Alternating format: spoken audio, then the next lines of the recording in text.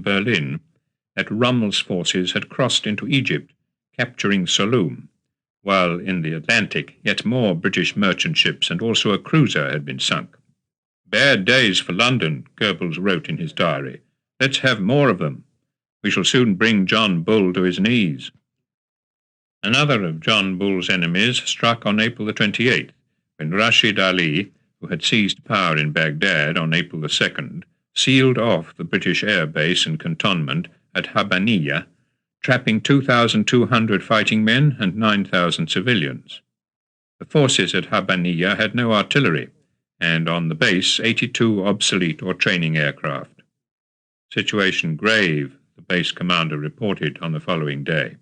"Ambassador under impression Iraqi attitude is not bluff and may mean definite promise Axis support." In Berlin, Ribbentrop had been urging Hitler to send aircraft and troops to Iraq. But Hitler, intent upon the destruction of the British forces in Crete, now wanted no diversion of his military resources. In a speech to 9,000 officer cadets on April the 29th, he declared, "If you ask me, Führer, how long will the war last?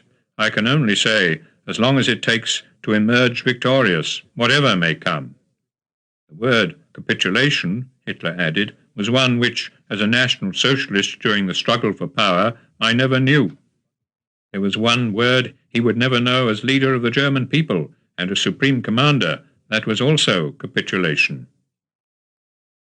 Not only military superiority, but also luck was on the side of the Axis.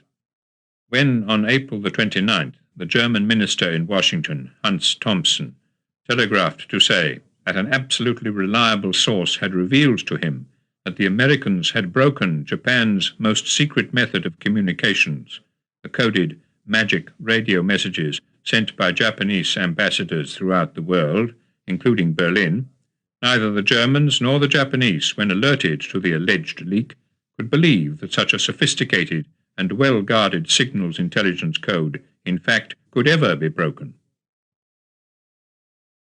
German submarine successes in the Atlantic were now substantial and continuous. In April, the tonnage of Allied merchant shipping sunk had reached 394,107. A further 187,054 tons had been sunk in Greek ports during the evacuation. On April the 30th, in the Atlantic, the Nerissa, a troop transport, was torpedoed, and 73 Canadian soldiers drowned. These were the only Canadian soldiers ever lost at sea while en route from Canada to Britain.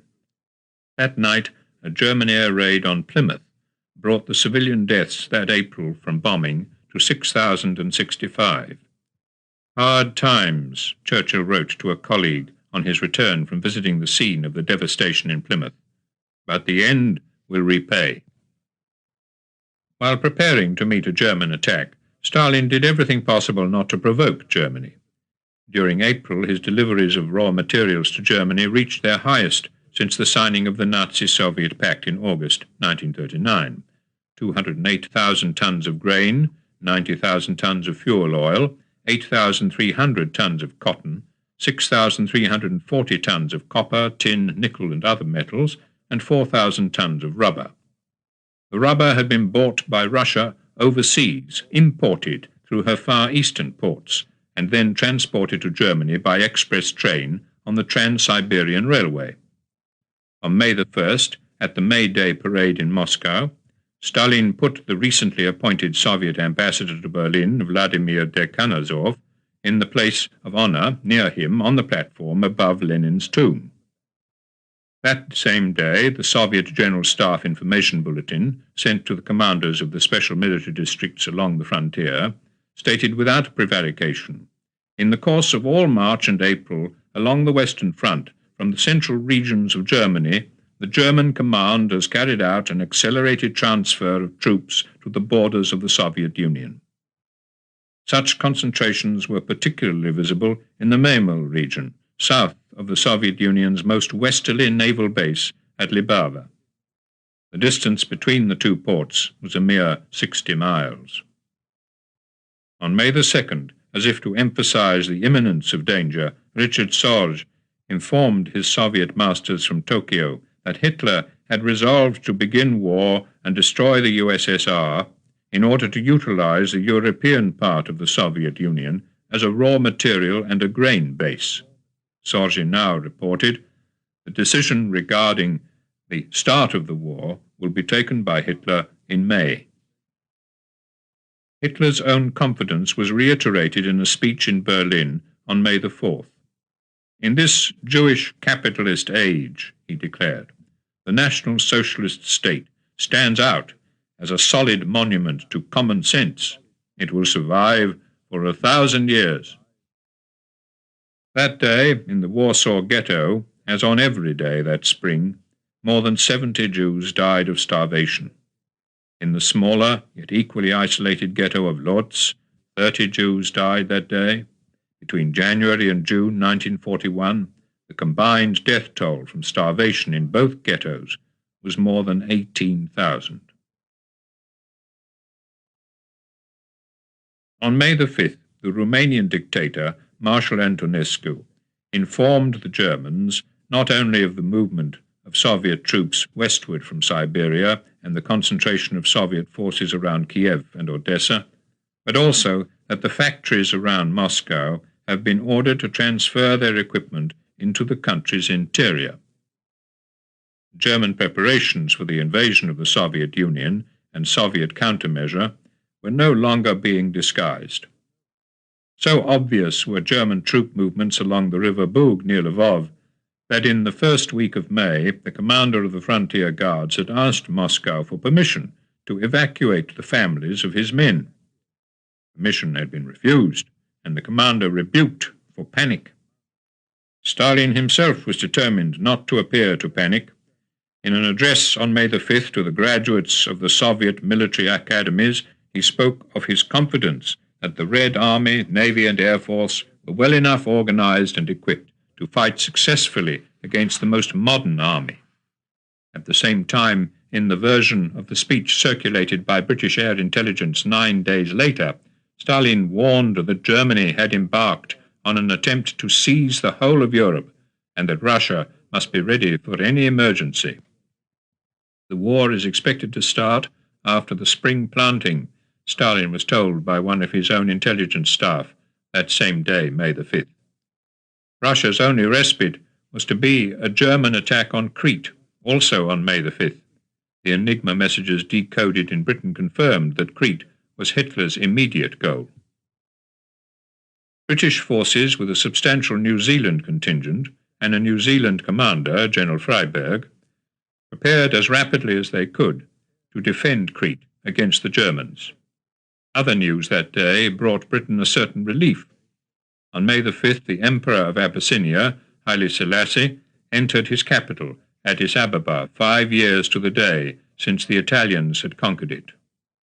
Also that day, Major P.A. Cohen, who had been among several hundred British soldiers trapped in Greece, reached Crete by cake, bringing with him 120 Australian troops who had avoided falling into German hands after Greece's surrender.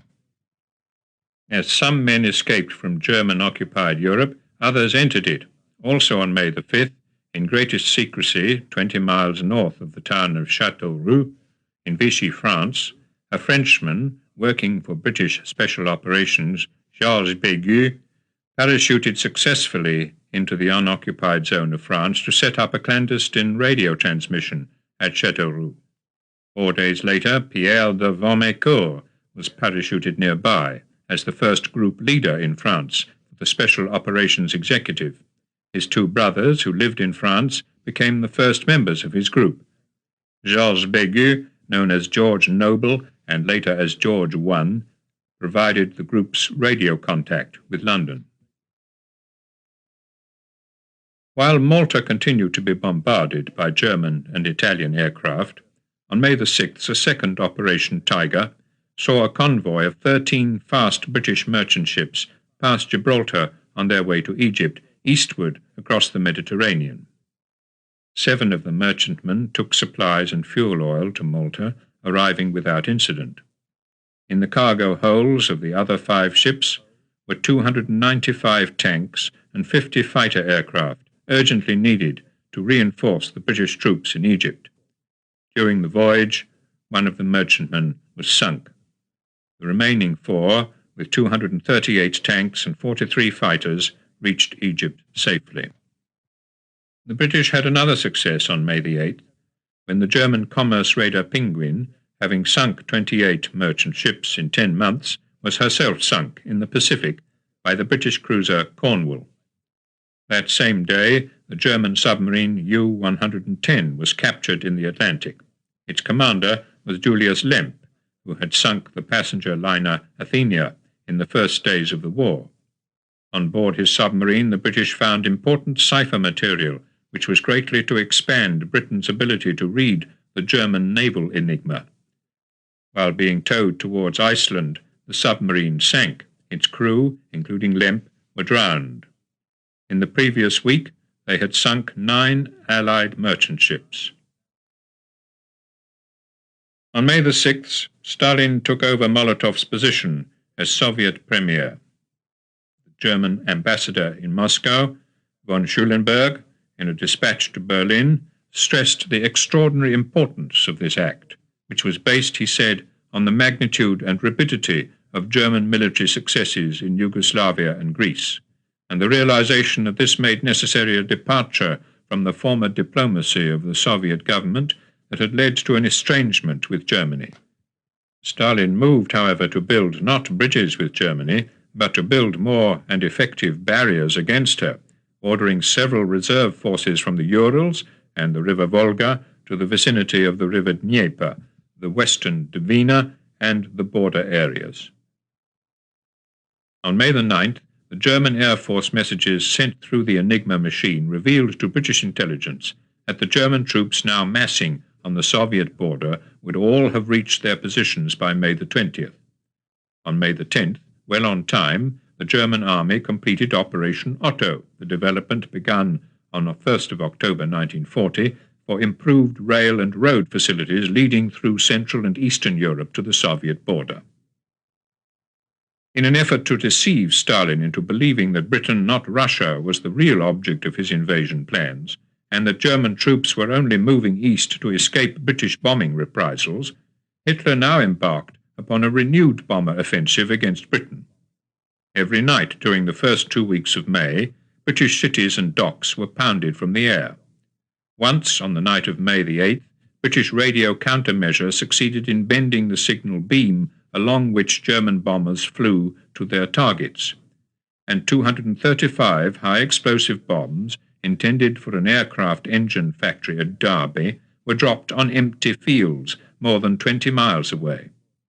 In a bombing raid on Clydeside, however, 57 civilians were killed, and in the Liverpool docks, 13 merchant ships were bombed and sunk in 4 nights of bombing.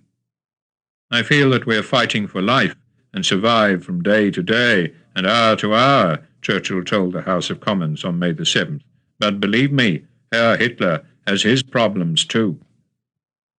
That night, in a German bombing raid on Humberside, 23 German aircraft were shot down by British fighters and anti-aircraft fire.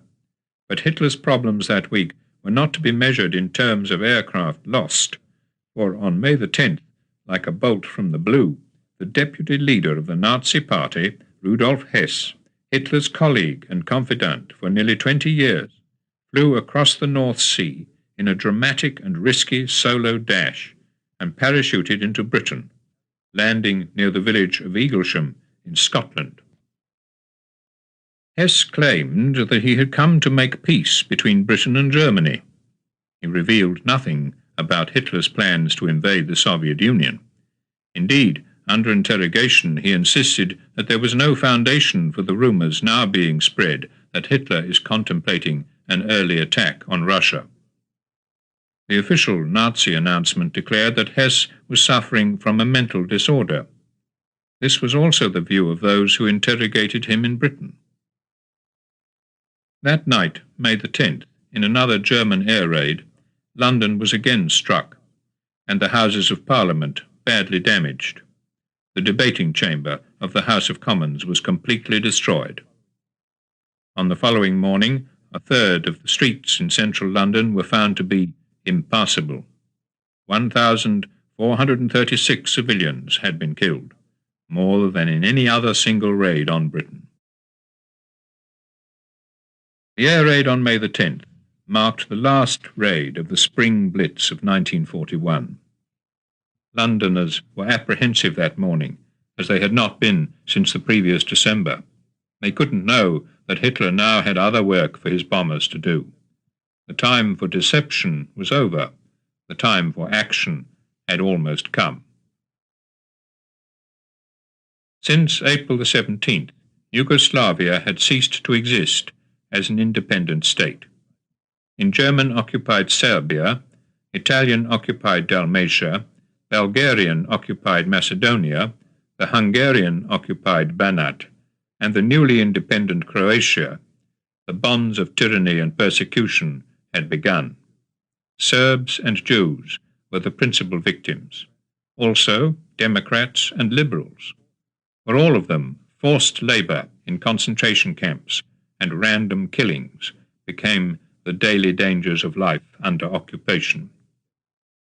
On May the 7th, freeing southwards from the Croat capital of Zagreb, a 49-year-old communist, a veteran of the Spanish Civil War, set up in Belgrade the nucleus of a communist revolt. Known to Stalin as Walter, his real name was Josip Broz, and his alias in occupied and partitioned Yugoslavia, Tito. 4 days after Tito left Zagreb for Belgrade, a former officer in the Yugoslav army, Colonel Draza Mihailović, established himself as a focus of revolt on the plateau of Ravna Gora in western Serbia. Many of his followers were Chetniks, men formerly used by King Alexander of Yugoslavia to intimidate his political opponents. The forces of Mihailović, like those of Tito, were to fight against the Germans and eventually make much of Serbia and Bosnia ungovernable. But Mihailović was also a bitter opponent of Serb national aspirations, so much so that after 2 years the British were to switch their military support from the Chetniks to the Communists. In the second week of May, Hitler sent 2 bombers to Iraq to help Rashid Ali maintain his revolt against Britain. On May the 12th, a German Air Force officer, Major Axel von Blomberg, reached Baghdad to act as a liaison officer with Rashid Ali. Arriving over the Iraqi capital in the middle of a dogfight between British and Iraqi fighters, von Blomberg was shot dead by a stray British bullet. On May the 12th, the Japanese ambassador in Baghdad sent a report to Tokyo to say that Rashid Ali's resistance could continue for no more than 3 to 8 days. If, however, British forces were to advance from Palestine as well as from Basra, the ambassador believed that the Iraqi army would collapse even sooner and abandon Baghdad. This message, picked up by British intelligence and at once decrypted, was sent by Churchill to the Commander-in-Chief, Middle East. On May the 13th, another special force consisting of Arab troops from the Arab Legion and the Transjordan Frontier Force crossed the Transjordanian frontier into Iraq. "Will the Arab Legion fight?" General Wilson, commanding in Palestine, asked the Legion's commander, Major Glub. "The Arab Legion will fight anybody," Glub replied. 5 days later, an advance column of Glub's troops, having crossed 300 miles of desert, reached Habaniya. But a squadron of the Transjordanian Frontier Force did mutiny on the way, claiming that they had no quarrel with the Iraqis and that the British made others fight for them. For many months, the death toll in Britain from German bombing had been reduced by the dedicated and dangerous work of special unexploded bomb disposal squads. The death toll among these squads was high. One such squad was made up of the Earl of Suffolk, who in June 1940 had brought the heavy water and the nuclear scientists from France, his secretary Miss Morden and his chauffeur Fred Hards. They were known in the bomb disposal world as the Holy Trinity. On May the 12th, at Erith in Kent, they were trying to defuse their 35th bomb when it exploded, and they were blown to pieces. In Europe, the German plans for action against Russian communists and other civilians reached a decisive point on May the 12th, when a German army briefing agenda stated that high-ranking political officials and leaders must be eliminated. General Jodl noted in the margin of this briefing, "We can count on future reprisals against German pilots. Therefore we shall do best to organize the whole action as if it were an act of reprisal."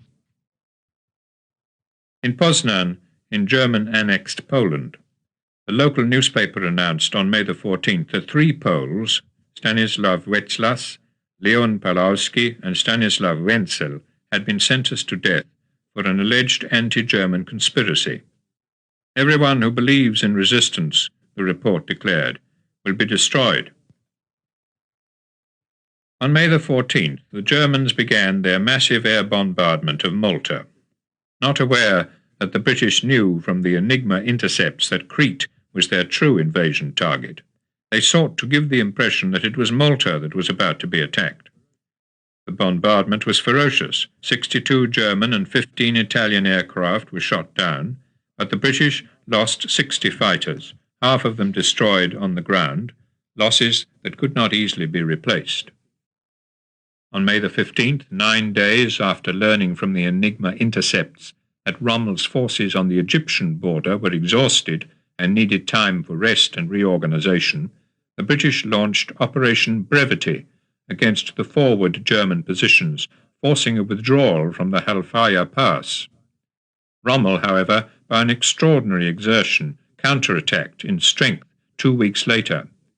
The British, aware from Enigma of the exact size and direction of Rommel's advance, withdrew, avoiding an unnecessary clash of arms. It was on May the 15th that Hitler ordered the start of the aerial bombardment of Crete, in preparation for the invasion 5 days later. That day, Richard Sorge in Tokyo sent his Soviet masters in Moscow a radio message giving them the date of the German invasion of Russia, between June the 20th and 22nd. That same week, Soviet reinforcements both from the North Caucasus and from the Soviet Far East were ordered to take up positions in the west, between Kraslava and Kremenchug. So urgent was their westward transfer judged to be that they were moved without arms or equipment.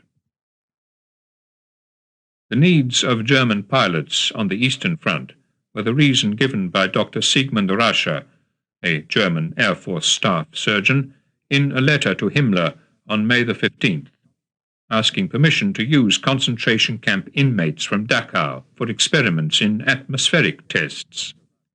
These tests, Dr. Rascher explained, were needed in order to find out the limits of the oxygen needs of German pilots and their possible endurance to atmospheric pressure. Rascher also wrote of his considerable regret that no experiments on human beings have so far been possible for us because the experiments are very dangerous and cannot attract volunteers. 2 or 3 professional criminals from Dachau would, he said, suffice. Himmler approved of this request. On May the 19th, following the destruction of 29 of the 35 British fighters on Crete, the 6 remaining fighters were transferred to Egypt. It was felt that there was no point in sacrificing them in view of Germany's overwhelming air superiority. On the following morning, May the 20th, at 5:30 a.m., a violent German air attack was launched, again, against the 2 main airfields at Malimi and Heraklion. An hour and a half later, in a second air attack, both airfields were completely immobilized. Then, as the second wave of bombers returned to Greece, the first wave of German airborne forces, commanded by General Kurt Student, were flown to the island in 493 transport planes. Only 7 of the planes were shot down by anti-aircraft fire. In the first day's battle, the forces defending Crete, 32,000 British, Australian and New Zealand troops, and 10,000 Greeks, succeeded, despite a second paratroop landing in the afternoon, in holding the airfields at Melimi and Heraklion. 2 convoys of German troops, sent by sea from Piraeus and Salonika, many of them in fishing boats, were badly mauled by British naval forces, the second of the convoys being forced to turn back. By nightfall, it looked as if the invasion had failed. Indeed, of the 3 German regimental commanders of the airborne landings, Lieutenant General Sussmann was killed when his glider crashed, and Major General Meindl was seriously wounded. During the night, however, the Germans succeeded in capturing the Melimi airfield, enabling them to fly in reinforcements of men and weapons on the afternoon of May the 21st. In a final, unsuccessful attempt to recapture the airfield, Second Lieutenant Charles Upham was awarded the Victoria Cross. 2 other Victoria Crosses were awarded on Crete. One was won by a New Zealand sergeant, Clive Hulme, who, having received news that his brother had been killed in the battle, single-handedly killed 33 Germans. The other Victoria Cross was won by a British sailor, Petty Officer Alfred Sefton. Although previously wounded by machine gun fire as his ship, the Coventry, sought to rescue the hospital ship Abba from a ferocious dive-bombing attack, Sefton continued to direct his ship's anti-aircraft fire until the attacking aircraft were driven off. Lieutenant Upham was later to win a second Victoria Cross in the Western Desert, the only British or Commonwealth serviceman to be awarded it twice in the Second World War. Neither the bravery of individuals nor the tenacious courage of the troops as a whole could successfully resist the overwhelming air and eventually land power of the German forces. On May the 22nd, German dive bombers sank the cruisers Fiji and Gloucester and 4 destroyers. Several of the survivors of the Gloucester had been machine-gunned from the air while clinging to wreckage. The ship's captain, Henry Aubrey Rowley, was among the 725 dead. 4 weeks later, his body was washed ashore near Mersa Matruh.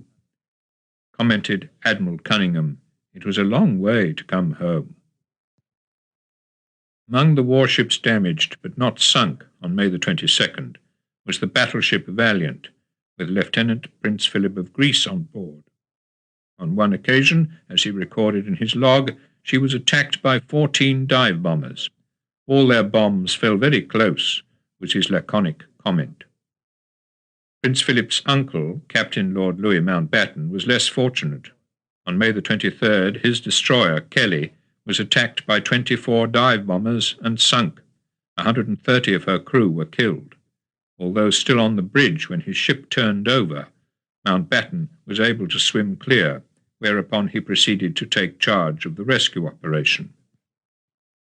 On May the 23rd, as the battle continued both on land and at sea, the Germans were able to reinforce their men on Crete with mountain troops. It seemed, especially in Berlin, that all was lost for Britain, not only on Crete, but throughout the eastern Mediterranean, should Hitler choose to follow up his success. But on May the 23rd, with his battle for Crete still being fought, Hitler issued his Directive No. 30, in which he made it clear that the decision whether or not to launch an offensive to break the British position between the Mediterranean and the Persian Gulf, or on the Suez Canal, will be decided only after Barbarossa. Even as the battle for Crete reached its final 48 hours, the British had a naval disaster in the distant Atlantic. On May the 18th, the battleship Bismarck, commanded by Admiral Lütjens, and the heavy cruiser Prince Eugen, had sailed into the North Atlantic. 6 days later, on May the 24th, the Bismarck sank the British battleship Hood, only 3 of whose crew of 2,500 survived. That same day, guided by intercepted Italian radio messages, a British submarine sank the Italian liner Ponte Rosso, with 1,500 Italian troops on board. It was on its way to reinforce the Italian troops in Libya. On Crete, the British defenders continued throughout May the 25th to resist the German advance, counter-attacking at Galatos with no fewer than 25 bayonet charges. That day, King George of the Hellenes, who had been evacuated from Athens to Crete, was evacuated again with his ministers to Egypt. On May the 27th, near Pyrgos, Australian and New Zealand troops succeeded for a while in driving the Germans back, but it was clear that the battle for Crete was lost. Several units were now without ammunition. During the day, General Freyberg drew up plans to evacuate the island. The evacuation began that same evening. Even as the bad news from Crete reached Britain, news of a naval success raised morale. For on May the 27th, the German battleship Bismarck was attacked in the Atlantic by a ring of British warships. Damaged and burning, unable any longer to fight or to get away, Admiral Lütjens gave orders for his ship, the pride of the German Navy, to be scuttled. 100 men were picked up by 2 British warships, Dorsetshire and Mary, but a German submarine alarm caused both captains to abandon their rescue work and move away at full speed. Hundreds of German sailors, desperately trying to cling to the side of their would-be rescue vessels, were cut to pieces by the churning propellers. In all, 2,300 German sailors were drowned. Lütjens went down with his ship. She had put up a most gallant fight against impossible odds, the British naval commander, Admiral Tovey, wrote in his official report of the action. Worthy of the old days of the Imperial German Navy. It's unfortunate that for political reasons this fact cannot be made public. The news of the loss of the Bismarck was received in Berlin with disbelief. Mood very dejected, Walter Hewell wrote in his diary. Führer melancholy beyond words. Hitler had further cause to be melancholy on May the 27th, when Roosevelt, in one of his radio fireside chats, announced that United States naval ports are helping now to ensure the delivery of needed supplies to Britain, and that all additional measures necessary for the delivery of these goods would be taken. The delivery of needed supplies to Britain is imperative, Roosevelt declared. This can be done, it must be done, it will be done. And he added in words which were to inspire all the Western combatants and subject peoples, "The only thing we have to fear is fear itself." In a telegram of appreciation to Roosevelt, King George VI declared that the President's announcement has given us great encouragement, and will, I know, stimulate us all to still greater efforts till the victory for freedom is finally won. Is finally won. On Crete, the embarkation of British troops began on the following night, May the 28th, and was to continue until the night of June the 1st. As the British left from the small southeastern ports of Sfakia, Peliora, and Plakias, the Italians landed 2,700 men at Sitia, on the eastern end of the island. As the evacuation continued, German dive bombers sank the anti-aircraft cruiser Calcutta and damaged several other warships. When the flagship Orion was dive-bombed on May the 29th, she had 1,090 passengers on board. 262 of them were killed. In 5 nights, 17,000 men were taken off Crete, most of them from open beaches during the few short hours of darkness. 5,000 men, separated from their units and scattered about the island, had to be left behind. The Germans had lost 1,990 men killed in action, the British and Commonwealth forces 1,742. A further 2,265 British and Commonwealth sailors had been killed at sea. On May the 27th, as the British troops on Crete had begun to prepare the evacuation, Rommel captured the Halfaya Pass. His troops, having taken 3,000 prisoners and 123 guns, now stood where earlier the Italians had stood, at the gateway to Egypt. That same day, at Bir Hakeim, in the Libyan desert, a French Foreign Legion force, together with free French soldiers who included among their numbers Bretons, Tahitians, Algerians, Moroccans, Lebanese, Cambodians, Mauritians, and men from Madagascar and Chad, who had been besieged for more than a week, were attacked by Italian troops. Their attackers were driven off. "We were told we could crush you in 15 minutes, the captured Italian commander of the attack, Colonel Prestissimo, told his captors. The French were understandably confident, all the more so when, in the following days, in the desert around Bir Hakeim, a young French captain, Pierre Mesmer, held up 15 German tanks which had hoped to succeed where the Italian troops had failed. Mesmer was later to become Prime Minister in post-war France. The glittering courage of the defenders of Bir Hakeim, as one historian has called it, was to be remembered and honoured in France for many years to come. But after 15 days, the siege was ended by a mass breakout back to the British lines, and one more desert outpost came under Rommel's control. In the breakout, 72 French soldiers were killed, but 2,500 reached safety. The British were now back in Egypt, their gains in Libya lost, and the defence of the Suez Canal once more a matter of urgency. Fortunately for them, the withdrawal from Libya coincided with the surrender of Rashid Ali in Iraq. Neither Germany nor Italy had been prepared to send more aircraft. On May the 28th, the British had learned from coded Italian radio messages that no further Italian air support would arrive because of shortage of fuel.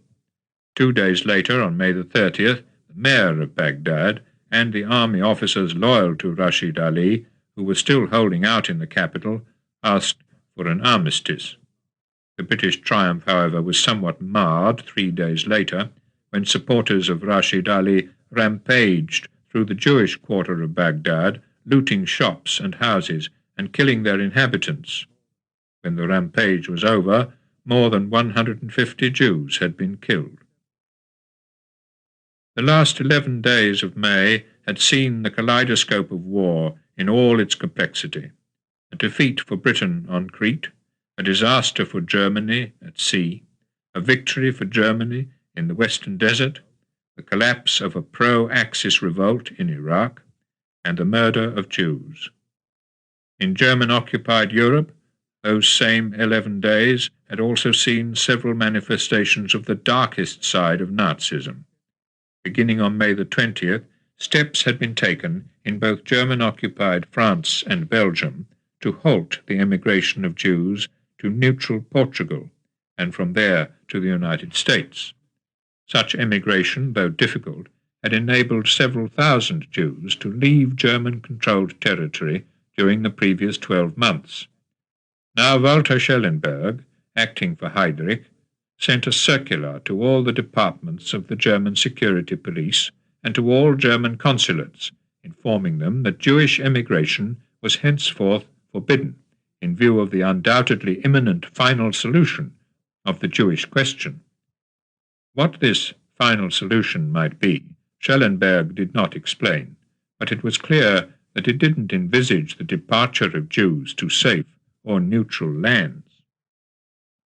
A clearer picture of the final solution had been given by Himmler in late May to 120 Special Task Force leaders meeting at the Frontier Police School at Prech on the River Elbe. These officers had been chosen to command 3,000 armed men who would follow in the wake of the German armies as they advanced across Russia. The task in hand, Himmler explained, was to train for their annihilation campaign against the racial enemy. On June the 1st, at a further briefing by Heydrich, the task force commanders were told that the Eastern Jews were the intellectual reservoir of Bolshevism, and, in the Führer's view, were to be liquidated. From every corner of German-occupied Europe, troops were now being moved to the east. On June the 3rd, the SS Death's Head Division left Bordeaux, travelling for 4 days and nights across France and Germany to Marienwerder in East Prussia. In all, between January and June 1941, 17,000 trains had conveyed German troops towards the borders of Russia, on average more than 100 trains a day. As Hitler prepared to invade Russia, another German who had embarked upon a war in the East died in exile in Holland, the former Kaiser, Wilhelm II.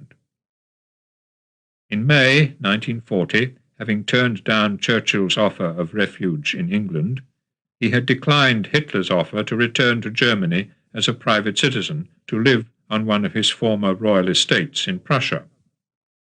Wilhelm's war with his cousin, the Russian Tsar, had led to the destruction of both their empires. Hitler, with his own invasion of Russia now little more than 2 weeks away, was confident that in the renewed clash of the German and Russian forces, it was Russia that would now be destroyed. On June the 6th, 2 days after the death of the Kaiser, Hitler instructed General von Brauchitsch to issue the Kommissar decree to all commanders. 2 days later, the first units of a German infantry division landed in Finland, whose leader, General Mannerheim, had agreed to participate in the new conflict. On June the 11th, in a discussion with the Romanian leader, Marshal Antonescu, Hitler said that while he was not asking for Romanian assistance, he merely expected of Romania that in her own interest she do everything to facilitate a successful conclusion of this conflict. Antonescu, who, unlike the Hungarians, Italians, and Bulgarians, had gained nothing from the German conquest of Greece, accepted with alacrity this invitation to regain the lost province of Bessarabia and to gain new territory in the east. At 2 o'clock on the morning of June the 8th, British and Free French forces entered Syria and the Lebanon.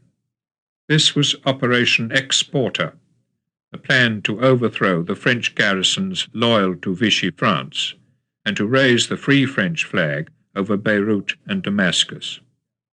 The 45,000 defenders of the garrisons, commanded by General Dentz, put up a strong resistance which was to last for more than 5 weeks. Among those wounded in the first days was a Palestinian Jewish volunteer, the 26-year-old Moshe Dayan, who lost an eye. During the decisive first 3 weeks of the battle, 18,000 Australian, 9,000 British, 5,000 Free French and 2,000 Indian troops took part in the advance, as well as several hundred Palestinian Jews.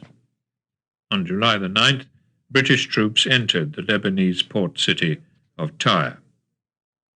The German invasion of Russia was less than 2 weeks away. On June the 9th, General Holder visited the German Fourth Army to discuss special measures for surprise attack, artillery, smoke screens, rapid movement, and the evacuation of Polish civilians from the operational zone.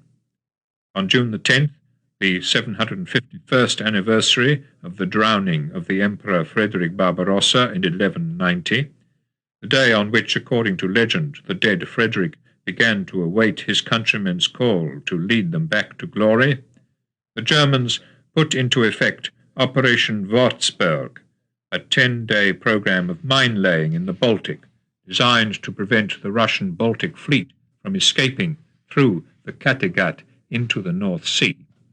On the following day, June the 11th, in Directive No. 32, Hitler laid down his plans for the German Army, Navy and Air Force. After the destruction of the Soviet armed forces, Hitler's plans were wide-ranging. Operation Isabella would secure the Atlantic coastline of Spain and Portugal. The British would be driven from Gibraltar, with or without Spanish help. Strong pressure would be exerted on both Turkey and Iran to make direct or indirect use of them in the struggle against England. The British would be driven from Palestine and the Suez Canal by converging attacks launched from Libya through Egypt and from Bulgaria through Turkey. Meanwhile, it's important that Tobruk should be eliminated. The attack on the besieged fortress should be planned for November. If the collapse of the Soviet Union had created the necessary conditions, preparations would also be made for the dispatch of a German expeditionary force from Transcaucasia against Iraq. By using the Arabs, the position of the British in the Middle East would, Hitler added, be rendered more precarious in the event of major German operations, if more British troops are tied down at the right moment by civil commotion or revolt. Quite apart from these Middle Eastern and Mediterranean operations, there was, Hitler wrote, another objective to be borne in mind. The siege of England must be resumed with the utmost intensity by the Navy and Air Force after the conclusion of the campaign in the East.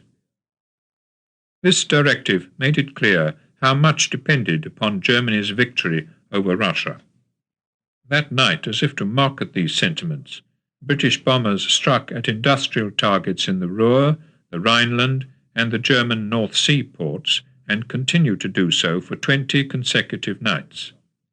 In France, British Special Operations agents continued their work in setting up escape lines for prisoners of war and in making contact with Frenchmen who didn't wish to remain passive under the German occupation. "We shall aid and stir the people of every conquered country to resistance and revolt," Churchill told the British people in a broadcast on June the 12th. "We shall break up or derange every effort which Hitler makes to systematize and consolidate his subjugation. He will find no peace, no rest, no halting place, no parley." On June the 14th, as Hitler and his commanders made their final plans for the invasion of Russia, now only 8 days away, Roosevelt took another step in the direction of substantial help for Britain, freezing all German and Italian economic assets in the United States. He also accepted Churchill's request for the United States to take over the defence of Iceland, which Britain had been occupying since the defeat of Denmark in April 1940. Substantial American arms were also on their way to the British forces in Egypt, in 74 merchant ships, 30 of which were flying the American flag. Among their cargoes were 200 American tanks from United States Army production. 2 days after Churchill's broadcast, one of the heroes of the high summer of 1940, John Mungo Park, a Spitfire pilot, was killed in action over France. Nor was it only towards those states already under German rule that Britain directed her support. On June the 13th, in a serious attempt to show the Soviet Union that she would not be left to fight Hitler alone, Churchill offered to send Stalin a British military mission in the event of a German attack. It would seem, however, that Stalin considered this offer a provocation, part of a British scheme to precipitate him into the war against Germany. His reaction was similarly suspicious when Churchill sent him details about the German divisions concentrating on the Soviet frontier. These details had once again been culled from the Germans' own top-secret Enigma messages. It was also on June the 13th that Admiral Kuznetsov, the Soviet Navy commissar, visiting Stalin in the Kremlin, failed to arouse his concern about recent German naval movements, or to elicit from him a request to prepare the Soviet naval forces for action. Among the most secret messages decrypted by British intelligence at Bletchley on June the 14th were German orders sent in connection with the arrival of a chief war correspondent at Kirkenes in northern Norway, near the border with Russia. At the Kremlin that day, Timoshenko and Zhukov found Stalin apparently little concerned by the German military build-up. When they pointed out that according to Soviet intelligence reports, the German divisions now on the border were manned and armed at wartime strength, Stalin's comment was, "You can't believe everything intelligence says." During this meeting, the discussion was interrupted by a telephone call to Stalin from the Communist Party boss in the Ukraine, Nikita Khrushchev. Stalin picked up the phone, Zhukov later recalled. We gathered from his replies that the call concerned agriculture. "Fine," Stalin said, and smiled. Evidently Khrushchev had reported in glowing terms about the good prospects of a bumper crop. "We left the Kremlin," Zhukov added, "with a heavy heart." For the heads of German intelligence, however, it was the continuous German troop movements that were ominous. Russian troops brought westward into European Russia in the previous month had raised the Soviet strength to 150 rifle divisions, 7 armoured divisions, and 38 armoured brigades. That day, June the 14th, in East Prussia, the commanding officer of the SS Death's Head Division, General Eicke, informed his commanders of the content of Hitler's Commissar decree. The war with Russia, Eicke explained, must be fought as an ideological war, a life and death struggle between National Socialism and Jewish Bolshevism. Political commissars attached to Red Army units were to be killed immediately after their capture or surrender, regardless of the circumstances. The division must be fanatical and merciless. Russia had not signed the Geneva Convention and therefore could not be expected to wage war in a civilized fashion. The men in the Death's Head Division would therefore be expected to fight without mercy or pity. The war in the East was a struggle upon which the fate of the German people depended. Hitler's fanaticism had now been communicated to the men who would have to put it into practice. That same day, in a final briefing for his senior commanders, Hitler warned that the Russian forces outnumbered the Germans, but that German leadership, equipment, and experience were superior. At the same time, he warned them not to underestimate the Red Army. He also, echoing his directive of 3 days earlier, told them, "The main enemy is still Britain. Britain will fight on as long as the fight has any purpose." On June the 15th, the British forces in Egypt launched Operation Battle Axe, an attempt to drive Rommel back through Libya, and possibly even to relieve Tobruk. "I naturally attach the very greatest importance to the venture," Churchill telegraphed to Roosevelt on the eve of the attack. But the operation was seriously handicapped by its inferior equipment, and after an initial advance could make no real headway against Rommel's tanks and armoured cars. British intelligence had judged the time and scale of Rommel's counterattack correctly. The British forces simply did not have the strength to meet it. During 4 days of battle, 122 British troops were killed and 100 British tanks lost. On the day that Operation Battle Axe was launched from Egypt, all German commanders in the East, as ordered on the previous day, completed their preparations to launch the attack. They now awaited only one of 2 code words, Altona, postponement or cancellation, or Dortmund, proceed. That same day, the Soviet commander in Kiev, General Kurponos, convinced that war was imminent, sent Stalin by messenger a personal letter asking for permission to evacuate 300,000 Soviet civilians from the frontier region along the river Bug and to set up anti-tank barriers. Stalin replied, as he had to similar requests that week, "This would be a provocative act. Do not move." In Germany's Army Group Center on June the 15th, a list of bombing targets was issued, each of which was to be destroyed in the opening hours of the assault. Among them were the Red Army's communications posts and signal centers set up in the former eastern regions of Poland at Krobin, Volkowicz, Lidia, and Baranowicz, as well as those east of the former Russo-Polish frontier at Slutsk, Minsk, Mogilev, Orsha, and Smolensk. In Berlin on June the 15th, fantastic rumors spread that an understanding with Russia is imminent, as the diplomat Ulrich von Hassel noted in his diary, and that Stalin is coming here, etc. But in London, Churchill's daily reading of the Germans' own Enigma radio messages made it clear that a German invasion of Russia was only a matter of days. "From every source at my disposal, including some most trustworthy," he telegraphed to Roosevelt on June the 15th, "it looks as if a vast German onslaught on Russia is imminent. Not only are the main German armies deployed from Finland to Romania, but the final arrivals of air and armoured forces are being completed. Should this new war break out," Churchill added, We shall of course give all encouragement and any help we can spare to the Russians, following the principle that Hitler is the foe we have to beat. In an appeal which he broadcast to the American people on the following night, June the 16th, Churchill tried to give expression to his sense of urgency and of foreboding.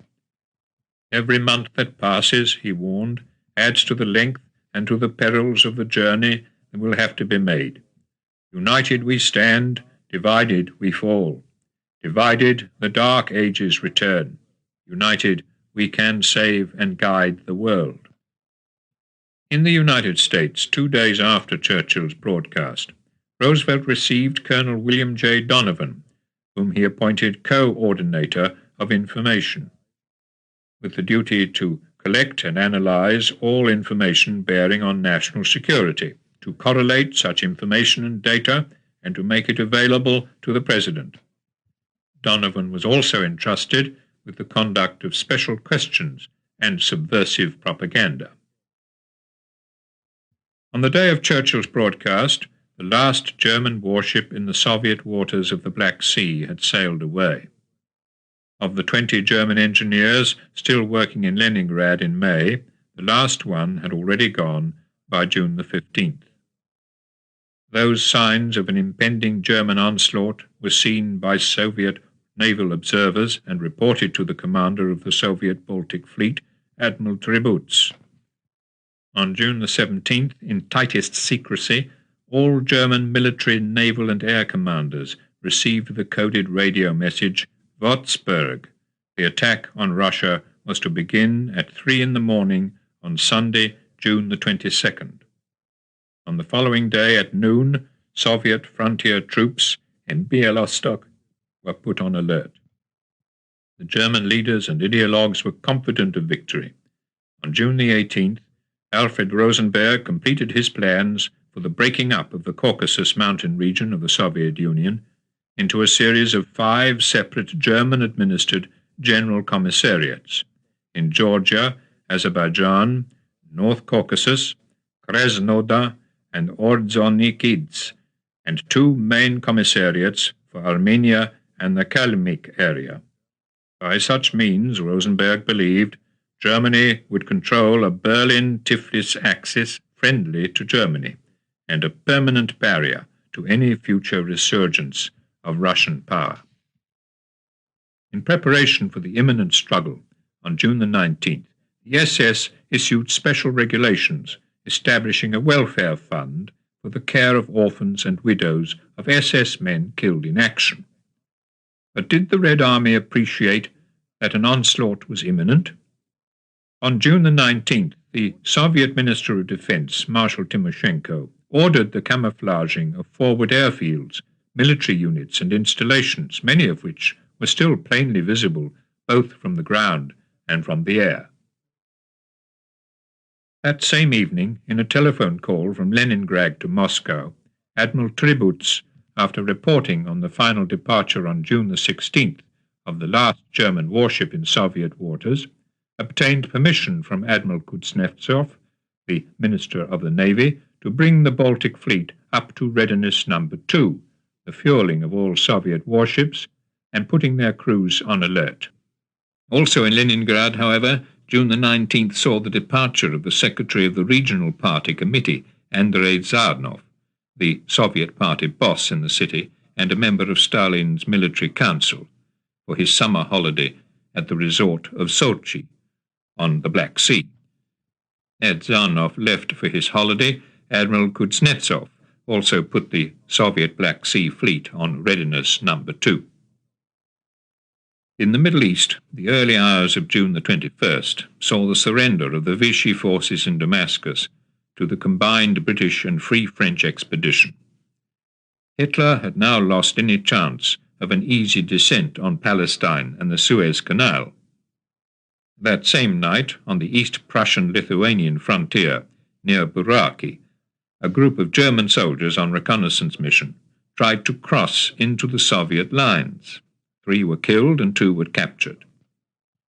At 2:40 that morning, the Chief of Staff of the Western Special Military District, General Klimovsky, radioed to Moscow from his headquarters at Panevėžys that German aircraft with loaded bomb racks had violated the frontier on the previous day west of Kovno, and even more ominously, according to the report of one of his army commanders, that the wire barricades along the frontier on the Orgosto and Siena roads, though in position during the day, are removed towards evening.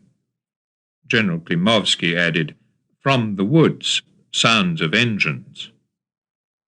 At 4 in the morning, a submarine commander in the Red Navy, Captain Marinenko, reported sighting a convoy of 32 German troop transports at the entrance to the Gulf of Finland. Admiral Tribuz was duly informed and was alarmed.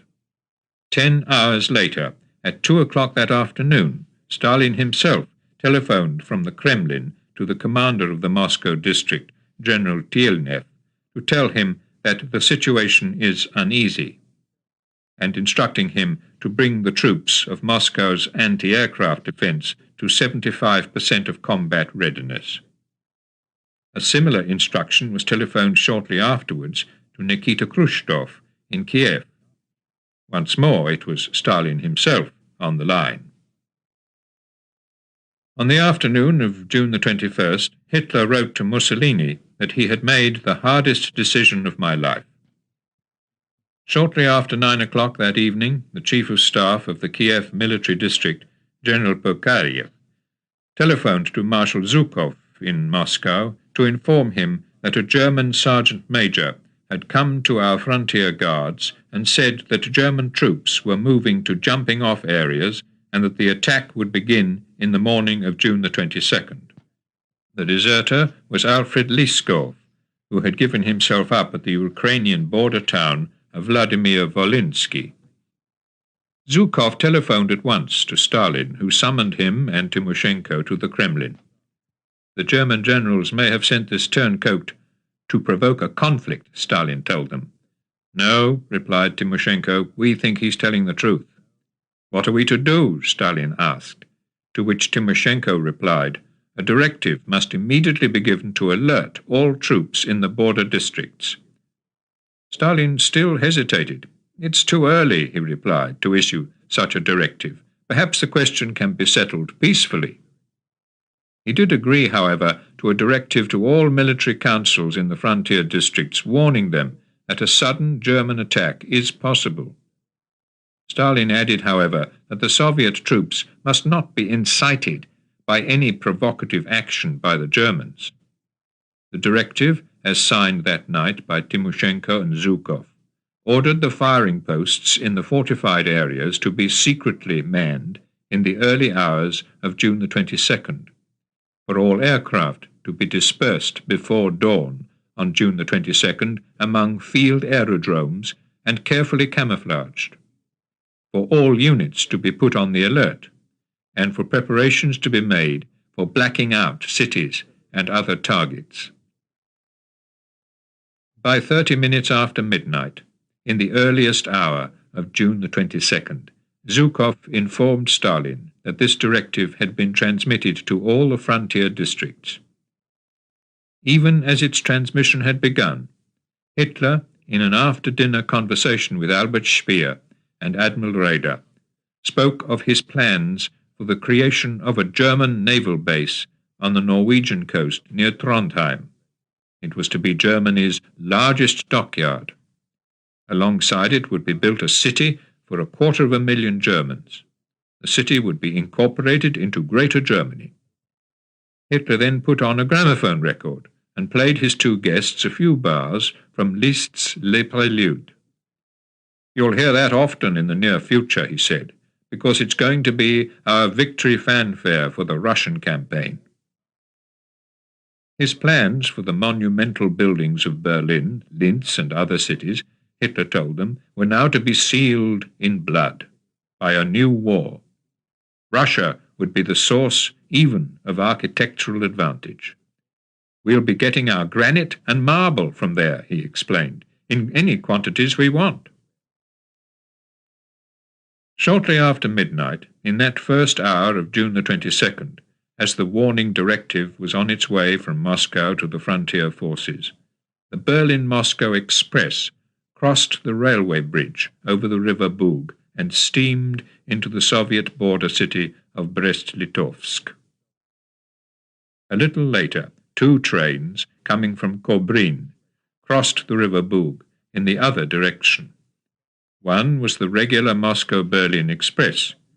The other, which followed immediately behind it, was a freight train carrying Soviet grain to the storehouses of Germany. Life was proceeding as usual. From a point on the frontier further south, a German corps commander informed his superiors that the Soviet town opposite him was visibly unperturbed. "Sokal isn't blacked out," he reported. "The Russians are manning their posts, which are fully illuminated. Apparently they suspect nothing."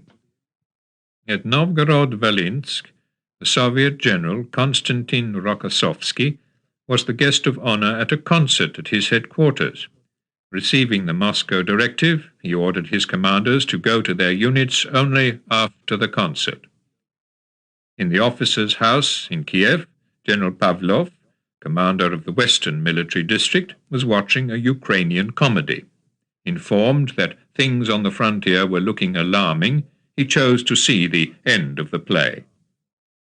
Not a concert or a play, but a ball was in full swing that Saturday night at the Soviet border town of Semyatsky, attended, as had become usual for some weeks past, by the German border patrol from the other side, and by many Jews.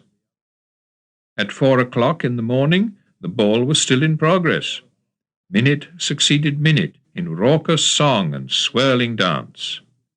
Suddenly, the historian of Semyatsky has recorded, bombs began to fall.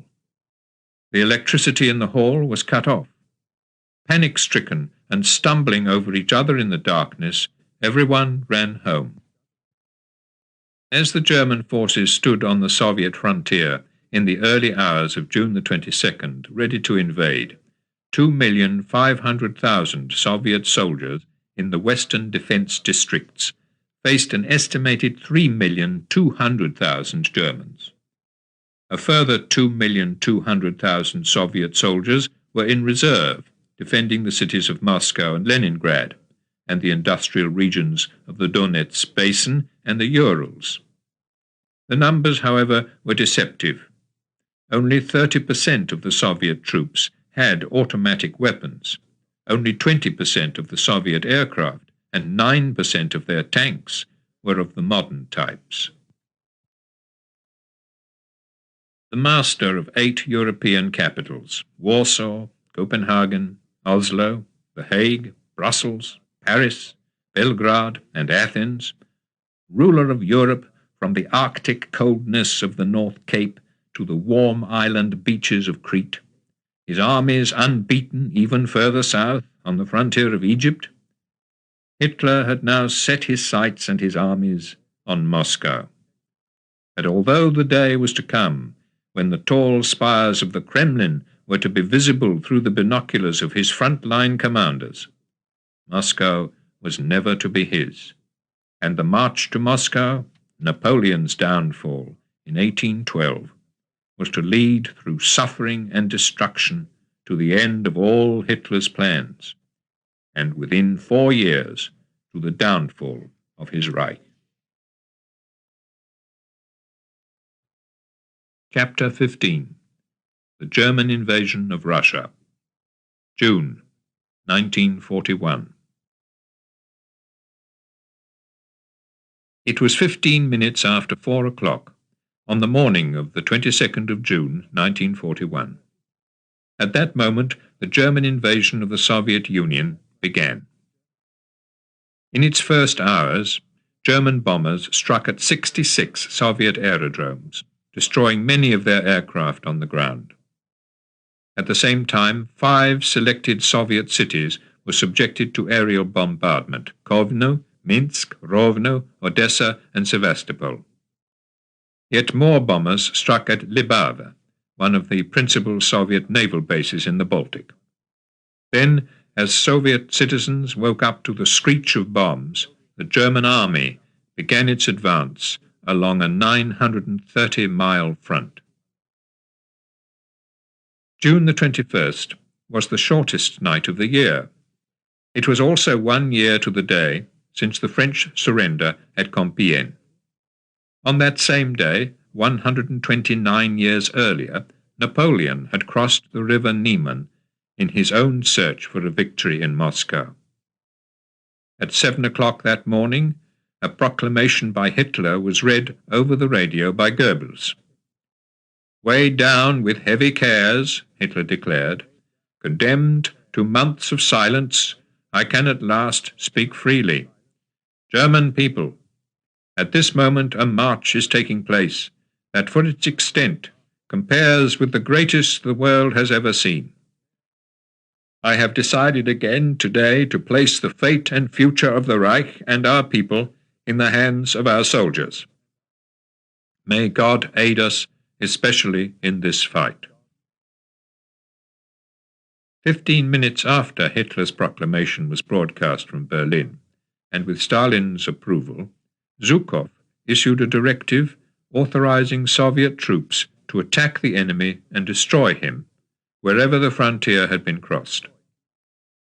But Soviet troops were ordered not to cross the frontier into Germany. Air strikes would be mounted against German positions, including Königsberg and Memel, but none to a depth greater than 150 kilometers behind the lines. Molotov was to broadcast at noon.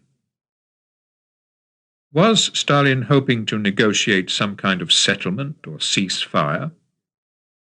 "Russians have asked Japan," General Holder noted in his diary, "to act as intermediaries in the political and economic relations between Russia and Germany, and are in constant radio contact with the German Foreign Office.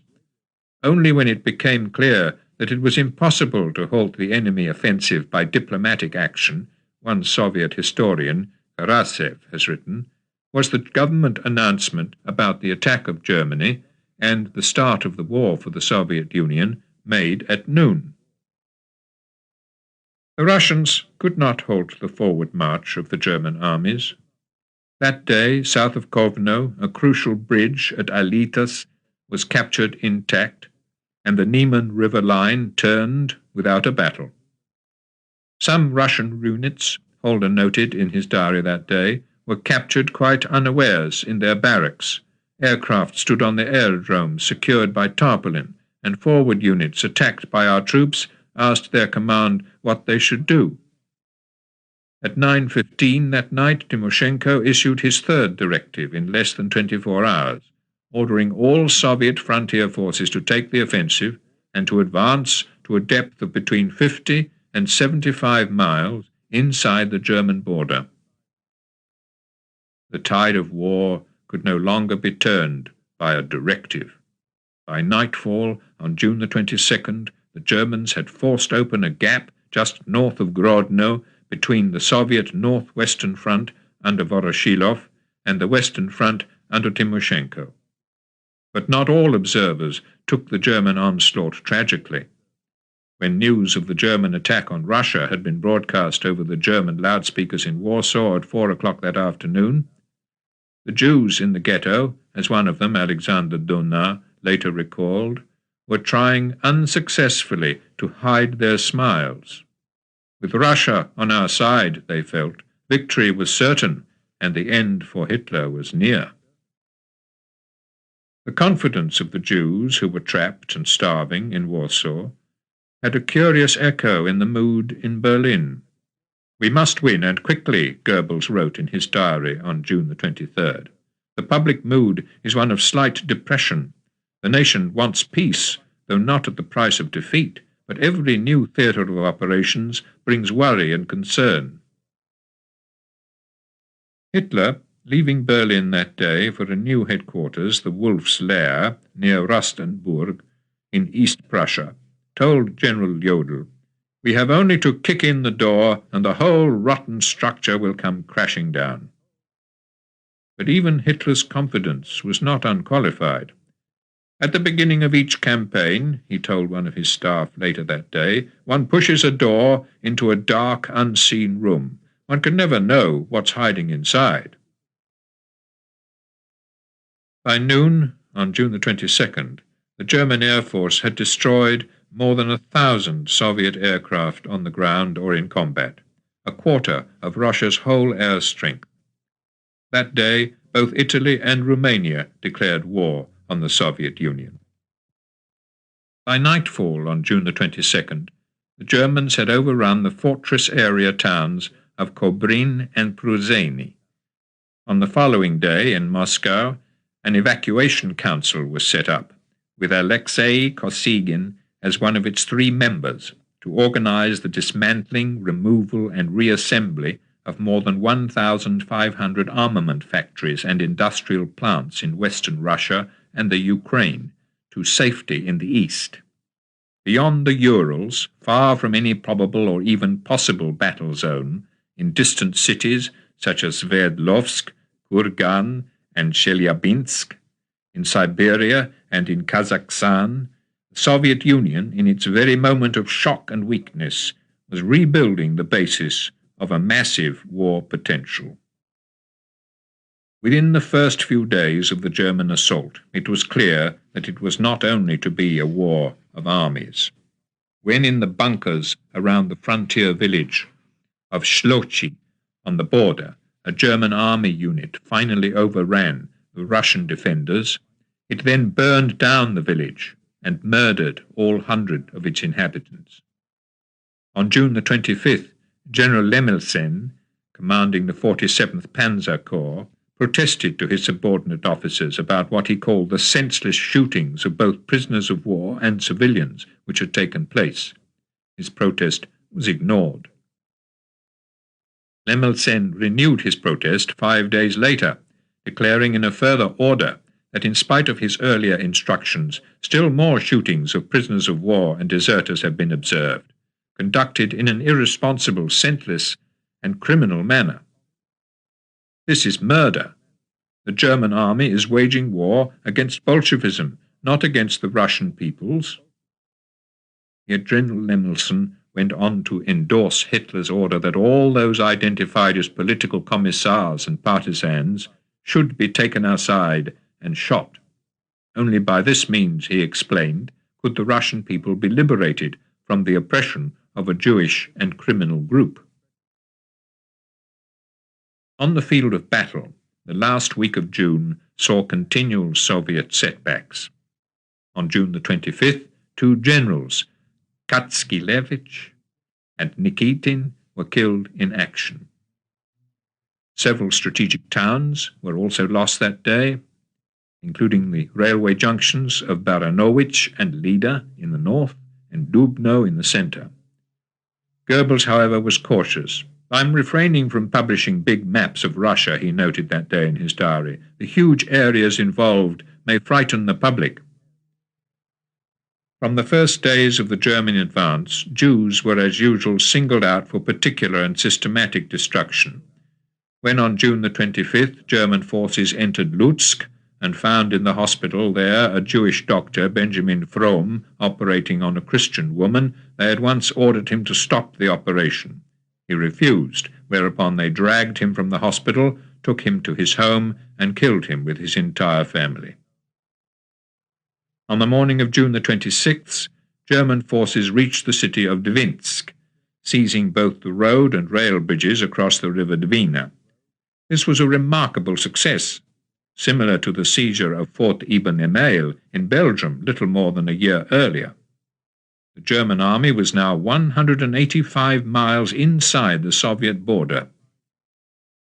Later that day, Finland declared war on the Soviet Union, while in Verona, Mussolini reviewed an Italian division that was about to leave Italy in order to fight alongside the Germans inside Russia. That night, having flown back to Moscow from the Southwestern Army's headquarters at Tarnopol, Zhukov obtained Stalin's approval to set up an emergency defense system on the line Drisa, Polotsk, Vitebsk, Orsha, Mogilev, Morzir, together with an even more easterly line on the axis Selitzarovo, Smolensk, Roslav, and Gomel. A glance at the map shows how far both Zhukov and Stalin realized that their forces must in due course fall back. Where the enemy should be stopped, Zhukov later recalled, what should be the advantageous line for the counter-offensive, and what forces could be mustered, we didn't know. That day, also in Moscow, Lavrenti Beria, the People's Commissar of the Bureau of Internal Affairs, the NKVD, ordered all his regional NKVD organizations in Western Russia to form special home defense units known as destruction battalions, to guard important installations behind the lines, to prevent sabotage, and to counter any German parachute landings. These battalions, 100 to 200 strong, were made up mostly of men too old, too young, or not physically fit enough to join the ranks of the Red Army. On June the 27th, all civilian building work in Leningrad was brought to a halt, and 30,000 building workers and their equipment transferred out of the city in the direction of Luga to dig anti-tank ditches and to build reinforced fire points from concrete blocks.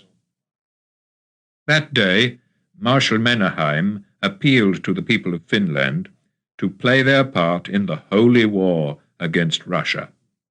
It was proving a far from easy war, however, even for the SS Death's Head Division, which was astonished on June the 27th by a succession of Russian counterattacks, first with tanks and then, when the tanks had been knocked out, on foot. There was also fear among the SS troops at the many groups of Soviet soldiers who, isolated far behind the front line, consistently fought to the death rather than surrender. Orders were given that such stragglers should be dealt with ruthlessly. These orders were obeyed. After the first few encounters, those met with were usually shot even if they'd not yet offered any resistance. Not only Soviet stragglers, but organized Soviet partisans were soon to make their appearance behind the German lines. On June the 27th, Nikita Khrushchev gave instructions for small partisan detachments of between 10 and 20 men to be organized in Kamenets-Podolsk.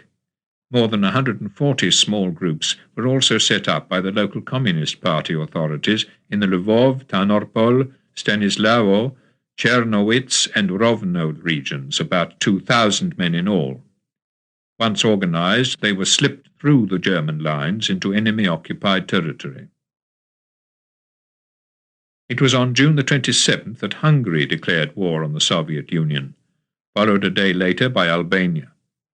Russia was now at war with 5 states: Germany, Finland, Romania, Hungary, and Albania. On June the 27th, at Bletchley, British cryptographers broke the Enigma key being used by the German army on the Eastern Front. Known as Vulture, it provided daily readings of German military orders. On the following day, Churchill gave instructions that Stalin was to be given this precious intelligence, provided its source could remain a secret. An officer in British military intelligence, Cecil Barclay, who knew of the work at Bletchley, and who was then serving in the British Embassy in Moscow, was instructed to pass on warnings of German moves and intentions to the head of Soviet military intelligence. Despite being well informed of the German moves against them, Stalin and his commanders didn't have the resources to counter these moves or to resist the savagery with which they were conducted.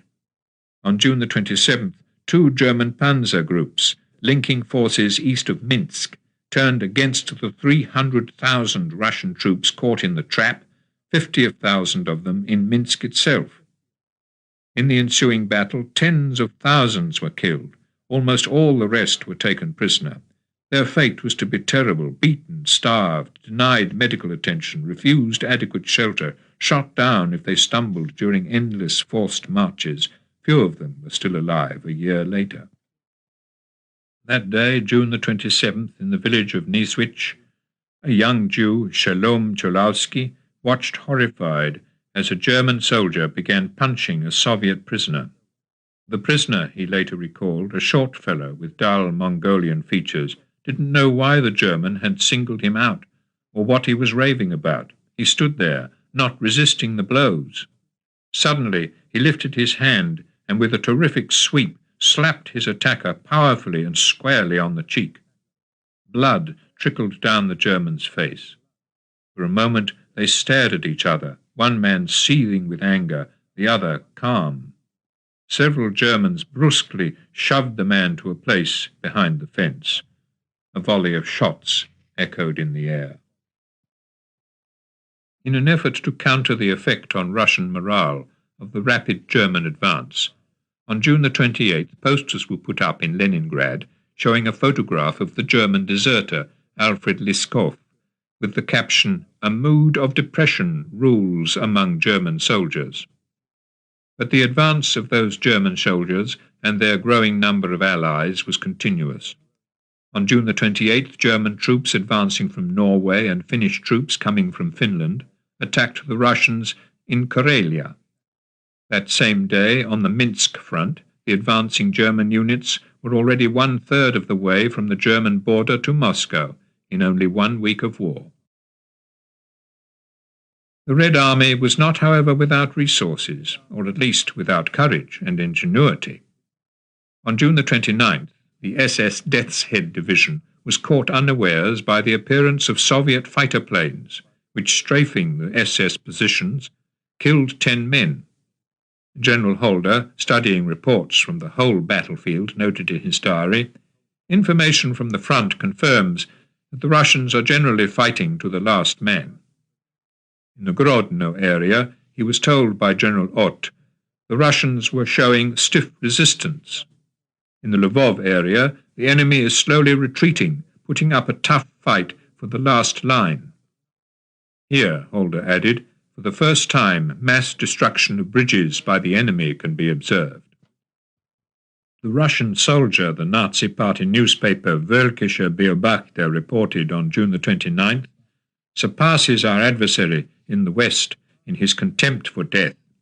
Endurance and fatalism make him hold out until he's blown up with his trench or falls in hand-to-hand fighting. It was on June the 29th that a general directive was issued from Moscow.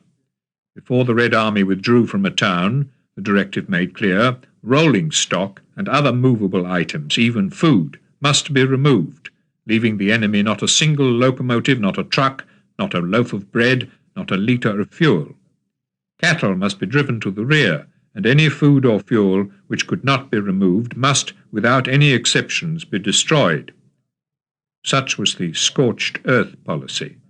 The directive also laid down the rules for partisan activities behind the lines, the task of the partisans being defined as blowing up bridges, railway tracks, destroying enemy telephone and telegraph communications, blowing up enemy ammunition dumps. That same day, the Leningrad authorities began a week-long evacuation of 212,209 children, mostly to Yaroslav on the Volga. On June the 29th, as German forces drove through what had once been the eastern provinces of Poland, the first president of Poland, Ignacy Jan Paderewski, died in the United States at the age of 80. President Roosevelt at once offered Arlington Cemetery as his coffin's resting place until Poland is free. Paderewski's lead-sealed casket inside a cedarwood box mounted on wheels for its journey back to Poland is still at Arlington 47 years later. On the night of June the 29th, the city of Lvov, capital of eastern Galicia, fell to the Germans in what one historian has called a nightmare of carnage and chaos, beginning with a massacre of 3,000 Ukrainian political prisoners by the NKVD. Hardly had the Russian troops withdrawn, some having to break out of an encircled city, when Ukrainian nationalists began slaughtering Jews in the streets. Further south, in the Romanian city of Jassy, Romanian soldiers went on the rampage, killing at least 250 Jews. A further 1,194 died after being sealed in a train and sent southward for 8 days. These were not the first Jews to be murdered in the latest onslaught. 3 days earlier, within 48 hours of German troops entering Kovno, local Lithuanians had turned on some of the city's 35,000 Jewish inhabitants, killing more than 1,000. On June the 30th, in the Borisov region, on the east bank of the Beresina River, a 36-year-old Soviet general, Yakov Kreiser, a Jew, commanding a motorized infantry division, halted an attack of Guderian's tanks for 2 days. As he did so, Soviet reinforcements were being hurried forward to the Drisa-Mozil line. Later, in recognition of his achievement, Kreiser was awarded the coveted Hero of the Soviet Union. To the south of Borisov, however, after capturing the town of Bobruisk, German forces established a bridgehead across the Beresina. Each Soviet city, each town, each village was to honor its heroes and its victims of those first weeks of war. Leningrad, for example, remembers to this day its first writer to fall in action, Lev Kantorovich, a member of a border detachment, killed on June the 30th. Even as Russians were being killed in action, the Commissar decree was leading to hundreds of deaths each day in cold blood. It was on the 30th of June that the 21-year-old SS officer cadet, Peter Neumann, was told by his lieutenant to shoot 2 commissars whom his unit had just captured in a small village outside Lvov. When Neumann hesitated, the task was handed over to SS Lance Corporal Libesis, a cheerful Tyrolean peasant, Neumann later recalled, who had twice won the Iron Cross in battle. And Libesis, quietly, casually, as if he had all the time in the world, approached the commissars. "You are a people's commissar?" he asked in simple Russian. "Yes, why?" they replied. Libesis then took his pistol from his holster, aimed at each shaven head in turn, and shot them both dead. The cohorts and collaborators of the Germans did their own killing. It wasn't only Ukrainians and Lithuanians who had begun to kill Jews. In Norway, Joseph Terboven ordered the roundup of all Jews in Tromsø and the northern provinces. They were deported to Germany. Other Jews arrested in Trondheim were shot.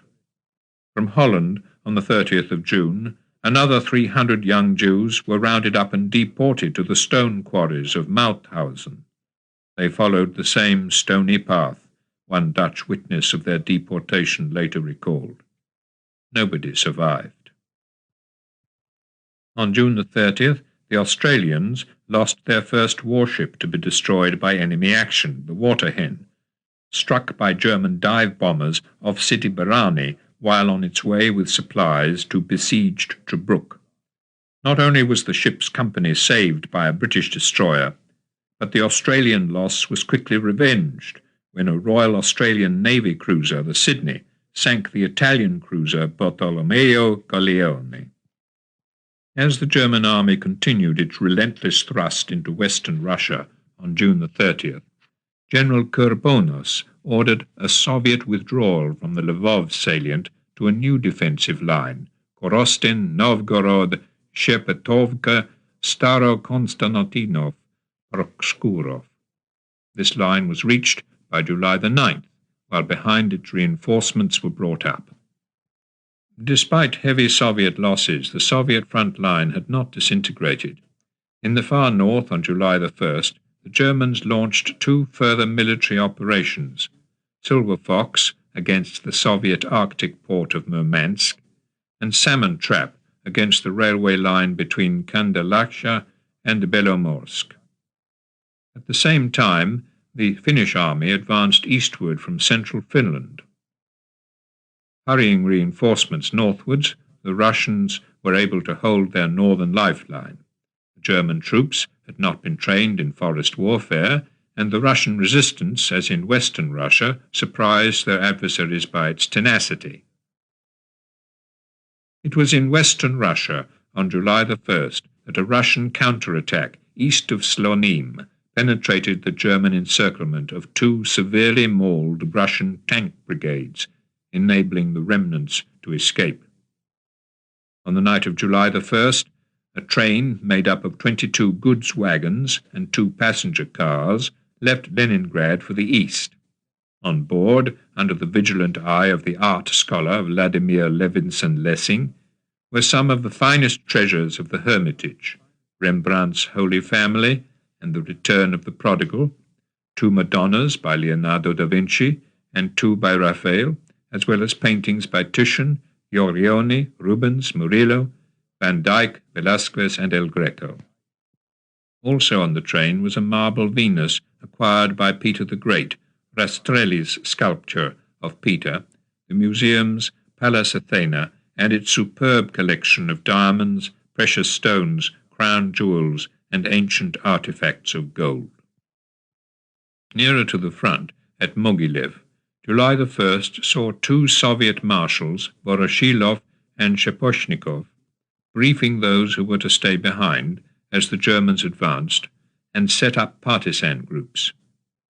Blow up brigades, they were told. Destroy single trucks with enemy officers and soldiers. Use any opportunity to slow up the movement of enemy reserves to the front. Blow up enemy trains full of troops, equipment or weapons. Blow up his bases and dumps. On July the 1st, the Germans entered Riga. In Berlin, Ribbentrop urged the Japanese to enter the war at once and to strike at the Soviet Union in the Far East. The Japanese refused to do so. The news of their refusal and of their decision to push instead into French Indochina being radioed from Tokyo to Moscow by Richard Sorge on July the 6th. As a result of this intelligence, Soviet troops from the Far East could continue to reinforce the armies battling in the West. Reinforcements were urgently needed. On July the 2nd, the Romanian army, having watched the German forces advancing for 11 days, had attacked in the south, striking in the direction of the Ukrainian city of Vinnytsia. This new onslaught made even more urgent the evacuation of factories from southern Russia. On July the 2nd, it was decided to move the armoured plate mill at Mariupol to the Ural city of Magnitogorsk. On the following day, the State Defense Committee in Moscow ordered the transfer eastward of 26 further armaments factories from throughout western Russia, including Moscow, Leningrad, and Tula. From Kiev and Kharkov, too, individual plants and essential machinery were ordered eastward. On July the 3rd, Stalin broadcast for the first time since the invasion 12 days before to the Russian people. A grave threat hangs over our country, he warned. And he went on to tell his listeners, military tribunals will pass summary judgments on any who fail in our defense, whether through panic or treachery, regardless of their position or their rank. Stalin's speech contained a powerful appeal not to communism, but to patriotism. He addressed his listeners in his opening words not only as comrades and citizens, but also as brothers and sisters and my friends. In one passage he appealed for the formation of partisan units behind the lines, to foment guerrilla warfare everywhere, to blow up bridges and roads, damage telephone and telegraph lines, set fire to forests, stores, transports. The enemy and all his accomplices must be hounded and annihilated at every step. The Germans failed to appreciate the storm which such an injunction was to raise against them. It's no exaggeration to say, wrote General Holder in his diary on June the 3rd, that the campaign against Russia has been won in 14 days. Behind the lines, the cruelty was beginning to exceed all previous cruelty in this or any other war. On July the 4th, one of Himmler's special task forces recorded the murder of 463 Jews in Kovno. 2 days later, a further 2,514 were killed. In Tarnopol, within 48 hours of the German occupation, 600 Jews had been killed, and in Zaboro, a further 600. In Vilna, 54 Jews were shot on July the 4th, and a further 93 on the following day. On July the 5th, the part played in these massacres by Lithuanians was raised at Hitler's headquarters in East Prussia by a German army officer. In Kovno, according to a report by the Special Task Forces, 2,500 Jews had been killed by the Lithuanians before the Germans had even occupied the city. German soldiers, Hitler's adjutant, Colonel Schmundt, replied, were not to interfere in these political questions. What was happening to the Jews was part of a necessary mopping-up operation. Hitler himself was confident of victory. That day, to his private staff, he spoke of making the beauties of the Crimea accessible by autobahn from Germany. For us Germans, that will be our Riviera. Croatia, too, he said, would be a tourist's paradise for us. In Russia, it was enough for the present for the Urals to be the new eastern frontier. What matters, Hitler explained, is that Bolshevism must be exterminated. In case of necessity, we shall renew our advance wherever a new center of resistance is formed. Moscow, he added, as the center of the doctrine, must disappear from the earth's surface as soon as its riches have been brought to shelter. Those who were determined to prevent such an outcome to the war redoubled their efforts that July. From London, plans were made to send military and medical aid to the Soviet Union on a substantial scale, even diverting American aid, then on its way to Britain, from British to Soviet ports. In the air, the attacks on Germany continued, despite a considerable improvement in the German air defences. In a bombing raid on Bremen on July the 4th, 5 out of the 12 attacking aircraft had been shot down. For his bravery in persevering with the raid and in bringing the survivors home, the leader of the raid, the Australian pilot Huey Edwards, was awarded the Victoria Cross. More than 1,000 miles to the south, on July the 5th, the Yugoslav communist partisan Tito issued an appeal to his fellow Yugoslavs. Now is the time, he declared. The hour has struck to rise like one man in the battle against the invaders and hirelings. On the following day, Tito sent a Montenegrin student, Milovan Dilias, to his native province to organize resistance against the German occupation forces. Tito told Dilias, "Shoot anyone if he wavers or shows any lack of courage or discipline." On July the 7th, at the Serbian village of Belochvar, the first armed clash took place between a small communist detachment and the German police. 2 policemen were killed. Plans for resistance went forward slowly in many lands, but the German advance into Russia struck fear into all the captive peoples. On July the 6th, on the Leningrad front, German troops reached Tartu, less than 200 miles from the former imperial capital. But in the German High Command, it was the repeated ability of the Russians to counterattack that was causing alarm. Everyone at headquarters, Holder noted in his diary, is vying for the honor of telling the most hair-raising tales about the strength of the Russian forces. On July the 6th, 2 German divisions had been driven back from Zlobin. A panzer attempt to breach Stalin's first defense line at Rogochev had been repulsed. There was evidence of Soviet reinforcements being brought up in force to Orel and Bryansk. Early in July, British intelligence learned from the Germans' Army Enigma messages that the Germans were reading certain Russian Air Force codes in the Leningrad area, as well as decrypting Russian naval messages in the Baltic.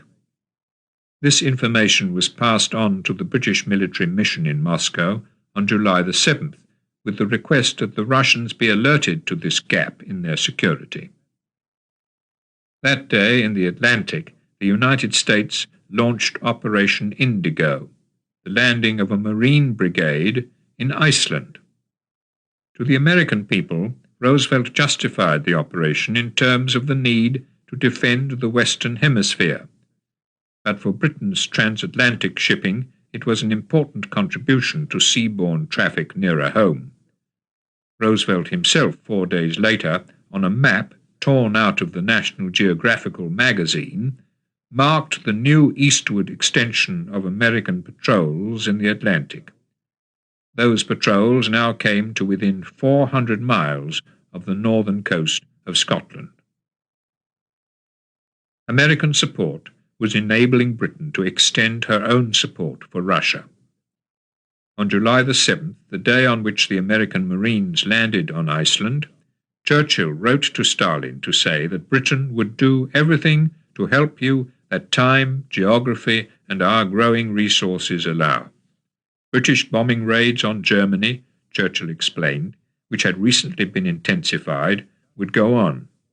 Thus we hope to force Hitler to bring back some of his air power to the West and gradually take some of the strain off you. On the day of this telegram to Stalin, Churchill instructed the Chief of the British Air Staff to use Britain's air resources for the devastation of the German cities in an effort to draw German aircraft back from the Russian front. On July the 8th, German forces entered Pskov, a mere 180 miles from Leningrad. That same day, in pursuance of his stern words of 5 days earlier, Stalin removed General Korbakov from his command. Accused of permitting the destruction of his army by the Germans, Korbakov was shot. On the day of the capture of Pskov, at Hitler's East Prussian headquarters at Rastenburg, General Holder noted in his diary, "Führer is firmly determined to level Moscow and Leningrad to the ground, and to dispose fully of their population, which otherwise we shall have to feed during the winter." Hitler seemed to have cause for his confident, bellicose assertions. On July the 9th, he learned that 287,704 Soviet soldiers had been taken prisoner, and 2,585 Soviet tanks destroyed in the salient west of Minsk, where mopping-up operations came to an end that day. But in every area overrun by German troops, partisan units were formed. Some, like one set up by Colonel Nikiforovich, was created out of the remnants of fighting units which had been almost totally destroyed. Further north, as the Red Army withdrew along the road between Pskov and Luga, one partisan commander, Dudin by name, having spent 10 days collecting 123 rifles and 2 light machine guns from Soviet units pulling back, went over, as he reported, to the position of a partisan detachment taking refuge with the population in the woods. On July the 9th, Dudin carried out his first action behind the lines. Within 2 months, he had destroyed more than 20 German lorries and killed 120 Germans, not counting those accounted for by the Red Army on the basis of information we gave. Information was a key to survival. On July the 9th, a group of British cryptanalysts broke the Enigma key used by the German army to direct its ground-air operations on the Eastern Front. But good intelligence could seldom make up for a serious lack of weapons. On June the 10th, when the 1st Division of Volunteers left Leningrad for the ever-encroaching front line, there were not enough rifles to go round. While each man had been given hand grenades and Molotov cocktails, many without rifles carried picks, shovels, axes, and even hunting knives instead. That same day at Korosten, a massive Soviet counterattack in defense of Kiev was checked and then driven back. "He is infinitely confident of victory," Walter Hewell wrote of Hitler after seeing him at Rastenburg on July the 10th. "The tasks confronting him today are as nothing," he said, "compared with those in the years of struggle, particularly since ours is the biggest and finest army in the world." Hitler also spoke to Hewell on July the 10th about the Jews. "It is I," he said, "who have discovered the Jews as the bacillus and ferment that causes all decay in society. And what I've proved is this, that nations can survive without Jews, that the economy, culture, art, and so on can exist without Jews, and in fact better. That's the cruelest blow I've dealt the Jews. Crueler blows were in fact being dealt against the Jews daily, as German forces occupied areas with large Jewish populations, totaling more than 1 million Jews.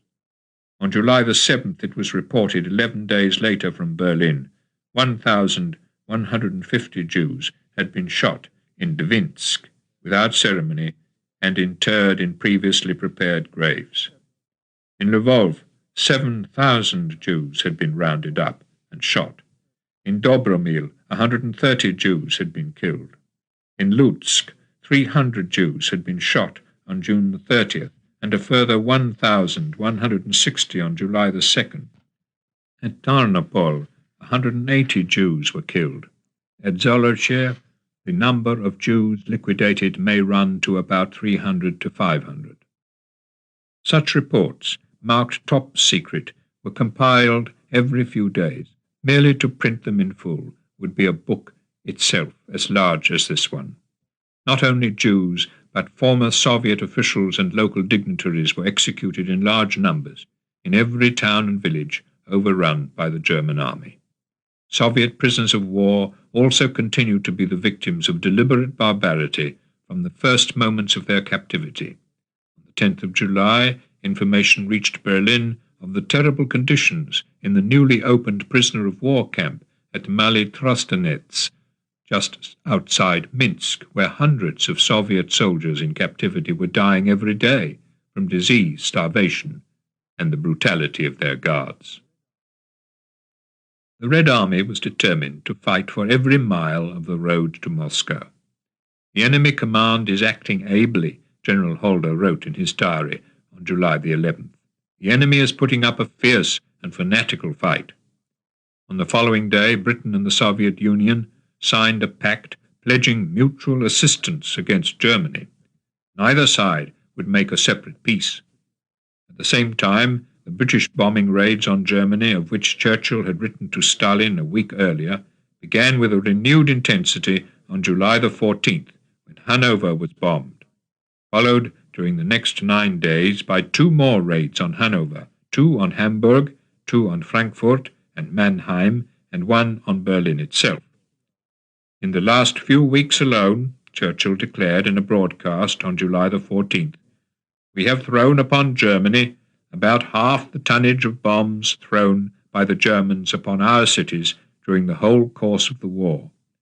This is only a beginning." On the day of Churchill's speech, British military intelligence sent a top-secret message to the British military mission in Moscow to pass on at once to the Russians details, culled from the German Enigma messages, of the dispositions and order of battle of the German forces.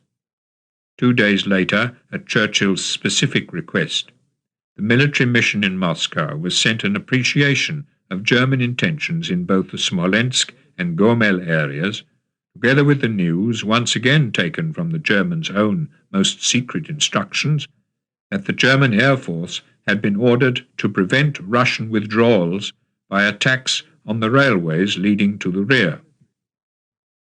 The ability of the Russians to withdraw their troops was distressing to the German High Command, which had hoped to see those troops destroyed in battle. But Hitler's confidence was undimmed. On July the 14th, in a supplementary to his earlier Directive No. 32, he set out a plan for eventual reductions in German military, naval, and air strength. Hitler began with the words, "Our military mastery of the European continent after the overthrow of Russia." That day at Orsha, a Soviet artillery officer, Captain Flerov, used a new multiple rocket launcher in action for the first time. This was the Katyusha, which could fire 320 rockets in 25 seconds. It was to wreak considerable havoc on the German forces in the months to come. But Nazi tyranny was still triumphant.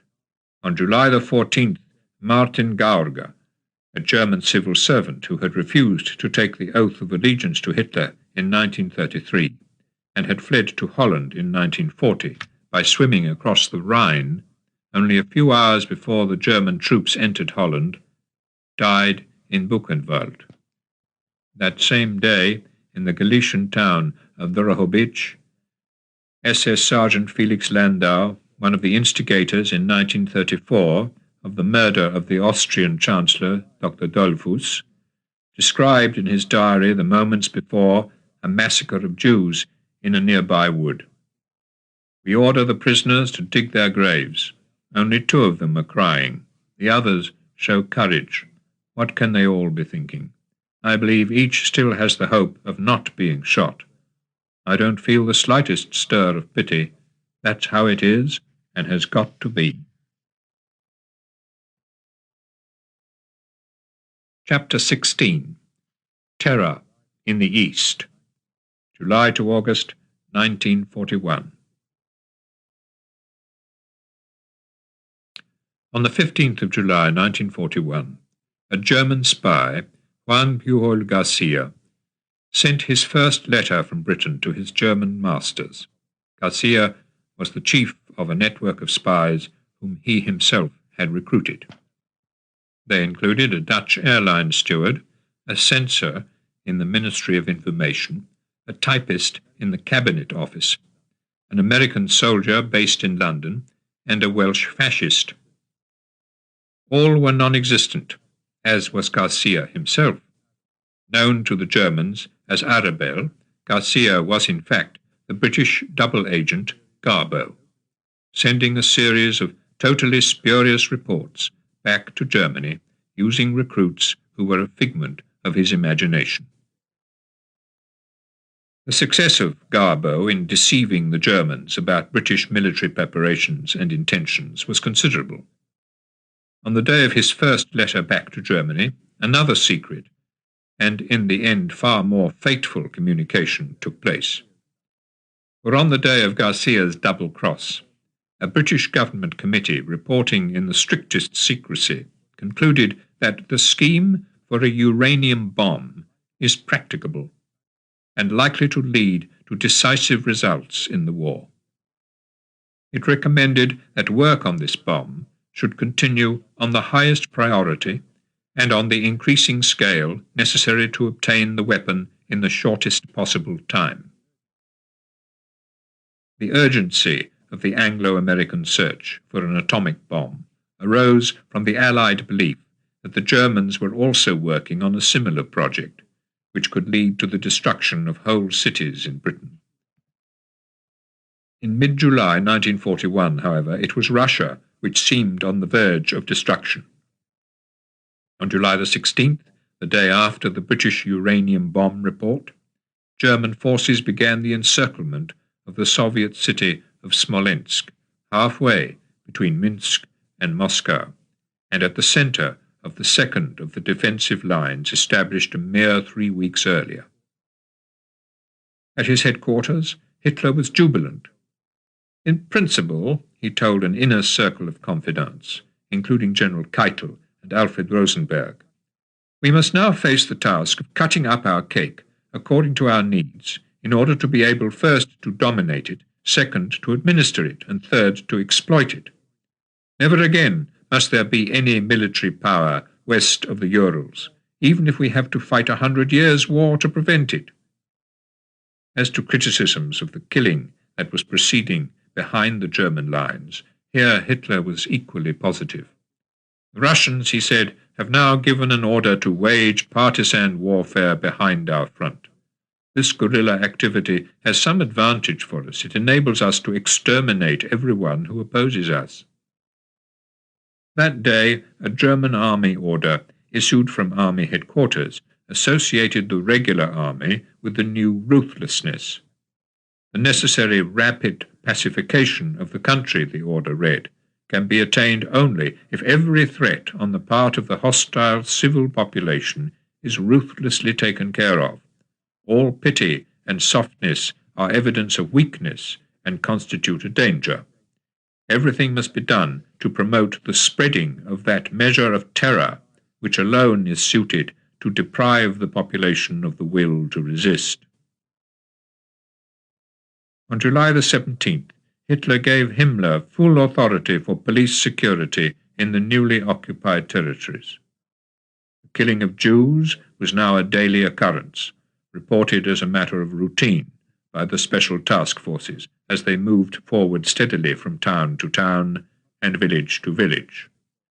Operational Situation Reports USSR, as the killing squad statistical reports were called, were compiled regularly in Berlin and sent to as many as 60 German government departments and officials. Report number 26, dated July the 18th, gave the total number of Jews already liquidated inside the former Lithuanian border by a task force based on Tilsit as 3,302. At Pskov, 80 Jews had been killed. On July the 17th, 700 Jews had been taken out of Vilna to the nearby holiday resort of Puna. They had all been shot. On July the 18th, 53 Jews had been shot at Mariampole. The killing squads operated against Russians as well as against Jews. 3 days after the Mariampole executions of July the 18th, a group of 45 Jews were forced to dig a pit and were then roped together and thrown into the pit alive. The SS then ordered 30 White Russians to cover the live Jews with earth. The White Russians refused. The SS then opened fire with machine guns on Jews and White Russians alike. All 75 were killed. Behind the lines, the special task forces murdered, unarmed, and frightened civilians without interruption. But at the front, the German army was finding itself confronted by much stiffer resistance than it had been led to expect. British intelligence learned from the German army's own Enigma messages that this was so, that the Germans were disturbed by the scale of their own casualties, planned to slow down the advance, and could no longer provide adequate air protection, either to the panzer formations at the front or to strategic positions at the rear. On July the 17th, Churchill specifically requested that this information should be sent to Stalin. News also reached Britain through German top-secret police messages likewise sent through the Enigma machine of the mass murder first reported and read on July the 18th of Jews, Jewish plunderers, Jewish Bolshevists, and Russian soldiers. Hitler was now as worried as his commanders by the Russian ability to retreat and regroup. The aim of the next operations, he wrote in his Directive No. 33 on July the 19th, must be to prevent any further sizable enemy forces from withdrawing into the depths of Russia and wiping them out. Admiral Canaris, returning from Hitler's headquarters, was reported by one of his staff as saying on the 20th of July that the mood at Rastenburg was very jittery, as it's increasingly evident that the Russian campaign is not going by the book. The signs were multiplying, Canaris added, that this war will not bring about the expected internal collapse so much as the invigoration of Bolshevism. That same day, July the 20th, Stalin ordered that all Red Army units should be purged of unreliable elements. The Russian people didn't depend on purges to maintain the will to fight and to survive. On July the 20th, a day before Hitler visited Northern Army Group headquarters and demanded that Leningrad be finished off speedily, a second trainload of treasures from the Hermitage was sent to safety to the Ural city of Sverdlovsk. That day, from the Polotsk-Vitebsk area, less than a month earlier Russia's first line of defence, now behind the lines, a German infantry division assigned to comb the Polotsk-Vitebsk-Nevel triangle, described the area as a partisan region and reported that the roads were being mined every day. July the 20th was also the day on which the first British naval vessel, a mine layer, crossed the North Sea on its way to the Soviet Arctic port of Archangel with military supplies. 3 days later, a substantial British naval force of 2 aircraft carriers, 2 cruisers and 6 destroyers left Scapa Flow to carry out attacks at Stalin's request on German ships taking war supplies between the Norwegian port of Kirkenes and Petsamo, the Finnish-controlled base for operations against the Murmansk region. These British warships were to be the first of a series of naval forces sent to help Russia, or to bring help to Russia through Arctic waters beyond the North Cape, in what the Soviet ambassador to London, Ivan Maisky, was later to call a northern saga of heroism, bravery, and endurance. On July the 21st, the Germans launched their first air raid on Moscow. Watching the city's anti-aircraft defences in action, the Western journalist Alexandra Worth noted a fantastic piece of fireworks, tracer bullets and flares and flaming onions and all sorts of rockets, white and green and red, and the din was terrific. Never saw anything like it in London. There was a second raid on the following night. At the Soviet-German border, the garrison of Brest-Litovsk, surrounded and isolated hundreds of miles in the rear, had held out for 30 days against German bombers and artillery. On July the 23rd, after a pounding by a new German mortar, Karl, which fired a projectile weighing over 2 tons, the garrison surrendered. The courage of the defenders was cause for pride to those Russians struggling to hold the line so much further east, or to maintain the fight behind the lines. It was indeed the partisan war which caught the Germans by surprise.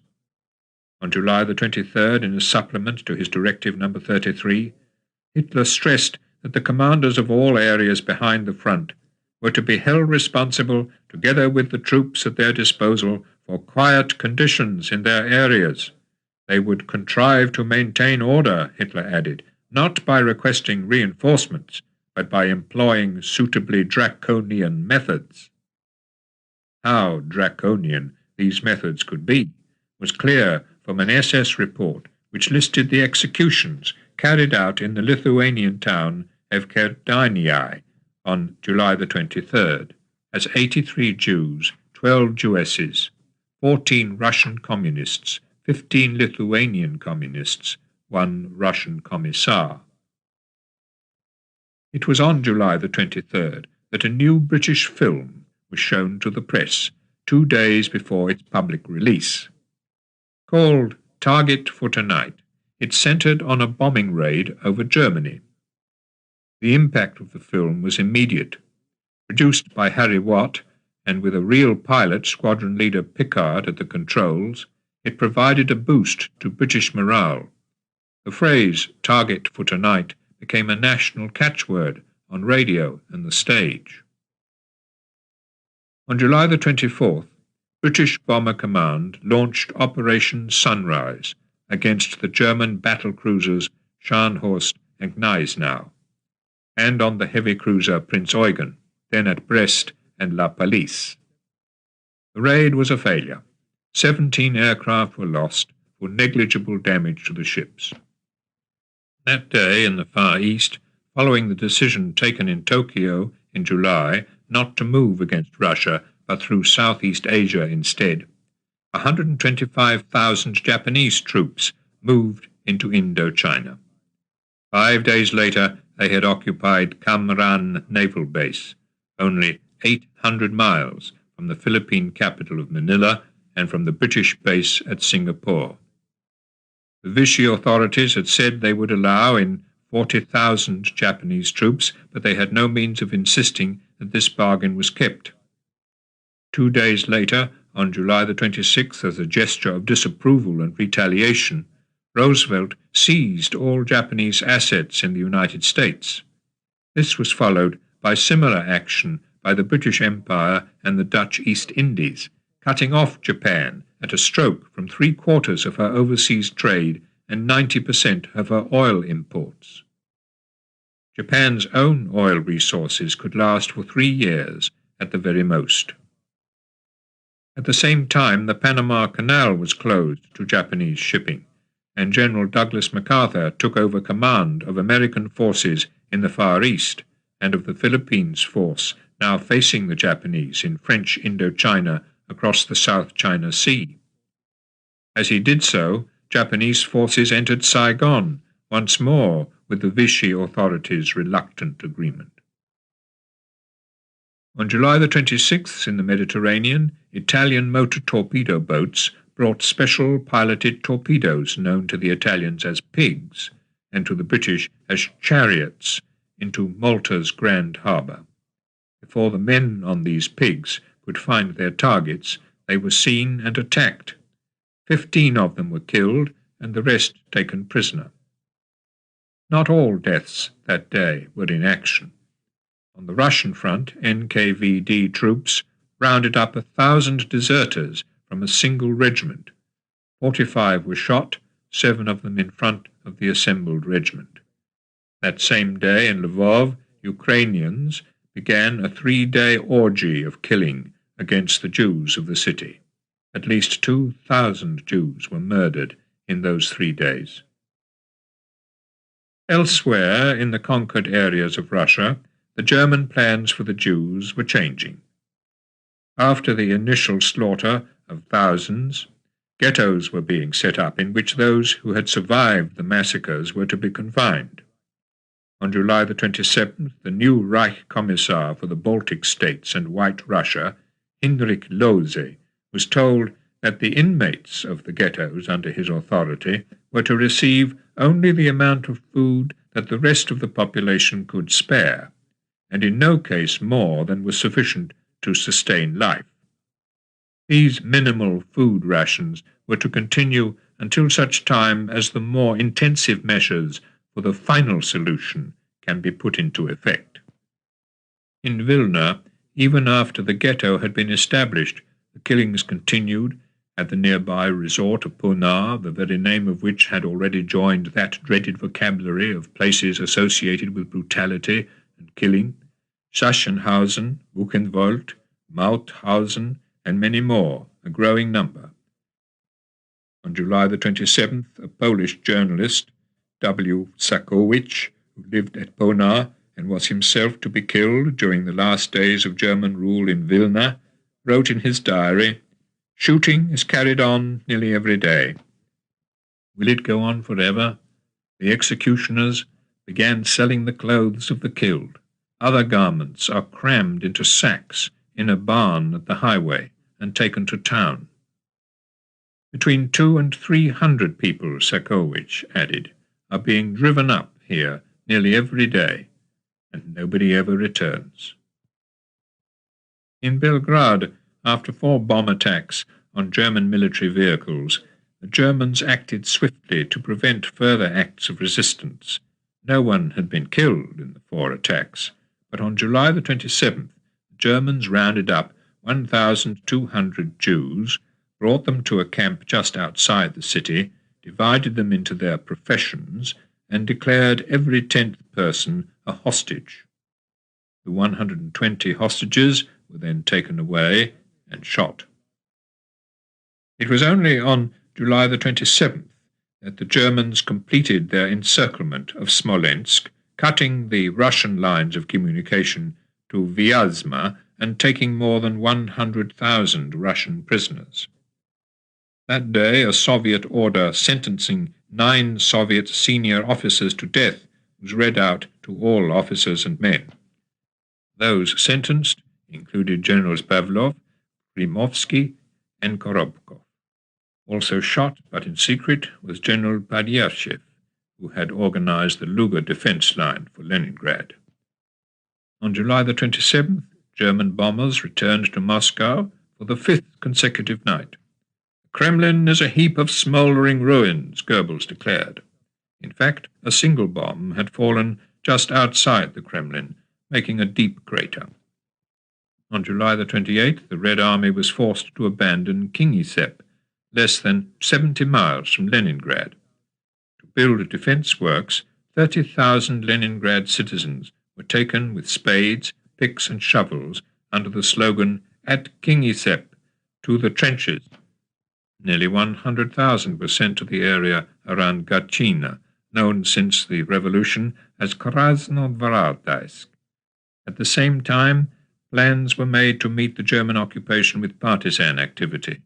On July the 28th, the Soviet authorities at Vyazma issued Assignment Number 1, the creation of a partisan unit of 350 men who would deliberately be left behind when the Red Army retreated.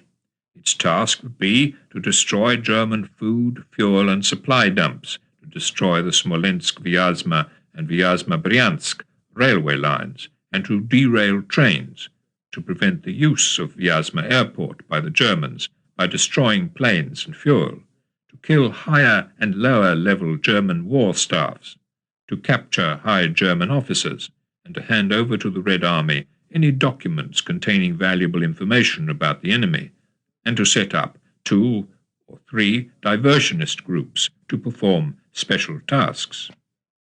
On July the 28th, the day on which this Vyazma plan was laid down, and the would-be partisans received their instructions, Himmler issued orders authorizing SS military units that were fighting alongside regular German army units to take cleansing actions against villagers who consisted of racial inferiors or who were suspected of helping partisans. In cases of help to partisans, anyone under suspicion was to be executed immediately, and the village then burned to the ground.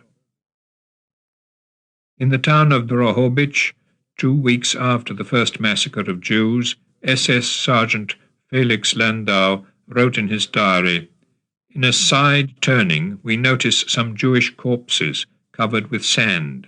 We look at each other in surprise. One living Jew rises up from among the corpses. We dispatch him with a few shots. 800 Jews have been herded together.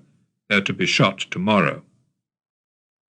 The enormity of the crimes and the vastness of the areas now occupied by Germany had created unease among a small group of senior German officers who feared that the grandiose hopes of victory were likely to be dashed by eventual stalemate and even defeat.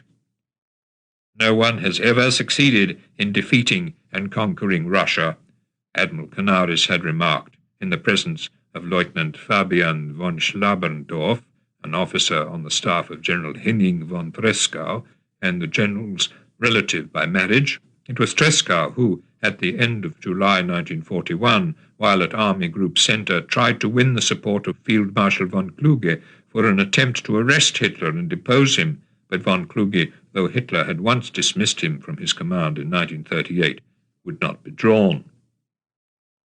On July the 29th, a new Soviet defense line was created between Rzhev and Vyazma, guarding Moscow.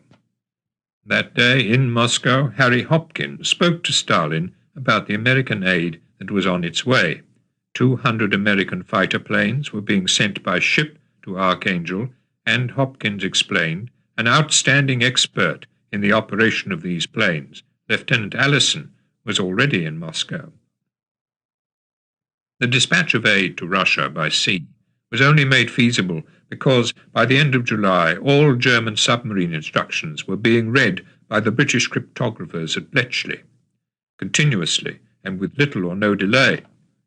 That month the number of Allied merchant ships sunk, which had been more than 90 in May, fell to below 30 because it was now possible to route Atlantic convoys around German submarine concentrations.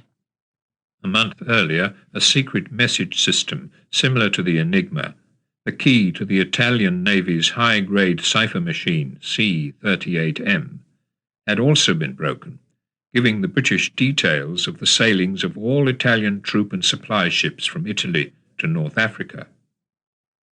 The setbacks to the Italians were eventually to draw Germany more and more deeply into the Western Desert struggle. But at the end of July 1941, it was Germany's triumph in the East which was predominant. By July the 30th, noted a senior German staff officer, General von Waldow, the Germans in Russia had taken 799,910 prisoners and destroyed or captured 12,025 tanks. At the same time, carrying out the Commissar decree and also the killing of Jews had continued without respite, the killers following the German armies as they advanced more and more deeply into the Ukraine. On July the 30th, Himmler's Special Task Forces compiled their 40th Operation Situation Report USSR. In Zhytomyr, 180 communists and Jews had been shot. In Proskurov, 146 Jews. In Vinitsa, 146. In Berdichev, 148. In Shepretovka, 17. In Chorovsko, 30. The report added, in this last place, 110 Jews were slain by the local population. At Ponar, outside Vilna, the Polish journalist Sakowicz wrote in his diary that day, about 150 persons shot. Most of them were elderly people. The executioners complained of being very tired of their work, of having aching shoulders from shooting. That's the reason for not finishing the wounded off, so that they are buried half alive. In his Directive No. 34, issued from Rastenburg on the 30th of July, Hitler ordered that the Soviet troops fighting northwest of Kiev must be brought to battle west of the Dnieper and annihilated. In this same directive, however, he urged caution and retrenchment elsewhere in an attempt to focus his military efforts more effectively. Army Group Center was to go over to the defensive. Armoured units were to be withdrawn from the front line for quick rehabilitation. On the Finnish front, only such forces were to be left as are necessary for defence and to give the impression of further offensive operations. On July the 31st, in the Bessarabian city of Kishinev, the first five-figure civilian massacre of the war came to its end. After 14 days of uninterrupted slaughter, 10,000 Jews had been murdered. That same day, from Berlin, Field Marshal Goering sent Reinhard Heydrich a letter on the Führer's instructions, ordering him to make all necessary preparations as regards organization and actual concrete preparations for a general solution of the Jewish problem within Germany's sphere of influence in Europe. Behind this verbose and convoluted sentence lay a blueprint for mass annihilation. Hitler's greatest weakness, Stalin told Harry Hopkins on July the 31st at their second meeting in the Kremlin, was found in the vast numbers of oppressed peoples who hated Hitler and the immoral ways of his government. These people, Stalin added, and countless other millions in nations still unconquered, could receive the kind of encouragement and moral strength they needed to resist Hitler only from one source, and that was the United States.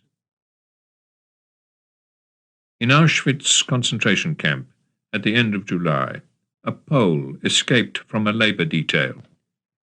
As a reprisal, 10 men in his block of 600 were chosen at random to be locked in a cell and starved to death. After the selection, a Polish Catholic priest, Father Maximilian Kolbe, who was also a prisoner, approached the camp commandant and asked to take the place of one of those who had been selected. "I'm alone in the world," Kolbe said. "That man, Francis Gajonicek, has a family to live for." "Accepted," said the commandant, and turned away. Father Kolbe was the last to die. 30 years later, at a ceremony of beatification for Kolbe, the man whose place he took, Francis Gajonicek, attended, together with Gajonicek's wife. In the week of Father Kolbe's act of courage, a German army officer, Major Rosler, was alerted in his barracks at Zhytomyr by a wild fusillade of rifle fire. Looking for its source, he climbed an embankment from which he looked down upon a picture of such barbaric horror that the effect upon anyone coming upon it unawares was both shattering and repellent. Major Rosler was looking down into a pit filled with the bodies of dead and dying Jews. At the edge of the pit were German soldiers, some in bathing shorts, because it was such a hot day. Local civilians were watching the scene with curiosity. A number had brought their wives and children to watch the spectacle. In the pit, Rosler recalled, lay among others an old man with a white beard, clutching a cane in his left hand. Since this man, judging by his sporadic breathing, showed signs of life, I ordered one of the policemen to kill him. He smilingly replied, I've already shot him 7 times in the stomach. He can die on his own now. 5 months after witnessing this scene, Rosler protested about it to his superiors.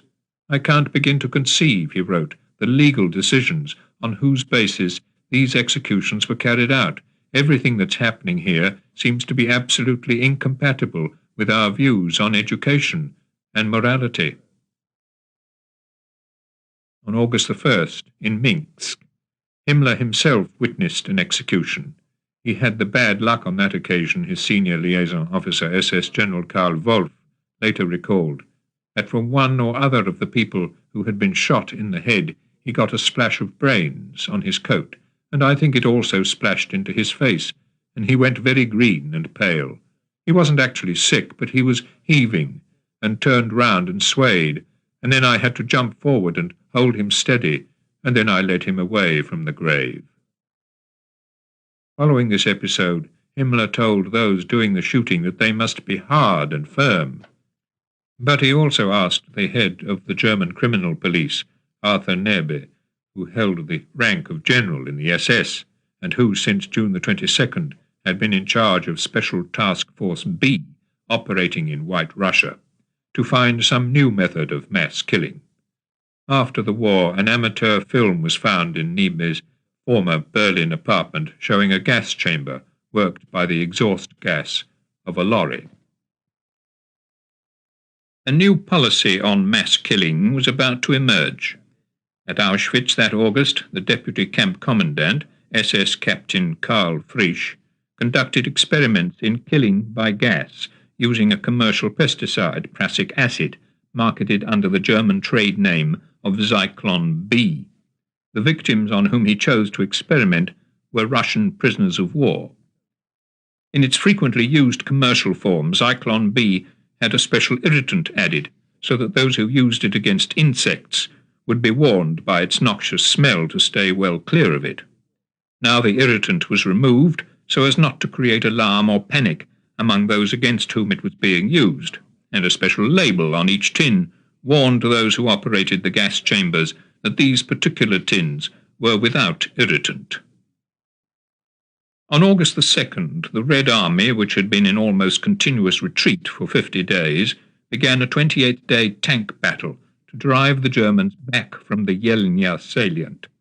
Although in October the Russians in Yelnya were to be encircled and destroyed, their success in August, the first victory of the Red Army over the Germans, was a powerful boost to Russian morale. Visiting Army Group Center at Borisov on August the 4th, Hitler told 2 of his senior commanders, Field Marshal von Bock and General Guderian, had I known that they had as many tanks as that, I'd have thought twice before invading. On August the 6th, Hitler flew from Borisov to Berdichev to visit the headquarters of Army Group South. With him was Walter Huel, who noted in his diary, ruined monastery church, opened coffins, execution, ghastly town. Many Jews, ancient cottages, fertile soil, very hot.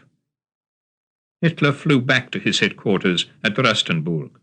On the following day, the German police commander in the central sector, von dem Bach-Zelewski, reported to SS headquarters in Berlin that his units had carried out 30,000 executions since their arrival in Russia.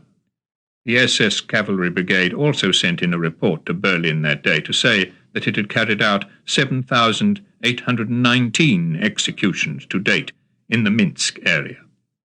To ensure maximum secrecy, both reports were sent by the most secure radio cipher system available, the Enigma. As a result, both were read by British intelligence. Hitler, too, must have read these reports. 5 days earlier, the Gestapo chief, Heinrich Müller, had written from Berlin to the commanders of the 4 special task forces, including SS General Nebe of Task Force B, that the Führer is to be kept informed continually from here about the work of the special task forces in the East. The work of these task forces was continuous and comprehensive. Operational Situation Report number 43, compiled in Berlin on August the 5th, spoke of measures in 29 towns and other small places in which the units had rendered harmless people in the following categories: Bolshevik party officials, NKVD agents, active Jewish intelligentsia, criminals, looters, partisans, etc. The partisans couldn't, however, be so easily rooted out. From Vitebsk on August the 8th, the local German authorities reported that the Soviet partisans in the region operated in such small groups, or even as individuals, that they couldn't be eliminated by regular military or police operations. Chapter 17.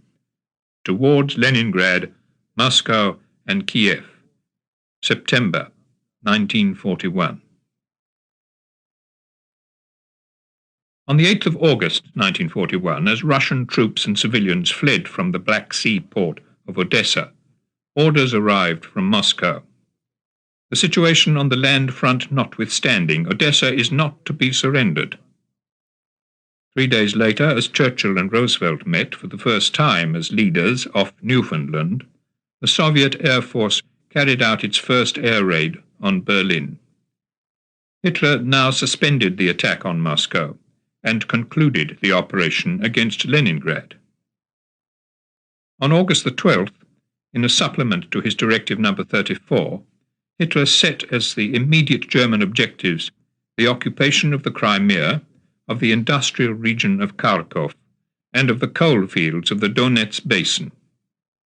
Once the Crimea was occupied, an attack across the Kerch Straits in the direction of Batum will be considered.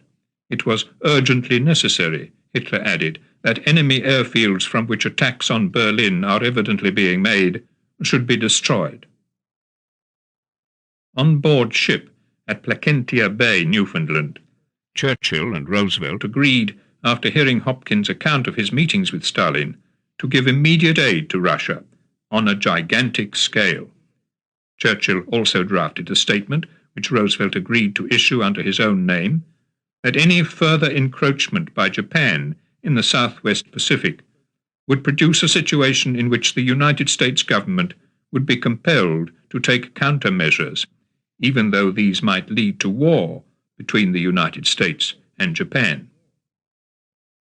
During their discussions, Churchill and Roosevelt agreed to issue a public document, the Atlantic Charter, setting out a joint Anglo-American commitment to a post-war world in which there would be no aggrandizement, territorial or other, as a result of the war, and no territorial changes that do not accord with the freely expressed wishes of the people concerned.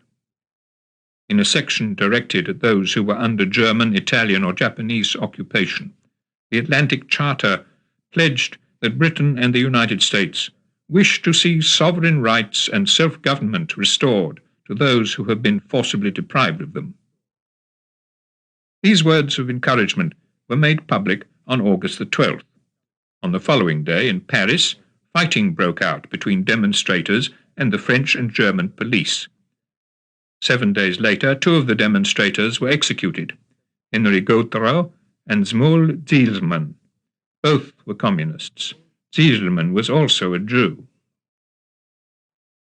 In order to give aid to Russia, Churchill and Roosevelt had authorized, while on board ship in Placentia Bay, the immediate dispatch of an Anglo-American military mission to Moscow to discuss Soviet needs in relation to American production.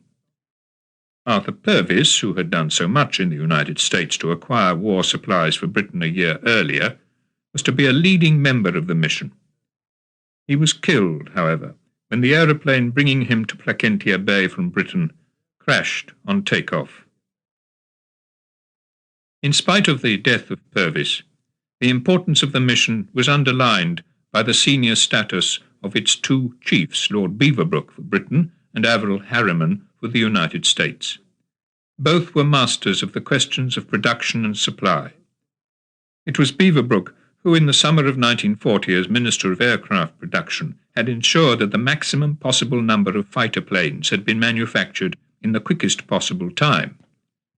For as long as the Russian front remained in being, Churchill explained to his War Cabinet on his return to London, we might have to make some sacrifices as far as British supplies from the United States were concerned. He had thought it right, he said, to give Roosevelt a warning that he wouldn't answer for the consequences if Russia was compelled to sue for peace, and, say by the spring of next year, hope died in Britain that the United States were coming into the war. On August the 12th, while Churchill was still with Roosevelt off Newfoundland, 2 squadrons of British fighters, 40 aircraft in all, commanded by a New Zealander, Wing Commander Ramsbottom Isherwood, left Britain on HMS Argus for Murmansk and Archangel. Even before the British fighters reached Murmansk, 2 British submarines, Tigris and Trident, had managed to make their way to the Soviet naval base at Polyarno, near Murmansk. There they at once began operations against German troop transports and coastal shipping off the northern Norwegian and Finnish coastlines. In the conquered regions of Russia, the terrorizing of the population continued. On August the 13th, as Dr. Moses Brance, a Jewish doctor in Kovno, later recalled, 3 hungry Jews bought a few pounds of potatoes from a Lithuanian peasant on a street just outside the ghetto. The Germans punished this desperate purchase by rounding up 28 Jews at random and shooting them. On the following day, August the 15th, at Roskiskis, near the former Lithuanian-Latvian border, a 2-day orgy of killing began, in which 3,200 Jews were shot, together, as the Special Task Force reported, with 5 Lithuanian communists, 1 Pole, 1 partisan. In Stawisky, near the former German-Soviet border, 600 Jews were shot that day. Also on August the 15th in Minsk, Hinrich Lose issued a decree for the whole of German-occupied Russia, ordering every Jew to wear 2 yellow badges, one on the chest, one on the back, not to walk on the pavements, not to use public transport, not to visit parks, playgrounds, theatres, cinemas, libraries or museums, and to receive in the ghetto only food which was surplus to local needs. All able-bodied Jews were to join labour gangs and to work at tasks laid down by the occupation authorities such as road building, bridge building, and repairing bomb damage. On the day of Loze's decree, casting the Jews of German-occupied Russia into a net of restrictions and isolation, Richard Solge was able to send a radio message from Tokyo to Moscow, reporting that the Japanese government had confirmed its unwillingness to enter the war against Russia. A war against Russia before the winter season, so it had been decided, would exert an excessive strain on the Japanese economy. It was a welcome confirmation. That day, more than 100 German bombers struck a Chudovo railway station on the Leningrad-Moscow railway line. On August the 18th, the Russians evacuated the Black Sea port of Nikolaev. At Hitler's headquarters, von Brauchitsch proposed a resumption of the attack on Moscow. He was overruled. The main German thrust, Hitler insisted, must be to the Crimea, the southern Russian industrial areas, and the Caucasus. In the north, the pressure on Leningrad must be intensified. Moscow could wait. But Hitler told Goebbels that same day he hoped to be beyond Moscow by the time winter set in. Goebbels had come to Rastenburg to raise 2 specific matters. The first was the growing protest inside Germany against the euthanasia program. On August the 3rd, in Münster, the bishop, Count Clemens von Gallin, had denounced the euthanasia killings from his pulpit. Public unease inside Germany was growing. Bowing to this unease, Hitler ordered the euthanasia program to be brought to an end. The order was issued to Dr. Brack on August the 24th. It was indeed a job of Himmler's. That was the second matter raised by Goebbels on August the 18th. When the German soldier came back to Germany after the war, he urged, he mustn't find any Jews here waiting for him. There were 76,000 Jews in Berlin. Hitler agreed, as Goebbels noted in his diary, that as soon as the first transport possibilities arise, the Berlin Jews will be deported from Berlin to the east. There they will be taken in hand under a somewhat harsher climate. Hitler now reminisced about his prophecy of January 1939, that if the Jews once more succeeded in provoking a world war, it would end with the destruction of Jewry. Hitler was convinced, Goebbels noted in his diary, that his prophecy is coming true. Goebbels added, it's coming true these weeks and months with a dread certainty that is almost uncanny. In the East, the Jews will have to square accounts. On the day of this discussion at Rastenburg, some of these accounts were indeed being squared. In Kovno, a mere 120 miles from Rastenburg, a Lithuanian working for the German authorities in the city had ordered 534 Jewish writers, intellectuals, professors, teachers and students to report at the ghetto gate for work in the city archives. Many volunteered for what appeared to be a not too onerous task, perhaps even an interesting one. Among the volunteers was Robert Stender, who before the war had been leader of the orchestra at the Kovno Opera House. They saw the promise of money and better food. One young Kovno Jew, Stender's friend, Joseph Kagen, later recalled, and perhaps better conditions for their families. The Jews set off. The relatives waited that evening for their return, Kagan wrote. They waited through the next day, and the next. The pick of the ghetto's young men did not return. All had been taken on the day of the selection to one of the old forts that surrounded the city, and shot. East of Kovno, the battles continued. That August the 18th, a young German army officer, Lieutenant Kurt Baldheim, who had seen continuous action at the front for almost 2 weeks, was among those who received the Cavalry Assault Badge in recognition of his valour. For the good of the German people, Hitler told his visitors at Rastenburg on August the 19th, we must wish for a war every 15 or 20 years. An army whose sole purpose is to preserve peace leads only to playing at soldiers. Look at Sweden and Switzerland. Determined to plan the style of his victory, on August the 20th, Hitler instructed Albert Speer that in the monumental centre of the new Berlin, 30 captured Soviet heavy artillery pieces would be placed between the remodelled South Station and the yet-to-be-erected Triumphal Arch. Any extra-large Soviet tanks that were captured would be reserved for setting up in front of the important public buildings. Both the artillery pieces and the tanks would be placed on granite pedestals. That night, the first German armoured units reached Gatchina, only 25 miles from Leningrad. On the following day, they captured Chudovo, cutting the railway line between Leningrad and Moscow. Even as the siege of Leningrad began, the Australian troops, besieged in Tobruk for the past 4 months, having lost 832 men killed, sailed away from the city and back to Egypt to be replaced by British troops. After the soldiers' sufferings in Greece and Crete, their commanders and the politicians on the other side of the globe were insistent that they should be pulled out. Around Tobruk, 7,000 had been taken prisoner. On August the 20th, Italian troops on the Dalmatian coast of Yugoslavia occupied the town of Gospic and the island of Pag. In both places they found evidence of the mass murder of Serbs and Jews by the local Ustachi fascists.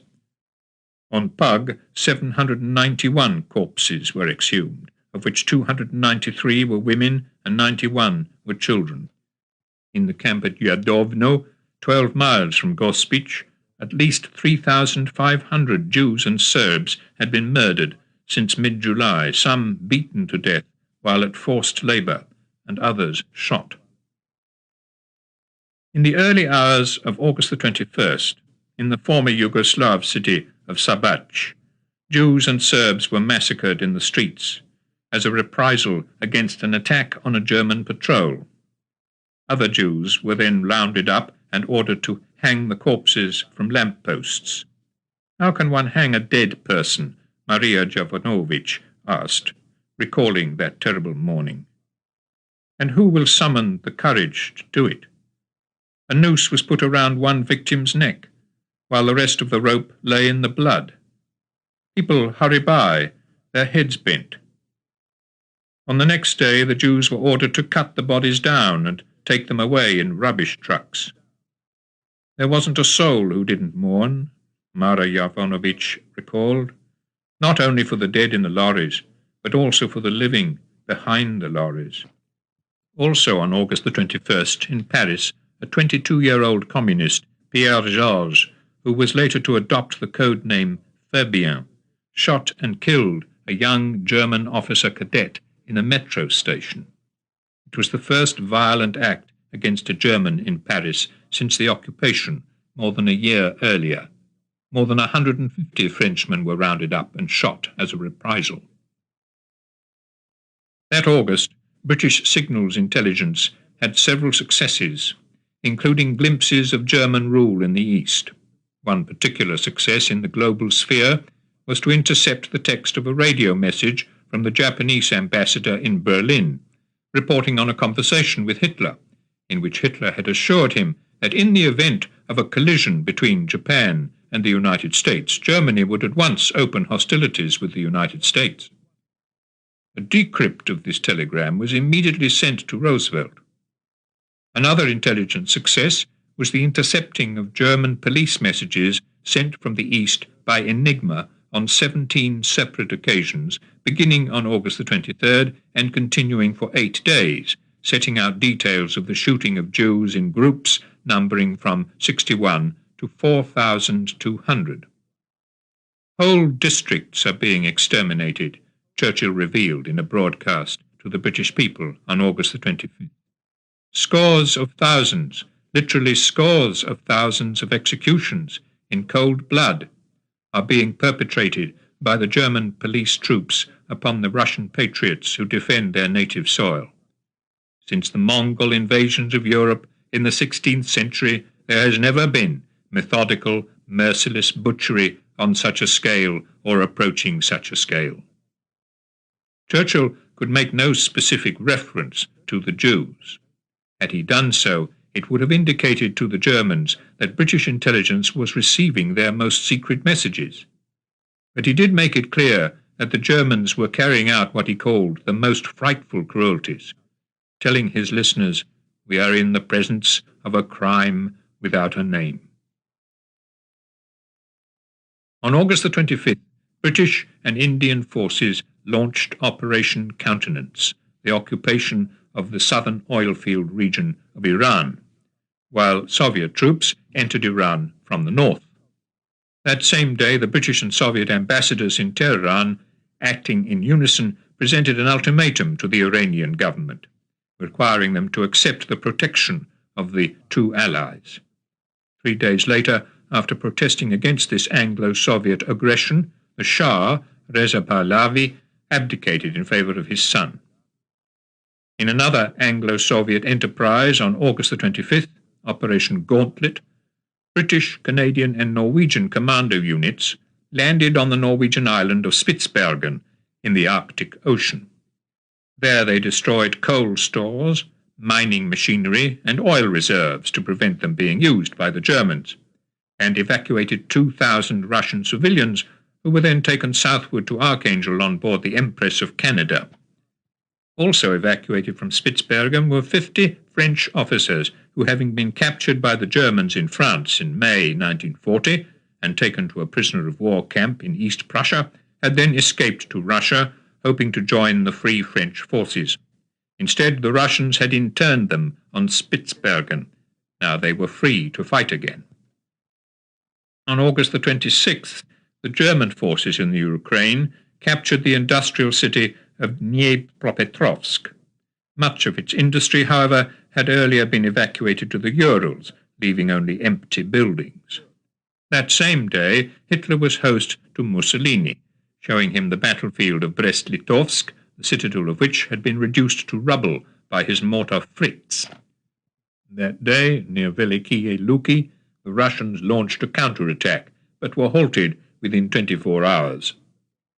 In Moscow, on August the 27th, the Russians published the casualty figures for the 24 German air raids on the capital since the German bombing had started on July the 27th. In all, 750 Muscovites had been killed. That night, in Leningrad, the poetess Vera Inber recalled over the radio the words of Alexander Herzen, the 19th century writer, that tales of the burning of Moscow, of the Battle of Borodino, of the Berezina battle, of the fall of Paris, were the fairy stories of my childhood, my Iliad, and my Odyssey. In these present days, Vera Inber told her listeners, Russia was creating for future generations new Odysseys, new Iliads. That night, the Russians began the evacuation of 23,000 soldiers and civilians by sea from the Baltic port of Tallinn. In this Baltic Dunkirk, Admiral Trebuts commanded an evacuation fleet of 190 ships which had to traverse 150 miles of water between two coasts occupied by the Germans. Of his 29 large troop transports, 25 were sunk, and more than 5,000 soldiers and civilians drowned. The heroism of the sailors entered into legend. Of the 35 crew members on one troop transport, the Kazakhstan, only 7 survived. Each one was awarded the Order of the Red Banner. Their commanding officer, however, Captain Vyacheslav Kaliteyev, who was said to have left his ship at a crucial moment without reason, was later accused of desertion under fire and cowardice. He was executed by firing squad. As the Tallinn evacuation continued throughout August the 28th in the Ukraine, the Russians destroyed the Zaporozhye Dam on the Dnieper River to prevent its hydroelectric power being used by the Germans. That day, Hitler and Mussolini flew over that part of the Ukraine which was already conquered, to Field Marshal von Rundstedt's headquarters at Uman. 200 miles west of Uman, 23,000 Jews were being murdered at Kamenets-Podolsk. They had been deported from Hungary by the Hungarian government. The German civil authorities in the region had demanded that the Jews be taken back, as they could not cope with them. The Hungarian government had refused. It was then that an SS general, Franz Jacquelin, had assured the German civil administration that he would complete the liquidation of those Jews by September the 1st. Marched to a series of bomb craters outside the city and ordered to undress, the Jews were then mown down by machine gun fire. Many of them, gravely wounded, died under the weight of the bodies that fell on top of them, or were finished off with pistol shots. By August the 29th, the task was done, 2 days in advance of Jacquelin's promised date. Operational Situation Report number 80 gave the precise figures of those shot as 23,600 in 3 days. The death toll in the East was on an unprecedented scale. 10,000 Soviet evacuees had been drowned off Tallinn, and 23,000 Hungarian Jews murdered at Kamenets-Podolsk in the same 3-day period. But these were far from the only deaths in those few August days. During those same 3 days, several thousand German soldiers and several thousand Russian soldiers had been killed in action on the battlefield. A list of all those killed may never be compiled. Yet in their meticulous records, the Germans ensured that a clear pattern of the killing would at least be transmitted to the authorities in Berlin and to be filed at Kėdainiai in Lithuania. The special task force assigned to Lithuania noted its particular killing statistics on August the 28th as 710 Jewish men, 767 Jewish women, 599 Jewish children. a further 2,076 victims of an unequal war which was being fought far behind the battlefield. Nor had the cancellation of the euthanasia program brought any end to the killing by gas. On August the 28th, Dr. Horst Schumann, the director of the euthanasia center at Grafenegg near Stuttgart, visited Auschwitz, where he participated in the selection of 575 prisoners, most of them Soviet prisoners of war, who were then sent to the medical experimental center at Sonnenstein near Dresden. None of them survived. On the day of Dr. Schumann's visit to Auschwitz, Pastor Bernhard Lichtenberg, provost of St. Hedwig's Roman Catholic Cathedral in Berlin, unaware that the openly approved euthanasia program was being stopped that very day, wrote a letter of protest to the chief physician of the Reich, Dr. Leonardo Conti. "I, as a human being, a Christian, a priest, and a German," wrote Lichtenberg, "demand of you, the chief physician of the Reich, that you answer for the crimes that have been perpetrated at your bidding and with your consent, and which will call forth the vengeance of the Lord on the heads of the German people." Lichtenberg was arrested and sentenced to 2 years in prison. He died while being transferred, still a prisoner, to Dachau concentration camp. In the course of the euthanasia action carried out under the code name T4, more than 80,000 mental patients and 10,000 concentration camp prisoners had been gassed between September 1939 and August 1941, an average of nearly 4,000 a month, or more than 100 a day. On August the 29th, Finnish forces advancing towards Leningrad from the north recaptured Terioki, which they had been forced to cede to the Soviet Union at the beginning of 1940. On reaching Terioki, however, they advanced no further. Despite German pressure, the Finnish government had decided not to advance in the Leningrad region beyond the pre-1939 frontier. East of Leningrad, however, Finnish units were advancing towards the shore of Lake Onega, threatening to cut Russian communications between the Baltic and the White Sea. On the following day, August the 30th, German forces occupied the village of Nga, cutting off the last and most easterly railway link between Leningrad and the rest of Russia. But they were driven out of the village on the following day. Desperate to find every possible armament with which to defend Leningrad, on the 30th of August the naval guns of the Neva Squadron had gone into action against the German positions at Gatchina. On the following day, more than 340 shells were fired. Many naval guns were taken from their ships and mounted on land. Even the gun batteries of the 40-year-old cruiser Aurora, which had fired blanks on the Winter Palace in November 1917, frightening the remnants of the provisional government into surrendering to the Bolsheviks, were dismounted and placed in position on the Pulkovo Heights. In German-occupied Vilna, August the 31st, saw a German action against the Jews of the city. One eyewitness, Abakovna, saw 2 soldiers dragging a woman away by the hair. As they did so, a bundle fell from her arms. It was her baby boy. One of the soldiers bent down, took the infant, raised him into the air, grasped him by the leg. The woman crawled on the earth, took hold of his boot and pleaded for mercy. But the soldier took the boy and hit him with his head against the wall, once, twice, smashed him against the wall. That night, according to the precise German records of the action, 2,019 Jewish women, 864 men, and 817 children were taken out of the city on trucks to the pits at Punar, where they were shot. The operational situation report compiled in Berlin called it special treatment. On September the 1st, the Germans recaptured Nga. Leningrad was now entirely cut off by rail from the rest of Russia. Throughout the previous month, a massive factory evacuation scheme had been put into operation. The equipment of 92 factories had been taken out by rail on a total of 282 trains, the 2 largest heavy tank works being relocated 1,200 miles to the east at Chelyabinsk and Sverdlovsk.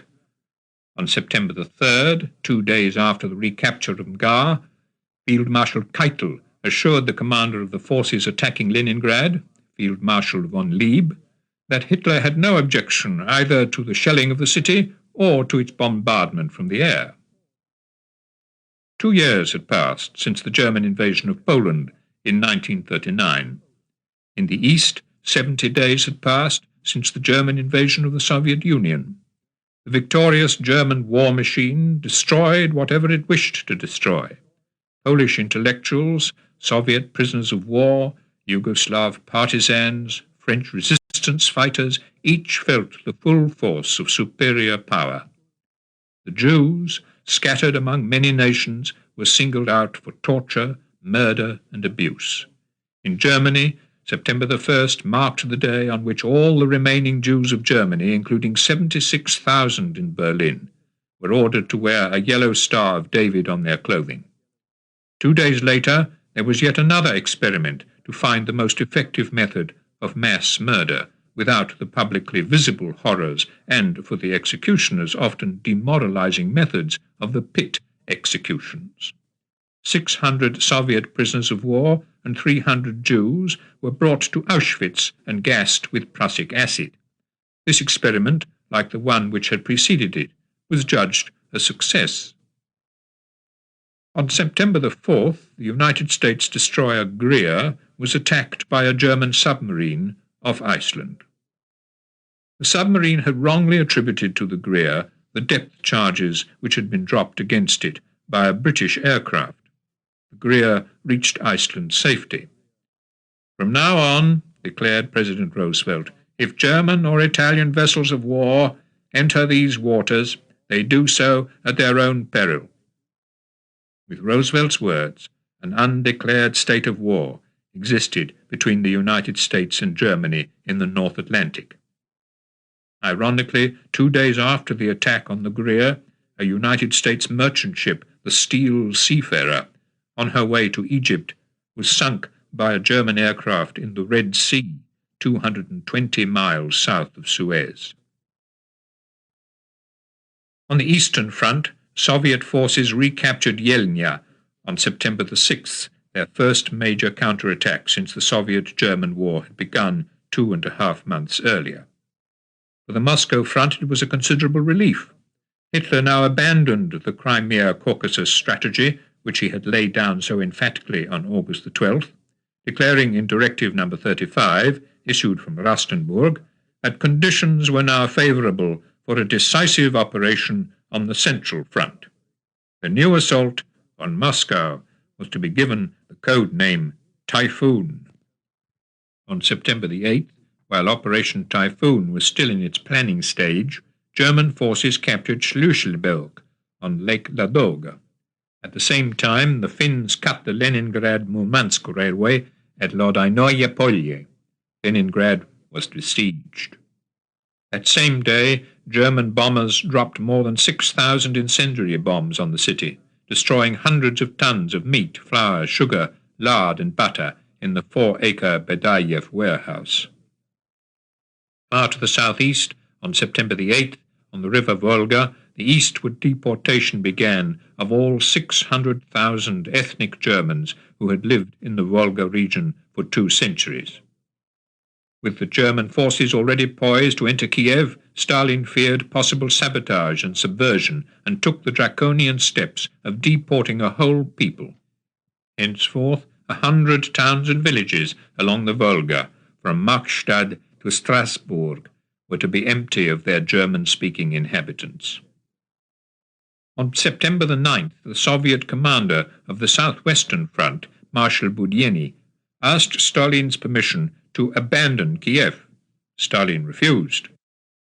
That day in the North Atlantic, a German submarine wolf pack of as many as 16 U-boats attacked a convoy of 65 merchant ships being escorted to Britain by Canadian corvettes from Sydney, Cape Breton.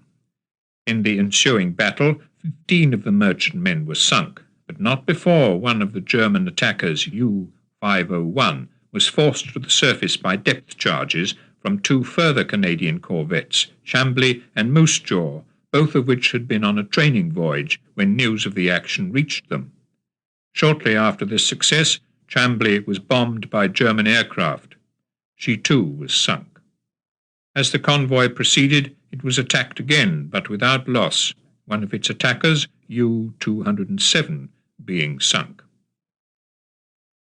On September the 9th, British cryptologist Bletchley decrypted the German orders for Operation Typhoon for the attack on Moscow. That same day, Field Marshal von Lieb launched his attack on Leningrad. As the Germans drew closer to the city's suburbs, the naval guns of the cruiser Maxim Gorky, the battleship October Revolution, and the battleship Marat sent a massive barrage of shells onto the German forward position. An SS division, which had participated in May in the German parachute landing on Crete, was ordered to cross the river Neva northwest of Mgar and to attack Leningrad from the north. Lacking sufficient pontoons, it was unable to do so. On September the 10th, as the German forces of Army Group North pressed in upon Leningrad, and those of Army Group Center put the final touches to their plans for a two-pronged attack towards Moscow, Hitler ordered yet another change of priority. Before attacking Moscow, his commanders must complete the encirclement of the Russian forces still holding out tenaciously in the central Ukraine. The new order, issued on September the 10th, was not so easily fulfilled. Russian troops fought tenaciously for 2 weeks to keep open the trap which was closing around them east of Kiev, between Nazin and Lubny. By September the 16th, the trap had closed, and 600,000 Russian soldiers captured. The Germans then renewed their march on Moscow, but the 2 weeks lost were 2 weeks brought nearer to a danger which was now being spoken of openly at German headquarters: the encroaching winter. "We are heading for a winter campaign. The real trial of this war has begun," General von Waldau had written in his diary on September the 9th, 1 day before the change of plan. But he added, "My belief in final victory remains." On September the 10th, the day of his order to switch priority from Moscow to the Ukraine, Hitler took the Hungarian regent Admiral Horthy to the East Prussian town of Marienburg. "We don't have your Jewish problem," Hitler told the Hungarian leader. What he didn't tell him was the specific fate of the Jews under German rule. On the following day, the Operational Situation Report number 80 of the Special Task Forces noted that in the town of Korosten, 238 Jews, who were rounded up and driven to a special building by the Ukrainian militia, were shot. In nearby Fastov, all the Jewish inhabitants between the ages of 12 and 60 were shot, making a total of 262 heads, bringing the total executions of that particular special task force during August to 7,152 persons. "We don't have your Jewish problem." While Hitler was telling Admiral Horthy this on September the 10th, one of Hitler's overseas rulers, Josef Tereboven, was proclaiming a state of emergency in Oslo. The mass arrest of trade union leaders began at once. Newspaper editors and journalists were dismissed. That evening, Oslo radio announced that the labor union's legal advisor, Viggo Hanstein, and the principal shop steward at a railway carriage works, Rolf Wikström, had been sentenced to death by court-martial and already executed. That same day, in the Slovak capital of Bratislava, the Slovak government, following Germany's lead, issued a Codex Judaicum, removing the legal rights of Slovakia's 135,000 Jews. Also on the night of September the 10th, German bombers again raided Leningrad. The city's creamery was hit, destroying tons of butter. The principal shipyard was badly damaged, and 80 fires started. By morning, more than 200 of Leningrad's citizens were dead. Not only ordinary bombs, but delayed action bombs dropped by parachute had added to the city's torment. On September the 11th, Marshal Budyeni again appealed to Stalin to be allowed to begin a general withdrawal from Kiev. His appeal was also signed by the senior party official in the city, Nikita Khrushchev. Within hours, Budyeni was dismissed. Telephoning to General Kirponos in Kiev, Stalin told his commanders, "Cease, after all, searching for new lines to retreat to, and search for ways to resist, and only resist." Stalin and his generals were struggling to find some means of holding on to what remained of Western Russia, more than a third of which was now in German hands. In the United States, Major Albert C. Wedemeyer, who had been the American soldier student at the German Staff College in Berlin from 1936 to 1938, estimated on September the 11th that Germany would have occupied all of Russia west of the general line White Sea, Moscow, Volga River, all-inclusive, by the 1st of July 1942, and that militarily Russia will be substantially impotent subsequent to that date. On September the 12th, the first snow flurries fell on the Russian front, but no snow settled. That same day, with his Moscow offensive, Operation Typhoon, calling out for the maximum possible armoured reinforcements, Hitler ordered a halt to the advance into Leningrad. Instead, the city was to be starved into submission. 5 German tank divisions, 2 motorized divisions, and much of the air support of von Lieb's army were to leave the Leningrad front within a week. Von Lieb protested. The 30 Soviet divisions trapped in the city were on the brink of destruction. The German tank crews nearest the city could see the golden spires of the Admiralty building. Hitler refused to change his decision. East of Kiev, his troops under von Kleist and Guderian had successfully trapped 50 Russian divisions in an enormous pocket. First Kiev, and then Moscow, were the prizes he now sought. This change of plan was passed on to Stalin by his Red Orchestra agents in Paris, headed by Leopold Trepper. The Soviet High Command could therefore adjust its defensive plans to meet the reinforced thrusts. The day on which Hitler ordered the transfer of his armoured forces from the Leningrad to the Moscow front, a briefing was held in his headquarters at Rastenburg, which began, "High-ranking political figures and leaders are to be eliminated." The struggle against Bolshevism, Field Marshal Keitel explained to his commanders that day, demands ruthless and energetic measures, above all against the Jews, the main carriers of Bolshevism. That same day, September the 12th, the British eavesdroppers at Bletchley decrypted a German police regiment message that it had disposed of 1,255 Jews near Ovruch, according to the usage of war. It was on September the 12th that the British Royal Air Force Wing was first in action in northern Russia. That day, from its base at Vyanga, 17 miles northeast of Murmansk, it shot down 3 German aircraft for the loss of one of its own. For their activities in Russia at so desperate a time, the unit's commander, Wing Commander H.N.G. Ramsbottom Isherwood, and 3 of his airmen were each awarded the Order of Lenin, the only members of the Allied forces to be honoured in this way. The defence of Leningrad was now being directed by Marshal Zhukov, who on September the 14th ordered a counterattack on the German positions at Schlüsselburg. When the local commander, General Skerbakov, replied that it simply could not be done, he was removed from his command, together with his political commissar, Chukov. Learning of desertions in the Slutsk-Kolpino section of the siege line, Stalin himself ordered the merciless destruction of those who were serving as helpers of the Germans. Order number 0098 informed the defenders of Leningrad of executions carried out as a result of Stalin's order. 2 more outposts of the city were to fall on September the 16th, the town of Pushkin and the city's tramcar terminus at Alexandrovka, but the defence perimeter held. No German troops were to march along the city's boulevards.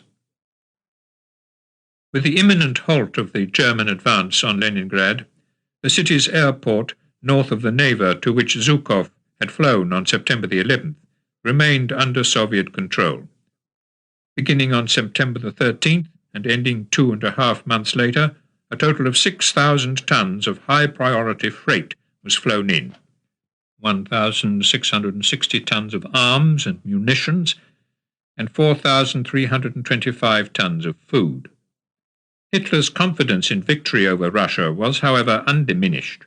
On September the 15th, the German diplomat Baron Ernst von Weizsäcker noted in his diary of his leader's mood. An autobahn is being planned to the Crimean Peninsula. There is speculation as to the probable manner of Stalin's departure. If he withdraws into Asia, he might even be granted a peace treaty.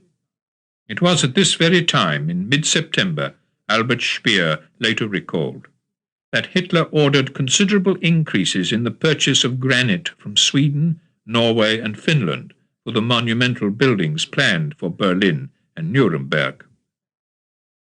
In Paris, the most westerly capital under Hitler's rule, September the 16th saw the execution of 10 hostages, most of them Jews, in a reprisal for attacks by members of the French resistance on German trucks and buildings. That same day, the German ambassador to Paris, Otto Abetz, was at Rastenburg, where Hitler told him of his plans for the East. Leningrad would be razed to the ground. It was the poisonous nest from which for so long Asiatic venom had spewed forth. The Asiatics and the Bolsheviks must be hounded out of Europe, bringing an end to 250 years of Asiatic pestilence. The Urals would become the new frontier. Russia, west of the Urals, would be Germany's India. The iron ore fields of Krivoy Rog alone would provide Germany with 1 million tons of ore a month. From this economically self-sufficient new order, Hitler assured Abetz, France would have its share, but must first agree to take part in the defeat of Britain. Inside that new order, a young German army officer, Lieutenant Erwin Bingel, was at Uman on September the 16th. There, as he recalled 4 years later, he saw SS troops and Ukrainian militiamen murder several hundred Jews. The Jews were taken to a site outside the town, lined up in rows, forced to undress, and mowed down with machine gun fire. Even women carrying children a fortnight to 3 weeks old, sucking at their breasts, Bingel recalled, were not spared this horrible ordeal, nor were mothers spared the sight of their children being gripped by their little legs and put to death with one stroke of the pistol butt or club, thereafter to be thrown on the heap of human bodies in the ditch. 2 of Lieutenant Bingel's men suffered a complete nervous breakdown as a result of what they saw. 2 others were sentenced to a year each in a military prison for having taken snapshots of the action. The 2 operational situation reports that week, number 86 of September the 17th and number 88 of September the 19th, number 87 has never been found, gave the statistics of the unceasing slaughter. These were, in part, 229 Jews killed in Khmelnyk, 600 in Vinnitsa, 105 in Krivoy Rog, together with 39 communist officials, 511 in Pilva and Staraya Sinyava, 50 in Tartu, together with 455 local communists, 1,107 Jewish adults, and 561 juveniles, the latter killed by Ukrainian militia, in Radomil, 627 Jewish men and 875 Jewesses over 12 years in Berdichev, and 544 insane persons taken from the lunatic asylum at Vinsk with the assistance of the Latvian Self-Defense Unit. 10 of the inmates, judged partially cured, were sterilized and then discharged. After this action, the report concluded, the asylum no longer exists. On September the 16th, as Hitler spoke with such confidence at Rastenburg, a transatlantic convoy, HX-150, set sail from Halifax, Nova Scotia. It was the first convoy to be escorted by American warships. On September the 17th, in northern Russia, the British Royal Air Force Wing was in action for the second time. That same day, the last assault by von Lieb on Leningrad failed to break through the city's defences. That day he had finally to begin the dispatch of his tank forces to the Moscow front. "There will be a continuing drain on our forces before Leningrad," a worried General Holder noted in his diary on September the 18th, "where the enemy has concentrated large forces and great quantities of material, and the situation will remain tight until such a time when hunger takes effect as our ally." Hitler was still in optimistic mood on September the 17th, telling his guests at Rastenburg of the future demise of Russia. The Crimea would provide Germany with its citrus fruits, cotton and rubber. "We'll supply grain to all in Europe who need it. The Russians would be denied education. We'll find among them the human material that's indispensable for tilling the soil. The German settlers and rulers in Russia would have to constitute among themselves a closed society like a fortress. The least of our stable lads must be superior to any native." German forces were now on the very outskirts of Kiev, the Soviet Union's third largest city after Moscow and Leningrad. On September the 16th, following 4 days of urgent appeals from General Kirponos to Stalin that it would soon be too late to pull back his troops from the city and its surroundings, Marshal Timoshenko had authorized the withdrawal from Kiev. It was another 48 hours, however, before Stalin confirmed the order. On September the 18th, as the belated withdrawal began, General Kirponos's 1,000-strong command column was ambushed and encircled. Hit by mine splinters in the head and chest, Kirponos died in less than 2 minutes. His armies fought bravely to escape the trap, although 15,000 did succeed in breaking out. As many as 500,000 were taken prisoner. For the Red Army, it was a grave and massive loss of fighting strength. But the Germans were not without cause for concern of their own. That week it was announced from Berlin that 86,000 German soldiers had been killed since the invasion of Russia had begun 3 months earlier. There was further cause for concern in German military circles that September, as Tito's forces gathered strength inside German-occupied Yugoslavia. In the early hours of September the 17th, a British submarine, operating from Malta, landed a British agent, Colonel D.T. Hudson, on the Dalmatian coast near Petrovac. He at once made contact both with Tito and with the Chetnik leader, Mihailovich. A week after Hudson reached Yugoslavia, Tito's partisans, 70,000 men in all, but with few weapons and little ammunition, captured the town of Uzice with its rifle factory producing 400 rifles a day. They were to hold the town for 2 months. Resistance in Yugoslavia, as in Russia, had begun to harass and tie down considerable numbers of German troops. Chapter 18. Russia at Bay. September to October, 1941. On the 19th of September, 1941, German forces entered Kiev. That day, Leningrad suffered its worst air and artillery bombardment of the war, with 276 German bombers breaking through the city's anti-aircraft defences. More than 1,000 citizens were killed, including many who, already wounded, were in one of the city's hospitals when it was hit. 2 days later, on September the 21st, 180 bombers struck at Leningrad's principal defensive island, Kronstadt, seriously damaging the naval dockyard. From London, with Churchill's authority, British intelligence sent Stalin a series of warnings between September the 20th and 25th, based upon the reading of the most secret German vulture messages being sent to and from the Eastern Front, giving details of German intentions and movements on the Moscow front. These details included information on the location and strength of German air and ground concentrations in the Smolensk area. For Britain herself, however, the end of the second week of September brought bad news at sea. On September the 20th, a convoy of merchant ships bound for Gibraltar lost 5 of its 27 ships when German submarines struck. Morale was briefly raised when a German aircraft flying over the convoy and radioing U-boat commanders of the location of the merchantmen was shot down by one of the escort vessels. One of the merchant ships, however, the Walmer Castle, leaving the convoy to rescue survivors of 2 of the torpedoed ships, was bombed from the air and sunk. Then, on September the 21st, the German submarine disappeared. They had found another target, a convoy on its way to Britain from Sierra Leone.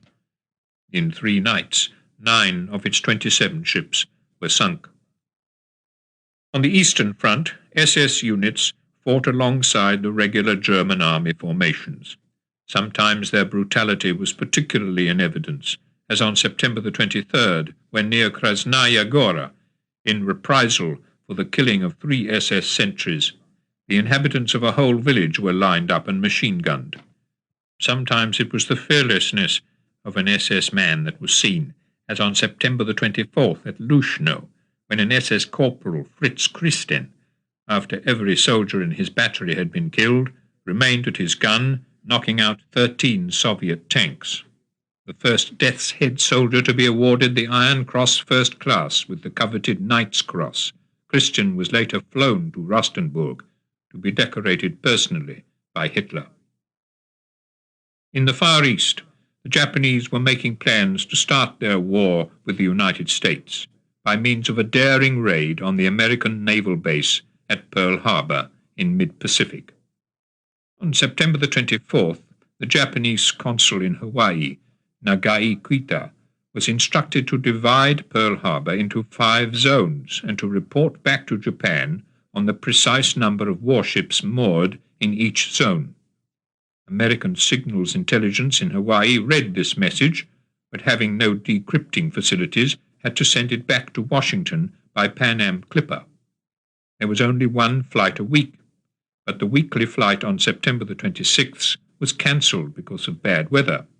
The intercept was therefore sent by sea, reaching Washington on October the 6th. Shortage of decrypting staff and the fact that the message was not in the very highest grade of codes led to a further 3 days' delay. But even then, with the message finally decrypted, it wasn't considered to be more than a routine espionage assignment, typical of those in a dozen other places, such as similar orders which were being decrypted from Japanese agents in Manila, Panama, and Seattle. Stalin, meanwhile, continued to be informed of the contents of the Enigma messages in which the Germans were transmitting their most secret military positions and plans. The only other Russian to be told was the Chief of the General Staff, Marshal Shapochnikov. Whenever the Russians asked for the source of the messages, Cecil Barclay, the special liaison officer with the British military mission, was instructed to maintain the utter secrecy of the intercepts by saying that the information came from an officer in the German War Office. On September the 25th, the German forces launched their southern attack. Hitler intended this attack to precede the imminent assault on Moscow, for which German armoured units were even then reassembling after their transfer from the Leningrad front. But this twin drive towards Kharkov and the Crimea, which Hitler had expected to be swiftly accomplished, was to be checked and frustrated by a strong Soviet defence. A new and powerful Russian tank, the T-34, had begun to dominate the battlefield. It was on September the 26th that the SS Death's Head Division was first forced to send into action special tank annihilation squads to attack the T-34, against which its hitherto devastating anti-tank guns had proved ineffective. These squads consisted of 2 officers and 10 men, who, carrying explosives, mines, grenades, and bombs in satchels, had to go forward on foot towards any individual Russian tank that had penetrated through the German defensive line, and to destroy or disable the tank as quickly as possible with their hand-held explosives. On September the 26th, an SS captain, Max Sila, demonstrated what could be done when he destroyed the first of 7 Russian tanks which had broken through to the German position. Sila crawled up to the tank on his own, placing 2 satchels of explosives against the turret and detonating them with a grenade. He then led his squad forward to destroy the 6 remaining Soviet tanks. As their crews struggled to escape from their burning vehicles, they were shot down one by one and killed. Not only in battle but far behind the lines, cruelty continued to be a daily feature of the war in the East. That September the 26th, when a Lithuanian policeman patrolling a street in the Kovno ghetto thought that he heard a shot being fired, 1,800 Jews living in the street, men, women and children, were rounded up, loaded onto lorries, driven to one of the pre-First World War forts on the outskirts of the city and killed. On the following day, on no provocation at all, 3,446 Jews in the Lithuanian town of Eišiškės, including more than 800 children, were taken to specially dug pits in the Jewish cemetery and shot down by machine gun fire. The scale of the Special Task Force killings now exceeded anything previously recorded. By the end of September, in a 2-day massacre, 33,771 Jews had been murdered in the ravine at Babi Yar, on the outskirts of Kiev, and a further 35,782 Jews and Communists, according to the same Operational Situation Report, number 101 of October the 2nd, in the Black Sea cities of Nikolaev and Kherson. There were German complaints also that their work of mass murder was being obstructed. On September the 28th, at Kremenchug, the Russian mayor Verchovsky ordered the baptism of several hundred Jews with a view to protecting them from the slaughter. He was arrested and shot. On September the 27th, German forces captured Perekop, cutting off the Crimea from the rest of southern Russia. That day, in the Baltimore Naval Yard, the United States launched a 10,000-ton merchant ship, the Patrick Henry, the first of what were to be many thousand of standardized, mass-produced vessels known as Liberty ships, and overcoming by their mere numbers and rapid construction the loss inflicted upon Britain by the incessant German submarine attacks. With many of the parts prefabricated before the final assembly, one such ship, the Robert E. Peary, was constructed in the extraordinary record time of 4 days. On September the 28th, the first British convoy of war supplies to Russia, convoy PQ-1, left Iceland for Archangel. 2 days later, Churchill announced in the House of Commons that the whole British tank production of the week just ended was to be sent to Russia. Large quantities of aluminium, rubber and copper, as earlier requested by Stalin, had already been dispatched. On October the 2nd, as German forces prepared to launch Operation Typhoon against Moscow, Churchill read the German secret messages giving details of the assault. "Are you warning the Russians of the developing concentrations?" he asked the head of the Secret Intelligence Service, and he added, "Show me the last 5 messages you've sent." In Moscow, the Anglo-American mission headed by Lord Beaverbrook and Averell Harriman was finding out what Russia required and doing its utmost to meet Stalin's requests. It was the Americans, for example, who were able to satisfy his appeal for 400 tons of barbed wire a month. On September the 30th, Lord Beaverbrook agreed to send Russia the whole of Britain's share of her forthcoming supplies from the United States, 1,800 fighter aircraft, 2,250 tanks, 500 anti-tank guns, 23,000 Tommy guns, 25,000 tons of copper, 27,000 tons of rubber, and 250,000 soldiers' greatcoats. The extent of Britain's material pledge to Russia was formidable, covering every facet of the naval, air, and land war. The Russians were to receive in 9 monthly deliveries a total of 1,800 British Hurricanes and Spitfires, 900 American fighters, and 900 American bombers. For the Soviet Navy, 150 sets of ASDIC submarine detection sets were to be supplied, as well as 1,500 naval guns, 3,000 anti-aircraft machine guns, and 8 destroyers before the end of 1941. For the Red Army, the list of immediate requirements to be provided was staggering, eating into both Britain's and America's essential war needs, and including 1,000 tanks a month, together with a proper complement of accessories and spare parts, 300 anti-aircraft guns a month, 300 anti-tank guns a month, and 2,000 armoured cars a month, together with their anti-tank guns. Other Soviet needs, which the British and American governments promised to supply, included 4,000 tons of aluminium a month, substantial quantities of copper, tin, lead, brass, nickel, and cobalt, 13,000 tons monthly of steel bars for shells, as well as industrial diamonds, machine tools, rubber, wool, jute, and lead. For the soldiers of the Red Army, Britain was to provide 3 million pairs of army boots immediately, followed by 400,000 pairs a month. The Americans sending in addition also monthly 200,000 pairs of army shoes. More than 1 million meters of army cloth were to be supplied each month.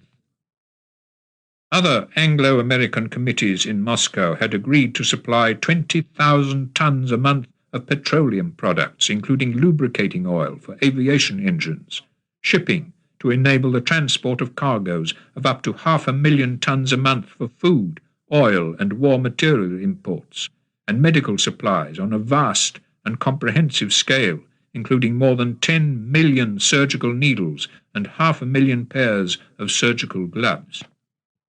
Other medical supplies sent to Russia included 20,000 amputation knives, 15,000 amputation saws, 100 portable X-ray sets, 4,000 kilograms of local anesthetics, more than 1 million doses of the recently discovered antibiotics, including M and B693, sedatives, heart and brain stimulants, 800,000 forceps, including forceps for bone operations, instruments for brain and eye operations, and 1 million meters of oilcloth for covering wounds. Not only Churchill but his wife Clementine sought to provide Russia with the military material and medical help needed to resist the renewed German attack. That September, Clementine Churchill launched an Aid to Russia appeal, which had an enormous response, especially among British factory workers, where it touched, as one civil servant later recalled, the feeling of popular sympathy for the Russians in their gallant resistance. Within a month, the appeal had raised enough money to send to Russia without delay 53 emergency operating outfits, 30 blood transfusion sets, 70,000 surgical needles, 0.5 ton, 1 million doses of the painkiller phenacetin, and 7 tons of absorbent cotton wool for bandages. Even as these supplies were being sent to Russia, the eastward move of Russian resources as far out of reach of the German armies as possible was approaching its conclusion. By the last week of September, 1,360 heavy industrial plants in western Russia had been successfully transferred to the Urals, western Siberia, the Volga, Kazakhstan, and Central Asia. At the same time as this mass of essential war machinery was moving eastwards on an estimated 1.5 million railway wagons, the railways were also moving 2.5 million soldiers in the other direction, westwards, to the front line. It was a formidable achievement. On September the 29th, the Soviet government ordered the evacuation to beyond the Urals of Russia's largest heavy machine works, at Kramatorsk, southeast of Kharkov. Despite continuous German aerial bombardment, the evacuation was ready to begin 5 days later. Also on September the 29th in Leningrad, plans were drawn up to establish priorities for partisan activity throughout the Leningrad region, including the sabotaging of the siege gun batteries and night raids on German barracks and airstrips. On the following day, however, there was another blow to Leningrad's chance of early relief when Finnish troops broke through to the Soviet positions at Petrozavodsk on Lake Onega. As British and American scientists worked towards the development of an atomic bomb, one of their number, Klaus Fuchs, who had come to Britain from Germany as a refugee in 1933 and was a dedicated communist, began passing the secrets of tube alloys, the British and American code name for the project, to his Soviet embassy contact in London, Simon Davidovich Kramer, a member of the staff of the military attaché. Later that year, Fuchs' contact was a German Jewish refugee, Ruth Kuczynski, codenamed Sonia, whose husband was in the Royal Air Force. On October the 3rd, the result of the British researches was communicated officially to Professor Conant in the United States, and 6 days later, through him, to Roosevelt, and no doubt through Fuchs, to Stalin.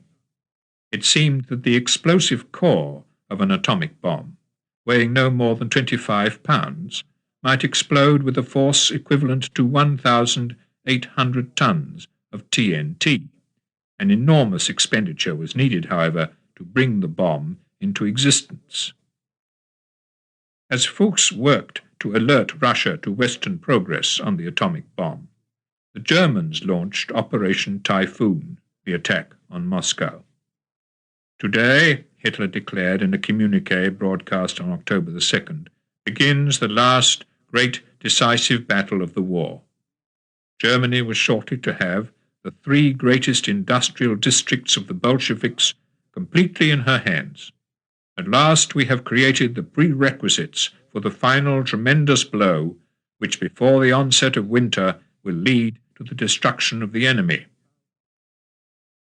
Nearly 2,000 tanks advanced that day against the Russian army.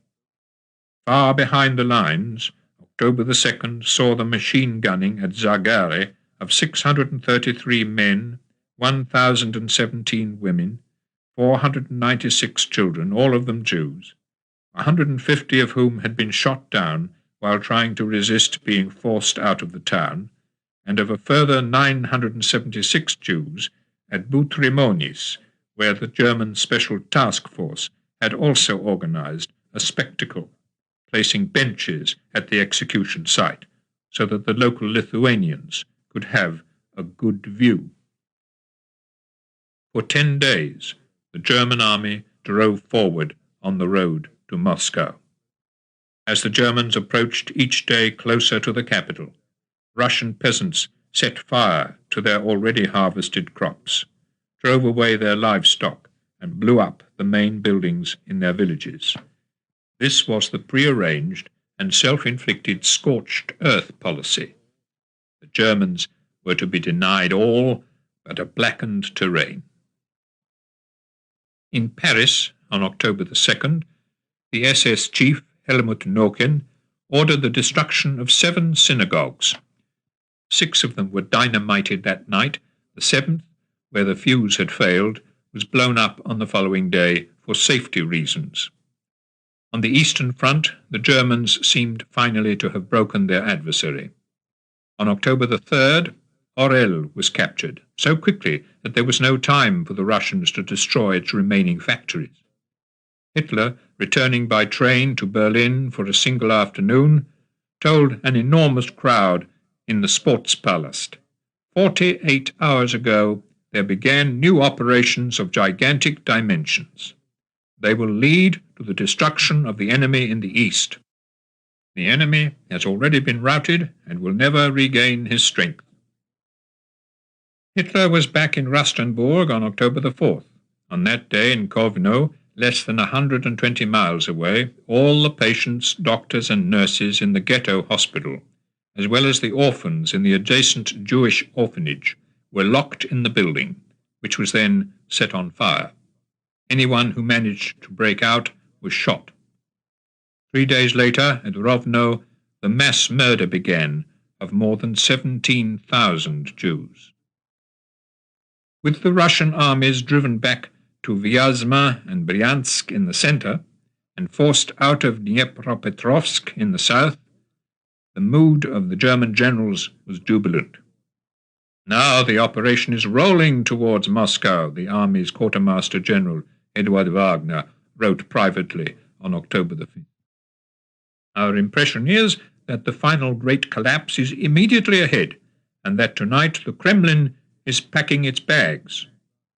As to Hitler's military judgment, Wagner added, this time he's intervening, and one can say decisively, in the operation, and so far he has been right every time. The major victory in the south is his work alone. On October the 6th, in the southern sector, German forces entered Berdyansk, taking more than 100,000 Russian prisoners of war. That day, further north, the second snow flurries of winter fell. On October the 7th, snow flurries fell at Hitler's Rastenburg headquarters. On October the 4th, and again on October the 6th, Stalin had learned direct from Churchill of the schedule of convoys being sent to Archangel. On October the 12th, 20 heavy tanks and 193 fighter aircraft would arrive. These would be followed on October the 19th by 100 fighters, 140 heavy tanks, 200 Bren gun carriers, 200 anti-tank rifles, and 50 heavy guns. On October the 22nd, a third convoy would arrive with 200 fighters and 200 heavy tanks. Each convoy would take 17 days on its journey around the North Cape, braving Arctic storms and German airstrikes. On October the 8th, in southern Russia, Mariupol fell to the German advance. Hitler's troops had reached the Sea of Azov. In a military sense, Hitler's press chief, Otto Dietrich, told foreign journalists in Berlin on the following day, Soviet Russia has been vanquished, but Soviet resistance had not been broken, nor had the T-34 tanks been overcome, and over the BBC's Foreign Service a German voice murmured after every seventh tick of the ticking clock, every 7 seconds a German dies in Russia. Is it your husband? Is it your son? Is it your brother? On October the 10th, Stalin brought General Zhukov back from Leningrad, where the first deaths from starvation had begun to occur, to take command of a newly formed Western Front and to halt the German advance on Moscow. Zhukov's political advisor in his new task was Nikolai Bulganin. That afternoon, in his Rastenburg headquarters, Hitler told those who were with him, the law of existence prescribes uninterrupted killing, so that the better may live. This was not mere thinking aloud. That same day, October the 10th, Marshal Walter von Reichenau, commander of the German Sixth Army, issued a directive in which he declared the most essential aim of the campaign against the Jewish Bolshevist system is the complete crushing of its means of power and the extermination of Asiatic influences in the European region. This, von Reichenau went on to explain, poses tasks for the troops that go beyond the one-sided routine of conventional soldiering. The German soldier must have full understanding for the necessity of a severe but just atonement on Jewish subhumanity. The spirit of Reichenau's directive was widely emulated. On October the 12th, in the Yugoslav town of Zasnavica, several hundred Jews and gypsies were murdered, the gypsies, like the Jews, having now become a part of subhumanity.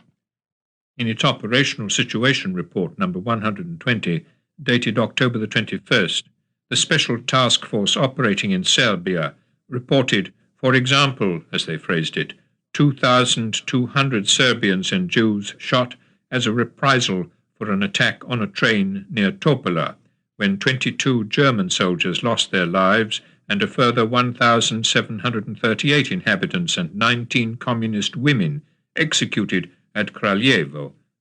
Further south in Greece, 2 villages near the Strumen estuary, which were proved to have given support for Greek partisans, were burned down, and all the male inhabitants, 202, were shot.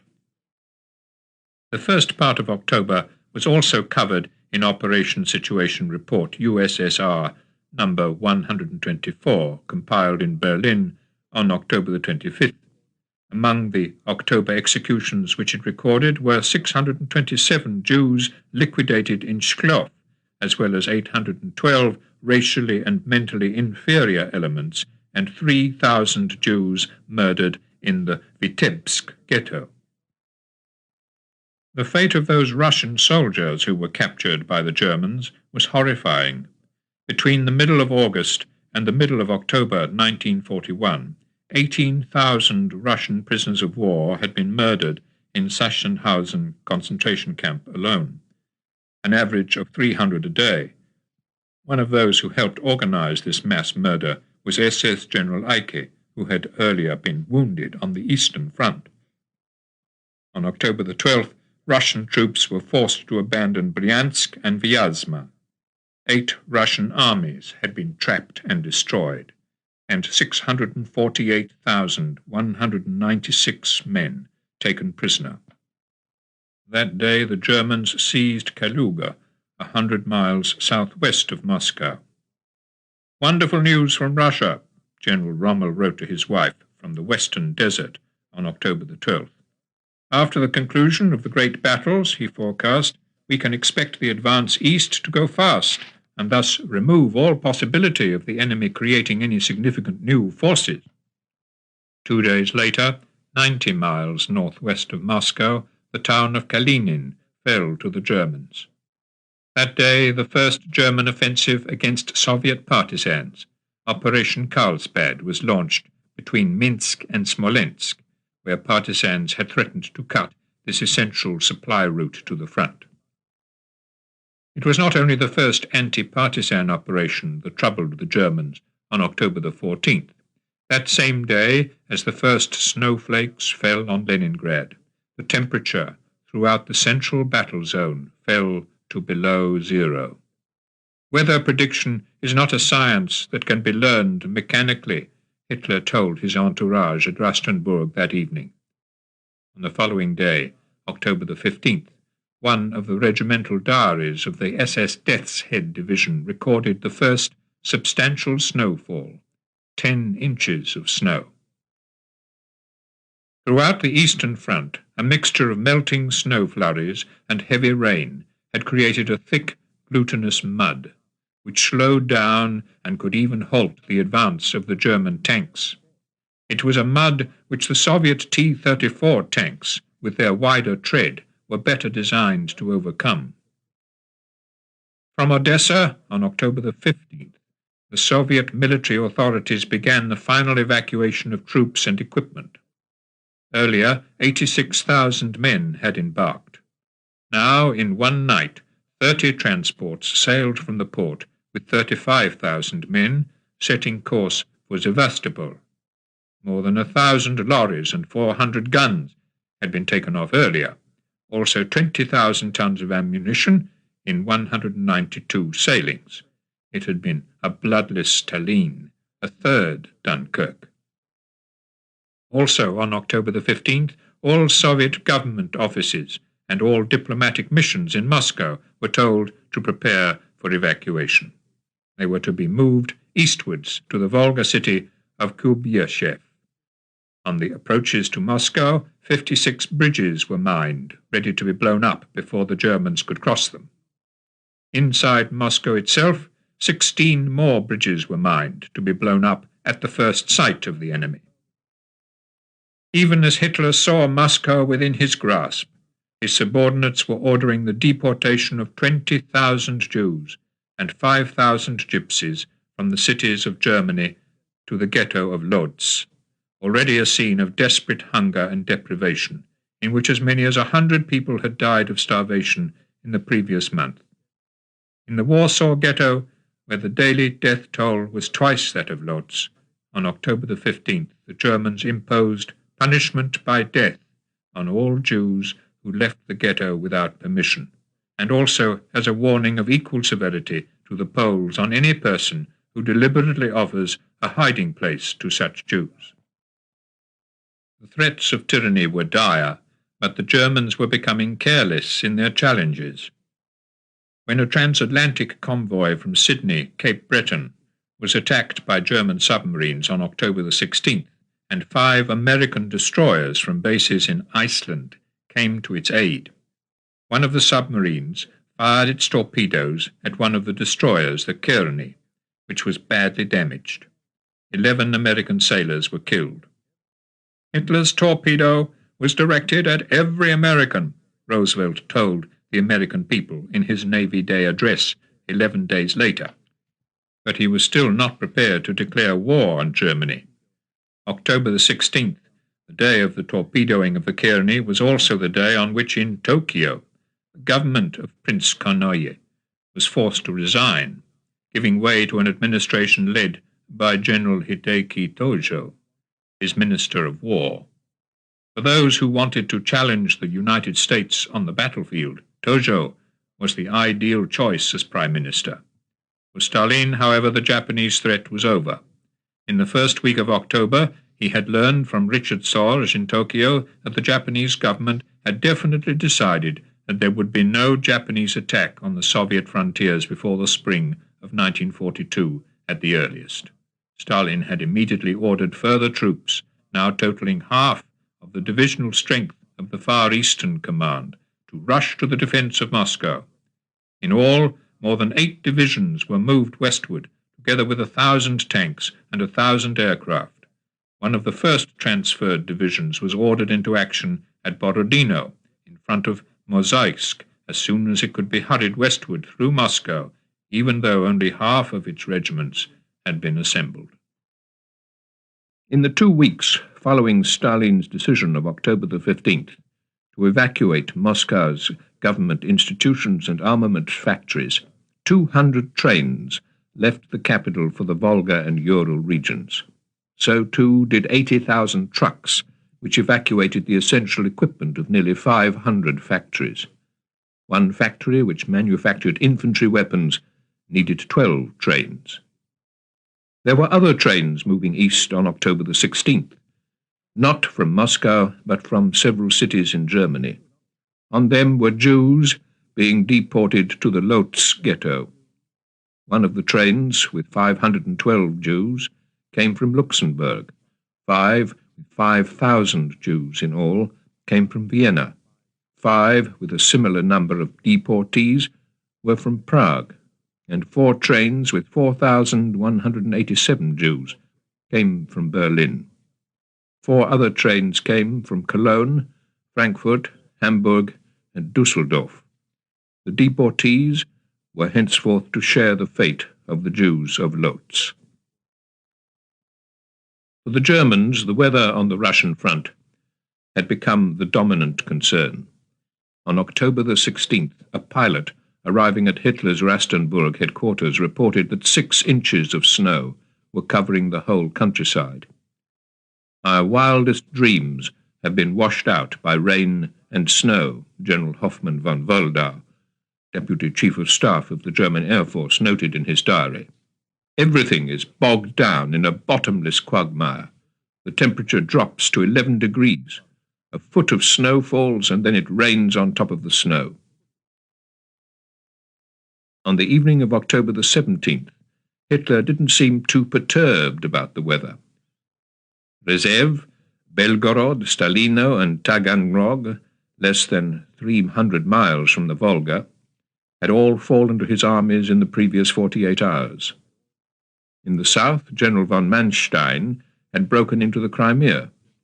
That evening, at Rastenburg, Hitler told his guests, including Dr. Todt, of his plans for motor roads to the Crimea and the Caucasus. These roads, he said, will be studied along their whole length with German towns, and around these towns our colonists will settle, not only Germans but Scandinavians and even people from Western countries and America. As for the local inhabitants, we'll have to screen them carefully. The Jew, that destroyer, we shall drive out. Even as Hitler spoke in the privacy of his headquarters, the top-secret Operation Situation Report USSR number 117 was being compiled in Berlin, giving details of how, in the Nikolaev region, districts occupied by the Special Task Force had cleansed of Jews 4,091 Jews and 46 communists being executed in the first 2 weeks of October, bringing the total to 40,699. Nor were Jews under German rule in Western Europe to be allowed, as a few had been, to seek a legal way out through neutral Portugal. On October the 18th, Himmler telephoned Reinhard Heydrich, who had just been appointed Protector of Bohemia and Moravia, and told him no emigration by Jews to overseas. It wasn't only against Jews, but also against partisans that the Special Task Forces were now in action every day.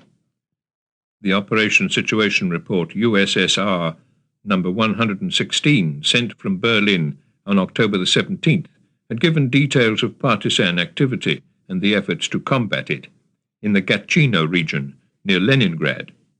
In an effort to combat acts of sabotage, 10 people had to be shot in Slutsk.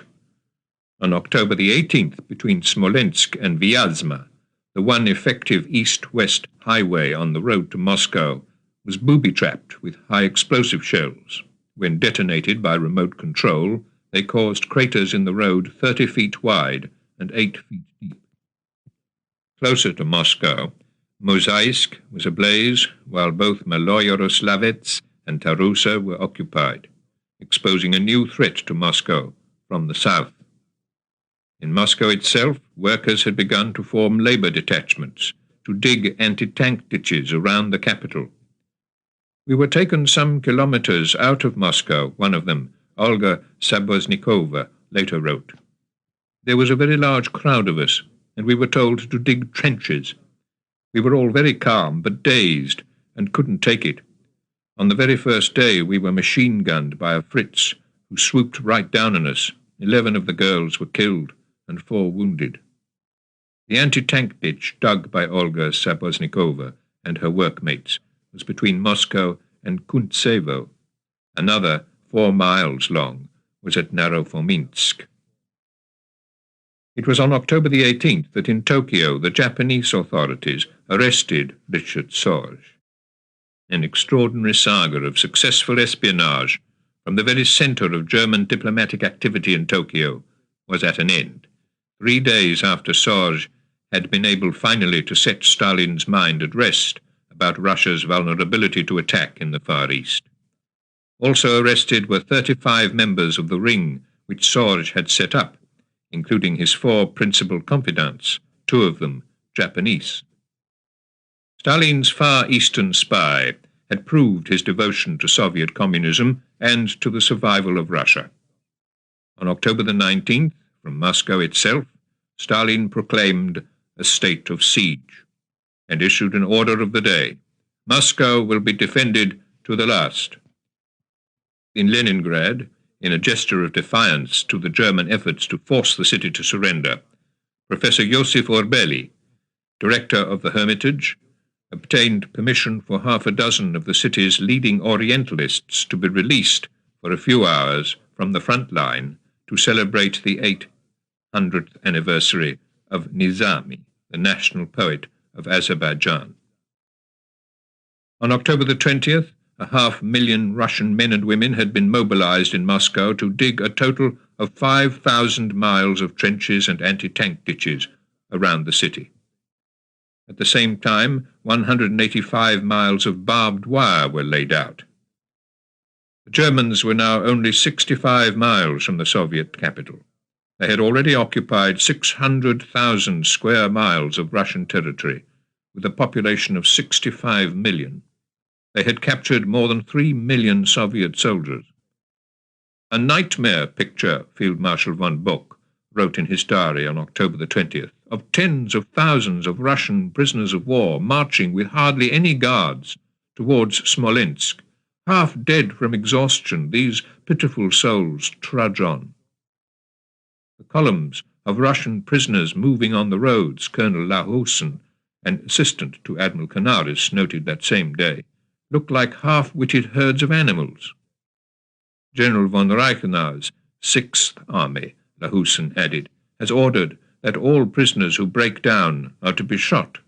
Regrettably, this is done at the roadside, even in the villages, so that the local population are eyewitnesses of these incidents.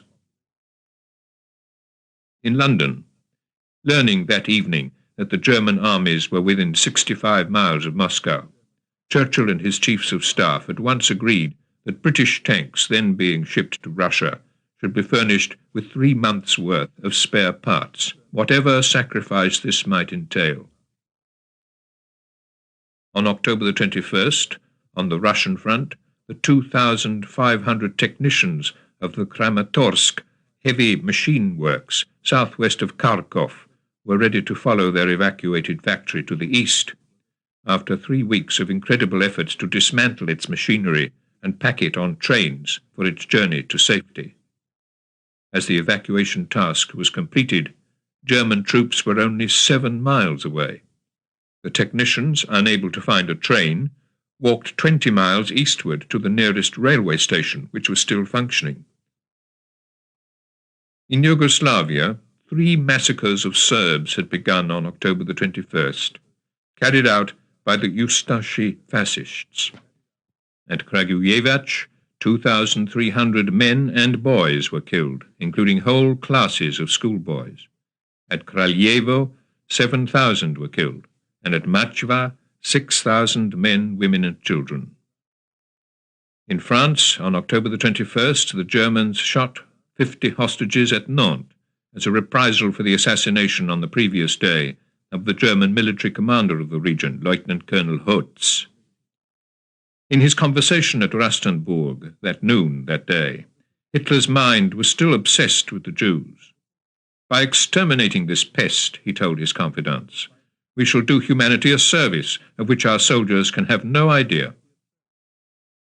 Well aware of their service to humanity, German army units joined with the special task forces as well as with Romanian soldiers in carrying out to the letter General von Reichenau's directive of October the 10th for the extermination of Asiatic influences in the European region.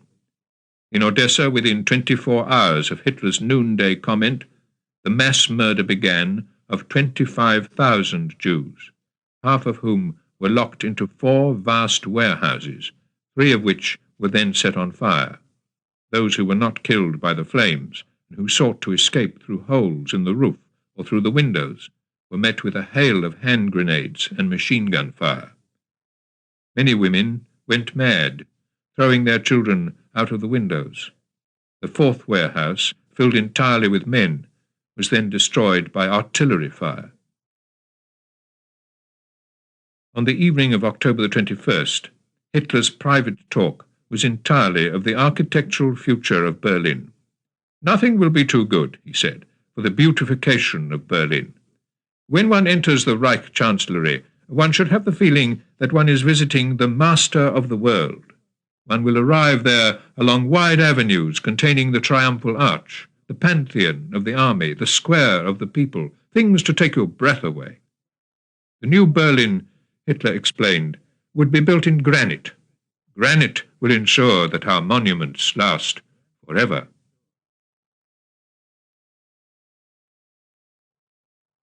Chapter 19. Deciding the Fate of Europe. Hitler. November 1941.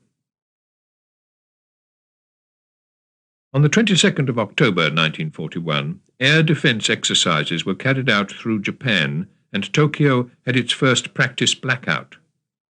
That same day, an unarmed Japanese reconnaissance aircraft flew from an air base in Indochina to the Malayan Peninsula. In his report, the pilot advised that the British airfields at Kota Bharu and Alor Star should be the prime objects of the invasion. Plans had also gone ahead to attack Pearl Harbor.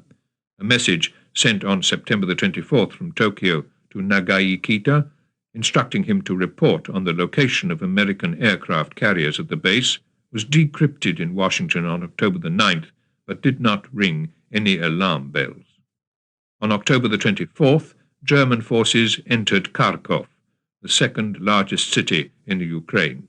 That day in Vilna, 885 children were among the 3,700 Jews hunted down in the streets of the ghetto and taken to nearby Ponar to be shot. Hundreds, hiding in cellars to try to escape the roundup, were dragged out into the street and killed on the spot. From the rostrum of the Reichstag, Hitler told his visitors at Rustenburg that evening, I prophesied to Jewry that in the event of war proving inevitable, the Jew would disappear from Europe. Hitler added, that race of criminals has on its conscience the 2 million dead of the First World War, and now already hundreds of thousands more. Let nobody tell me that all the same we can't park them in the marshy parts of Russia. Who's worrying about our troops? It's not a bad idea, by the way, that public rumour attributes to us a plan to exterminate the Jews.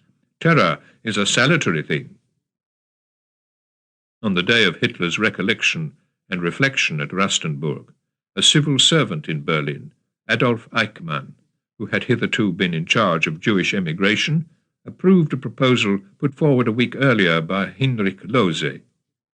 This proposal was that the Jews who were now being deported by train to Riga from Berlin, Vienna, and other cities in the Reich, and from Luxembourg, should, after reaching Riga, be killed by mobile gas vans. The decision to use gas vans to kill Jews was elaborated that same day, October the 25th, by Judge Alfred Wetzel. The judge was the advisor on Jewish affairs in the Ministry for the Occupied Eastern Territories.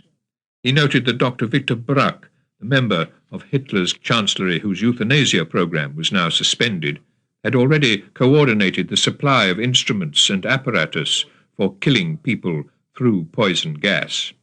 In order to collaborate in the installation of the necessary buildings and gas plants, Wetzel explained, Dr. Brack was willing to send his own chemist, Dr. Kallmeyer, to Riga. The aim, explained Judge Wetzel, was to avoid incidents such as those that took place during the shootings of Jews in Vilna, when the executions were undertaken openly. The new procedures, he explained, assure that such incidents will no longer be possible. Henceforth, a scheme to kill Jews out of sight of the local population and without exposing regular army soldiers or special task force units to the need to shoot down women and children in cold blood and then shoot again those who had merely been wounded by the first salvos, was increasingly put into effect.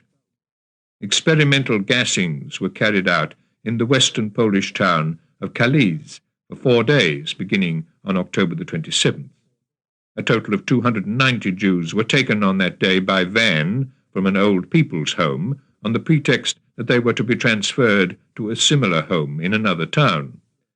The inside of the van had been linked up to the exhaust pipe. As the van drove slowly and carefully out of Kalisz to a wood just beyond the outskirts of the town, all those inside it were suffocated and killed. When the final journey was completed and all 290 Jews were dead, the surviving Jews of Kalisz were presented with a bill for the cost of the transport.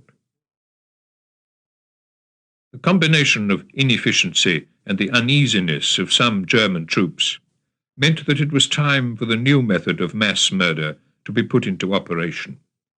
Even as the Kalisz gas van was making its journey from the town to the forest, 2 letters which indicated the disgusting nature of the Special Task Force killings reached Berlin. The first was a letter from a German Catholic girl, Margareta Sommer, who wrote on October the 27th to Cardinal Bertram of a massacre that day in Kovno, in which not only 8,000 local Jews, but 1,000 Jews brought by train from Germany had been murdered at the 9th Fort, one of the 19th century defence works on the outskirts of the city. Of those killed, according to the report of the Special Task Force carrying out the killings, 4,273 were children. The Jews must undress, Sommer wrote. It could have been 18 degrees below freezing, then climb into graves previously dug by Russian prisoners of war. They were then shot with a machine gun. Then grenades were tossed in. Without checking to see if all were dead, the task force ordered the graves filled in. The second protest at the method of mass murder was from the German civil commissioner of the territory of Slutsk, Dr. Karl, who reported to his superiors in Berlin, first by telephone and then by letter, the statements of German troops in Slutsk during a roundup on October the 27th. Jews and White Russians had been beaten with clubs and rifle butts in the streets. Rings were pulled off fingers in the most brutal manner, and in different streets the corpses of Jews who had been shot were piled high. The action, Dr. Karl added, bordered already on sadism, the town itself being a picture of horror. The recipient of Dr. Karl's letter, Wilhelm Kube, the Commissar General of White Russia, sent it on to Berlin to the Reich Minister for the occupied Eastern Territories, Alfred Rosenberg. Peace and order cannot be maintained in White Russia with methods of that sort, Kube wrote. To have buried alive seriously wounded people who then worked their way out of their graves again is, he asserted, such extreme beastliness that this incident as such must be reported to the Führer and the Reich Marshal. The evolving plans for murder by gas would ensure that most future killings would be done behind a mask of secrecy, by methods which far fewer people would have to see, and in circumstances which would reduce to a minimum the chance of discovery. In anticipation of the new method, individual Jews with foreign passports were now refused permission to emigrate, even within regions under German influence. In refusing an application from a Jewish woman, Lili Satskis, to move from Nazi Germany to Vichy France, Adolf Eichmann noted on October the 28th, "In view of the approaching final solution of the European Jewry problem, one has to prevent the immigration of Jews into the unoccupied area of France." A third protest was made on the very day of Eichmann's letter at General von Bock's headquarters at Smolensk. As Colonel Lahusen wrote in his diary, the question was raised at a conference with the general's intelligence officer about the shooting of Jews at Borisov, von Bock's former headquarters. 7,000 Jews had been liquidated there, Lahusen noted, in the manner of tinned sardines. The scenes that had resulted were indescribable. Often even the killers could not go on and had to keep going by heavy consumption of alcohol. On October the 25th, deep snow fell on the Moscow front. On the following day, in Minsk, the Germans staged the first public hanging, intended to deter partisan activity. 3 partisans were executed: Kirill Trus, Volodya Sherbatsevich, and Maria Bruskina. A 17-year-old Jewish girl, Maria Bruskina, had been working as a nurse in a field hospital for Russian officers, and who had been taken prisoner in the battle for Minsk. Her crime was to have smuggled into the hospital forged identity papers and clothes, enabling several prisoners of war to escape. Northwest of Moscow, on October the 28th, the Germans reached Volokholamsk, 75 miles from the capital. On the following day, near Borodino, the first Soviet troops rushed westward from the Far East were in action. Yet still the Germans were confident of victory.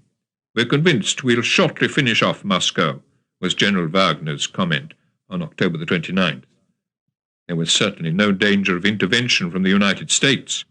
On that same day, in the Atlantic, the American destroyer Reuben James, which was escorting convoy HX-156 from Halifax, Nova Scotia, was torpedoed by a German submarine and sunk. 115 of her crew, including all her officers, were drowned. For the second time in 2 weeks, Roosevelt took no action. He was determined not to be drawn into the war, but he was equally determined to help those who were at war with Germany.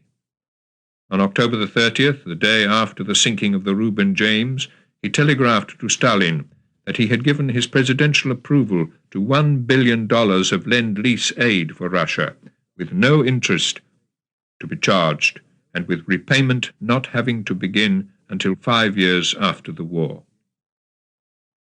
On October the 31st, the German Air Force carried out 45 separate bombing attacks over Moscow. From Leningrad, the Russians completed the evacuation by air of 17,614 armament factory workers and 8,590 wounded Red Army, Navy and Air Force officers. Behind the German lines on that last day of October, 200 Jews were shot at Kletsk for having tried to obtain food from non-Jews living outside the ghetto. That same day, from the occupied Baltic states, in report from the occupied Eastern Territories No. 6, SS General von dem Basilewski reported proudly to Berlin, "Today there are no more Jews in Estonia." In southern Russia, the special task forces were also confident that their work was thorough. On October the 31st, at Poltava, the executions began over a 6-day period of 740 people, listed in Operational Situation Report USSR No. 143 as 3 political officials, 1 saboteur, 137 Jews, 599 mentally ill persons. A further 200 inmates of the Poltava lunatic asylum, who had been judged curable, were sent to work in an agricultural implement factory. After the executions, the asylum itself had been turned into a German field hospital, and the underwear, clothing, and household articles of the former inmates placed at the field hospital's disposal. On October the 30th, Admiral Canaris had visited Hitler at Rastenburg. When Hitler asked him what the weather had been like at the front, he answered in one word, "bad." On the 1st of November, snow stayed on the ground all day at Rastenburg. Hitler was undeterred. "If Russia goes under in the war," he told his guests on November the 2nd, "Europe will stretch eastwards to the limits of Germanic colonization. In the Eastern Territories, I shall replace Slav geographical titles by German names. The Crimea, for example, might be called Gotenland." On November the 3rd, in a further measure of Germanization, Kiev's Cathedral of the Dormition was blown up. On November the 3rd, east of Leningrad, the German army cut the railway line to Vologda and moved towards Tikhvin, a center for the flying in of supplies to Leningrad. That same day in Tokyo, the Combined Fleet Top Secret Order No. 1 was issued to all relevant commanders. Pearl Harbor was to be attacked in 34 days' time. There were to be simultaneous attacks on the British in Malaya and on the Dutch in the Dutch East Indies, and a further attack on the Americans in the Philippines. It was on November the 4th, a day after this final Japanese decision, that General MacArthur, commander of the American and Philippine forces, received a letter from General Marshall in Washington, reporting on the attitude of the United States Congress. "They're going to give us everything we asked for," MacArthur's chief of staff exclaimed, delighted. But a careful reading of Marshall's letter showed that the tanks, guns, and soldiers MacArthur had asked for, while approved in principle, would not be fully in place until April 1942. On November the 4th, the Soviet gunboat Konstruktor, crossing Lake Ladoga from Osinovich in Novaya Ladoga with refugees, most of them women and children, was hit by a German dive bomber. 170 refugees and 34 crew members were killed. On November the 6th, the 24th anniversary of the Bolshevik Revolution, Stalin addressed a rally of Moscow party workers held underground in the ornamental marble hall of the Mayakovsky metro station.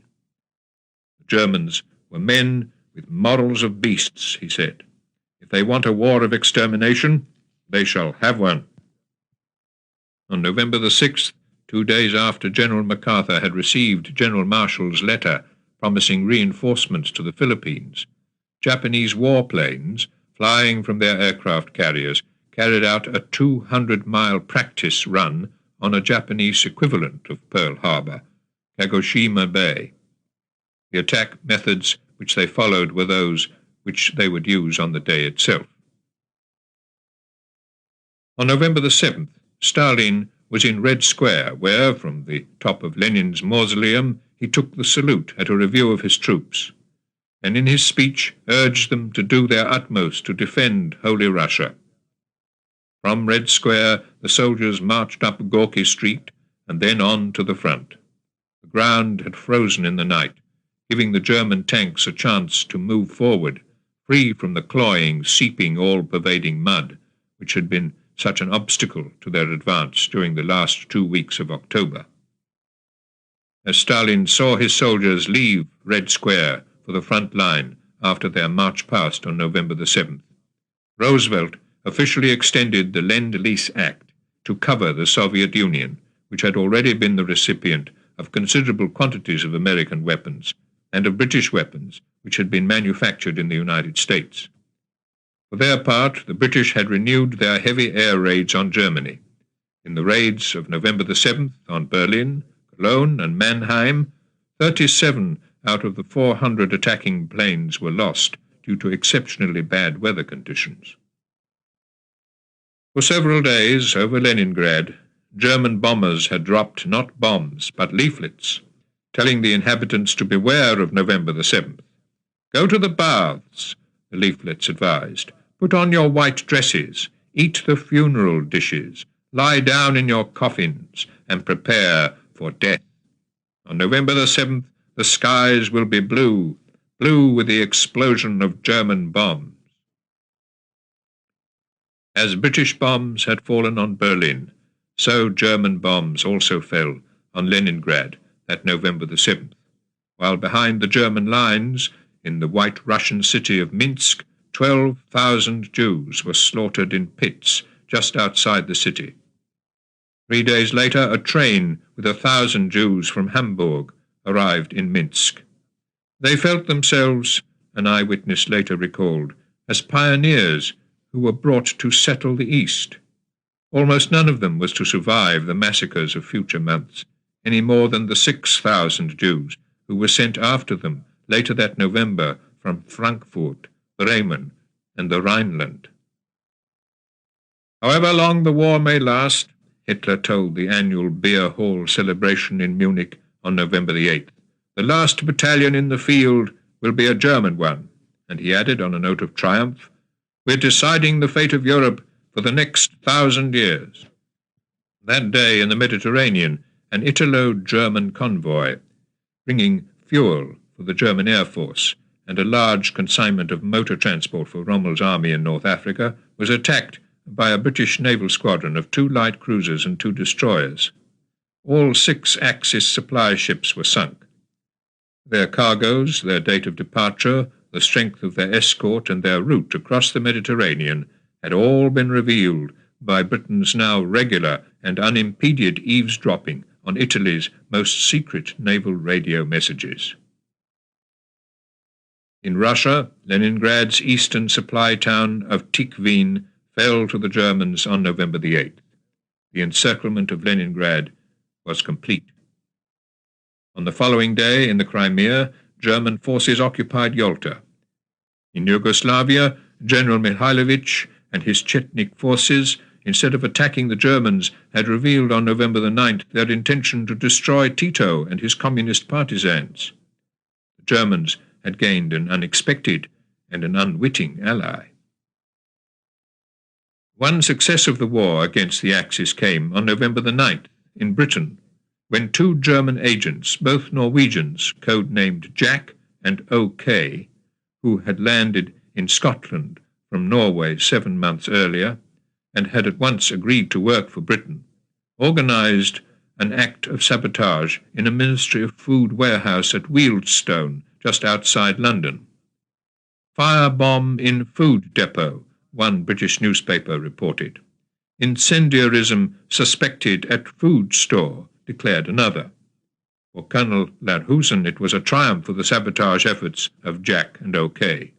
For the British, it was proof that their double-cross system continued to work, thanks, on this occasion, to the men they knew as Mutt and Jeff.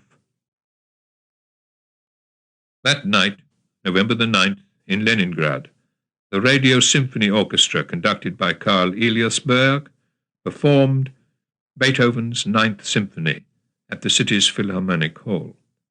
The concert was broadcast live to London. 2 parts of the symphony were played without interruption, Elias Berg later recalled. When the third began, we heard the wail of the sirens and almost immediately the impact of bombs falling nearby and the thunder of anti-aircraft guns. The building shook. To that accompaniment, the orchestra played the symphony to the end. The announcer signed off and wished our listeners in Great Britain good night.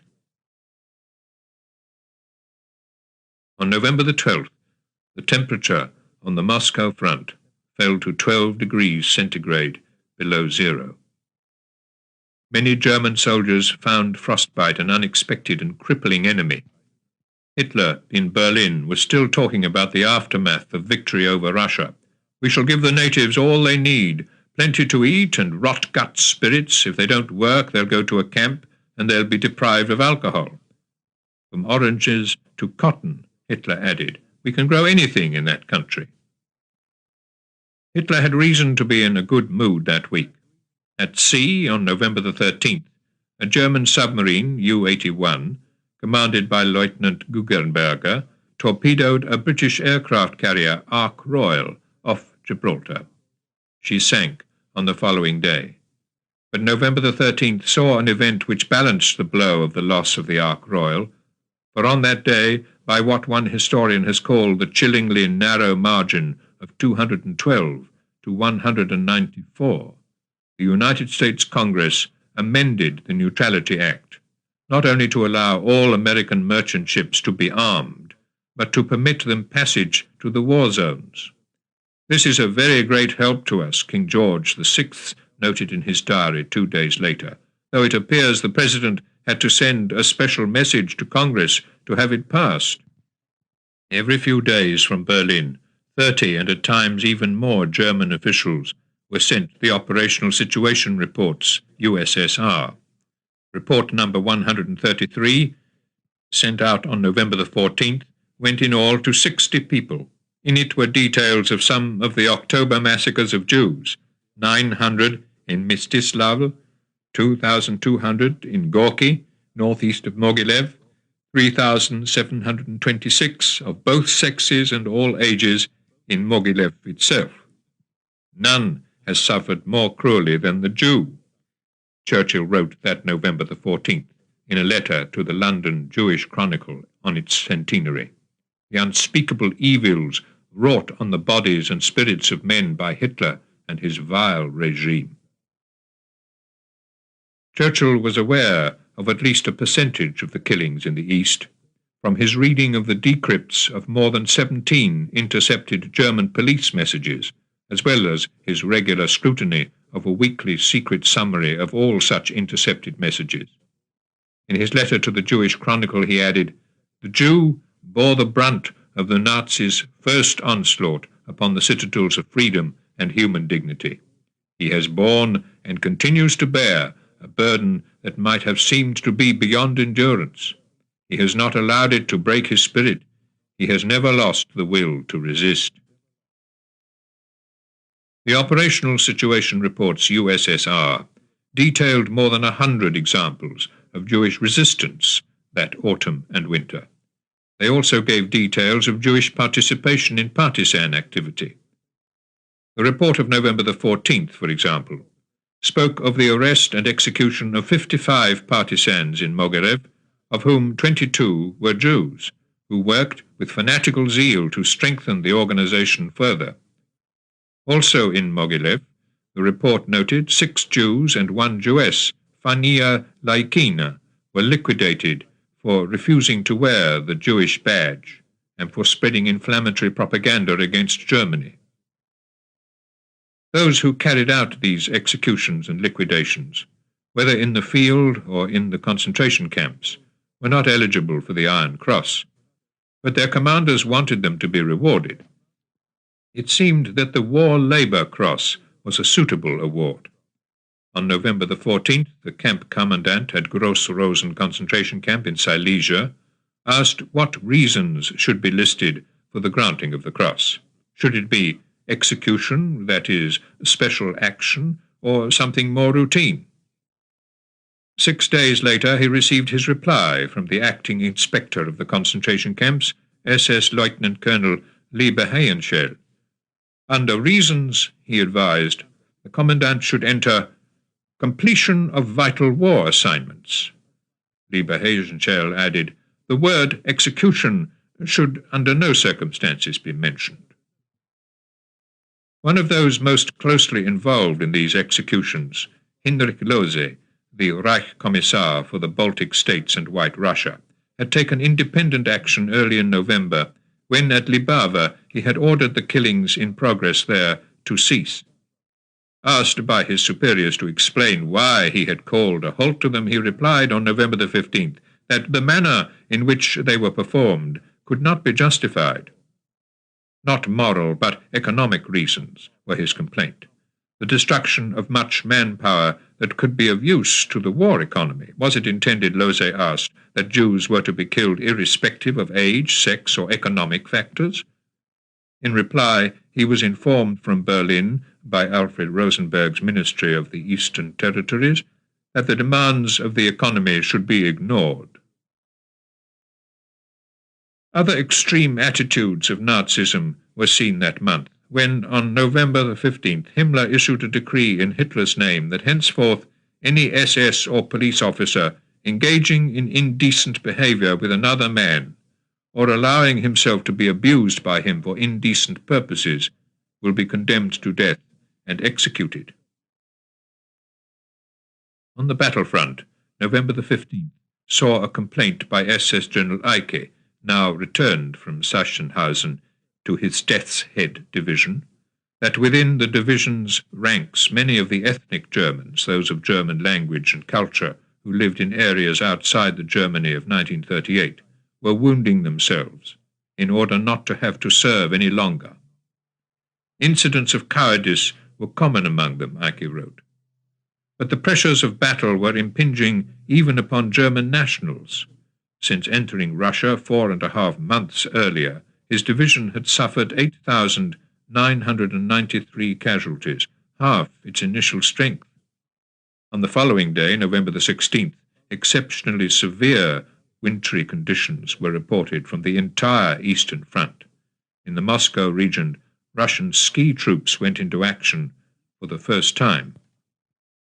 The German forces were near the limit of their capacity. A German Air Force message sent by Enigma on November the 16th and read at Bletchley by the British decryptors was a complaint from an Air Force liaison officer with the German troops in the Kursk section to the effect that no German fighters had been seen for 2 weeks. On the following day, Ernst Udet, the First World War fighter pilot ace, who since 1939 had been Director General of Equipment for the German Air Force, committed suicide, in part because of the German Air Force failures on the Eastern Front. One of those at Udet's funeral was his fellow fighter ace, Werner Molders, who came back to the funeral from the Crimea, where he was directing air operations. On his way back to the Crimea in fog and rain, he crash-landed at Breslau and was killed. Even in the crisis of battle, the Nazi leaders could not rid themselves of their obsession with the imminent final solution. On November the 16th, Goebbels wrote in the magazine Das Reich, "The Jews wanted the war, and now they have it. But," he added, "the prophecy which the Führer made in the German Reichstag on the 30th of January, 1939, is also coming true. That should international finance Jewry succeed in plunging the nations into a world war once again, the result would not be the Bolshevization of the world and thus the victory of Jewry, but the annihilation of the Jewish race in Europe. We are in the midst of that process, and thereby a fate fulfills itself for Jewry which is hard, but which is more than deserved. Compassion or regret are entirely out of place here." On November the 17th, Himmler telephoned Heydrich in Prague to discuss with him the elimination of the Jews. These were the words used in Himmler's own note of the conversation. That same day, 8 Warsaw Jews were executed for trying to leave the ghetto in search of food. One, a girl not quite 18 years old, asked a few moments before she was shot that her family be told that she had been sent to a concentration camp and would not be seeing them for some time. Another girl cried out to God, the diarist Chaim Kaplan noted, imploring him to accept her as the expiatory sacrifice for her people and to let her be the final victim. Another Warsaw ghetto diarist, Emanuel Ringelblum, noted that during the execution of the 8 Jews, that a few SS officers had stood by, watching the scene, calmly smoking cigarettes and behaving cynically throughout the execution. Chapter 20. The Limits of German Conquest. December 1941. On the Eastern Front, the German position, so impressive on the map, was worsening daily on the ground. By mid-November 1941 it had become so cold that sentries who accidentally fell asleep at their post were found frozen to death in the morning. The Russians were better trained to survive in extreme cold. They were also defending their heartland and their capital. On November the 17th, near Volokolombsk, a private soldier, Efim Diskin, the sole survivor of his anti-tank battery and himself severely wounded, destroyed 5 German tanks with his solitary gun. He was later awarded the medal Hero of the Soviet Union. The Russians were not only fighting with a tenacity which surprised their German opponents, but they were also being steadily reinforced. On the 18th of November, the German troops attacking Venif were themselves attacked by a Siberian division and armoured brigade, both newly arrived from the Far East, with a full complement of T-34 tanks. So cold was it that the German automatic weapons would only fire single shots. As the Siberian troops advanced in their white camouflage uniforms, the panic, a German army report later noted, reached as far back as Bogorodsk.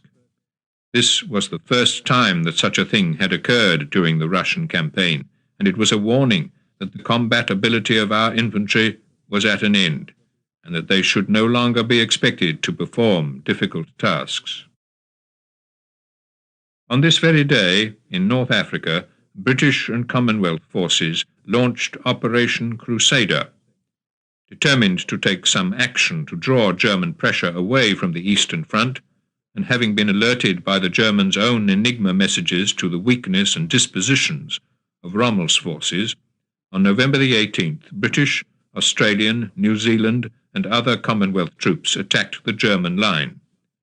After an initially successful defence by Rommel, the line was outflanked, forcing Rommel to withdraw to El Agheila, the point from which he had begun his attack on Egypt 8 months earlier.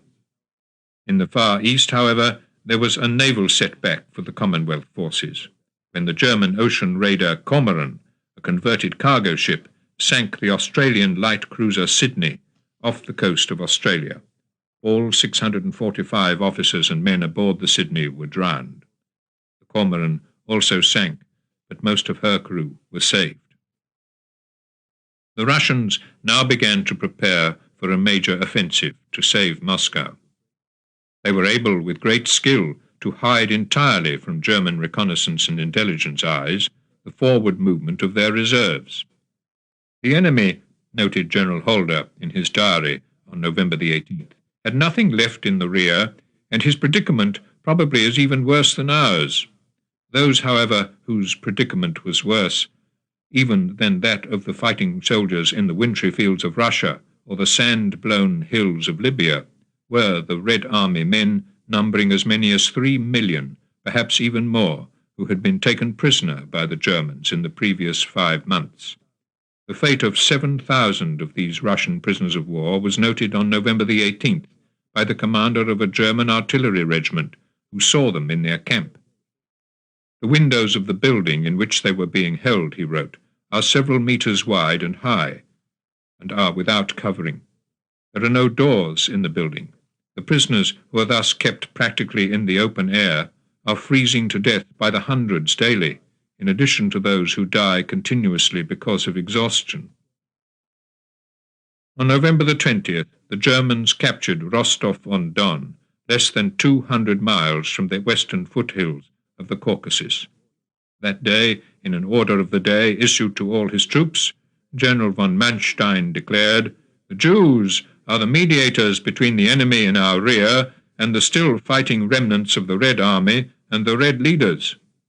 The German soldier in the east in fighting the Bolsheviks was the bearer of a ruthless ideology. He must therefore have understanding of the necessity of a severe but just revenge on subhuman Jewry." 9 days after von Manstein issued this order, 4,500 Jews were murdered in the Crimean port of Kerch. 2 weeks later, 14,300 Jews were murdered in Sevastopol. These killings were witnessed by hundreds of bystanders and reported on in detail in the Operational Situation Reports USSR, with their distribution to between 30 and 60 senior officials and civil servants. Far more secret were the gassing experiments, which were now nearing their operational stage. I spoke with Dr. Heide on the phone, one of the euthanasia experts at Buchenwald concentration camp. Dr. Fritz Mennecke wrote to his wife on November the 20th, and told him I could handle it all by myself, so no one else came today to help. As to the composition of the patients, Mennecke added, "I wouldn't like to write anything here in this letter." On November the 21st, Albert Speer asked Hitler for 30,000 Soviet prisoners of war to help with the building of Berlin's new monumental buildings. Hitler agreed. The building, he said, could begin before the war was over. Among the projects of which Speer showed Hitler miniature models that day were a great hall for the Chancellery and an office for Goering. Hitler also drew for Speer in ink on lined paper the design for a monument of liberation to be built at Linz on the Danube near Hitler's own birthplace. The monument, an imposing arch, was to be the centerpiece of a stadium holding thousands of spectators. The siege of Leningrad, with its growing starvation, continued.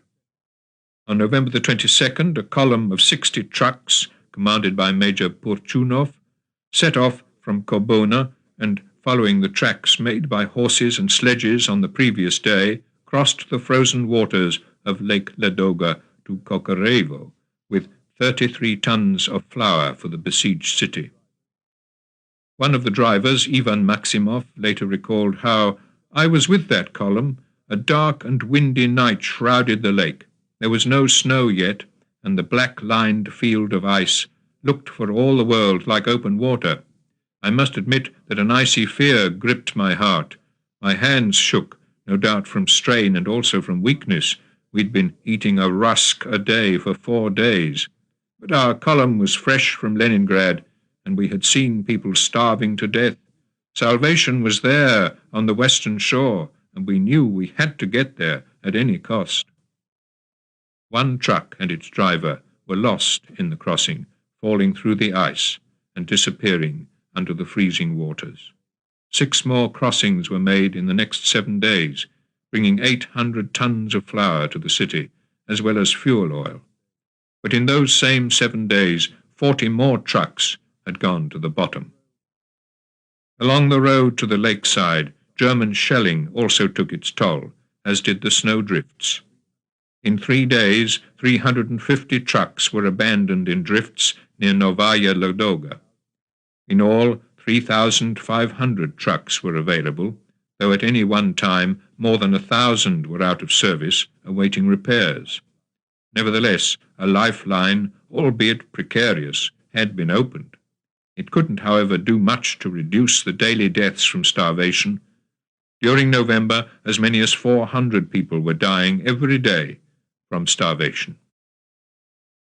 In German-occupied Warsaw, starvation in the ghetto was also a daily occurrence, to which as many as 200 Jews succumbed daily.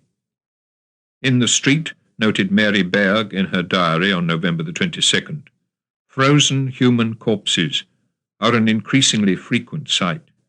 Sometimes, Mary Berg added, a mother cuddles a child frozen to death and tries to warm the inanimate little body. Sometimes a child huddles against his mother, thinking that she's asleep and trying to waken her, while in fact she is dead. The Japanese government now hid its preparations behind a flurry of negotiations in both Washington and London. "I am not very hopeful," Churchill telegraphed to Roosevelt on November the 20th, "and we must all be prepared for real trouble, possibly soon."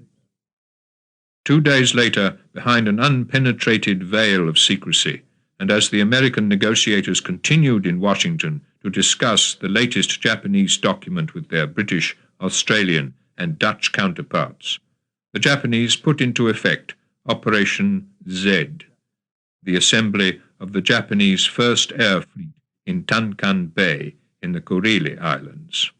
It was an impressive, if unseen, force: 6 aircraft carriers, a light cruiser, and 9 destroyers, supported by 2 battleships, 2 heavy cruisers, and 3 submarines for reconnaissance.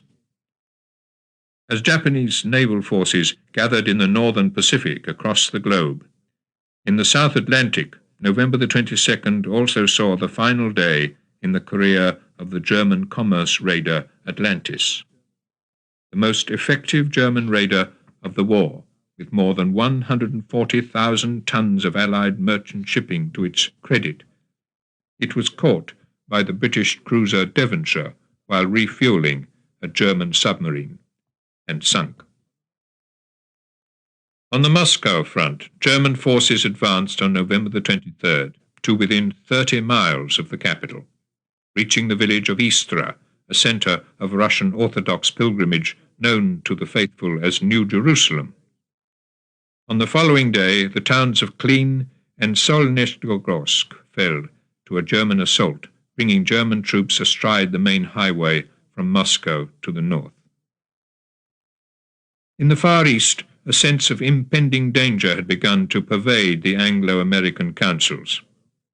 Canadian troops were on their way to Hong Kong, and on November the 24th, the authorities in Washington informed all Pacific commanders that there was a possibility of a surprise aggressive movement in any direction, including an attack on the Philippines or Guam.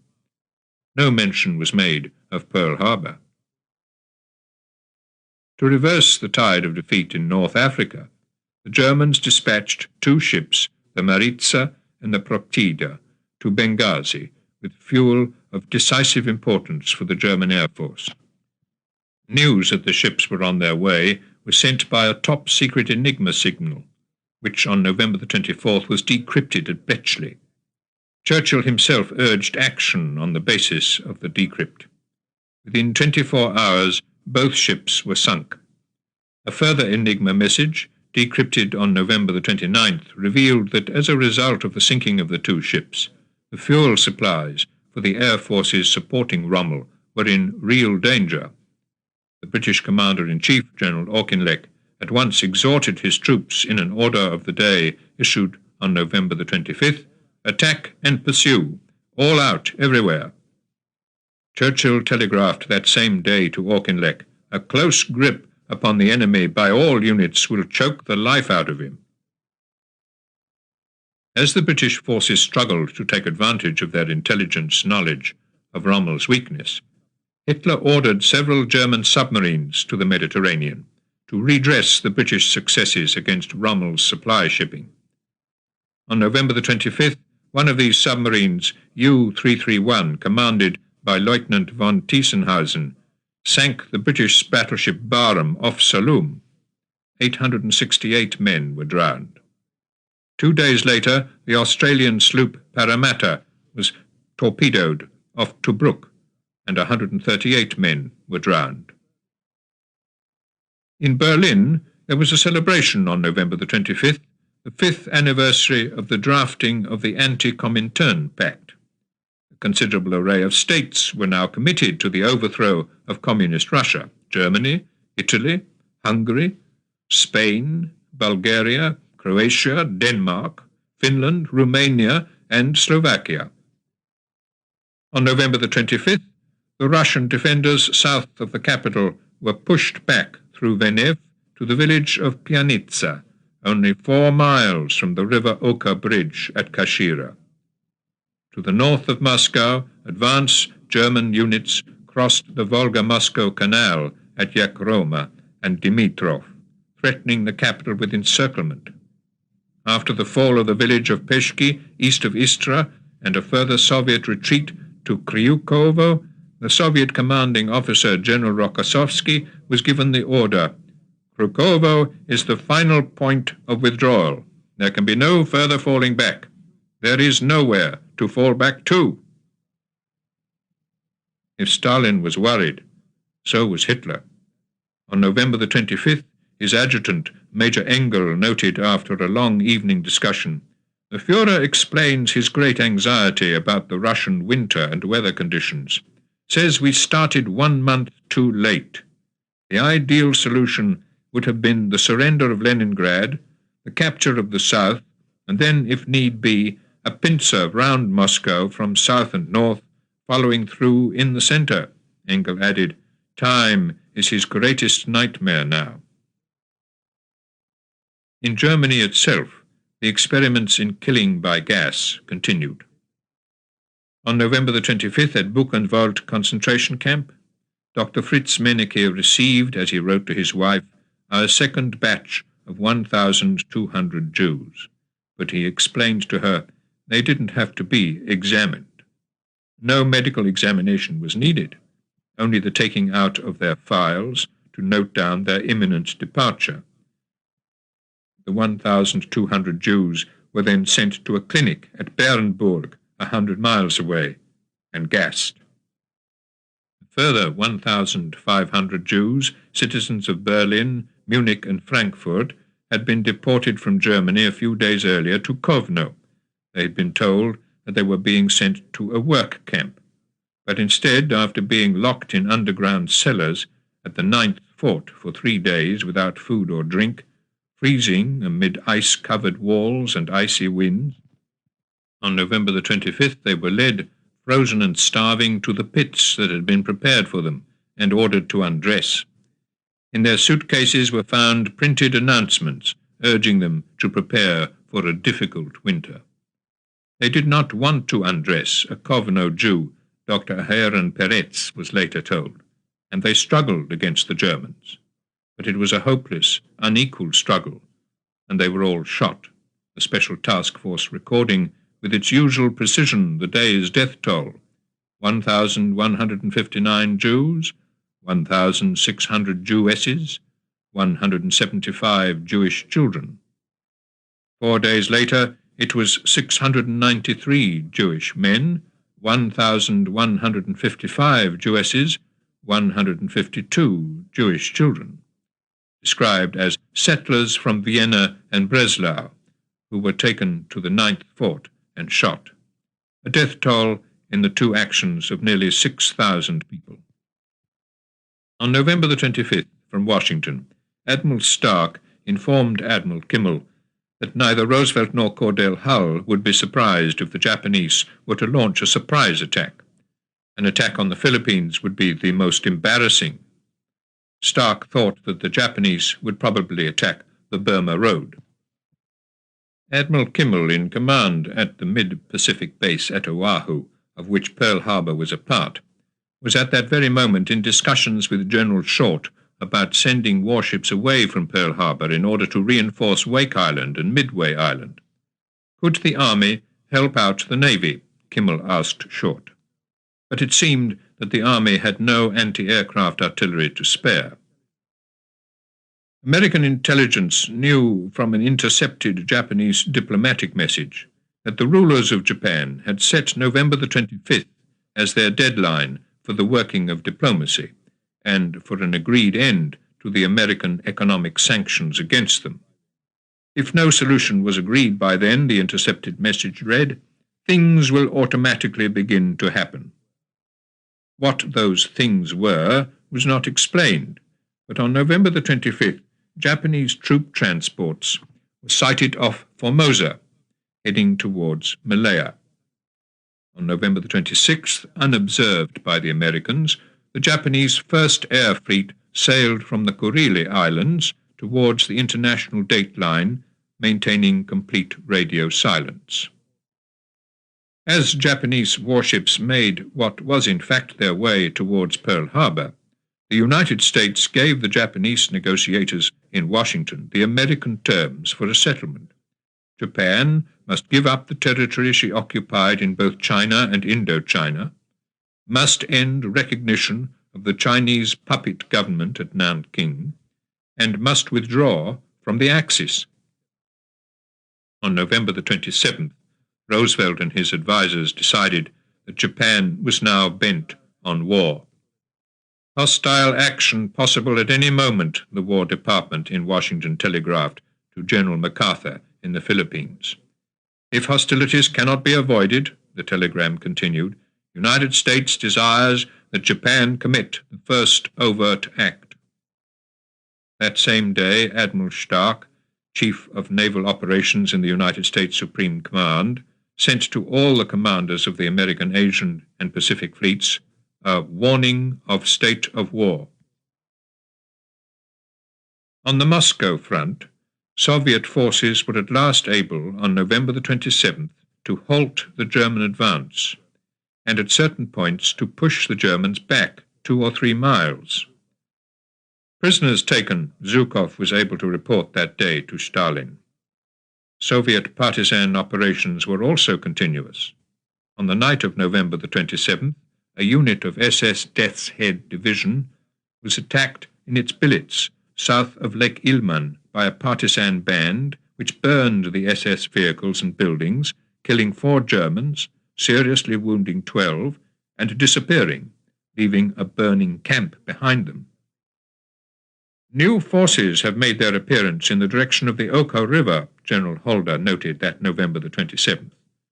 Northwest of Moscow also, the enemy is apparently moving new forces.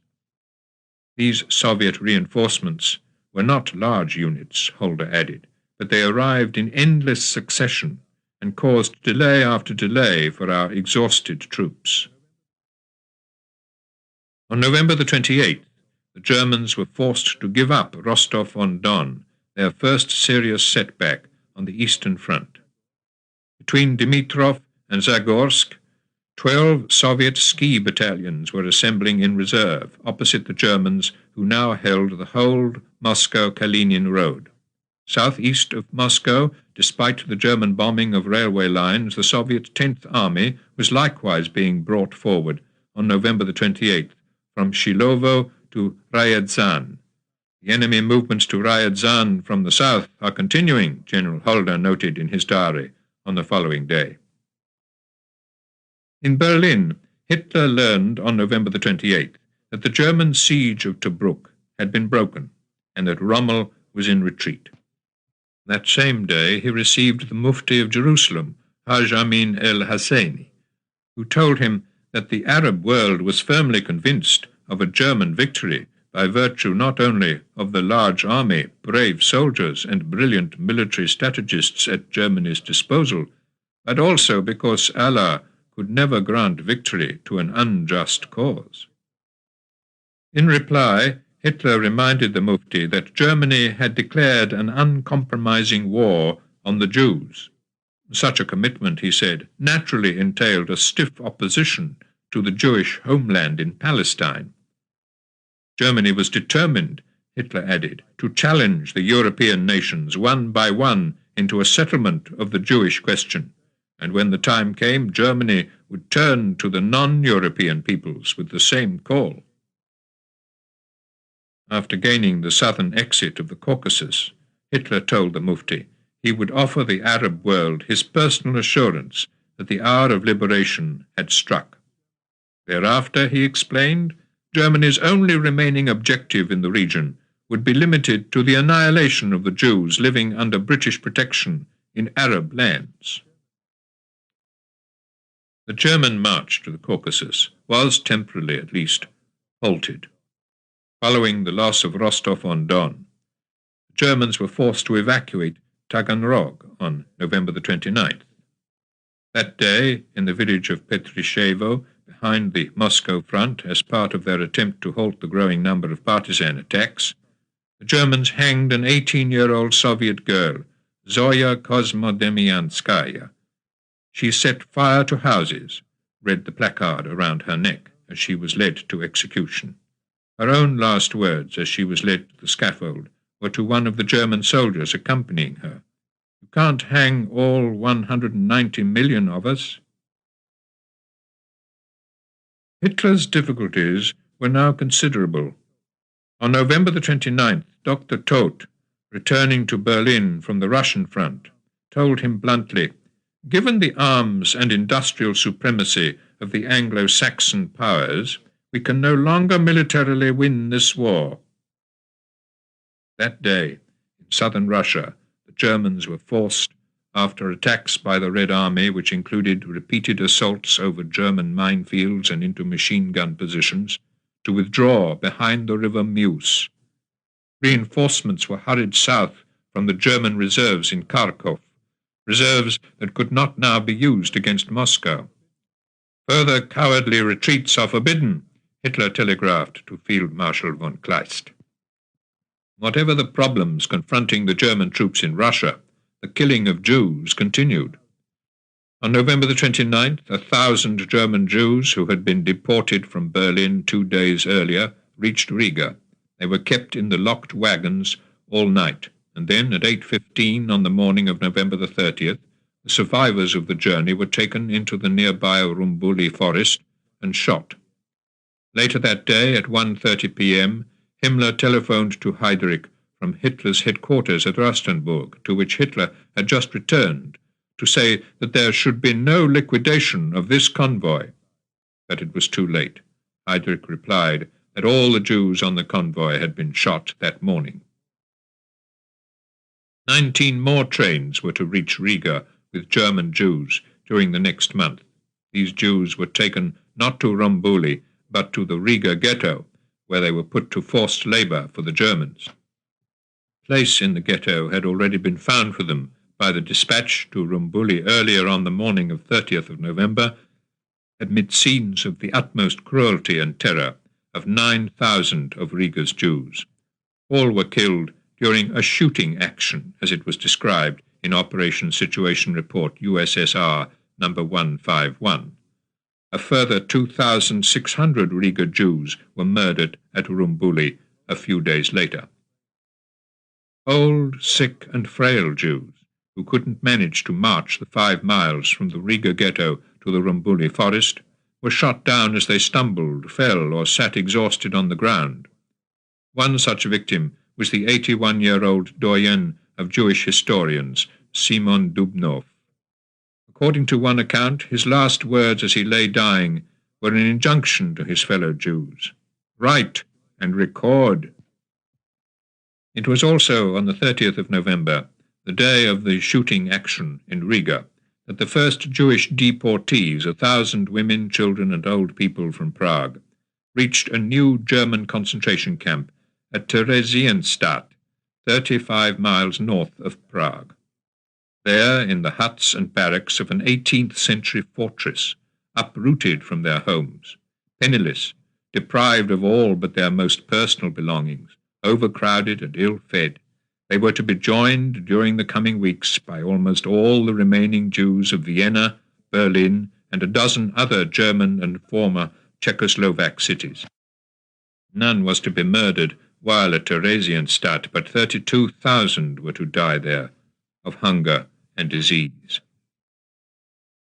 In Leningrad, during the month of November, 11,000 citizens had died of starvation, and 522 had been killed during the daily German shelling of the city.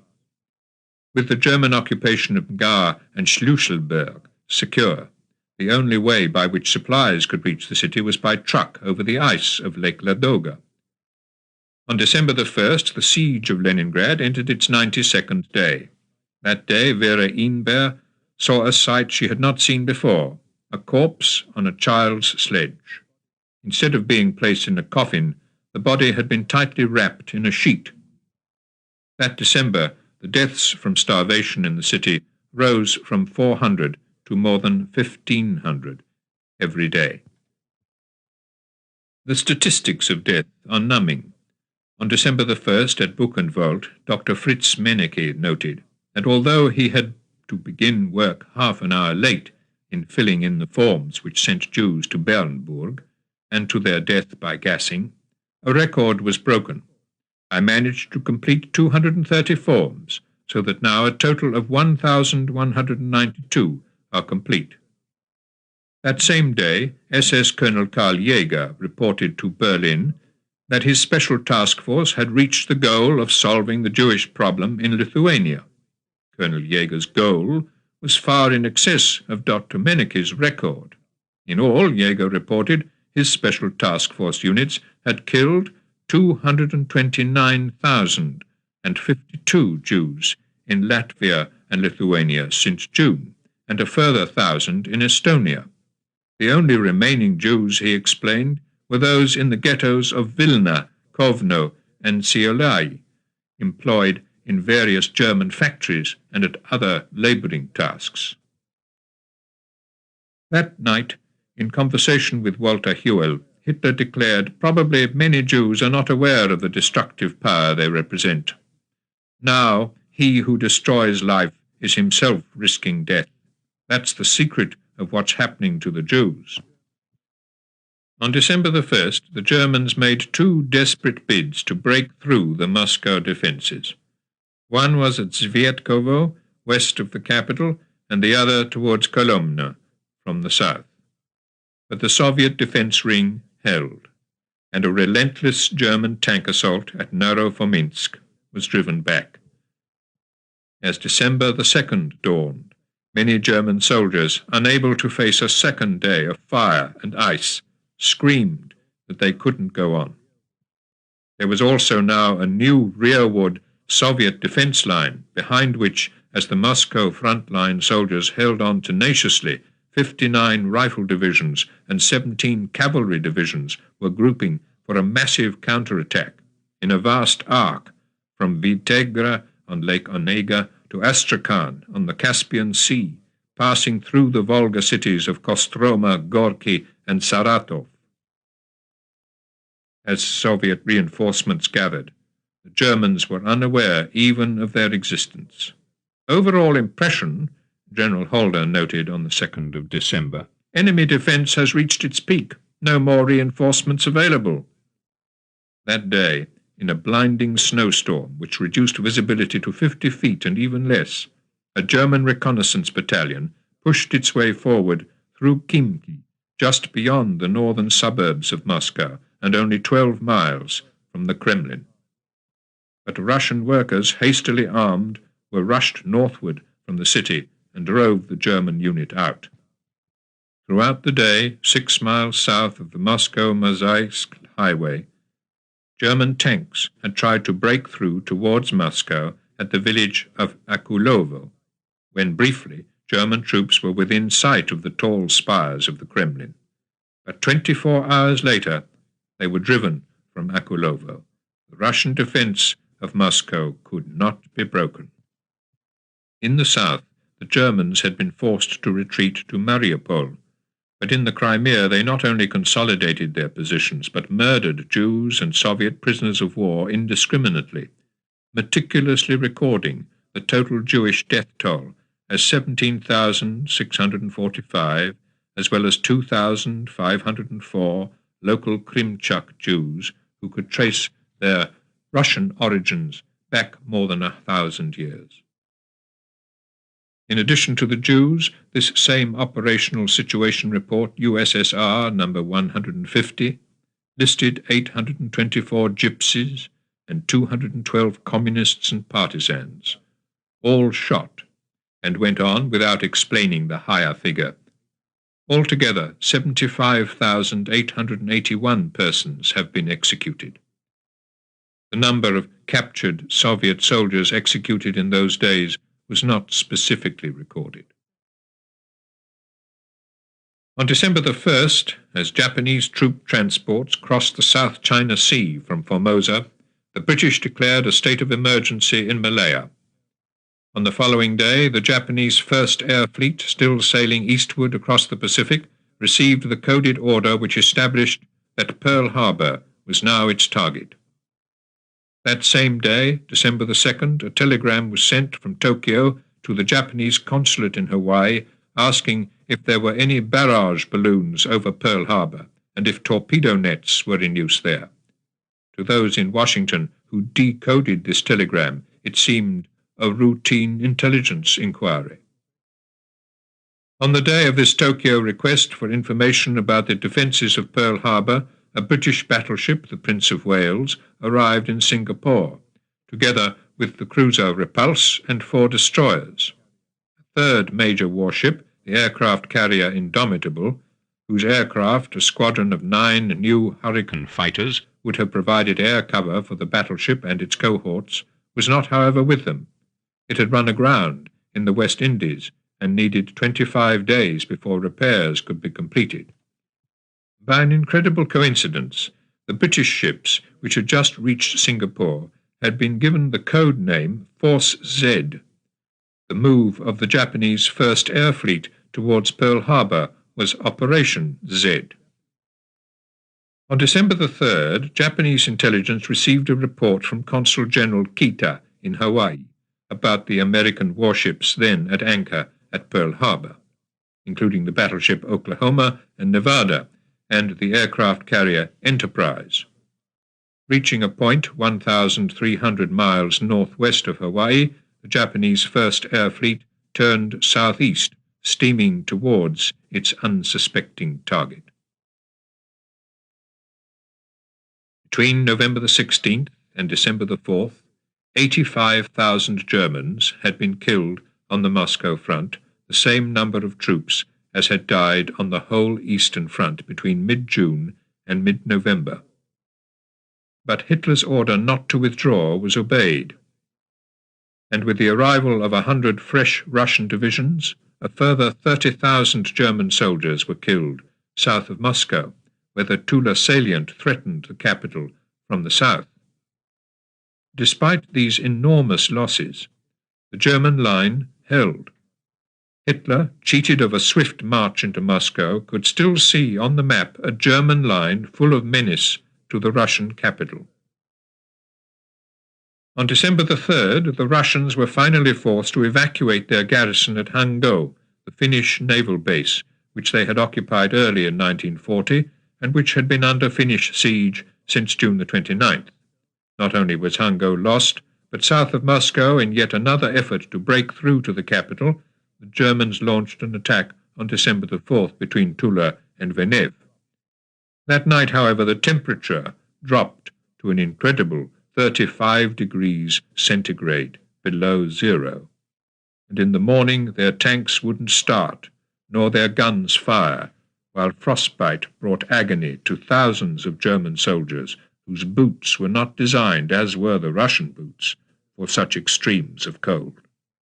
The Germans had hoped to defeat Russia before the onset of winter. For this reason, they were not equipped for winter fighting, nor could a last-minute order to commandeer women's fur coats throughout Germany be effective in time to avert the terrifying effect of extreme cold during those first few days of December. Meanwhile, 3 Russian reserve armies, fresh from the rear and undetected by German intelligence, prepared to launch an offensive. Thrusting forward with superior tanks, driven by a desire to free their capital from the threat of conquest, better equipped for the biting cold, at 3 o'clock on the morning of December the 5th, shielded by a ferocious blizzard against which the Germans could hardly stand, and with snow lying more than a yard thick, the Russian soldiers began to drive the Germans back. In all, 88 Russian divisions were in action that day against 67 German divisions along a 500-mile front from Kalinin in the north to Yelets in the south. Counter-attacking from the north, Soviet forces crossed the frozen Volga near Kalinin. Further south, crossing the Moscow Canal from the east, they drove the Germans from Roma, liberating the railway line from Moscow to the north. Despite Hitler's order that his armies should hold on at all costs, on December the 5th they were driven back slowly, painfully, but inexorably, 2 miles, 5 miles, and north of Moscow, where the threat had been closest, 11 miles from the Russian capital. That day, Britain declared war on Hitler's 3 partners in the war against Russia, Finland, Hungary, and Romania. Simultaneously with Britain's declaration of war, Australia, New Zealand, South Africa, and Canada did likewise. The spectre of a German failure to capture Moscow was no deterrent to the relentless imposition of tyranny behind the lines. On December the 4th, a decree had been published in Berlin, which stated that Poles and Jews in the Eastern Territories who sabotaged or disobeyed or incited others to disobey any orders or decrees passed by the German authorities would be punished by death. On the following day, Himmler signed a letter for the creation, from concentration camp inmates, of a reserve of 5,000 skilled stonemasons and 10,000 bricklayers before peace is concluded.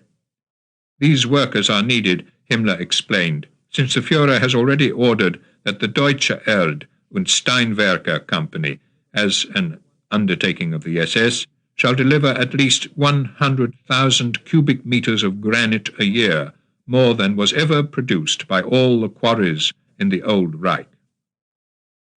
Such plans were of no help to the German tank crews, now being bombarded that week in the east by the full force of the unexpected Soviet offensive.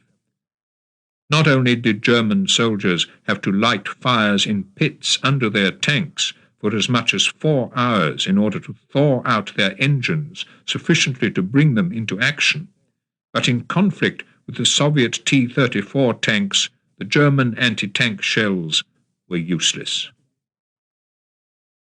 On the morning of Saturday, the 6th of December, a newly formed government subcommittee met in Washington. Given the code name S1, its task was to establish within the following 6 months if an atomic bomb could be produced in the United States, and if so, when and at what cost. Shortly after midday, in the Navy's cryptographic department, also in Washington, a member of the staff, Mrs. Dorothy Edgars, translated a secret diplomatic message sent from Tokyo 4 days earlier to Consul General Kita in Honolulu by the magic code, which the Americans had long ago broken, telling Kita that from that time on he must send regular reports of all ship movements, berthing positions, and torpedo netting at Pearl Harbor. Fully alarmed, Mrs. Edgars began translating other intercepts, all of which were in similar vein. Then at 3 o'clock that afternoon she presented her translation to the Chief of the Translation Department, Lieutenant Commander Alvin Kramer.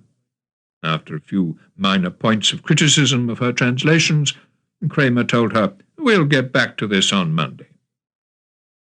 Monday was December the 8th. By the time it came, no further studying was needed. On Sunday, December the 7th, Japanese forces struck in ruthless succession at Malaya, Pearl Harbor, the Philippines, and Hong Kong, all within 7 hours. The road to global war had been traversed.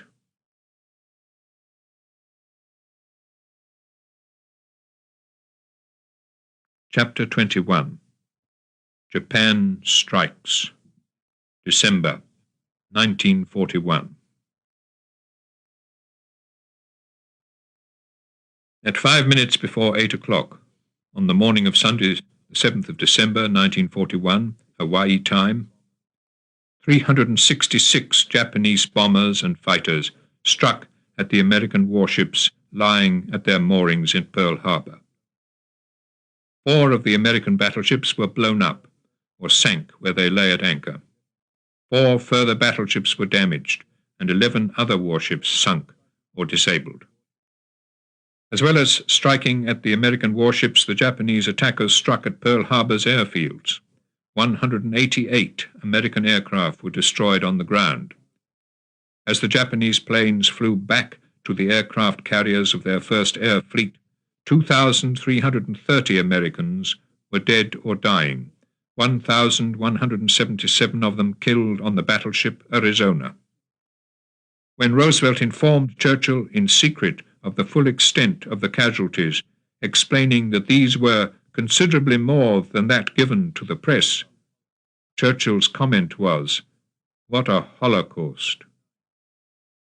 The Japanese had lost 29 aircraft and 5 midget submarines in the attack. 64 of their men were dead, and one Ensign Kazuo Sakamaki, whose midget submarine had run aground on the island, was taken prisoner, the first Japanese prisoner of the Second World War. As the scale of the American losses became known, the shock in the United States was considerable. Of the 9 American battleships capable of offensive or defensive action in the Pacific earlier that morning, only 2 remained able to enter combat. Japan's 10 battleships were masters of the Pacific. There had been acts of heroism, however, among the surprised American defenders. At Kaneohe Naval Base, Chief Aviation Ordnanceman John Finn had been lying in bed when the Japanese attack began. Hurrying to the air base, he managed to set up a machine gun near one of the hangars, and under heavy Japanese fire began to fire back.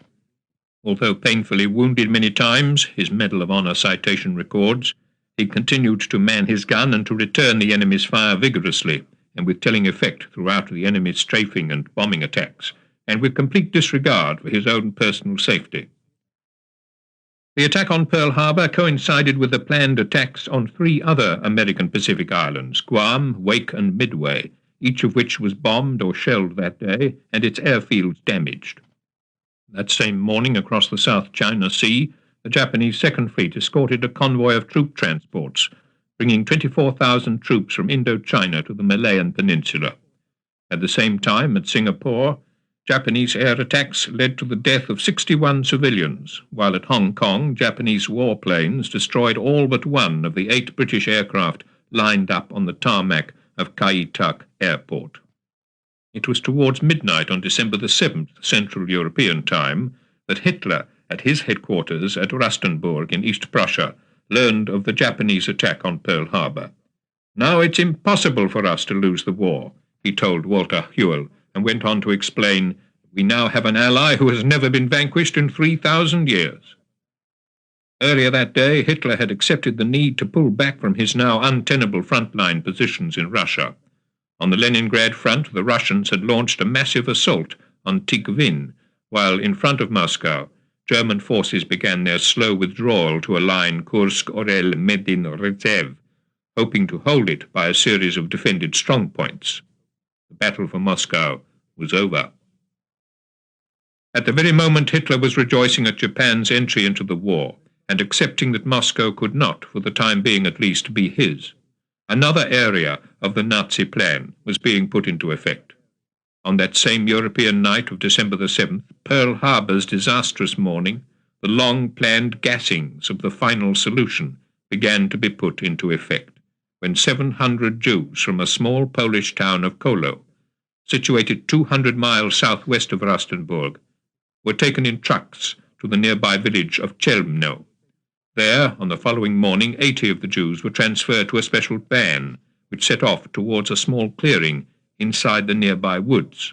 By the time the journey was over, the 80 Jews were dead, gassed by exhaust fumes which had been channeled back into the van.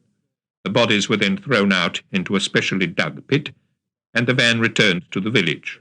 After 8 or 9 journeys, all 700 Jews had been killed. Henceforth, day after day, Jews from all the surrounding towns and villages were to be brought to Chelmno and killed. Told that they were being taken to the east for agricultural labor or to work in factories, up to 1,000 Jews a day were taken to their deaths.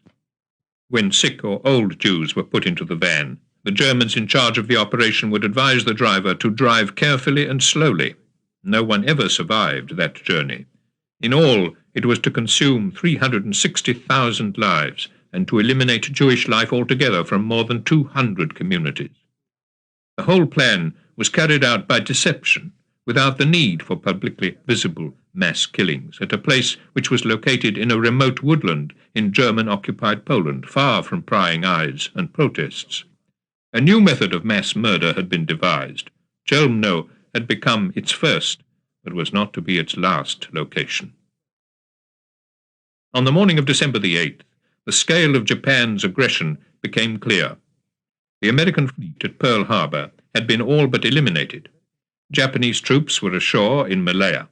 In the Philippines, a Japanese air attack on the island of Luzon had resulted in 86 of the 160 American aircraft on the island being destroyed at a cost of only 7 Japanese fighters shot down. There was also a successful Japanese landing on the small northern island of Bataan. On the China coast, Japanese troops seized the American garrisons at Shanghai and Tientsin. At Shanghai, the American gunboat Wake, after an attempted scuttling, surrendered. Yesterday, Roosevelt declared in a war message to Congress, December the 7th, 1941, a date which will live in infamy, the United States of America was suddenly and deliberately attacked by naval and air forces of the Empire of Japan. Roosevelt added, no matter how long it may take us to overcome this premeditated invasion, the American people, in their righteous might, will win through to absolute victory. From Rustenburg, on December the 8th, Hitler issued his Directive No. 39. The German forces in Russia were to abandon immediately all major offensive operations and to go over to the defensive. The same day it was made clear at the highest level that wherever German troops had to withdraw, all villages and all buildings in the area to be evacuated were to be destroyed. In the interests of the military operations, Field Marshal Keitel informed Army Group North by telephone on December the 8th, there is to be no respect whatever for the population's situation. This, he explained, was an instruction from Hitler himself. For the Russians, December the 8th saw 2 successes. The wresting of Tikhvin from German control, easing, if only slightly, the supply situation for Leningrad, and the production of the first 25 T-34 tanks from the Kharkov Tanks Works, now relocated in the Urals. It was less than 10 weeks since the last group of factory engineers had left Kharkov for the east. Behind the German lines in Russia, Soviet partisans maintained their pressure on German supply lines, forcing the Germans to take troops out of the front line in order to launch special military operations against them. In German-occupied France, the British continued to send in agents, both Englishmen and Frenchmen, to help organize resistance and to maintain the escape lines into Spain for Allied pilots and prisoners of war. On December the 8th, however, a deserter from the British Army at the time of Dunkirk, Sergeant Harold Cole, helped the Germans to break one of the principal Allied escape lines. As a result of Cole's treachery, 50 of those who had helped maintain the line were arrested and shot. On December the 8th, with Japanese troops already ashore in northern Malaya, Winston Churchill informed the Japanese government that a state of war exists between our 2 countries. The only 2 confronting nations not now at war were Germany and the United States. Amid the turmoil of the new Pacific War, the bitter confrontation in Russia, and the continuing war in North Africa, these 2 nations still maintained diplomatic relations. Roosevelt, so Hitler was told on his return to Berlin on December the 9th, would do all he could to avoid war with Germany, to avoid exposing the United States to a war in 2 oceans. That same day, however, the German Navy was told that it could begin operations against American ships, even within the Pan-American Security Zone. For the United States, every avenue of activity against Japan had to be explored as a matter of urgency. Following December the 8th, a United States Army Air Force captain, Claire L. Chennault, who had been an advisor to the Chinese government since July 1937, flew his 3 squadrons, then based near Mandalay in Burma, across the mountains to the Chinese city of Kunming. Promoted that day to the rank of colonel, Chennault was to provide a visible and highly able United States presence in the defense of China against further Japanese inroads. The Japanese conquests were formidable. During December the 9th, Japanese troops occupied Bangkok, the capital of Thailand. and made 2 further landings on the Malay Peninsula at the Thai coastal towns of Singora and Patani. In mid-Pacific, their troops landed at Tarawa and Makin Islands in the Gilbert Islands group. In the Warsaw Ghetto, news of the war between the United States and Japan had brought considerable excitement. Most people believe that the war will not last long, Mary Berg noted in her diary on December the 9th, and that the Allies' victory is certain. America's entry into the war, she added, has inspired the hundreds of thousands of dejected Jews in the ghetto with a new breath of hope. For the Allies, that hope was in fact still remote. On December the 10th, 84 Japanese torpedo-carrying aircraft spotted by chance and then sank the British battleship Prince of Wales and her sister ship, the Repulse. In all, 840 officers and men were drowned. 1,285 survivors were picked up from the sea. The 2 warships, Malaya's only serious naval defence, had been on their way as decided upon by their commander at the last moment to attack a Japanese naval force which had begun to put troops ashore at Kuantan. After 3 days of war, the Japanese were effective masters of both the South China Sea and the Pacific Ocean.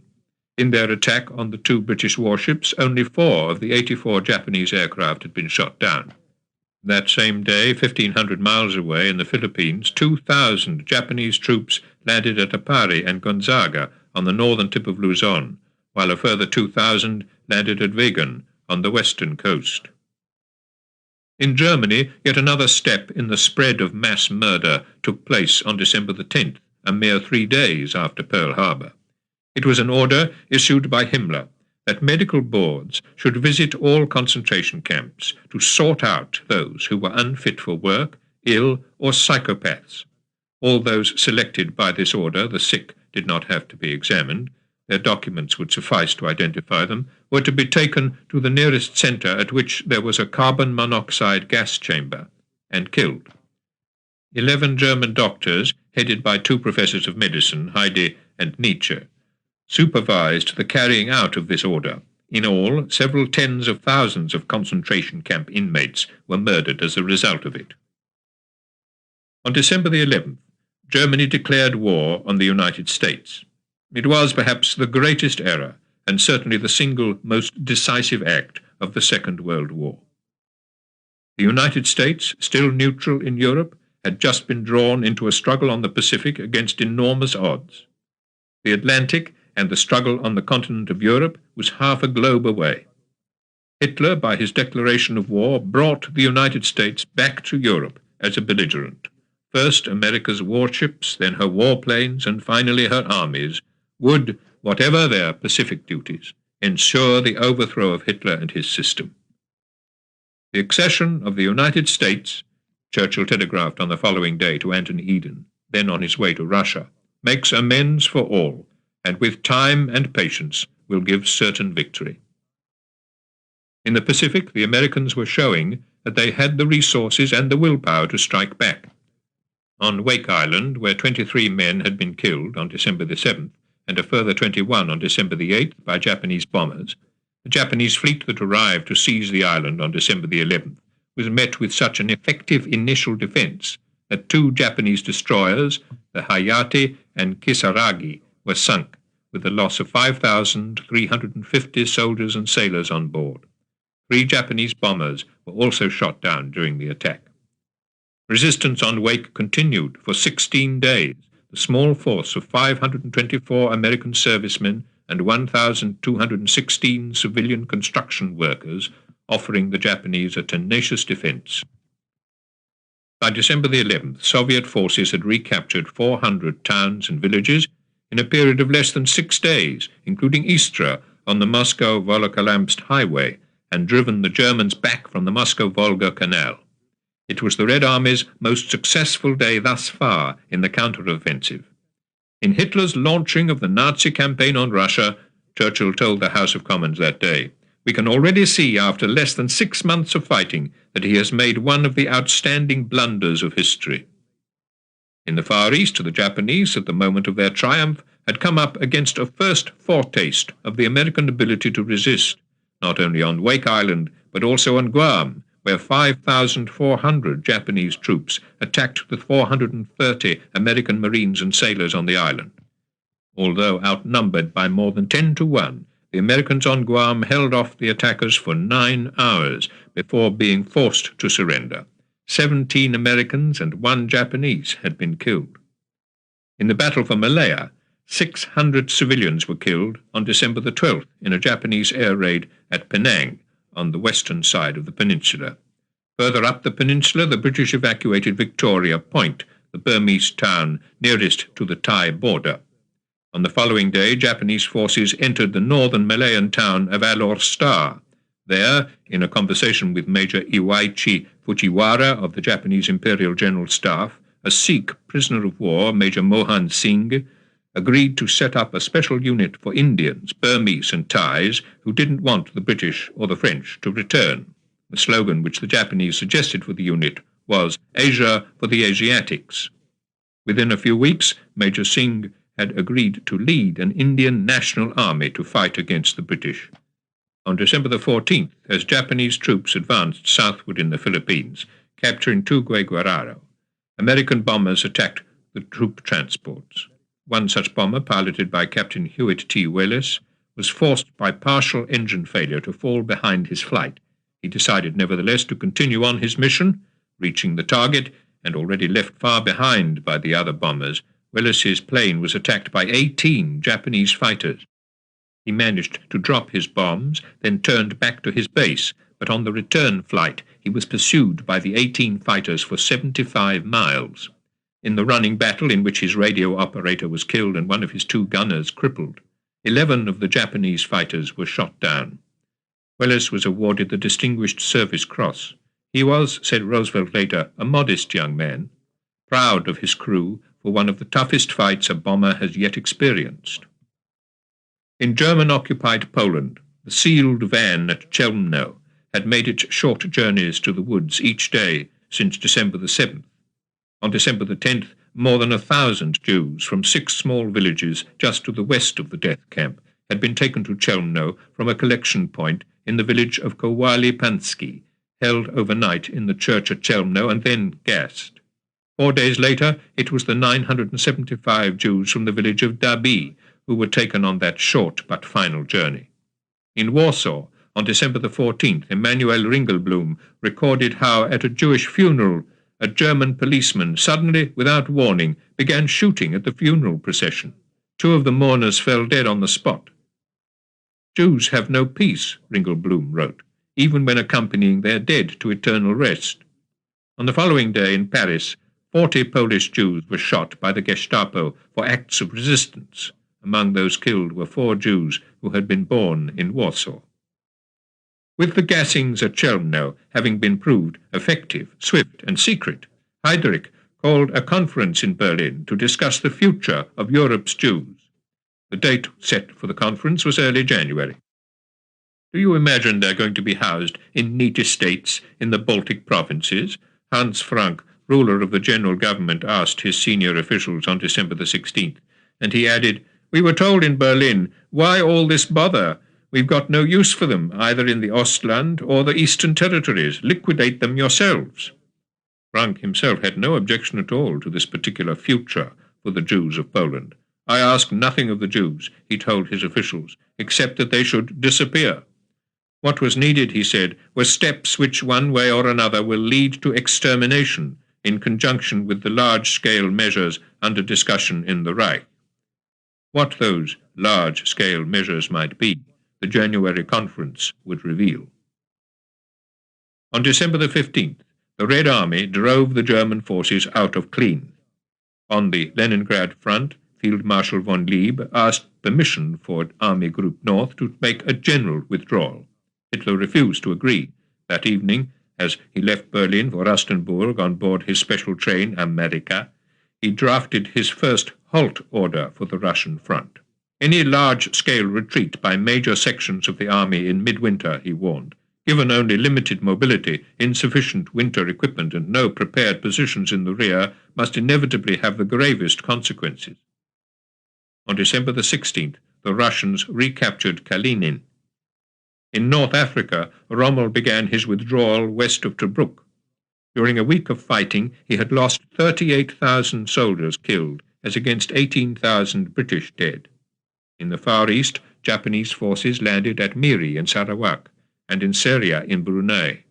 Not only territory, but oil was within their grasp. At Hong Kong, after a week of air bombardment, Japanese envoys crossed the harbour under safe passage with a message to the British governor, Sir Mark Young, that as resistance was futile, the only choice for the garrison was surrender. The envoys were sent back. The governor and commander-in-chief of Hong Kong, Sir Mark himself, replied, declines absolutely to enter into negotiations for the surrender of Hong Kong, and takes this opportunity of notifying Lieutenant General Sakai and Vice Admiral Masaichi Nimi that he is not prepared to receive any further communications from them on the subject. On the following day, December the 18th, under cover of a heavy artillery barrage, Japanese troops landed on Hong Kong Island. The Japanese are occupying all the islands, one after the other, Hitler told Himmler that evening at Rustenburg, and he added, they will get hold of Australia too. The white race will disappear from those regions. In preparing to land on Hong Kong, the Japanese commander of the first wave of troops, Colonel Tanaka, had told his regiment that they were to take no prisoners. His order was obeyed. Having overrun a volunteer anti-aircraft battery in the first phase of the landing, the Japanese soldiers roped together all 20 survivors of the action and then bayoneted them to death. At a Royal Army Medical Corps dressing station, the staff and wounded soldiers offered no resistance when the Japanese arrived. They were led up a hillside where Japanese soldiers shot and bayoneted to death 8 Canadians, 4 Royal Army Medical Corps soldiers, and 3 St. John's ambulance men. Some Canadian troops, taken prisoner in Hong Kong, were among a group whose lives had been saved by the action of Company Sergeant Major J.R. Osborne, a veteran of the First World War. Seeing a Japanese grenade falling in the midst of his colleagues, and not having enough time to toss it away, Osborne shouted a warning and threw himself on it as it exploded. By his self-sacrifice, at least 6 other soldiers were saved. After the war, when returning prisoners of war told of Osborne's action, he was awarded a posthumous Victoria Cross. On December the 19th, over China, Colonel Chennault sent his aircraft to intercept 10 Japanese warplanes which were on a bombing raid from Hanoi and Kunming. It was the first combat mission of Chennault's Flying Tigers, as they were known. 9 out of the 10 Japanese aircraft were shot down. In the Mediterranean, the British suffered a setback that day when Italian manned torpedoes, known to the British as chariots, penetrated Alexandria harbour and badly damaged 2 battleships, Queen Elizabeth and Valiant. This one attack gave the Italians temporary naval precedence in heavy warships. Hitler's declaration of war on the United States had as yet led to no direct military confrontation between the 2 powers. But following the German declaration of war, Romania and Bulgaria also declared war on the United States. Behind the German lines in Russia, the special task forces had continued their mass executions. Operational Situation Report USSR No. 148, sent from Berlin on December the 19th, recorded among several dozen separate mass executions 5,281 Jews shot in Bobruisk, 1,013 Jews and Jewesses in Parici, who had shown a hostile attitude to the Germans and had close connections with the partisans, and 835 Jews of both sexes in Rudnya, because they lent extensive help to the partisans, spread disruptive propaganda, partly refused to work, and did not wear their Jewish badges. In Vitebsk, the Germans had decided upon the evacuation of the ghetto, which they had earlier set up there. During this process, Report No. 148 noted, a total of 4,090 Jews of both sexes were shot. This report also gave details of the shooting of 16 mentally ill Jewish and Russian children in Shumiachi. In fact, the report explained, the children were lying for weeks in their own excrement. All had severe eczema. The German chief military physician from the hospital in Shumiachi, who was called in for consultation, declared that the children's home and its inmates were an epidemic centre of the first degree, sufficient reason for their shooting. On December the 20th, the Japanese landed on the Philippine island of Mindanao, which they at once began to turn into a vast fortified base. On the Russian front, on December the 20th, Volokholamsk was wrested from the Germans. At the roadside, the Russian troops found a gallows from which were still hanging the frozen corpses of 8 members of the Moscow Young Communist League. They had been caught and executed 6 weeks earlier while on a mission behind the lines to establish contact with the partisans. All were posthumously awarded the Order of Lenin. As his troops continued to retreat, Hitler told General Holder, "The will to hold out must be brought home to every unit." This was easier to say than to achieve. According to Soviet figures, 55,000 German soldiers had been killed in the Battle for Moscow, now so decisively ended. But the cruelty of the campaign continued to be in evidence everywhere. On December the 21st, near Minsk, several thousand Soviet prisoners of war were frozen to death during a march across open fields. In Vilna, several hundred Soviet prisoners of war, most of them half-naked, many of them without even boots, were forced to clear snow from the railway lines. A Jewish woman, taking pity on their plight, offered one of the Russians a piece of bread. This was noticed by one of the German guards, who at once shot dead both the Russian and the Jewess. In Western Europe and the Mediterranean, it was the naval war which saw the main action in mid-December. In the Atlantic, in the course of a 6-day and 6-night battle, during which 9 German submarines attacked convoy HG 76 on its way from Gibraltar to Britain, 4 of the attackers had been sunk or forced to scuttle, including the reigning German ace commander, Captain Endras, in command of U-567, which was lost without trace. Only 1 of the 32 Allied merchant ships had been sunk. After this failure, Admiral Dönitz later wrote, and in view of the unsatisfactory results of the preceding 2 months, my staff was inclined to voice the opinion that we were no longer in a position successfully to combat the convoy system. It wasn't only the convoy system with which the Germans were now confronted in their Western war. On December the 22nd, in Washington, at the first of a series of meetings which were to continue into January, Churchill and Roosevelt agreed to set up a combined Anglo-American general staff to coordinate their strategies against both Germany and Japan, and to prepare for an eventual joint Anglo-American invasion of German-held Europe. Even with the immediate military situation against them, this unity of command and desire to take offensive action was to be a decisive factor in the evolution of a joint war policy. Meanwhile, setbacks had to be borne.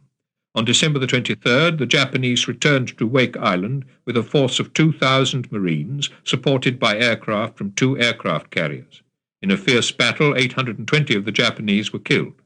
The Americans lost 120 men before being overwhelmed. An American naval relief force sent from battered Pearl Harbor was still 425 miles from Wake Island when the Japanese landed. That same day, a further 10,000 Japanese troops landed on Luzon. In Hong Kong, the defenders were still holding out on Christmas Eve. That day, a further 53 British and Canadian soldiers were roped together after being captured and then shot or bayoneted to death. On Christmas Day, the wounded Canadians of a platoon which had surrendered were also murdered, as were 2 doctors and 7 nurses, 4 of them Chinese, who had been attending wounded soldiers at the St. Stephen's College Emergency Hospital. The wounded, more than 50 in all, were then killed in their beds. On the evening of December the 24th, General MacArthur had left Manila for the fortified island of Corregidor.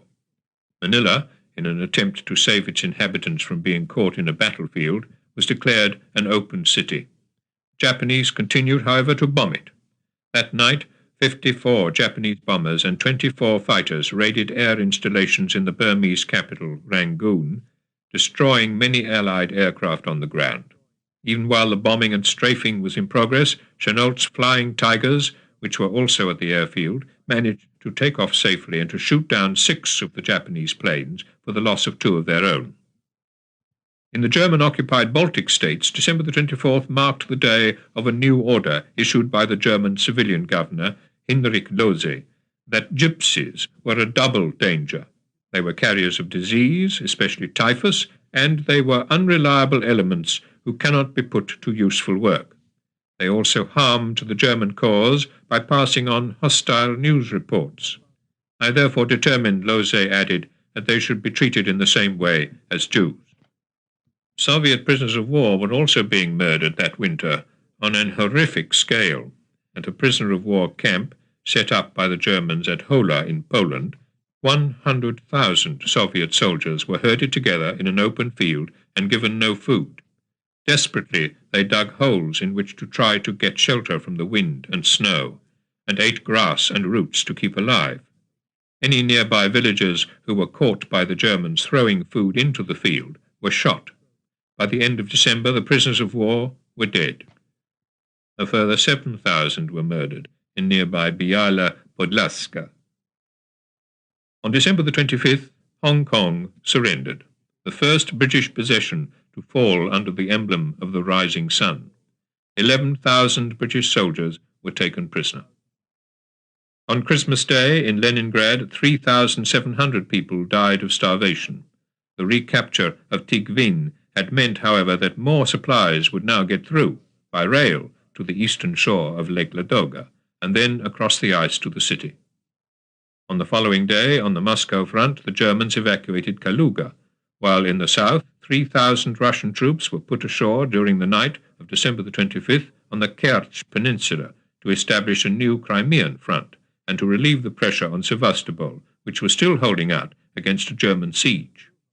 6 days later, in a further series of landings in the Crimea, 40,000 Russian soldiers were put ashore at Feodosia. Crossing the North Sea on December the 27th, the British launched Operation Archery, a commando raid on the German naval base at Maløy in western Norway. 5 German merchantmen, with a total displacement of 16,000 tons, were sunk. Hitler, angered by the range and unexpectedness of the attack, began to talk of turning the whole North Sea, Channel and Atlantic coastlines under his control into an impregnable fortress, Fortress Europe. Not knowing where an Allied attack might come, and faced now with the inevitability of eventual American participation in it, Hitler ordered the construction of coastal fortification from the border of Norway and Finland above the Arctic Circle to the border between France and Spain in the Bay of Biscay. There was another change of German plans on December the 27th. Dr. Todt, in conversation that day with Albert Speer, insisted that communication and transportation conditions in Russia, from which he had just returned, were so difficult, and the discouragement and despair among the German soldiers so great, that grandiose architectural building plans would have to be suspended, in terms of priority use of skilled manpower, until the roads of the Ukraine could be put in order. Staff and workmen, who were still frivolously engaged, as Speer later wrote, in working on road construction in Germany, would have to be sent to Russia to repair and build the roads there, without which neither supplies nor men could move forward.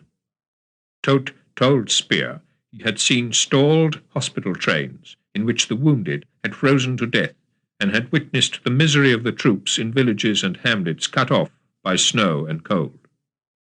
Speer would do his best to help Todt in the task of eastern road building, but he noted that Todt was convinced that we were both physically incapable of enduring such hardships and psychologically doomed to destruction in Russia. Hitler, however, when Todt saw him at Rastenburg 2 days later, was speaking confidently of his estimate of the employable Russian labor at 2.5 million people. With such a force, Hitler told Todt, we'll succeed in producing the machine tools we need. Throughout German-occupied Europe, the faith of the captive peoples in Germany's eventual defeat was bolstered up by British radio messages of encouragement, by the news that Hitler was now at war with the United States, and by the continual dispatch of men to join resistance groups behind the lines. On December the 28th, the British carried out Operation Anthropoid, parachuting 2 Czechs, Jan Kubis and Josef Kabčík, near Pilsen. Their task was to get in touch with the Czech underground movement and to plan whatever acts of resistance might be possible. In the Far East, on December the 30th, Japanese aircraft attacked the fortified island of Corregidor, to which MacArthur and the United States Philippine headquarters had been transferred 4 days earlier.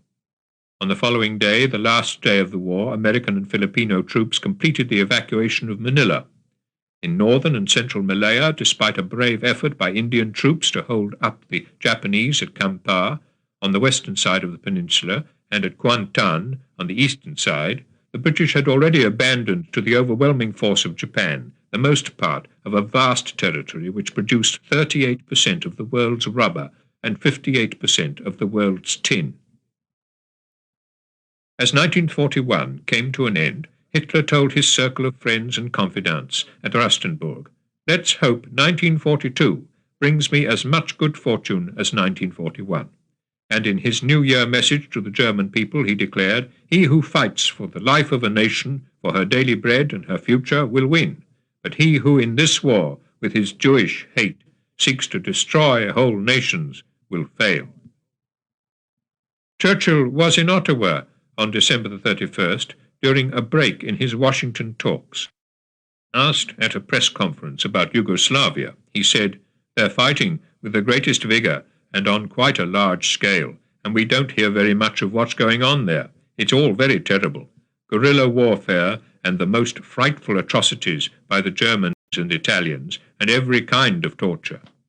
Churchill added of the fighting behind the German lines in Yugoslavia, "The people managed to keep the flag of freedom flying." In the Soviet Union, the struggle for survival had reached a crucial stage. December the 31st saw the recapture of yet another town in the Moscow sector, Kozelsk, which lay to the west of the Medyin-Orel defensive line established by the Germans 3.5 weeks earlier. On the Kerch Peninsula, the Russian landings of 2 days earlier at Feodosia had secured a strong foothold in temperatures so cold, -20 degrees centigrade, that, as one historian has written, the immobile wounded inexorably died as stiffened blocks of ice. But the Feodosia landings were a blow to the Germans, who were forced to break off their operations against Sevastopol to halt the new Russian thrust. In just over 7 months of fighting in Russia, as many as 200,000 German soldiers had been killed in action or had died of their wounds. In the extreme cold, even a relatively minor wound and bleeding could lead to severe shock and death. In one day alone, at the end of December, as a result of frostbite, more than 14,000 German soldiers had been forced to submit to amputation. Not all of them survived the operation.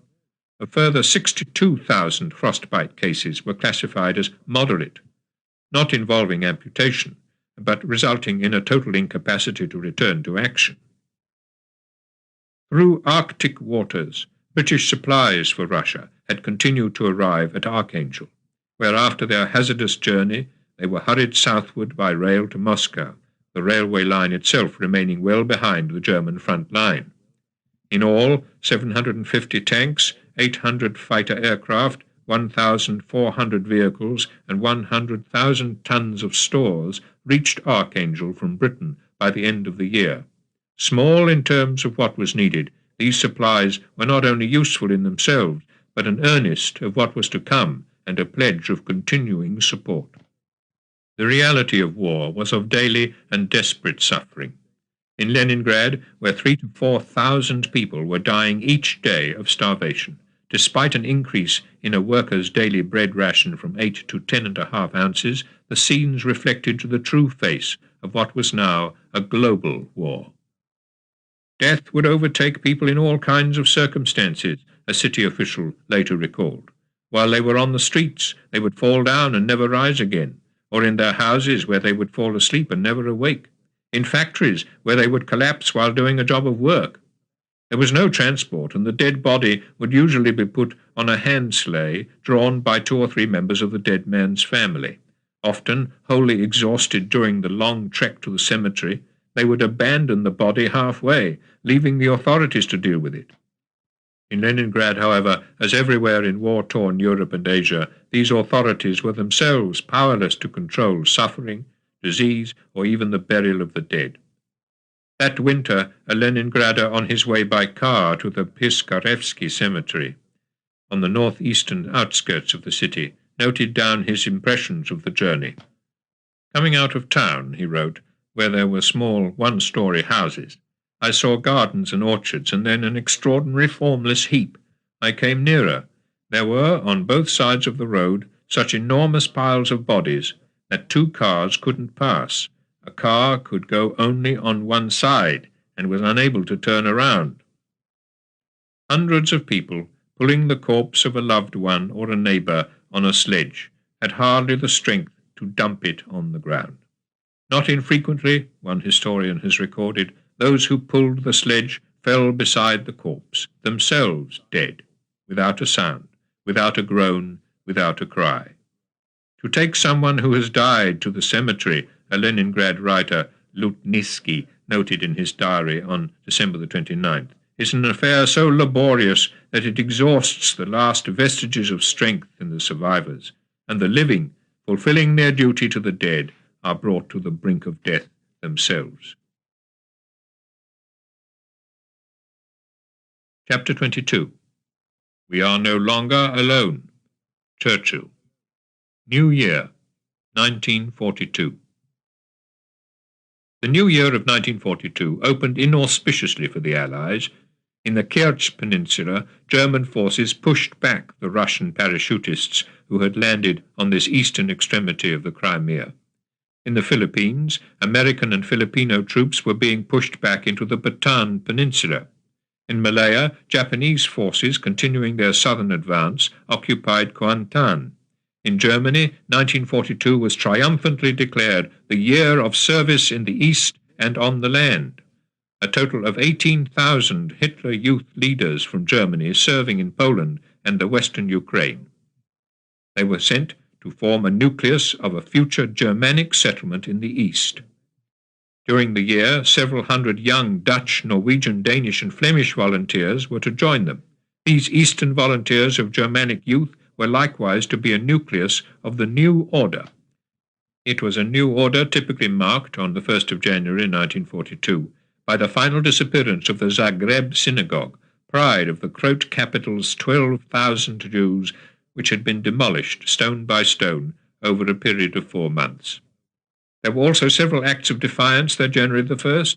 The most public was a declaration issued by Churchill and Roosevelt in Washington and signed by 26 nations, requiring the signatories to employ their full resources against the Axis and not to make peace separately.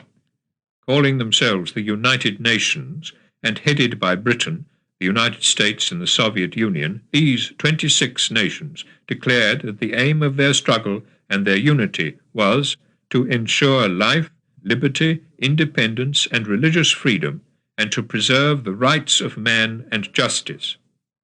In the Vilna ghetto, 150 young Jews gathered that January the 1st, not to mourn the 60,000 murdered Jews of their city, but on behalf of the 20,000 who were still alive behind the guardhouses and the barbed wire, to declare, "Hitler plans to destroy all the Jews of Europe, and the Jews of Lithuania have been chosen as the first in line.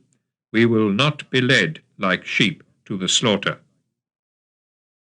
In German-occupied Europe, it was only slowly that even the smallest of steps could be taken to challenge German power. One such step was taken that January the 1st when the former mayor of the French city of Chartres, Jean Moulin, who had escaped 4 months earlier to Britain, was parachuted back into France. His task was to try to unify the various and disparate resistance groups and to set a course of coordinated action. Known as Max, Moulin brought with him on his mission, hidden in the false bottom of a matchbox, a warm personal message from General de Gaulle to the resistance leaders. In the Arctic, Captain Robert Sherbrooke, in command of a British destroyer force, beat off a sustained German naval attack led by the battleship Lützow and the heavy cruiser Admiral Hipper on a Russia-bound Arctic convoy.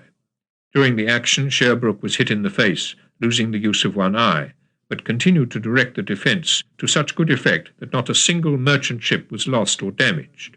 For his defiance and courage, Sherbrooke was awarded the Victoria Cross. At Bletchley, where 1,500 British scholars and academics were now decrypting and analysing the German Enigma messages.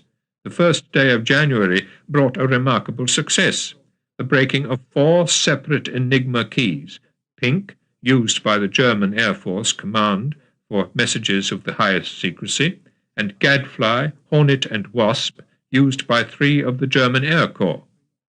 On the following day, the 2nd of January, a 5th key was broken. Known at Bletchley as Kite, it carried the German army's most secret supply messages from Berlin to the Eastern Front. It was on the Eastern Front that January the 2nd that Hitler issued an order forbidding his 9th Army, which had just evacuated Kalinin, from making any further withdrawals. Not 1 inch of ground was to be given up, but the Red Army was not to be deterred in its repeated attacks by any such instructions to its enemy. That same day, the 39th Russian Army broke through the German front line northwest of Zev. Such victories were helped by the growing Russian efforts behind the lines. Repeatedly, the 2nd Panzer Army reported on January the 2nd, it has been observed that the enemy is accurately informed about the soft spots in our front, and frequently picks the boundaries between our corps and divisions as points of attack. Russian civilians, the report added, were crossing between the lines and passing back information. The movement of the inhabitants between the fronts, this report concluded, must therefore be prevented by all possible means. In Washington, Roosevelt and Churchill presided jointly on January the 2nd over a meeting, the main decision of which was in due course to overshadow all tactical maneuvers, a staggering increase in the American arms program.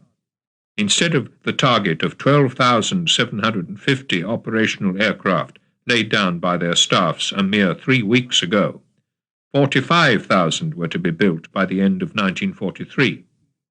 Instead of 15,450 tanks, 45,000 were to be built. Instead of 262,000 machine guns, 500,000. All such weapons of war were to be increased in quantity by an average of 70%. Such plans held a long-term threat for the Axis powers, but in January 1942 it wasn't clear that the Allied powers would have any such long-term. On January the 2nd, Japanese forces entered the Philippine capital of Manila. On January the 3rd, General Marshall was advised by the American Army planners that there were insufficient forces to send a relief expedition to the embattled Philippines. That day, Japanese forces extended their conquests to the island of Labuan and landed on the mainland of Brunei. On the following day, as their advances in the Philippines and Malaya continued, Japanese aircraft struck at Rabaul, a strategic base in the Bismarck archipelago, guarded by 1,400 British troops.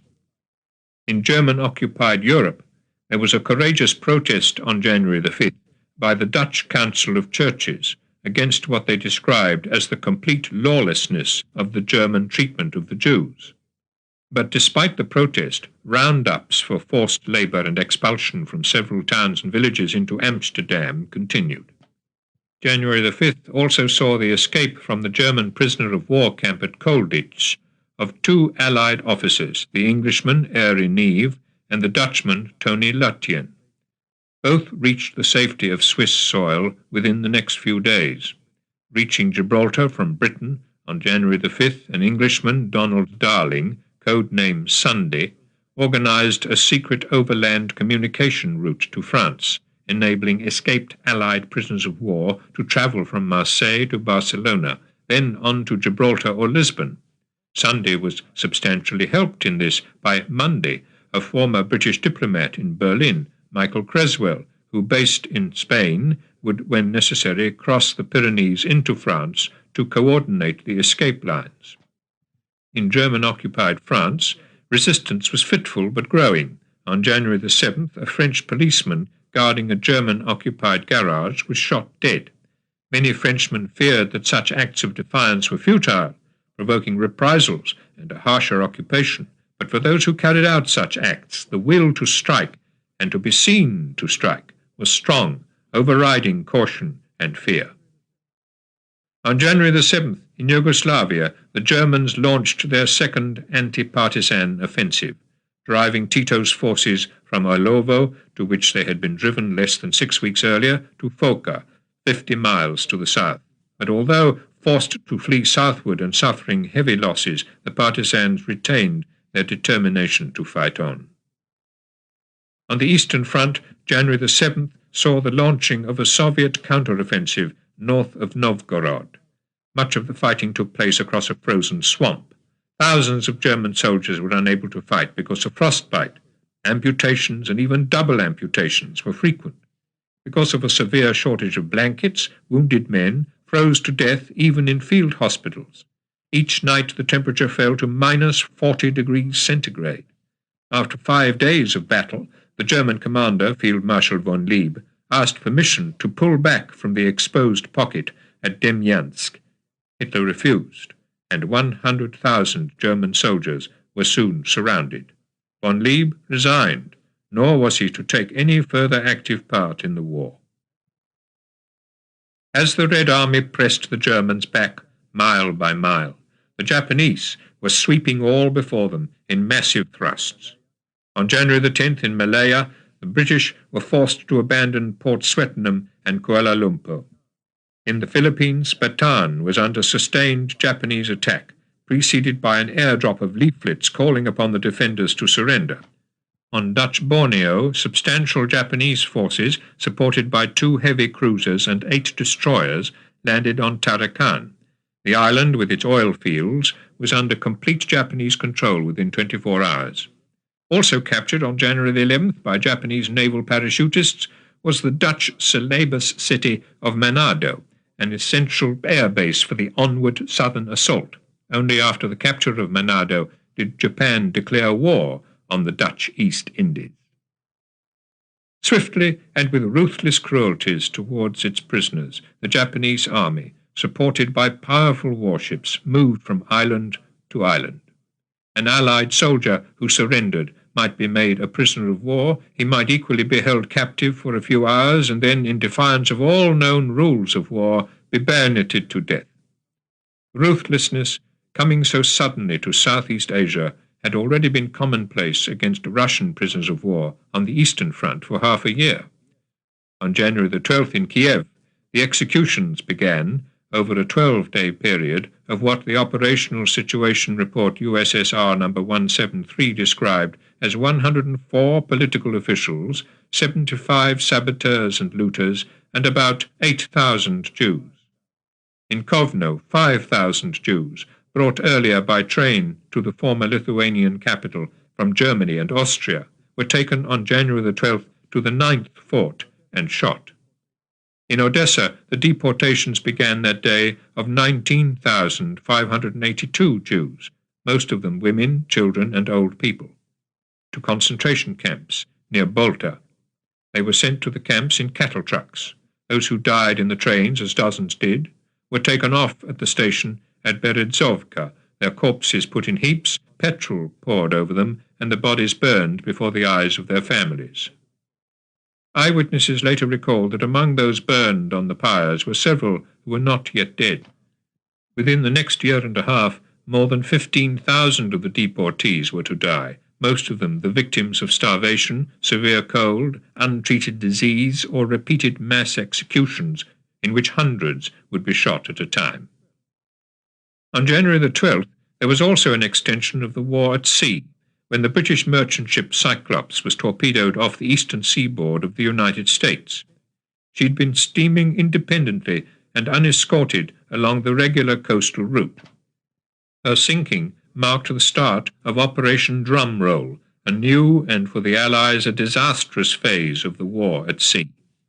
The American East Coast towns were all well lit, the coastal resorts illuminated. Taking advantage of this, the German submarine commanders lay on the bottom by day, then surfaced at dusk to pick off their targets silhouetted against the lights of the coastal towns. War had come to the United States, but it was offshore and thus remote to the majority of the population. By the end of the month, 46 Allied merchant ships had been sunk off the American coast, a total of 196,243 tons of ships and supplies. Details of the killings in German-occupied Poland and Western Russia had begun to reach and to horrify the Allied governments, including those in exile from the very lands in which the tyranny was at its most intense.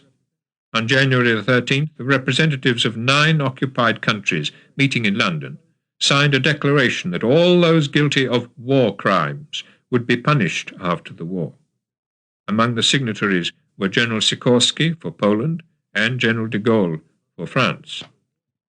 Among their principal war aims, they declared, was the punishment through the channels of organized justice of those guilty of or responsible for these crimes, whether they have ordered them, perpetrated them, or participated in them. No day passed without the perpetration of crimes against defenseless civilians. On January the 14th, the day after the London Declaration, in the White Russian village of Ushachi, 807 Jews were driven to the edge of a pit and shot. Even as several dozen of them lay mortally wounded and in agony amid the blood and corpses, peasants who had witnessed the execution clambered down into the pit to pull what gold they could from the teeth of the dead and dying. That same day a further 925 Jews were murdered in the nearby village of Kublichi. Again, local peasants searched the corpses for gold. Hitler's thoughts that week were not on Russia alone. "I must do something for Königsberg," he told his guests on January the 15th. "I shall build a museum in which we shall assemble all we found in Russia. I'll also build a magnificent opera house and library." He would also build a new Germanic museum in Nuremberg and a new city at Trondheim on the coast of Norway. On January the 15th, the Japanese reached the northernmost mountains of the Bataan Peninsula. "Help is on the way from the United States," General MacArthur assured the men now battling for survival. "Thousands of troops," he told them, "and hundreds of planes are being dispatched." But no such reinforcements were on their way. Nor with Manila Bay under Japanese blockade would they have been able to secure an easy access, even assuming that they could have crossed the Pacific without crippling loss. The only American troops traveling to a new war zone that day were the 4,000 members of General Russell P. Hartle's 34th Division, who, having just crossed the Atlantic, became the first United States servicemen to arrive in Britain. At that very moment, Churchill was returning by flying boat from the United States to Britain. At dawn on January the 17th, when the flying boat deviated slightly from its course, it came to within 5 or 6 minutes flying time of the German anti-aircraft batteries at Brest in German-occupied France. The error was corrected, but in turning sharply northward, the flying boat seemed, to the radar watchers in Britain, to be a hostile bomber coming from Brest. 6 aircraft were sent up with orders to shoot down the intruder. Fortunately, as Churchill later reflected, they failed in their mission. Less fortunate on January the 17th was the British destroyer Matabele. On escort duty with a Murmansk convoy, she was torpedoed and sunk with the loss of 247 officers and men. On the Eastern Front, the Red Army now embarked upon a new and decisive tactic. Beginning on January the 18th and continuing for 6 days, a total of 1,643 Soviet parachute troops were dropped behind the German lines southeast and southwest of Vyazma. Linking up with partisan units, they began to harass and disrupt the German lines of communication and supply, forcing substantial numbers of German troops to be diverted to anti-partisan activity. On January the 20th, in the central sector of the front, Soviet troops recaptured the German positions at Mozaisk, thereby further protecting Moscow from the danger of a direct assault. That same day, as far back as the railway line between Minsk and Baranovich, the Germans reported Soviet partisan attacks on German railway guards. It was on January the 20th, in the Berlin suburb of Wannsee, that senior German officials met to discuss the final and complete destruction of as many of Europe's Jews as possible. Among the Germans present, summoned there by Heydrich, was the newly appointed State Secretary in the Reich Ministry of Justice, Roland Freisler, and a leading Nazi member of the German Foreign Ministry, Martin Luther, whose task was to persuade the government of Europe to cooperate in what was called deceptively the final solution of the Jewish question. The aim, Heydrich explained, was that all 11 million Jews in Europe should fall away. To find them, Europe would be combed from west to east. The representative of the general government, Dr. Joseph Buller, had only one favour to ask, that the Jewish question in the general government be solved as rapidly as possible. Another participant, Wilhelm Stuckart, who had helped to draw up the 1935 Nuremberg laws, turning Jews into second-class citizens and outcasts, proposed compulsory sterilization of all non-Aryans and the forcible dissolution of all mixed marriages between Jews and non-Jews. But it was the work of the gas vans at Chelmno which was to be the model. Since the second week of December, more than 1,000 Jews a day and many gypsies had been taken from their homes and villages in western Poland, packed into the vans, and killed during the drive from Chelmno Church to the nearby wood. In the months following the Wannsee Conference, similar gassing vans and gas chambers using diesel fumes were to be set up at 3 further camps, Belzec, Siborbo, and Treblinka. Although remote, each camp was on a railway line. It was to be by rail that almost all the deportees were brought and killed. Only a handful needed for menial work in the camps were kept alive. There was no selection of able-bodied men and women who might work in factories or farms. All who arrived, men and boys, women and girls, children, the old, the sick, and the able-bodied, were murdered. Death by gassing and by systematic killing was the final, as opposed to any other, solution, whether emigration or forced labour or death by mass shooting. To ensure that the final solution worked smoothly, that the deportations were orderly and systematic, and that adequate deceptions worked throughout, Heydrich chose a senior officer, Adolf Eichmann, to carry out the Wannsee decisions. When the conference was over, Eichmann later recalled, "We all sat together like comrades, not to talk shop, but to rest after long hours of effort." It was on January the 20th, the day of the Wannsee conference, that a young Jew, Jakub Grodzianowski, having escaped from the labour gang at Chelmno, which was being forced to bury the bodies when they were thrown out of the gas vans, reached the nearby village of Grabau. Seeking out the local rabbi, Grodzianowski told him, "Rabbi, don't think I'm crazed, and I've lost my reason. I'm a Jew from the nether world. They're killing the whole nation of Israel. I myself have buried a whole town of Jews, my parents, brothers, and the entire family." For the Western Allies, the news from all the war fronts was grim at the start of the 3rd week of January. At Singapore, 5 British Hurricanes were shot down on January the 21st by the Japanese Zero naval fighter aircraft. In North Africa, Rommel took the offensive on January the 21st, driving the British back across the desert halfway from Benghazi to Tobruk. "Our opponents are getting out as though they'd been stung," Rommel wrote to his wife on the following day. In the Philippines, MacArthur now ordered a withdrawal down the Bataan Peninsula from the Mauban-Abucay line to behind the Pilar-Bagach Road. That same night, however, the Japanese launched a series of amphibious landings south of Bagach. In Malaya, Japanese bombers struck at Singapore, causing heavy loss of life and considerable damage. Australian troops, trapped by a Japanese roadblock at Parit Sulong, tried to break through swamp and jungle to reach the British lines. Before setting off, they left their wounded at the roadside, lying huddled round trees, smoking calmly, unafraid. Captured by the Japanese, the wounded men were taken to a nearby hut where they were bayoneted to death or shot. At Rabaul, in New Guinea, 6,000 Japanese troops attacked an Australian garrison of 1,000. Once again, most of the Australians were killed after they had been taken prisoner.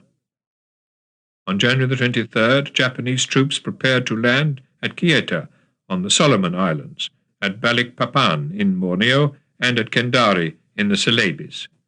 A vast geographic span. In German-occupied Europe, a pattern of war and resistance was emerging. On January the 23rd, at Novi Sad, on the Danube, Hungarian soldiers drove 550 Jews and 292 Serbs onto the ice of the river, which the soldiers then shelled until the ice broke up and the Jews and Serbs were drowned. That day in Vilna, a group of young Jews met to set up a sabotage group against German military installations in the region. Asked one of them, "Where can we get the first pistol?" By morning, another of the group later recalled, "We tenderly fondled the sanctified steel of our first pistol." Hitler's plan did not envisage Jewish resistance or survival. On January the 23rd, 3 days after the Wannsee Conference had given administrative backing to the final solution, Hitler told his entourage in Himmler's presence, "One must act radically. When one pulls out a tooth, one does it with a single tug, and the pain quickly goes away. The Jew must clear out of Europe." If the Jews were to break their pipes on the journey, Hitler commented, "I can't do anything about it, but if they refuse to go voluntarily, I see no other solution but extermination." Lest his listeners were shocked by the word extermination, Hitler added, in words which could brook no misunderstanding, "Why should I look at a Jew through other eyes than if he were a prisoner of war?" The Russian soldier knew that for him captivity would mean death. He was also aware of the daily murder of Soviet civilians in all the occupied regions. He fought with tenacity to drive the invader back and to avoid capture. On January the 23rd, Kolm was retaken from the Germans, and Rezev all but encircled. Further south, Russian troops were poised to break through the German defences near Izium in an attempt to isolate the German troops in Kharkov by a southward thrust. In the Pacific, the Japanese invasion forces about to land at Balikpapan suddenly found their troop transports under sustained attack by 4 American destroyers and a group of submarines. 4 of the 16 Japanese transports were sunk for no loss. It was America's first naval victory, but it couldn't halt the occupation of Balikpapan. That same day, January the 24th, Japanese troops already on northern Bataan in the Philippines landed at Point Longoskayan, south of the whole American defense line. To Washington, General MacArthur signaled that all maneuvering possibilities were now over, and he added, "I intend to fight it out to complete destruction." For the soldiers, such heroic words masked a fearful prospect, one which they encapsulated in the pithy style of fighting men. "We're the battling bastards of Bataan. No mamma, no papa, no Uncle Sam. No aunts, no uncles, no nephews, no nieces. No rifles, no planes, or artillery pieces, and nobody gives a damn." On January the 25th, American and Filipino troops continued their southward retirement, reaching their objective, the Pilar-Bagach Road, on the following day. But the Japanese would give them no respite, and within 24 hours were closing up to continue the attack. Dense jungle made defensive preparations difficult, though Mount Samat and the Mariveles Mountains behind it, rising to 4,700 feet, provided good observation points. Time, however, was against the defenders as the Japanese bombarded them from the air and by skillful use of landing barges bypassed the American defense line by sending troops from Subic Bay and Moran to Point Kaibobo, south of Bagach. The Americans were not, however, without resources or tenacity, and the landing force suffered considerable losses when attacked by an American PT fast patrol boat. 2 more Japanese landings further south at Point Canas and Point Quinyan were successfully contained, so much so that the Japanese gave up their hopes of a rapid conquest of Bataan, and between Bagach and Oran had to pull back slightly to a more defensive line of their own, while at the same time calling for reinforcements from Manila and asking Tokyo to send yet more troops from beyond the Philippines as a matter of urgency. In New Guinea, on January the 25th, Japanese troops landed at Lae. Meanwhile, American troops had continued to cross the Atlantic for participation in due course in the war in Europe. On January the 26th, accompanied by a strong protest from the Irish Prime Minister Eamon de Valera, the first American troops landed in Ulster. It was to be 2.5 years before these troops reached Europe. Meanwhile, Europe's torment was unabated. On January the 26th, in German-occupied Yugoslavia, several hundred Jewish women and children were sent on foot in the snow from Roma to Zemun. The White Death reaped, one eyewitness later recalled. Children were freezing in the arms of their mothers, who tried to warm them in their embrace. Mothers buried the frozen children quickly in the snow, hoping that others would bury them properly when spring arrived. The wife of Kurt Hilovec lost her 3 children on the way. The youngest, born at Sabach, froze in her arms. The destination of this march of horror was a concentration camp at Sagmisti. There, almost all the survivors of the march were killed in May. On the second day of the Zemun death march, Hitler was again sounding off to his guests about the Jews. The Jews must pack up, disappear from Europe, he insisted. Let them go to Russia. Where the Jews are concerned, I am devoid of all sense of pity. There'll always be the ferment that moves people against one another. Hitler added, they'll also have to clear out of Switzerland and Sweden. It's where they're to be found in small numbers that they're most dangerous. Put 5,000 Jews in Sweden. Soon they'll be holding all the posts there. It was clearly not enough to expel Jews from Germany. We can't allow them to retain bases of withdrawal at our doors. We want to be out of danger of all kinds of infiltration. That same day, General Eisenhower criticized in his diary the American policy of giving our stuff in driblets all over the world, with no theatre getting enough, and he gave as his own view that we must win in Europe. Europe knew no respite. On January the 28th, in the Crimean city of Feodosia, 36 Russian partisans were captured and killed. In Zankoy, 141 suspicious people, as the Gestapo described them, were arrested. 76 have already been shot after having been interrogated, the report explained 9 days later. In the Far East, Japanese troops landed on January the 28th on Russell Island, east of New Guinea. The threat to Australia was becoming a real one. In North Africa, Rommel's forces occupied Benghazi on January the 29th. The threat to Egypt had been renewed. But the ebb and flow of war was evident with every day. On January the 29th, on Bataan, American and Filipino troops succeeded in destroying the Japanese bridgehead at Point Longoskayan. On the Eastern Front, Russian forces inflicted heavy losses on the Germans southwest of Kaluga, retaking Suknichi. That same day, Britain and the Soviet Union signed a treaty of alliance with Iran. British and Russian troops would remain in Iran until 6 months after the end of the war. The Persian Corridor, under Anglo-Soviet control, would become the principal route for war supplies from the West to Russia. For his part, the Shah of Iran undertook not to adopt in his relations with foreign countries an attitude which is inconsistent with the alliance. On January the 30th, Hitler celebrated the 9th anniversary of his coming to power in Germany. Speaking to a vast and enthusiastic crowd in the Sports Palace in Berlin, he declared, "The war will not end as the Jews imagine it will, namely with the uprooting of the Aryans, but the result of this war will be the complete annihilation of the Jews." The hour would come, Hitler warned, when the most evil universal enemy of all time will be finished, at least for 1,000 years.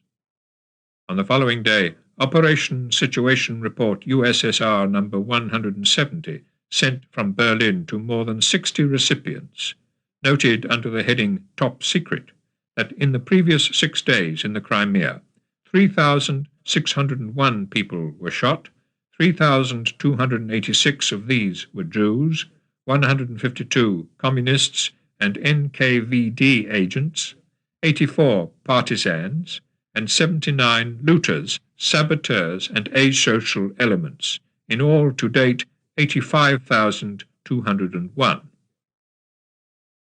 The statistics of death in the Second World War will never be complete.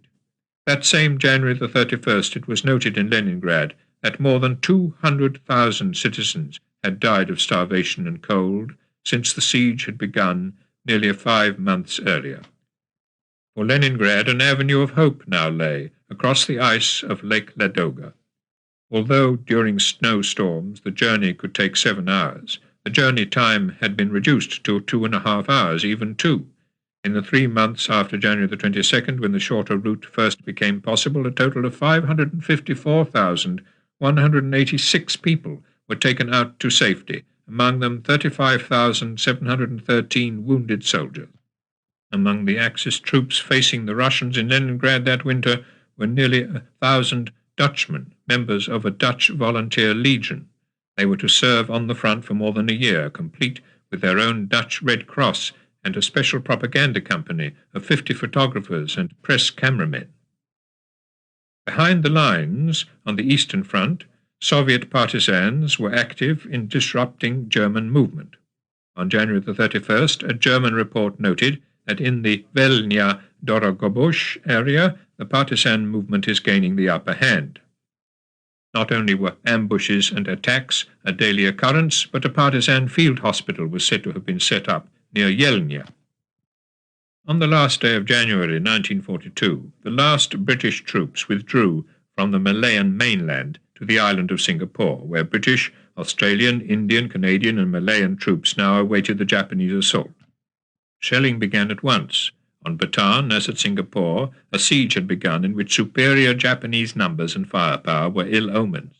But 2,800 miles east of Bataan, in mid-Pacific, American aircraft carriers engaged in their first offensive action of the war, launching airstrikes on the Japanese Marshall Island bases of Kwajalein, Voche, and Maloelap. During the action, the carrier Enterprise was damaged, but not sunk, by a Japanese torpedo bomber. On Dutch Timor, as Australian troops surrendered, a group of several hundred Australian commandos took to the jungle, where they continued to harass the Japanese for 11 months before being taken off to safety. In those 11 months, they killed 1,500 Japanese for the loss of 40 of their own number. It was those Australians who surrendered whose fate was terrible.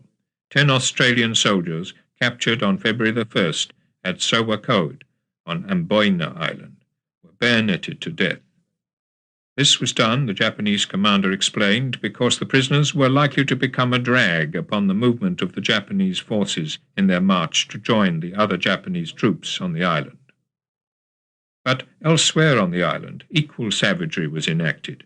When the principal port of Amboina was overrun and its small garrison of 809 Australian defenders surrendered, 426 of them were bayoneted to death by their Japanese captors, or died of torture or starvation as prisoners of war. On February the 4th, a further 30 Australian prisoners of war were taken to Sowakoed and bayoneted to death or decapitated. They were taken one by one to the spot where they were to die, their executioner, Lieutenant Nagagawa, later recalled, and made to kneel down with a bandage over their eyes. Nagagawa's men then stepped out of the ranks one by one as his turn came to behead a prisoner of war with a sword or stab him through the breast with a bayonet. On February the 5th, a further 30 Australian and Dutch prisoners of war were similarly killed. Near Rabaul, 150 Australian prisoners of war had been massacred on the previous day. Asia was competing with Europe in terror. On February the 1st, in German-occupied Russia, the last surviving 38 Jews and Gypsies in Lochnia had been murdered, followed 3 days later by all the 100 Jews in Rakov, near Minsk. On February the 1st, British intelligence suffered its most serious setback of the war. The German submarine command, as part of an internal security drive, altered its Enigma machine in such a way that it was to prove unreadable for the rest of the year. Suddenly, the bright light of knowledge which shone on German submarine movements in the Atlantic and the Mediterranean was extinguished. At the same time, British ciphers carrying most of the Allied communications about the North Atlantic convoys were broken by German naval intelligence. In the signals war, the naval advantage swung suddenly and decisively away from Britain. But two more of Germany's Enigma ciphers were broken that February. GGG, the German Secret Service messages between Berlin and stations in the Gibraltar area, and Orange 11, the messages between Berlin and the SS formations fighting as an integral part of the German army on the Eastern Front. For those SS combat troops, as for all German units facing the Russians or behind the Russian lines, February 1942 saw a considerable increase in partisan activity. Since we have no continuous forward line, a German army report noted on February the 1st, traffic of every kind from the Soviet side and back again is possible, and extensive use is being made of such crossings. New partisan bands have infiltrated. Russian parachutists are being dropped and are taking over leadership. In February 1942, the 2nd Leningrad Partisan Brigade received by parachute drop a Boston printing press on which it was able to print its own paper, The People's Avenger. Vengeance itself had become an almost daily event in the East. We prepared an ambush in the village of Beresky, the 18-year-old Vyacheslav Balakin noted in his partisan diary on February the 4th. We shot down 3 Germans in cold blood. I wounded one was captured alive.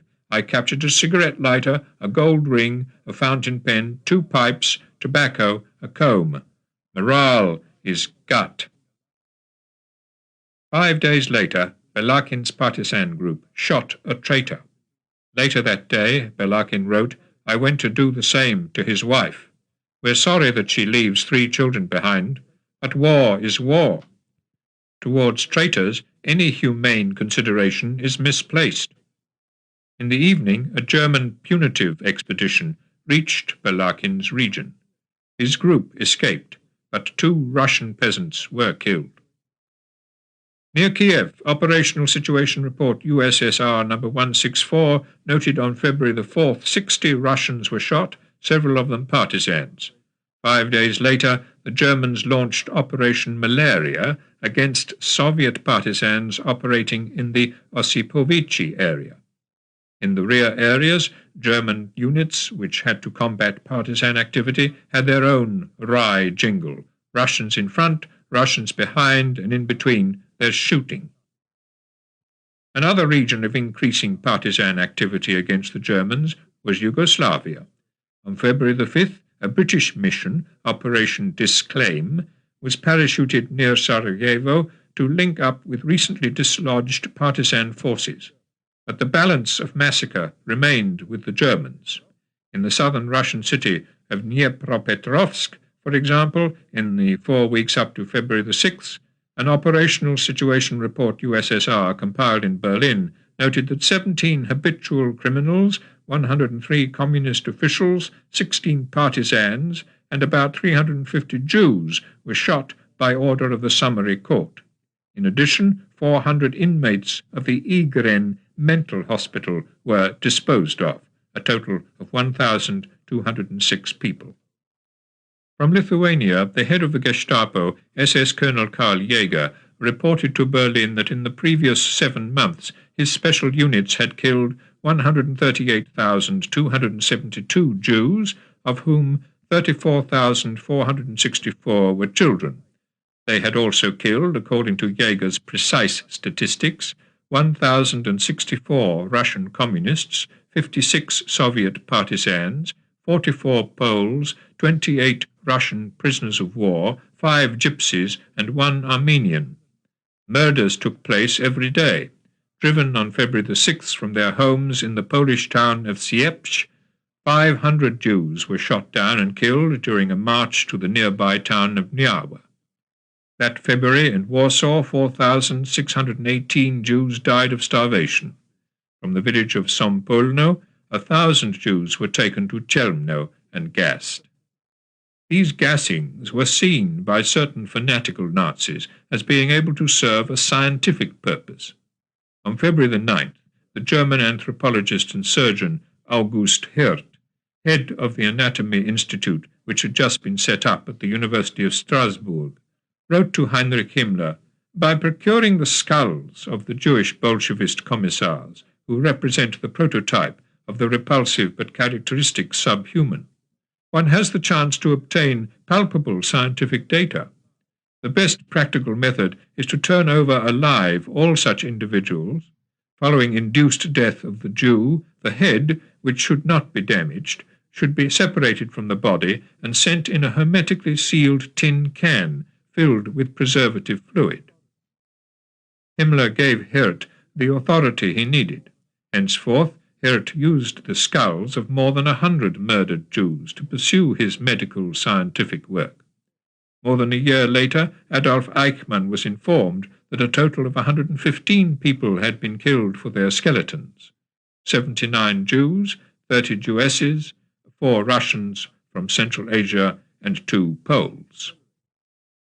In an attempt to centralize and accelerate the German war effort, on February the 6th, the Minister for Armaments and War Production, Fritz Todt, took the chair in Berlin at the first meeting of a committee to coordinate all ministries involved in armaments design, manufacture, and distribution. On the following day, he flew to Rastenburg to tell Hitler what had been decided: a 55% increase in German arms production. On February the 8th, Todt left Rastenburg to fly back to Berlin. His plane crashed on takeoff, and he was killed. Hitler was so much shaken by the death of the man who had served him and Germany so well, whose Todt organization utilized hundreds of thousands of slave laborers. That week, Todt was succeeded by Hitler's architect, the 36-year-old Albert Speer. He too showed no scruples in exploiting the labor of Frenchmen, Dutchmen, Danes, Belgians, Poles, and a dozen other captive peoples. In Todt's memory, the battery of naval guns inaugurated by Grand Admirals Raeder and Dönitz on the Channel coast at Haringzell on February the 10th and protected by massive concrete towers was given the name Battery Todt. In North Africa, the German army had continued to drive the British back towards Egypt.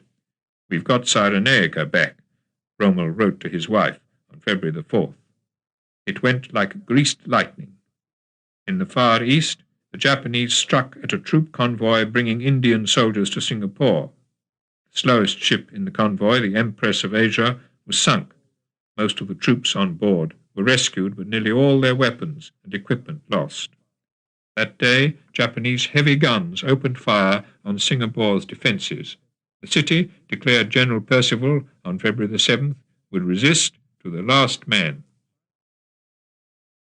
On February the 8th, 5,000 Japanese troops crossed the Johor Straits from Malaya to land on Singapore Island.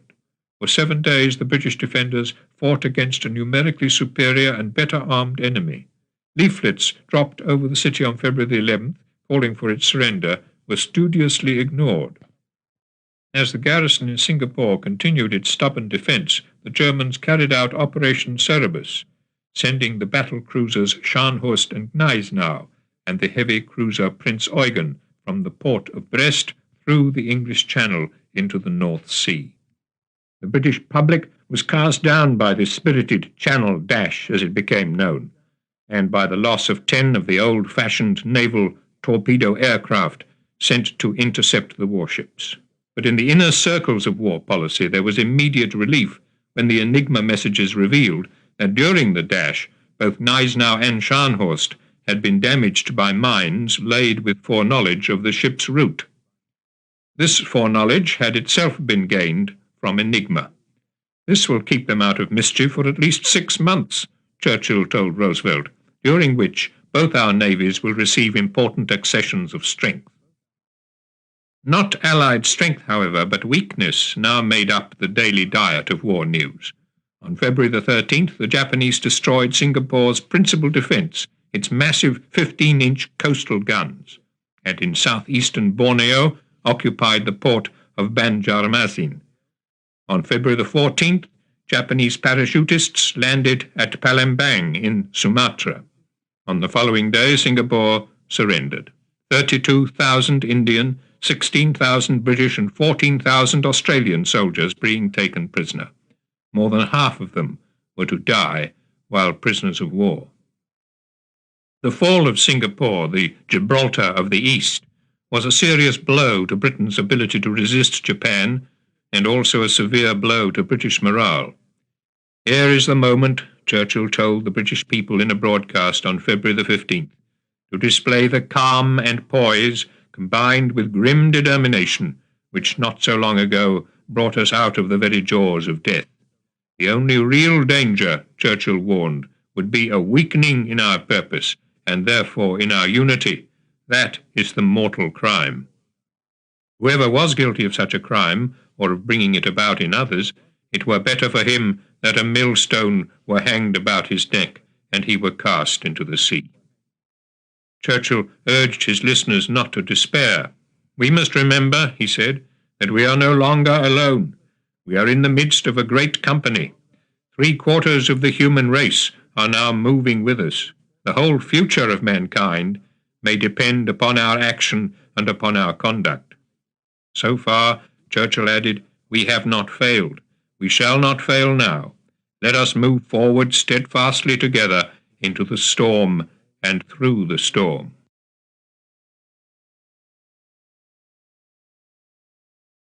Chapter 23. Global War. Spring 1942. On the 14th of February 1942, the day before the Japanese capture of Singapore, Hitler was in Berlin for Dr. Toth's funeral. That day, in a private conversation with Dr. Goebbels, it was upon the surviving Jews of Europe that his thoughts were set. The Führer once more expressed his determination to clean up the Jews in Europe pitilessly, Goebbels noted in his diary. There must be no squeamish sentimentalism about it. The Jews had deserved the catastrophe that has now overtaken them. Their destruction will go hand in hand with the destruction of our enemies. We must hasten this process with cold ruthlessness. In the Crimean city of Simferopol, that ruthlessness had resulted, according to Operational Situation Report USSR number 170, in the murder of 10,000 Jews between January the 9th and February the 15th. On February the 15th, while still in Berlin, Hitler exhorted that year's graduate officers of the SS to stem the red tide and save civilization.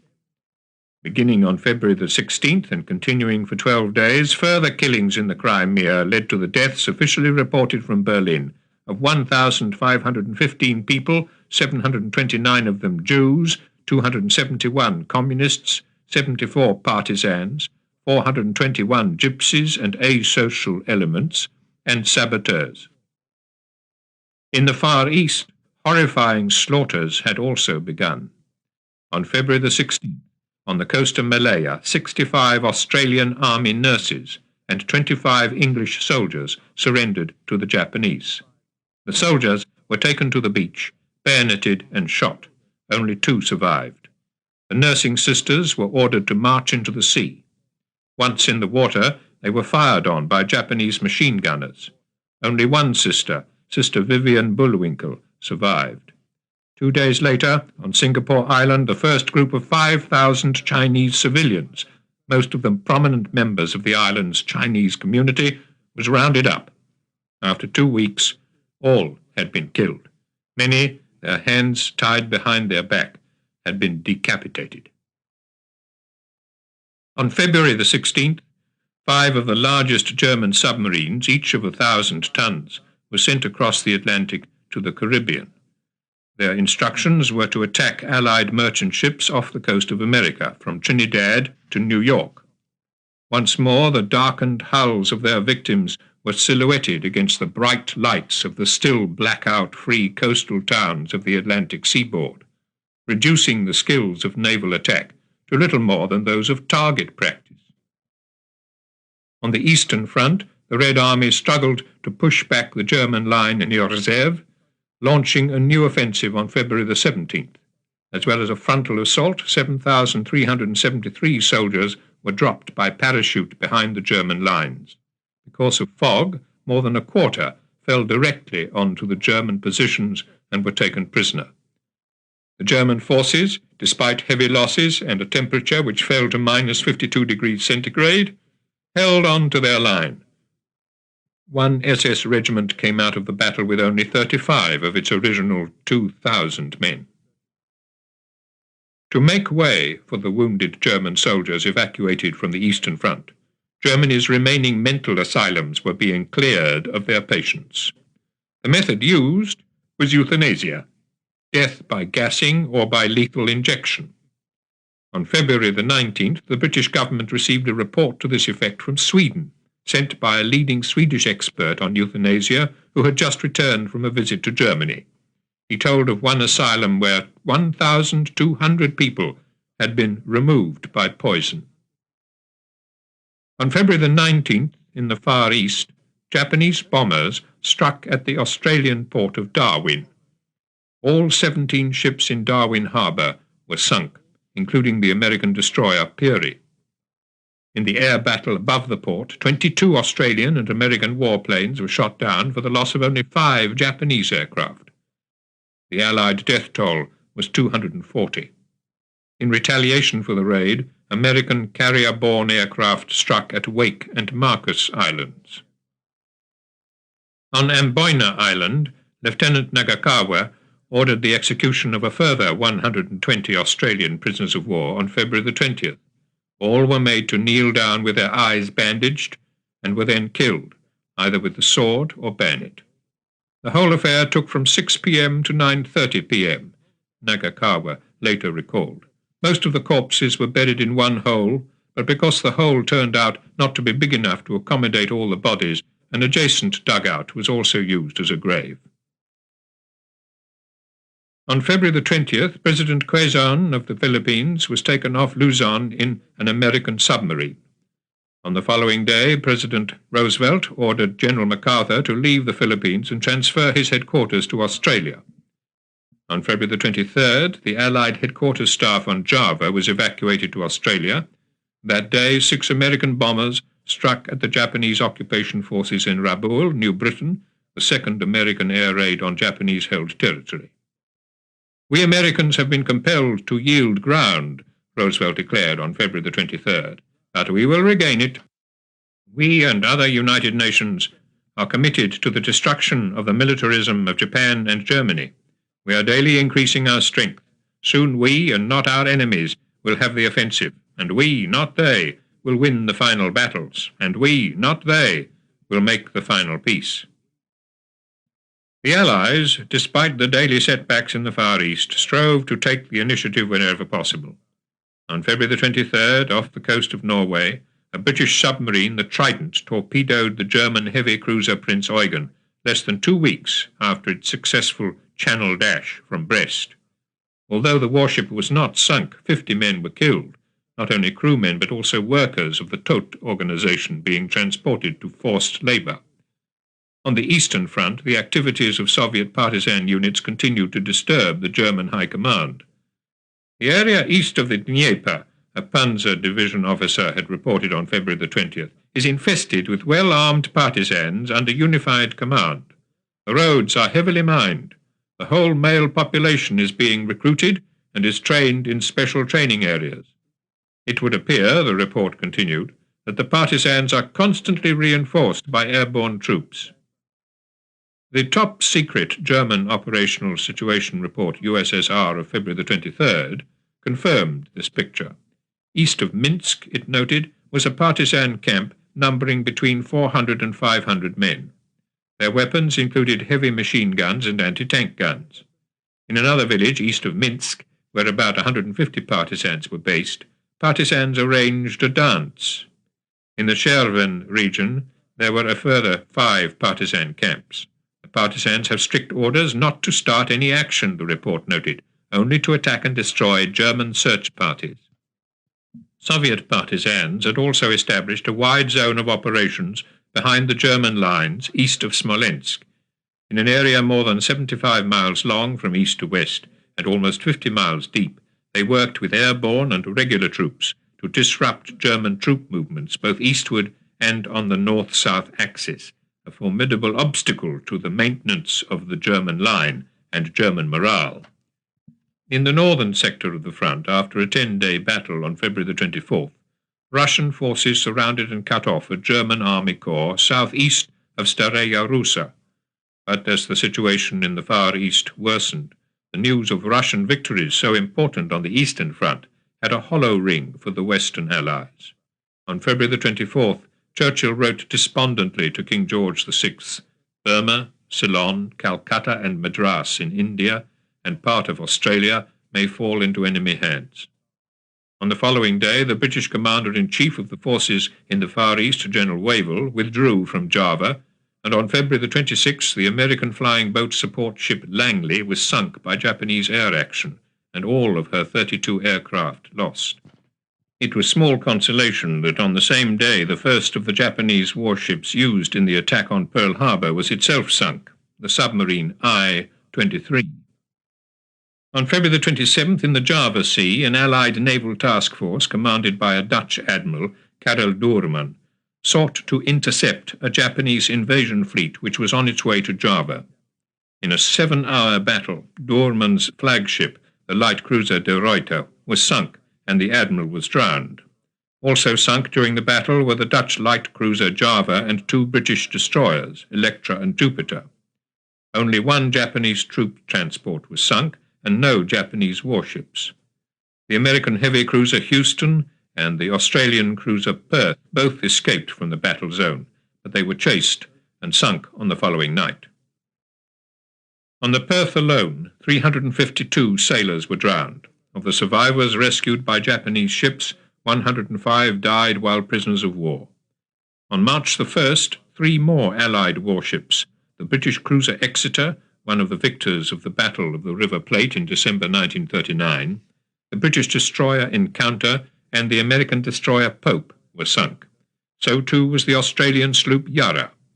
138 of her sailors were drowned. The Japanese, now masters of the Java Sea, prepared for the conquest of Java itself. On February the 27th, as the naval battle raged in the Java Sea, the British carried out Operation Biting across the English Channel. Its objective, to be achieved by parachute troops, was to seize key components of German radar equipment at the Bruneval radar station near Le Havre. The raid was a success. Not only was the radar equipment captured, but also 2 German prisoners, one of them a radar operator. 2 paratroopers were killed and 6 Germans. For the British, the raid was a boost to morale and proof of the prowess of their airborne troops. But still it was the Far East that dominated the news and seemed to threaten disaster. I cannot help feeling depressed at the future outlook, King George VI wrote in his diary on February the 28th. Anything can happen, and it'll be wonderful if we can be lucky anywhere.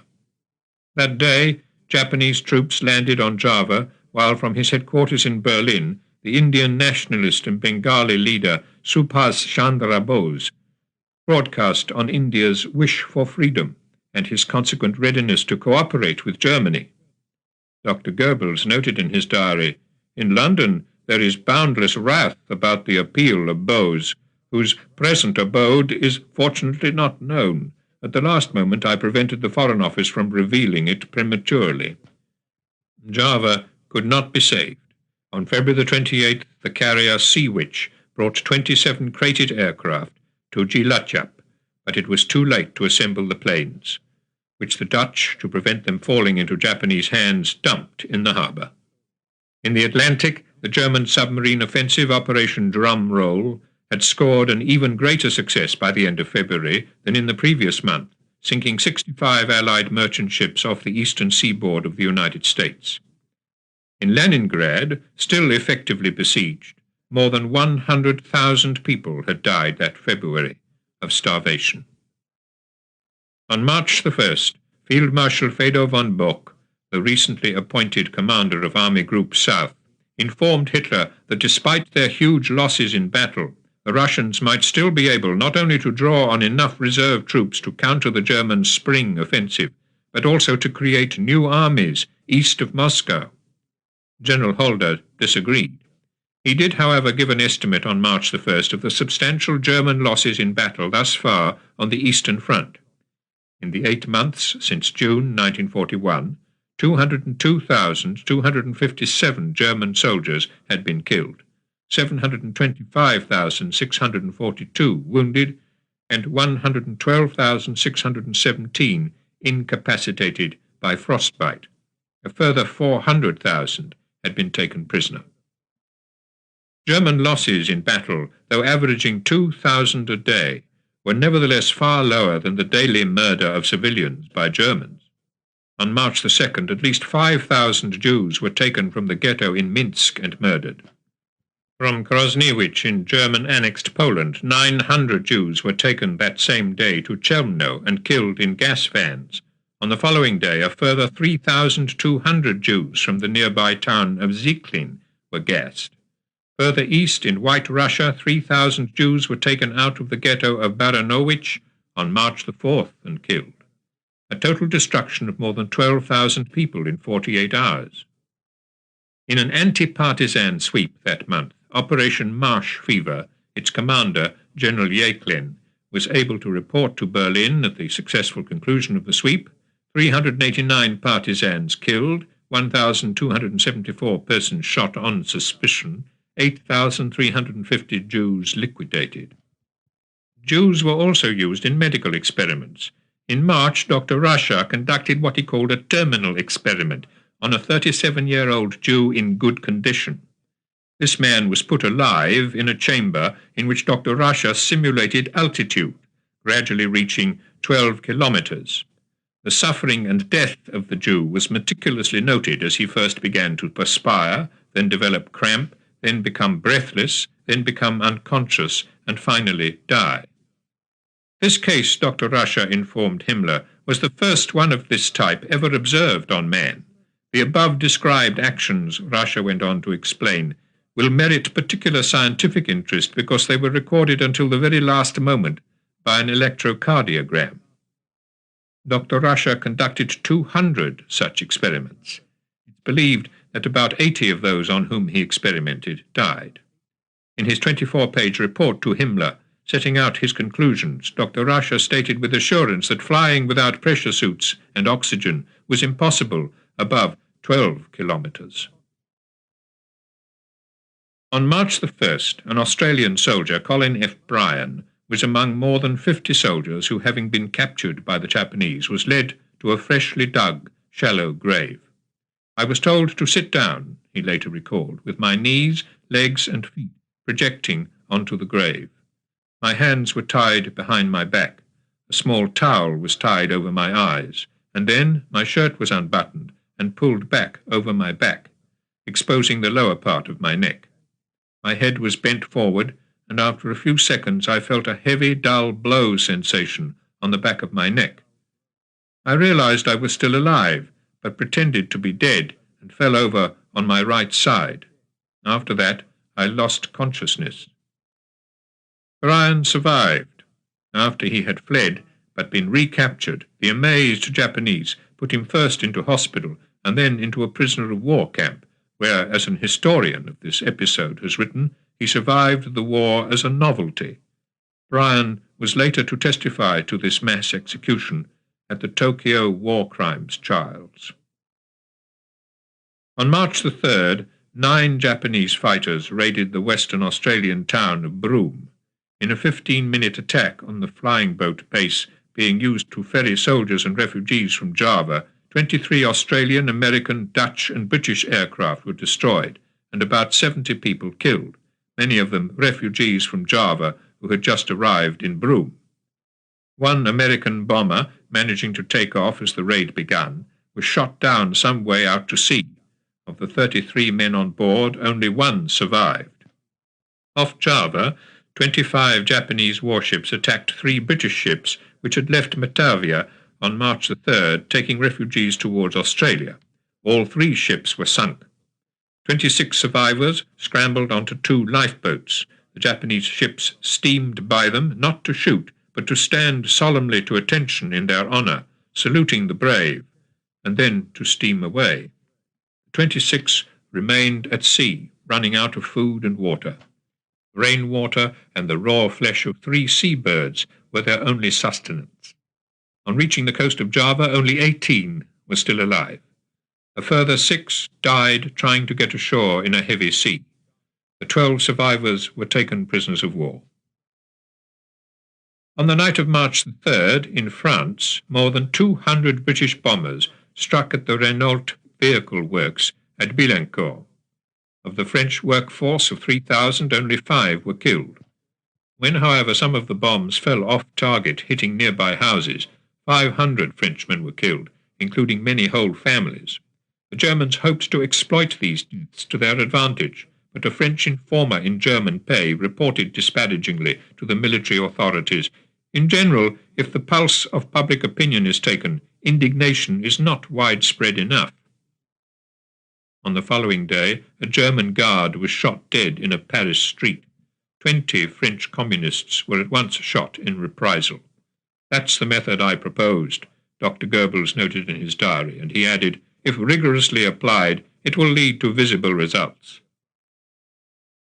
In the Crimean town of Feodosia, beginning on March the 5th, 3 anti-partisan sweeps within 3 weeks led to the killing of more than 2,000 people, of whom, according to Operational Situation Report number 184, 678 were Jews, 359 communist officials, 153 partisans, and 810 asocial elements, gypsies, mentally ill, and saboteurs. The German killing squads had no respite. On March the 6th at Klintsy, 30 gypsies and 270 Jews were brought by truck to a ditch outside the town, ordered to undress and shot. "The situation is now ripe for a final settlement of the Jewish question," Dr. Goebbels noted in his diary on the following day. "Later generations will no longer have either the willpower or the instructive alertness. That's why we're doing good work in proceeding radically and consistently. The task we're assuming today," Goebbels added, "will be an advantage and a boon to our descendants." There were, however, still a handful of people who protested at the persecution of the Jews. On March the 7th in Zagreb, Archbishop Stepinac wrote to the Croatian Minister of the Interior about rumours of impending mass arrests of Jews who are to be sent to concentration camps. "If such rumours were true," Stepinac wrote, "I take the liberty to appeal to you to prevent, by virtue of your authority, an unlawful attack on citizens who are not personally guilty of anything." The Archbishop's appeal was in vain. On March the 5th, the Dutch announced the evacuation of Batavia. Java could no longer be held against the sustained Japanese attack. That day in Burma, Japanese forces entered Pegu, a mere 40 miles from the capital, Rangoon. On the following day, after Indian troops failed to reopen the Rangoon-Pegu road, General Alexander, who had been the last man to leave the Dunkirk bridgehead in June 1940, ordered the evacuation of Rangoon. On March the 7th, Rangoon was evacuated. That day in Java, the Dutch surrendered. 100,000 Dutch, British, Australian, and American troops were taken prisoner. Their travails had only just begun. In all, 8,500 Dutch soldiers were to die in captivity, nearly a quarter of those who were taken prisoner. A further 10,500 Dutch civilian internees were to perish, out of 80,000 interned. Many soldiers and civilians died while hiding on remote islands, hoping for rescue or building boats in which to seek possible succor on other islands. On March the 7th, on Chabia Island, known as a fever island off Sumatra, the first of 19 Englishmen who had reached the island after escaping by boat from Singapore died of disease and exposure. He was Commander Frampton, a member of the naval staff at Singapore. 3 days later, another member of the group, the former air officer commanding Far East Air Vice Marshal C.W. Pulford, died. So too, before the stranded soldiers, sailors, and airmen were able to make their vessel seaworthy, did the former commander of the Singapore Naval Base, Rear Admiral E.J. Spooner. Those who did later get away were captured by a Japanese submarine and taken prisoner. The Japanese forces now turned towards New Guinea, occupying Lae and Salamaua on March the 8th. 2 days later, they landed in Buka, one of the Solomon Islands. On March the 11th, with Luzon Island almost entirely under Japanese control, General MacArthur left by motorboat for Mindanao, the first stage of the journey being through a minefield. After 35 hours, he reached Mindanao, a journey of 560 miles through Japanese-controlled waters. Then from Mindanao, leaving the Philippines behind him, he flew on to Australia. telling the reporters who met him at an airfield just south of Darwin, "I came through, and I shall return."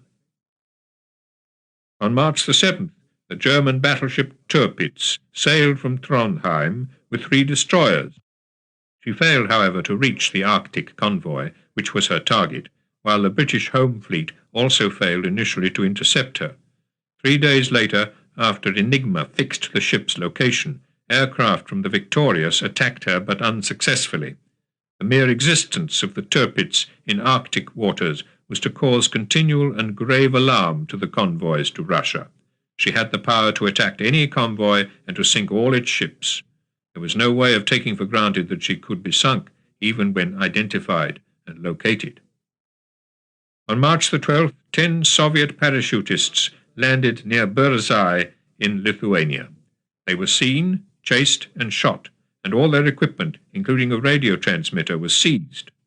But such setbacks did nothing to deter the dispatch of further partisan units behind the German lines. On March the 13th, the German war against the Jews took yet another evil turn. Hitherto there was only one camp, Chelmno, to which Jews were deported, with the sole aim of killing them the moment they arrived. Now a second such camp was ready, at Belzec, on the eastern edge of the general government.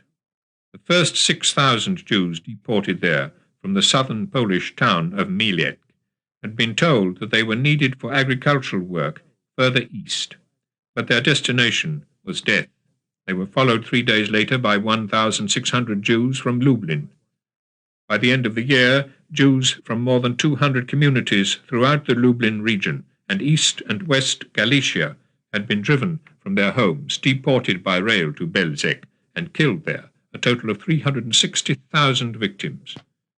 Also gassed at Belzec, as the death camp memorial stone records, were 1,500 Poles deported to the camp for helping Jews.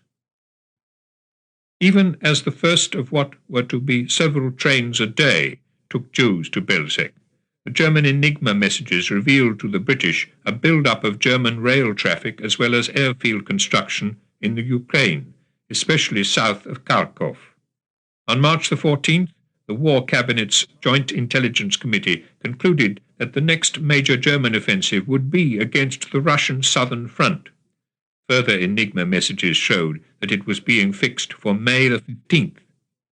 Churchill, knowing the Russian disappointment that no Anglo-American landing in northern Europe was possible that summer, offered Stalin a massive British bomber offensive against German industrial targets, with the aim, Churchill explained on March the 14th to the Chiefs of Staff representative in Washington, of taking the weight off Russia by the heaviest air offensive against Germany which can be produced, having regard to other calls on our air power. The British offensive had effectively begun on the night of March the 8th, with a raid by 211 bombers against Essen. Despite special marker flares and initial incendiary bombs, little damage had been done.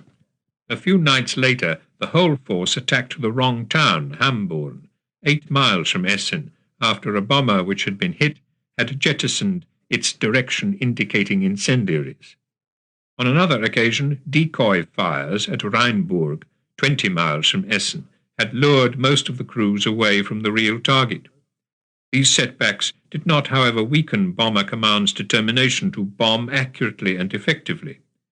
Hitler's pledge on March the 15th in a speech in Berlin that Russia would be annihilatingly defeated in the coming summer only strengthened Churchill's resolve to give Russia the maximum support from the air, support for which Stalin, who was not always forthcoming, gave acknowledgement and thanks. Stalin's armies didn't intend to wait for Hitler's attack, nor were the Soviet forces behind the German lines relaxing their efforts in any way. The activity of the partisans has increased notably in recent weeks, Goebbels noted in his diary on March the 16th. They're conducting a well-organized guerrilla war.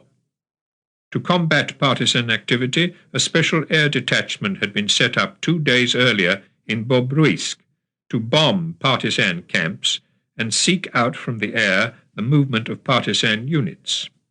This air detachment was to be made ready for action as part of Operation Munich, an anti-partisan sweep planned to begin in the third week of March. Further behind the lines at Kovno, 24 Jews who were found outside the ghetto on March the 17th trying to buy food from local Lithuanians were shot by the Gestapo. That same day in Ilya, north of Minsk, 900 Jews were rounded up and shot, despite a courageous attempt at collective resistance. Operation Munich was launched on March the 19th. Supported by the newly created air detachment, German troops struck at partisan bases throughout the Yelnya-Dorogobush area. In a further sweep near Bobruisk, codenamed Operation Bamberg, Russian villages were set on fire and their inhabitants killed in raids which, though punitive in the extreme and killing 3,500 villagers, served only to intensify the hatred of the occupier and to intensify the determination to help the partisans, who almost invariably escaped the net to fight again and to return. However ferociously the Germans struck, the partisans fought back, reinforced by parachute drops of arms and men. There are indications, the 3rd Panzer Army reported later in March, that the partisan movement in the region of Velikie Luki, Vitebsk, Rudnya, Veliz is now being organized on a large scale. The fighting strength of the partisans hitherto active is being bolstered by individual units of regular troops, men trained in the use of heavy weapons, artillery and anti-tank guns. A similar accretion of Soviet partisan strength was reported near Polotsk. The first day of Operation Munich, March the 19th, was also the day of a German army directive issued to all occupation troops in Serbia and Croatia, insisting that wherever Yugoslav partisan activity had taken place, the houses and even the villages suspected of having been used by the partisans were to be destroyed. Removal of the population to concentration camps can also be useful, the directive added. If it was not possible to apprehend or seize the partisans themselves, reprisal measures of a general nature may be in order, for example, the shooting of male inhabitants of nearby localities. This shooting was to be done, the directive explained, according to a specific ratio, for example, 100 Serbs for 1 German killed, 50 Serbs for 1 German wounded. Similar acts and ratios of reprisals took place throughout the areas under German occupation. On March the 20th, in the Polish town of Zgierz, 100 Poles were taken from a nearby labour camp to be shot. All 6,000 inhabitants of Zgierz and its surrounding villages were driven to the marketplace and forced to watch the execution. That same day at Rastenburg, Hitler spoke to his guest, Dr. Goebbels, of the Jews. Here the Führer is as uncompromising as ever, Goebbels noted in his diary. The Jews must be got out of Europe, if necessary by applying the most brutal methods. On March the 21st, Hitler authorized Fritz Sauckel, his plenipotentiary general for labor mobilization, to obtain, by whatever methods might be needed, the labor force required to push the German war economy into its highest possible productive capacity. Laborers could be brought from all the occupied lands, even seized if necessary from the streets. Yet from eastern Galicia, for the rest of the year, Jews continued to be deported not to forced labor, but to Belzec and to their deaths, including 1,000 from Tarnopol on March the 25th and 6,000 from Stanislawo 6 days later. From Germany, too, Jews were sent to Belzec and to their immediate destruction. On March the 24th, there were deportations to Belzec of 42 Jews from Jülich, 320 from Würzburg, and 224 from Fürth. None of these deportees survived. Under the Labour Decree of March the 31st, however, a different concept of deportation was about to be put into effect, the selection of deportees into those fit to work and those unfit. Whereas at Chelmno and Belzec, and shortly at Treblinka and Sobibor, all deportees were to continue to be killed, irrespective of whether they were fit to work or not. At a new camp, Birkenau, attached to the existing concentration camp of Auschwitz, a selection was to take place of all arrivals. The able-bodied, both men and women, were to be sent to the barracks at Birkenau as a labour force, cruelly treated, but set to work in factories and farms. The old, the sick, and all the children were sent within hours to the specially constructed gas chambers and killed by gas. The first deportation of Jews to Auschwitz took place on March the 26th, when 999 Jewish women from Slovakia reached the camp and were sent to the barracks. They were followed on March the 27th by a deportation of Jews from France, a so-called special train, which left Paris with 1,112 deportees. One of the French deportees, Georges Rief, managed to jump from the train before it reached the German border and escaped. Of the rest, more than half were gassed not long after their arrival. Those selected to work were fortunate, but only in the short term. Only 21 of them were still alive 5 months later. All over Europe, Jews were being rounded up for deportation, held in camps, and then sent by train to Auschwitz. The conditions in these holding camps were themselves cruel and demoralizing, weakening the physical strength and undermining the will. At Westerbork in Holland, at Malines in Belgium, at Drancy on the outskirts of Paris, isolation, hunger, and constant indignities were the lot of tens of thousands of men, women, and children uprooted from their homes at a moment's notice and suddenly deprived of all but the most pathetic of personal possessions. In southern France, the holding camps were, if anything, more unpleasant and debilitating than those further north. At Gours, Noé, and Ressé-Bédou in the Pyrenees, at Rivesaltes near the Mediterranean coast, and at Les Milles in Provence, the daily rigours of life were a grim prelude to the uncertainties of deportation and its evil outcome. In these 4 camps alone, 1,864 people, lacking even the rudiments of medical help or spiritual hope, died before deportation. That March, the deportations to Belzec were being discussed in Berlin. Beginning with Lublin, Dr. Goebbels noted in his diary on the 27th of March, the Jews under the general government are now being evacuated eastward. The procedure is pretty barbaric and isn't to be described here more definitely. Not much will remain of the Jews. About 60% of them will have to be liquidated. Only 40% can be used for forced labor. Odilo Globocnik, the former Gauleiter of Vienna, who was carrying out the measure, was doing it, Goebbels noted, with considerable circumspection and in a way that doesn't attract too much attention. Goebbels' diary entry continued, though the judgment now being visited upon the Jews is barbaric, they fully deserve it. The prophecy which the Führer made about them for having brought on a new world war is beginning to come true in a most terrible manner. One must not be sentimental in these matters. If we didn't fight the Jews, they would destroy us. It's a life and death struggle between the Aryan race and the Jewish bacillus. No other government, Goebbels reflected with pride, and no other regime would have the strength for such a global solution as this. On March the 23rd, Japanese forces occupied the Andaman Islands in the Bay of Bengal, this former British penal colony having been earlier evacuated by its British and Gurkha garrison.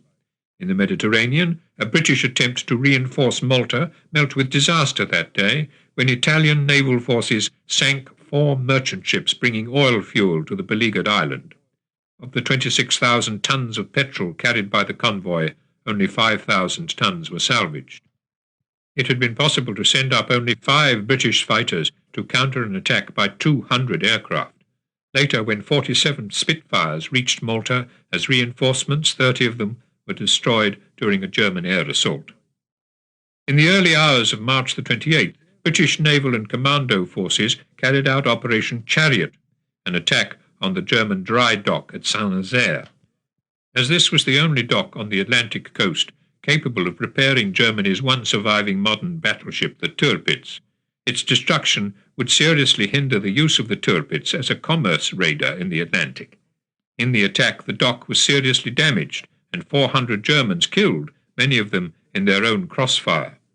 Of the 611 British commandos taking part in the raid, 205 were killed and most of the others taken prisoner. 185 British sailors were also killed. 4 Victoria Crosses, 2 of them posthumous, were won in the action, which disabled the dry dock for the rest of the war.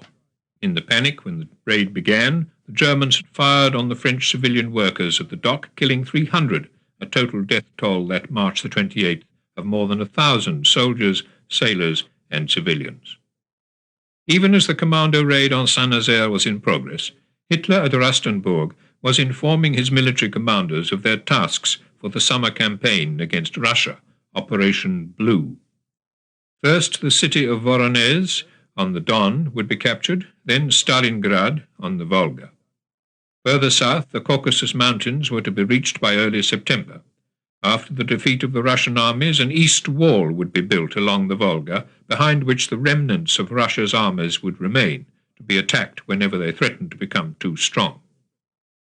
Also on March the 28th, in an attempt to tie down as many Russian troops as possible in the Far East during the coming offensive, Joachim von Ribbentrop pressed the Japanese ambassador in Berlin, Count Oshima, to secure a Japanese attack on Russia simultaneously with Germany's crushing blow. The German General Staff, in order to encourage such a Japanese attack, would send their Japanese opposite numbers a specific proposal for a Japanese attack against Vladivostok and on to Lake Baikal. Such was Ribbentrop's proposal to Japan on March the 28th, but the Japanese took no action. Over Western Europe, British air forces were particularly active on March the 28th, a day which saw the first parachute drop of supplies to the British agents in France. The drop at Bliz was successful.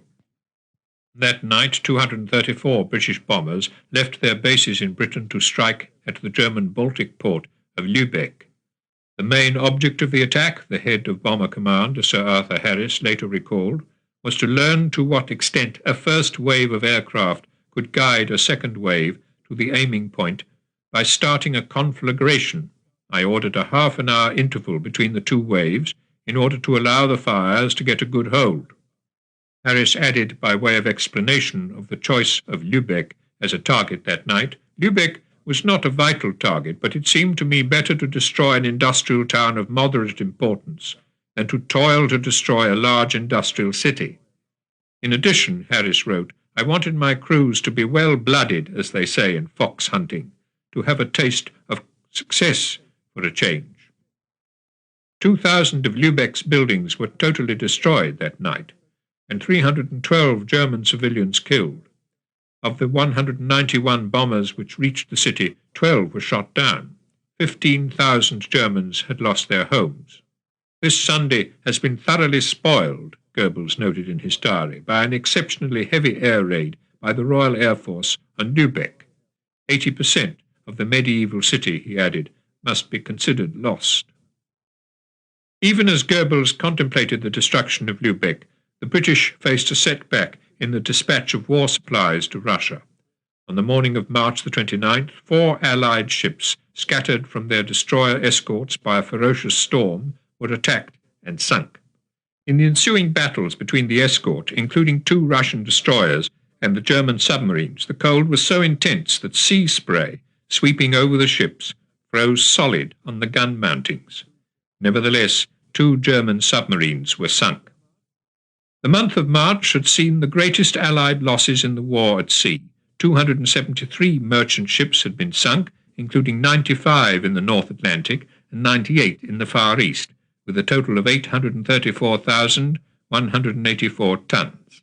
Also in the Far East, on March 31st, the Japanese reached their most southerly point of conquest, the Australian territory of Christmas Island, south of Java, whose garrison of 100 British troops surrendered that day. But although the island was a valuable source of phosphate, it was so small and rocky as to be unsuitable for the construction of an airstrip. The Japanese therefore evacuated it 4 days later. On the 1st of April 1942, 19 merchant ships, convoy PQ-13, set sail from Iceland for Russia. 5 were sunk, and their principal escort, the cruiser Trinidad, crippled by German torpedoes. Also on April the 1st, Operation Performance saw the attempted breakout of 10 Norwegian merchant ships from the Swedish port of Gothenburg. 5 of the merchant ships were sunk by the Germans before they could get clear of the Skagerrak. 1 was too severely damaged to continue, and 2 turned back. Only 2 reached Britain safely. That day also saw the Japanese launch Operation Sea, using 5 aircraft carriers which had taken part in the attack on Pearl Harbor, to cross the Indian Ocean refuel at Adu Atoll in the Maldive Islands, and bomb Colombo, the capital of Ceylon, 4 days later, sinking 2 British cruisers, Dorsetshire and Cornwall, the armed merchant cruiser Hector and the destroyer Tenedos. More than 500 men were drowned. A further 300 men died when the aircraft carrier Hermes and the destroyer Vampire were bombed and sunk at Trincomalee. During this same raid, 23 merchant ships were sunk in the Bay of Bengal, with a total of 120,000 tons lost. During the raids on Colombo and Trincomalee, 36 Japanese aircraft had been shot down, but the raid caused alarm in Calcutta and seemed to herald yet further and spectacular Japanese advances.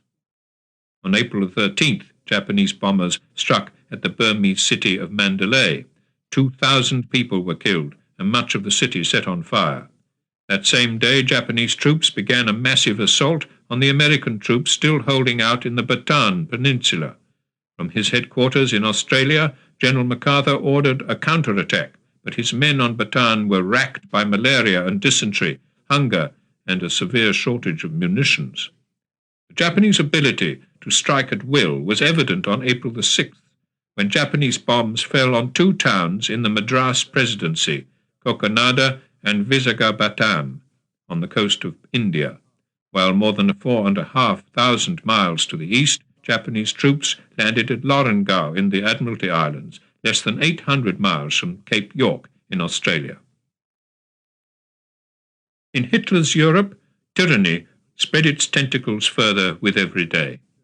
On April the 3rd, in Germany itself, the deportation of 129 Jews from Augsburg to Belzec marked the final destruction of a community which had been a center of Jewish settlement and culture for more than 700 years.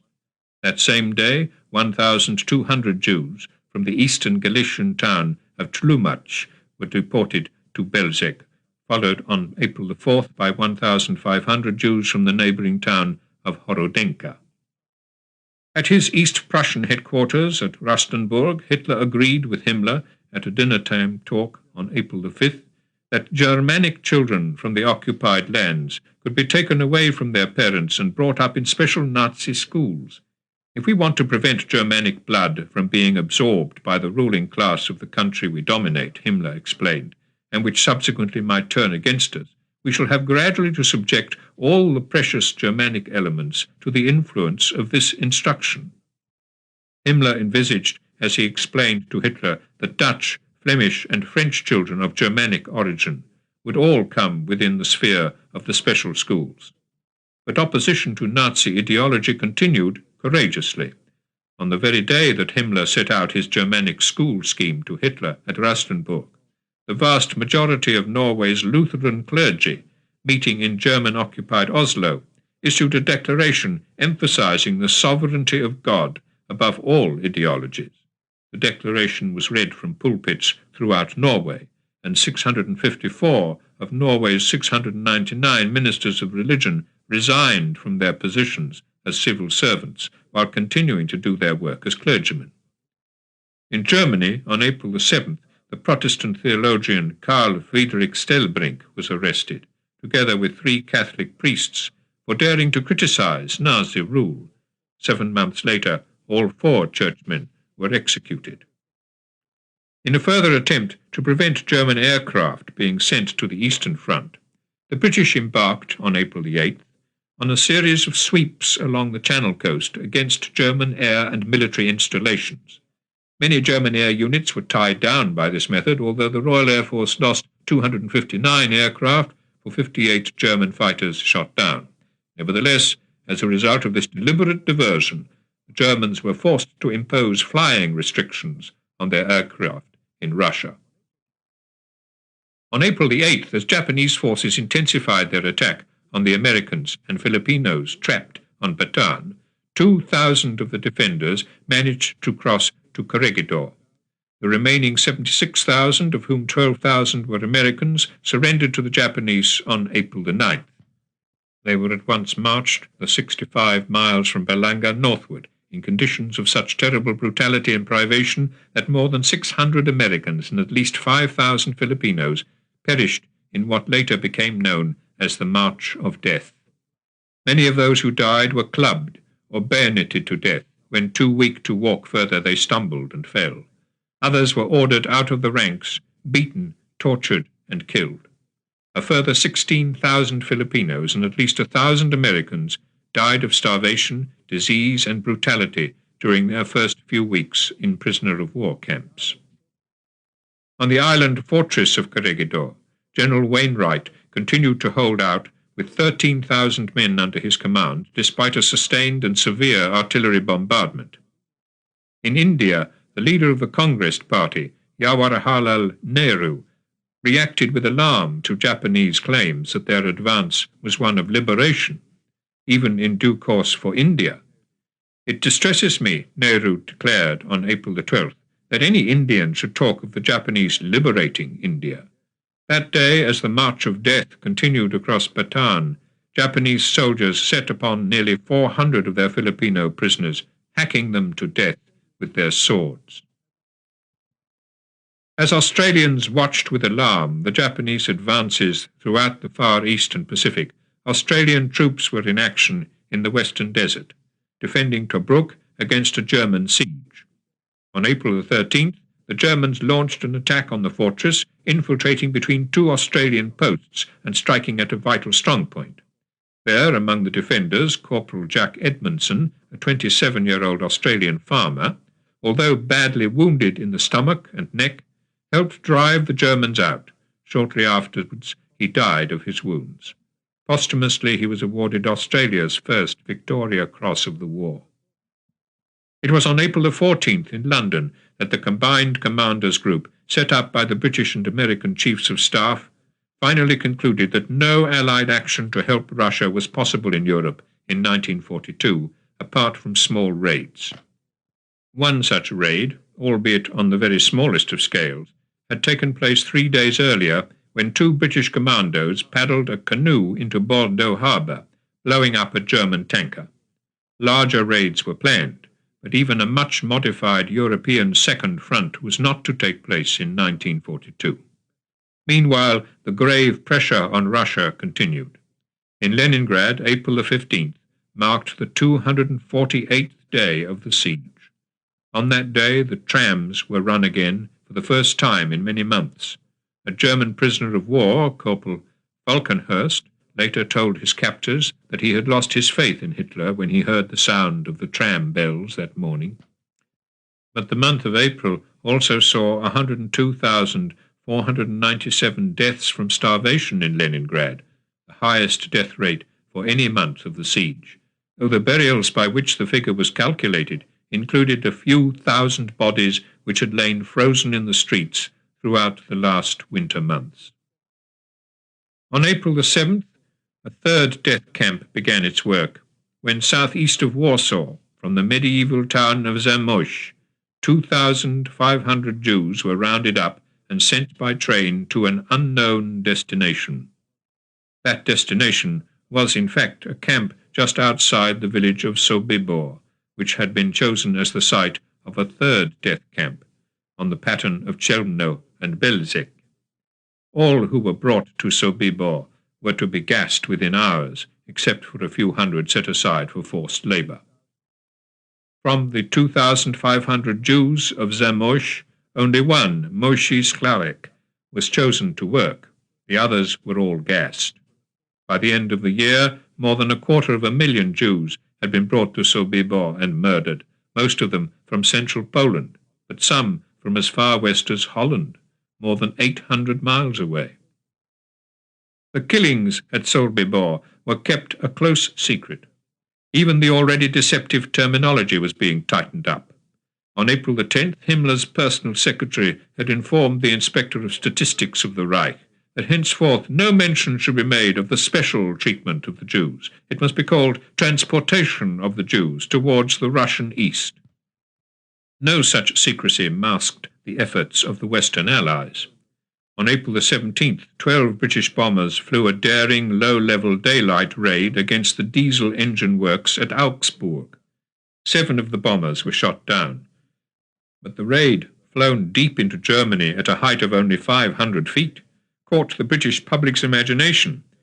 The leader of the raid, John Doering Nettleton, a South African, was awarded the Victoria Cross. Just over a year later, he was killed in action during a night bombing raid on Turin. That same day, April the 17th, also saw the escape from German captivity of General Henri Giraud. Captured in June 1940, he escaped from the maximum security castle prison at Königstein in Saxony by lowering himself down the castle wall, jumping on board a moving train, and reaching the French border.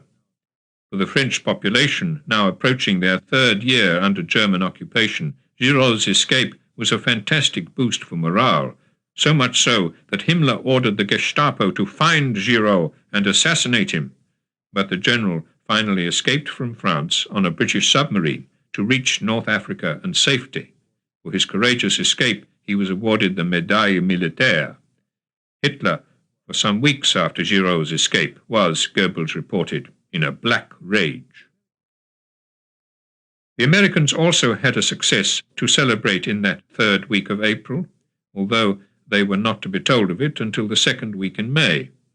On April the 18th, in strictest secrecy, 16 American bombers, commanded by Lieutenant Colonel James H. Doolittle, launched a raid against the Japanese mainland.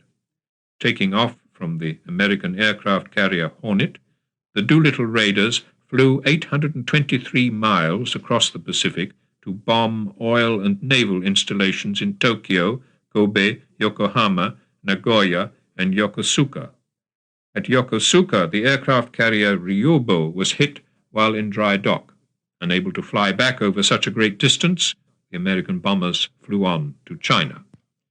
One bomber crash-landed on Soviet soil near Vladivostok. Its crew was interned. 2 other bombers crash-landed on Japanese-controlled territory. Of their 8 crew members captured by the Japanese, 3 were executed. Angered by the raid, which showed that the heart of the Empire of the Rising Sun was not invulnerable, the Japanese occupied the Chinese province of Zhejiang, intending thereby to prevent further overflying missions. April the 18th, so successful a day for the Americans, saw the destruction in German-occupied Russia of a Soviet partisan force in Dorogobuj. Its commander, Colonel Refremov, having been severely wounded in the back, unable to help his men and unwilling to be taken prisoner, put a pistol to his temple. "Boys," he said, "this is the end for me, but you go on fighting." Then he shot himself. His men, fighting on, though almost beaten, never gave up. Some, reaching the nearby front line, returned in due course to harry the Germans behind the lines. In the Atlantic, April the 21st saw the first day of the sailing of the first of several German submarine tankers, boats with no offensive capabilities, but laden with stores, spare parts, and 700 tons of diesel fuel each, 600 tons of which were available for the refueling of 14 combat submarines. Helped by this independent source of fuel supply far from their French coastal bases, 32 German submarines operated off the east coast of the United States and in the Gulf of Mexico and Caribbean Sea, sinking Allied merchant ships as they sailed northward to join the Atlantic convoys. Behind Japanese lines, Allied prisoners of war were being confronted with a savagery of which they had no previous experience or intimation. On April the 22nd, at a prisoner of war camp at Bandung, an Australian medical officer, Colonel Edward Dunlop, recorded in his diary the fate of 3 Dutch prisoners of war who had been caught while trying to escape.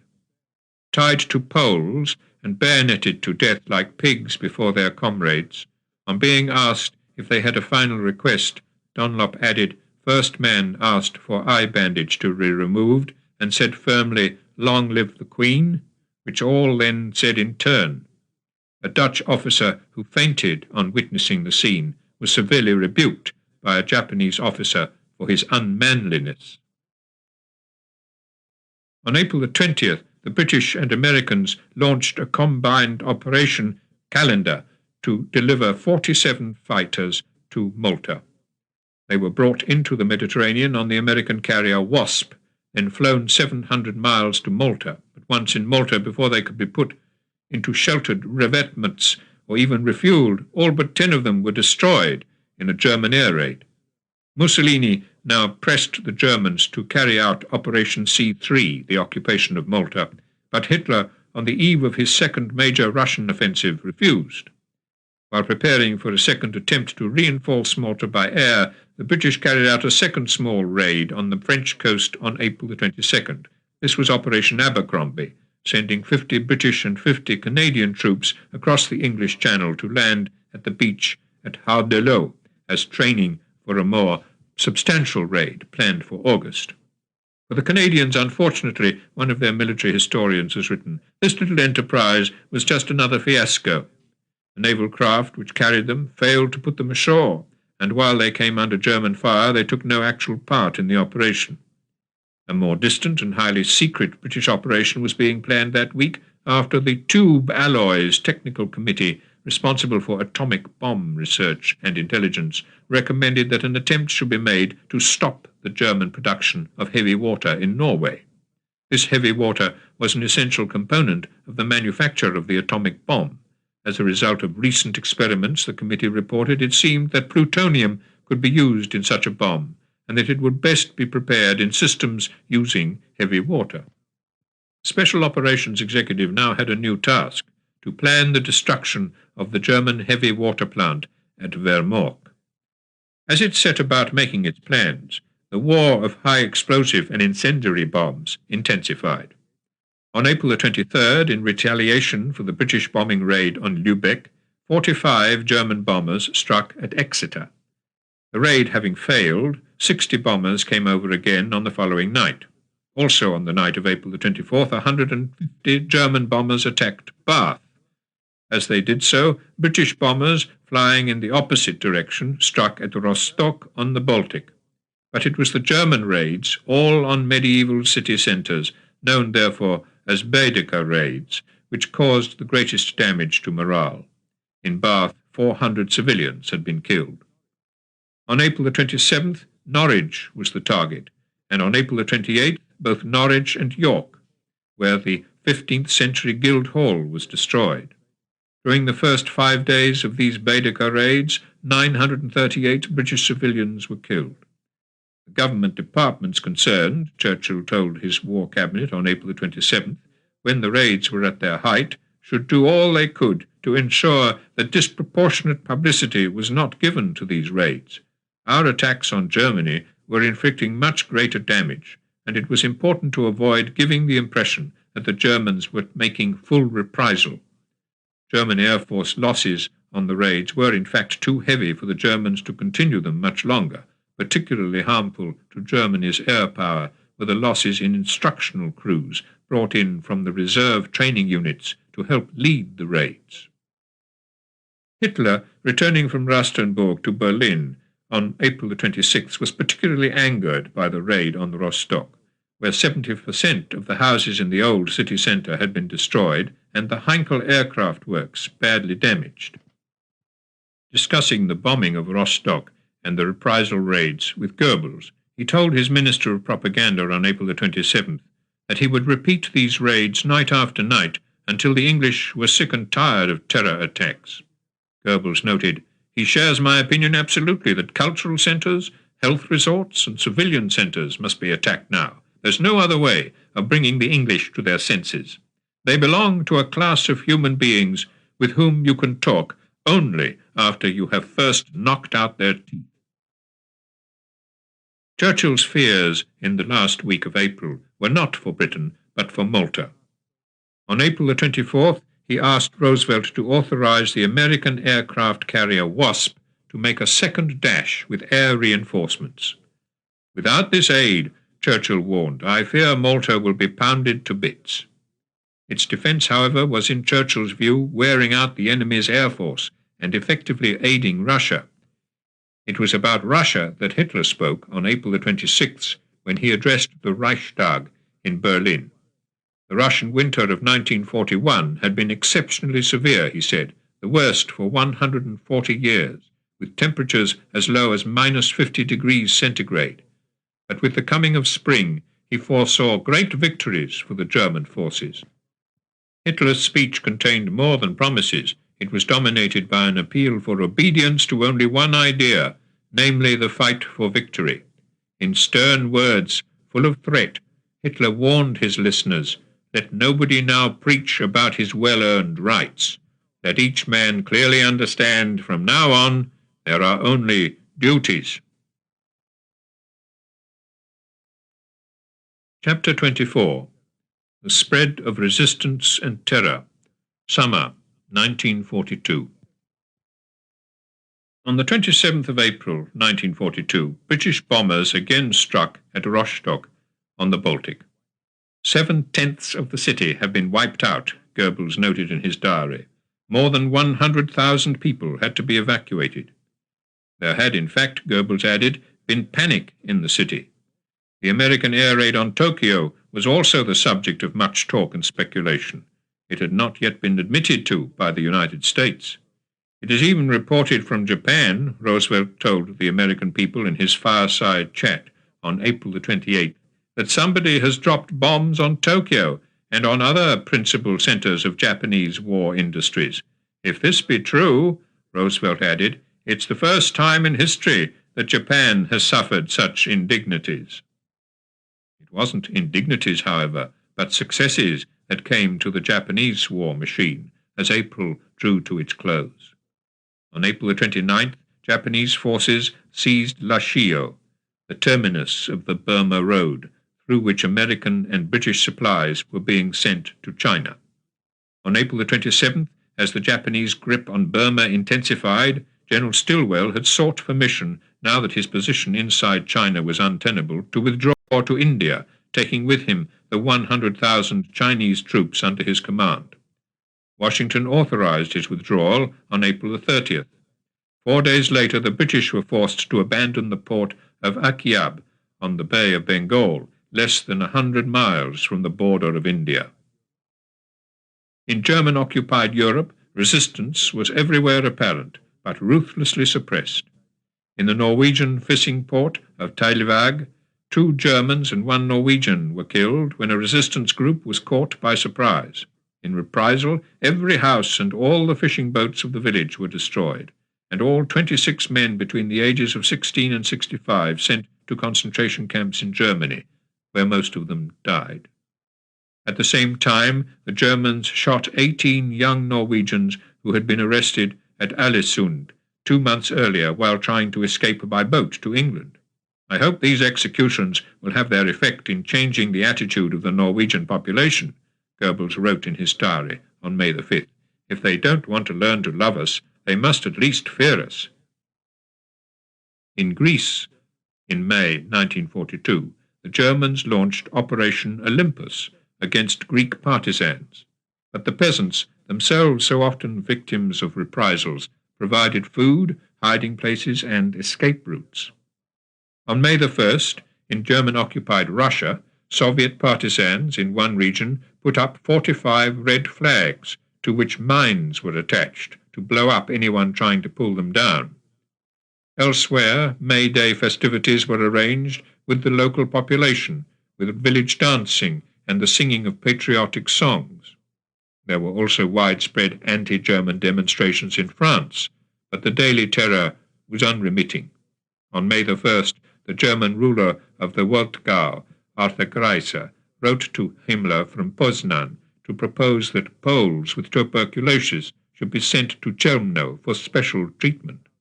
That same May, more than 19,000 Jews were gassed at Chelmno, as well as more than 6,000 at Auschwitz, 5,000 at Belzec, and 36,000 at Sobibor.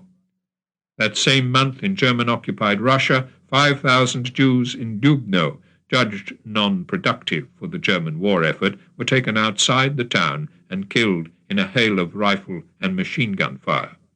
Elsewhere in German-occupied Russia, 30,000 Jews were murdered that month in fields and ditches, a total Jewish death toll in a single month in excess of 130,000. For the Western Allies, particularly as there was not to be any invasion of Europe in 1942, the justice of the Allied cause was something which seemed to need reiteration. On May the 2nd, the United States War Department set up a special photo signal detachment in which 7 Hollywood scriptwriters prepared a series of films under the general title Why We Fight, to explain the origins and developments of the war. The first of these films, Prelude to War, directed by Frank Capra, was only ready for release, however, a year after the detachment was set up. On May the 2nd, alerted by their daily reading of the most secret Japanese ciphers, United States naval forces intercepted a Japanese fleet escorting 2 invasion forces across the Coral Sea, one aiming from Tulagi in the Solomon Islands, the other for Port Moresby on the southern coast of New Guinea, less than 500 miles from Australia. For 4 days a series of battles were fought, mostly from the decks of aircraft carriers, in which 70 Japanese and 66 American warplanes were shot down, almost equal losses in what was the first air-naval battle in history. Not a single shot was fired by the ships against each other, the battle being entirely fought by aircraft from the aircraft carriers of the 2 fleets, plane against plane, and plane against ship. During the battle, the American fleet aircraft carrier Lexington was so badly damaged by aerial attack that she had to be sunk. Of her crew, 216 had been killed by Japanese bombs and aerial torpedoes. The Japanese lost the light aircraft carrier Shoho. If ships lost were the measure, it was a Japanese victory. Japan, however, was forced as a result of her losses in the air battle, particularly of highly trained and experienced pilots, to call a halt to her southward expansion. Among the heroes of the Battle of the Coral Sea was a United States Navy Lieutenant, John James Powers. 4 months later, Roosevelt was to speak during a radio broadcast of how, on the 3rd day of the battle, Powers said to his fellow pilots, "Remember, the folks back home are counting on us. I'm going to get a hit if I have to lay it on their flight deck." Dropping from 8,000 feet, Powers released his bomb less than 200 feet from the deck of a carrier. His plane was destroyed by the explosion of his own bomb. "I have received a recommendation from the Secretary of the Navy," Roosevelt said, "that Lieutenant James Powers of New York City, missing in action, be awarded the Medal of Honor. I hereby and now make this award." On May the 5th, as the Battle of the Coral Sea entered its 3rd day, Japanese forces landed on Corregidor in the Philippines. The landing had been long expected and had been preceded by artillery bombardments of exceptional ferocity, culminating in 16,000 shells in the 24 hours before the landing. On the morning of May the 6th, after General Wainwright was told that nearly 800 of his men had already been killed, he broadcast a message of surrender to the Japanese, then radioed his decision to Roosevelt in Washington and MacArthur in Australia. The Japanese, in their initial amphibious assault on the island fortress, had lost 1,200 men. In Manila, the Japanese were seeking Filipino leaders to serve under them. The Chief Justice of the Philippines, Jose Abad Santos, refused to do so. He was executed on May the 7th. More than 5,000 miles to the west of the Philippines, May the 7th saw the climax of Operation Ironclad, a British landing at the Madagascan port of Diego Suarez, an operation aimed at denying the Japanese a base from which to dominate the Indian Ocean. The troops of Vichy France, driven from the port, still resisted, however, any further British advance across the island, and plans had to be made to renew the operation in the autumn. No day now passed without some military, naval, or air initiative by one or other of the combatants. On May the 4th, in Yugoslavia, Germans and Italians had launched Operation Trio, their 3rd offensive in 6 months against Tito's partisans. 1 German division, 3 Italian divisions, and several Croat divisions combed the countryside and villages, searching for partisans and seizing hostages. At Plievlia, the Italians killed 32 hostages. More were killed 3 days later at Canice. Driven from their base at Foca, the partisans moved more than 200 miles northward to Bihać. In German-occupied Russia, the first week of May saw the capture and torture of Isai Kazinets, who for many months had organized partisan activity both sabotage and reconnaissance in the Minsk area, and who had also made contact with the Jewish underground in the Minsk ghetto. Kazinets, himself a Jew, though brutally tortured, betrayed nobody. He was hanged on May the 7th. 23 years later, he was posthumously created Hero of the Soviet Union. The Germans now embarked upon the preliminary phase of their Russian summer offensive, launching on May the 8th in the Crimea an assault on the Kerch Peninsula and on the besieged port city of Sevastopol. Dive bomber attacks on the Kerch Peninsula devastated the defenders. 170,000 Russian soldiers were taken prisoner, but Sevastopol held out for more than a month. For the collective courage of its defenders, it received the title of Hero City. Also besieged, the island of Malta was the beneficiary on May the 9th of a second attempt to provide its defenders with adequate air support. This was Operation Bowery, in which two aircraft carriers, the British Eagle and the American Wasp, brought 62 fighters to within 700 miles of the island. All reached Malta safely and were then refueled so quickly as to be ready to take off again within only 35 minutes of landing. 6 of them were refueled and airborne within 9 minutes. That day, there were 9 German and Italian air raids against Malta, each one successfully intercepted.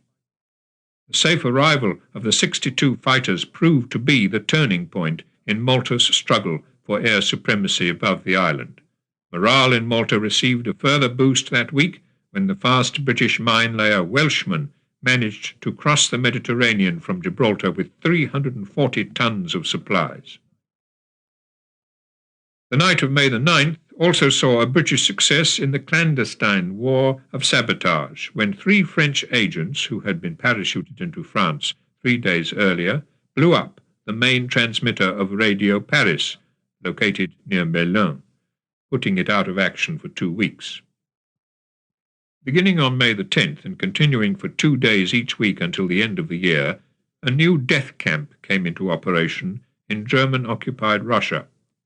It was located just outside Minsk, near the village of Mali Trozenets, where Russian prisoners of war and Jews had been forced to build barracks for 600 slave laborers and their German and Ukrainian guards. To Mali Trozenets were brought by train tens of thousands of Jews from Germany, Austria, and Czechoslovakia. From the train station, they were driven towards the village in large vans. These vans were mobile gas chambers. When the vans reached the camp, all those inside them were dead. Corpses were taken out, as at Chelmno, by a special prisoners' unit, which threw them into deep pits. The existence of Mali Trozenets was kept a close secret. Although tens of thousands of Jews were brought there from Western Europe and killed, even the name of the camp was unknown to those who, in the Allied capitals, tried to monitor the fate of Hitler's victims. War weariness had led to a plethora of hopes and rumours throughout the warring globe. In the Warsaw Ghetto, it had been rumoured on May the 8th that the Red Army had retaken Smolensk and Kharkov, that 43,000 Germans had been killed on Lake Ilmen, south of Leningrad, that Mussolini had been deposed, and that Roosevelt had given the German people until May the 15th to surrender. On May the 11th, in a prisoner of war camp at Bandung, the Australian, British, and Dutch prisoners of war discussed the news, which Colonel Dunlop described as an extraordinary mixture and mostly tripe, that Hungary, Romania, and Bulgaria had each surrendered to the Russians, that the Germans had marched out of Holland, and that Anthony Eden had made a speech giving an ultimatum to Germany to surrender completely. One item of real news made public in America on May the 10th was the Doolittle raid on Tokyo. On the following day, the aircrew which had crash-landed at Vladivostok and been interned by the Russians managed to make their escape from a village in the Urals to the Persian border. Once inside Persia, a British consul guided them to the Indian border city of Quetta. "We're all hoping that we'll be able to bring the war to an end this year," General Rommel wrote confidently to his wife from the Western Desert on May the 12th, and he added, "It'll soon have lasted 3 full years." That day, on the Eastern Front, the Red Army launched a surprise attack on the German forces south of Kharkov, forcing the Germans to postpone their own plans for an offensive later in May. At his headquarters at Rastenburg, Hitler's thoughts, like Rommel's, were on the post-war world of victory and peace. That day, musing on the future of his empire, Hitler drew the floor plan of a new art gallery for Linz and sketched out the rough plans of a mansion to be built on a hill above the Danube, with grand entrance hall, pavilion terrace, and upstream from the main house a special architecture garden. On May the 13th, Russian troops were forced to withdraw from the Kerch Peninsula. South of Kharkov, however, they continued to advance. In Leningrad, the deaths from starvation, while not as many as in April, were still in their thousands every day. It was on May the 13th that Tanya Savicheva, a young girl who had been in the city throughout the siege, noted in her child's address book under the letter M, "Mummy, May 13, at 7:30 morning, 1942. The Savichevs are dead, all dead, only Tanya remains." Earlier alphabetical pages showed Zenya died December 28th. Granny died January 25. Leka died March 17th. Uncle Vazia died April 13th. And Uncle Lyosha May the 10th. Evacuated to Gorky on the Volga, Tanya herself died of chronic dysentery in the summer of 1943. On May the 14th, German torpedo bombers sank the cruiser Trinidad west of Bear Island as it escorted Allied merchant ships on the summer route of the Russian convoy run from Iceland to Archangel. 80 sailors were killed, 20 of whom were injured men who had been taken off the cruiser Edinburgh when she'd been sunk on the same run 2 weeks earlier. But more than 100 merchant ships managed to reach Murmansk that month with their war cargoes for the Russian front. It was on May the 17th that the Germans launched their second offensive of 1942 on that front, striking at the westward bulge in the Russian lines at Izium, southeast of Kharkov. The Germans captured Izium on the following day, clearing a major obstacle to the principal offensive towards Stalingrad and capturing 214,000 Soviet soldiers and 1,200 tanks.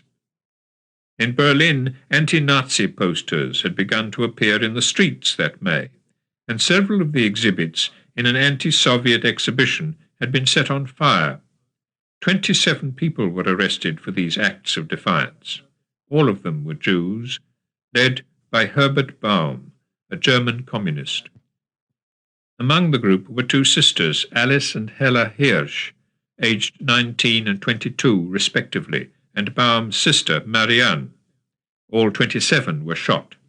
Also sentenced to death on May the 18th at Wandsworth Prison, London, was a citizen of Gibraltar, Jose Key, arrested on the Rock 2.5 months earlier for having passed on to the Germans information about the movement of Allied ships and aircraft.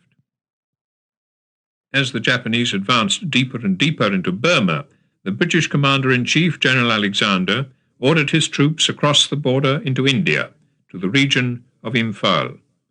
The Chinese forces in Burma, led by General Chiang Kai-shek, fell back to the road between Myitkyina and Fort Hertz. They were also soon to cross into India, to the Lado region. Inside China, an Australian surgeon, Lieutenant Colonel Lindsay Ride, who had recently escaped from Japanese captivity, was formally appointed on May the 16th to be the representative of British Military Intelligence's escape organisation, MI9. Colonel Ride not only helped to organise the return to India of prisoners of war who managed to escape from Japanese captivity, but also provided medical help for tens of thousands of Chinese in an area where the Chinese army had no medical service at all. From his base at Kwailin, Ride also issued twice-daily weather reports, which were of inestimable help to the Allied air forces operating over China, just as from German-occupied Poland, the Polish underground Home Army sent twice-daily weather reports to Britain to assist British bombing operations over Germany. The German discomfiture in Europe was continuous. On May the 19th, British bombers raided Mannheim.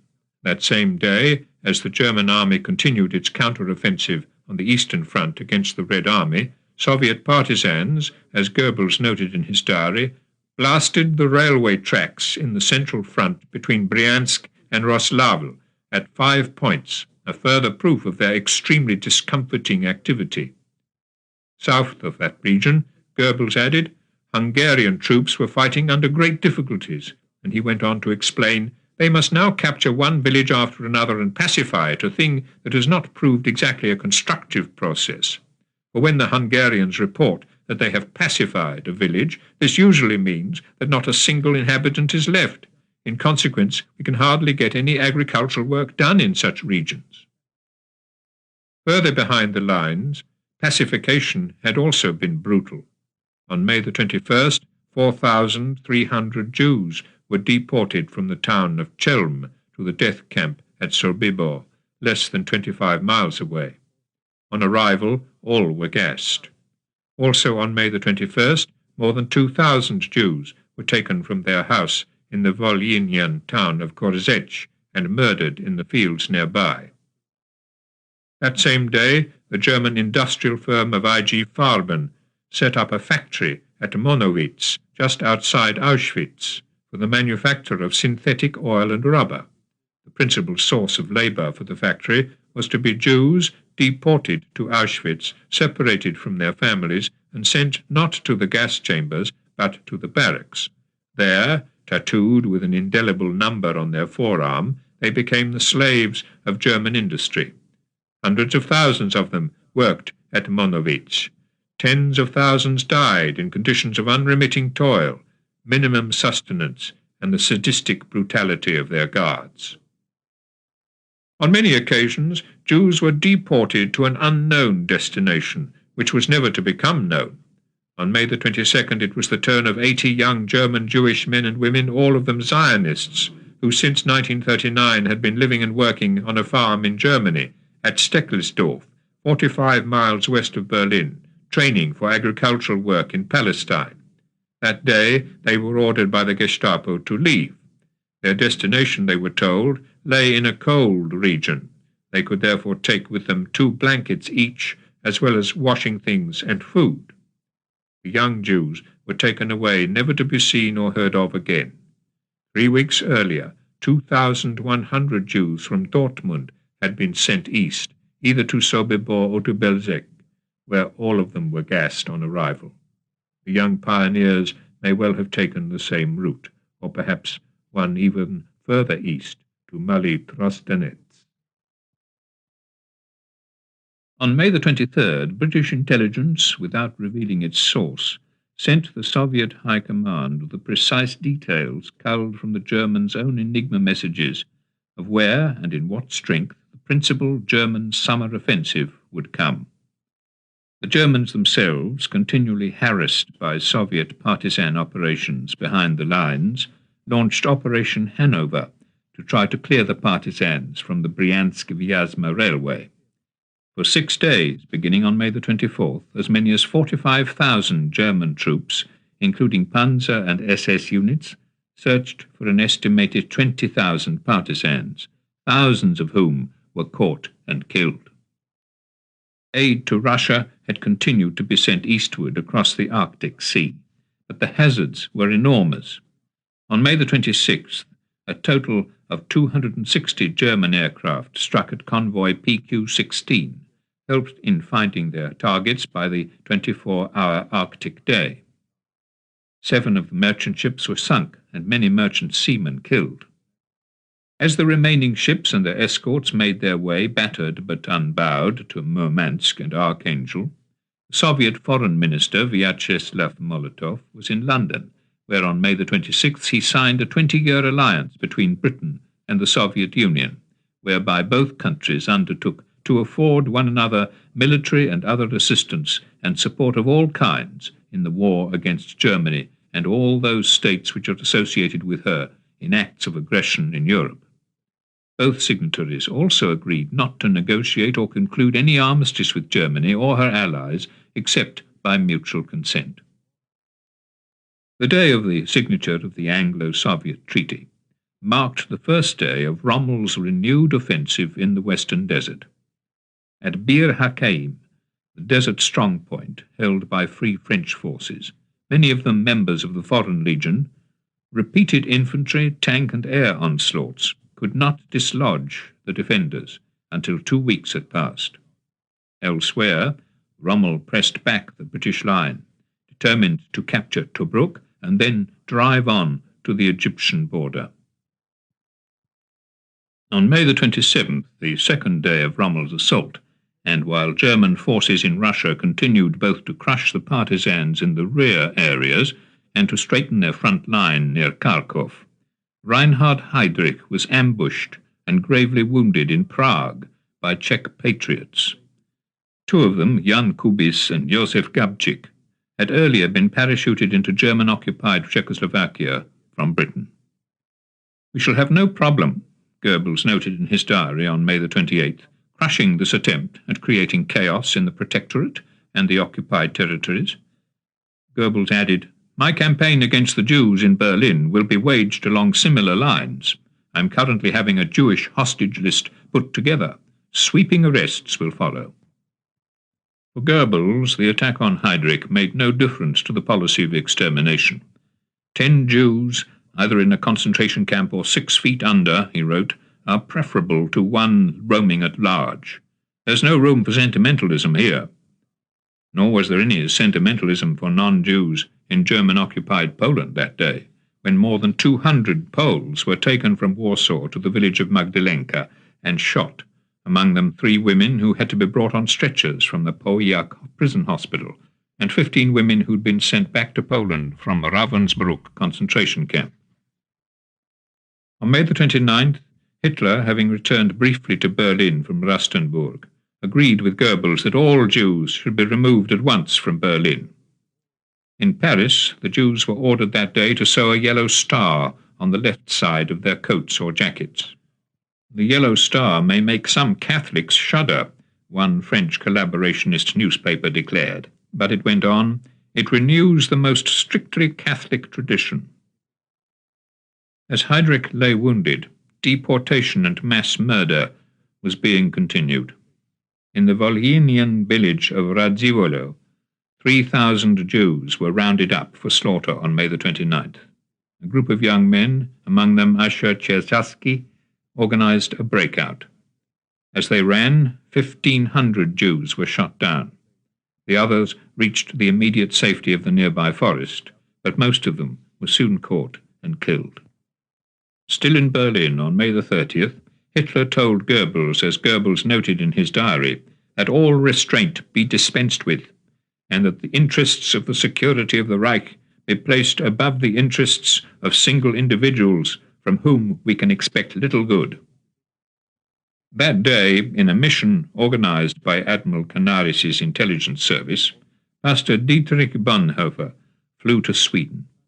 There he held a secret meeting with the British clergyman, Bishop Bell of Chichester, to whom he spoke of the crimes which his nation was committing, and assured Bell of the growing resistance inside Germany to such evil acts. Hitler spoke that day in Berlin to a group of recently commissioned German officers. "I do not doubt for a single second," he told them, "that we shall win in the end. Fate has not led me this far for nothing, from an unknown soldier to the Führer of the German nation and the Führer of the German army. She has not done this simply to mock at me and to snatch away at the last moment what had to be gained after so bitter a struggle." 1,000 years earlier, Charlemagne had used harsh measures to create a German empire. The German army, Hitler warned, must now use harsh measures in the East if it were to win the space needed for the new German empire to survive and flourish. In the East, however, the Russians, despite all their losses, were regaining strength and intensifying resistance. On May the 30th, as Hitler spoke to his young officers, a central staff of the partisan movement was created, whereby Russian operations behind the German lines could be coordinated to the best military and psychological effect. That same night, the Germans suffered a physical and psychological blow from the West, the launching by Britain of Operation Millennium, when more than 1,000 British bombers raided Cologne. In this, the first 1,000-bomber raid of the war, 1,455 tons of bombs were dropped in 90 minutes. 39 of the bombers were shot down by German night fighters and anti-aircraft fire. 2 had been destroyed when they collided in mid-air. The principal object of the raid was Cologne's chemical and machine tool industries. These were crippled. More than 13,000 houses were destroyed, 45,000 people made homeless, and 469 killed. Of course, Hermann Goering wrote in his diary, "The effects of aerial warfare are terrible if one looks at individual cases, but one has to accept them." "I hope you were pleased with our mass air attack on Cologne," Churchill telegraphed to Roosevelt on the following day, and he added, "There's plenty more to come." The repercussions of the Cologne raid were considerable. In the Warsaw Ghetto, the captive Jews rejoiced. Cologne was an advance payment, Emanuel Ringelblum noted in his diary a few months later, on the vengeance that must and shall be taken on Hitler's Germany for the millions of Jews they've killed. So the Jewish population of tortured Europe considered Cologne its personal act of vengeance. As for himself, after the Cologne affair, "I walked around in a good mood, feeling that even if I should perish at their hands, my death is prepaid." At Hitler's headquarters at Rastenburg, Albert Speer, a visitor 3 days after the raid, recalled, "The excitement over the air raid on Cologne had not yet died down, nor did Britain intend that it should do so. This proof of the growing power of Britain's bomber force," Churchill told Bomber Harris, "is also the herald of what Germany will receive, city by city, from now on." Only William Joyce, Lord Haw, broadcasting from Berlin in his regular attempt to lower British morale, turned Cologne into a threat for Britain. "Mr. Churchill boasts of the attack on Cologne as an installment of the hell that Germany is to receive," Joyce declared, and he added, "The German attitude is, give us more hell as much as you can, and we shall repay the hell with interest." Inside Germany and German-occupied Europe, it was the aftermath of Heydrich's wounding that was leading to hell with interest. "Heydrich is in critical condition," Goebbels noted in his diary on May the 31st. "A whole crowd of Jews," he wrote, "had already been shot in Sachsenhausen concentration camp." And he added, "The more of this filthy race we eliminate, the better things will be for the security of the Reich."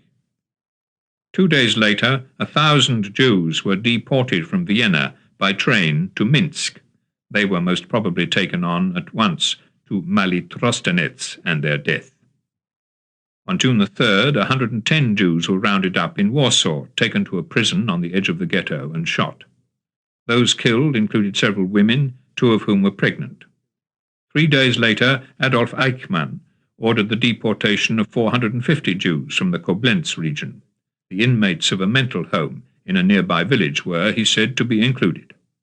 To maintain secrecy and deception, Eichmann's office insisted that the words deportation to the east should not be used in describing these moves, but instead people who emigrated elsewhere.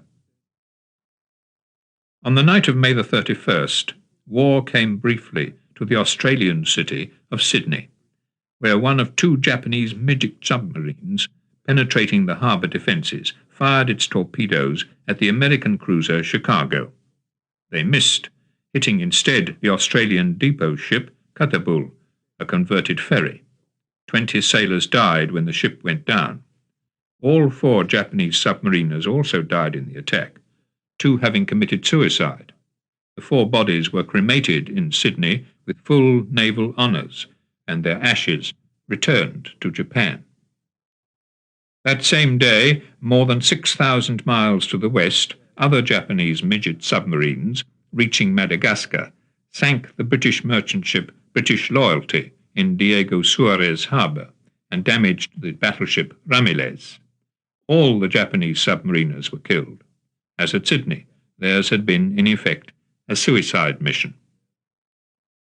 May the 31st also marked the end of the 5th month of the German submarine sinkings off the eastern seaboard of the United States, and the month of heaviest sinkings. 111 merchant ships sunk that May, bringing the total since the start of the year to 377, more than 100 of them between New York and Miami. But the war at sea took a favourable turn for the United States in the first week of June, when, alerted by their reading of Japan's most secret naval messages, American warships intercepted a Japanese naval assault on Midway Island. The Japanese force was a formidable one, 86 warships, including 4 aircraft carriers. 4 times American aircraft attacked the Japanese ships in vain, 65 of the aircraft being shot down, but the 5th attack, made with 54 dive bombers on the morning of June the 5th, was successful.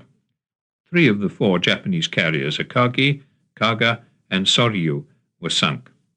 That same afternoon, the 4th carrier, Hiryu, was also destroyed, but not before her own aircraft had badly damaged the American carrier Yorktown, which was sunk by a Japanese submarine on the following day.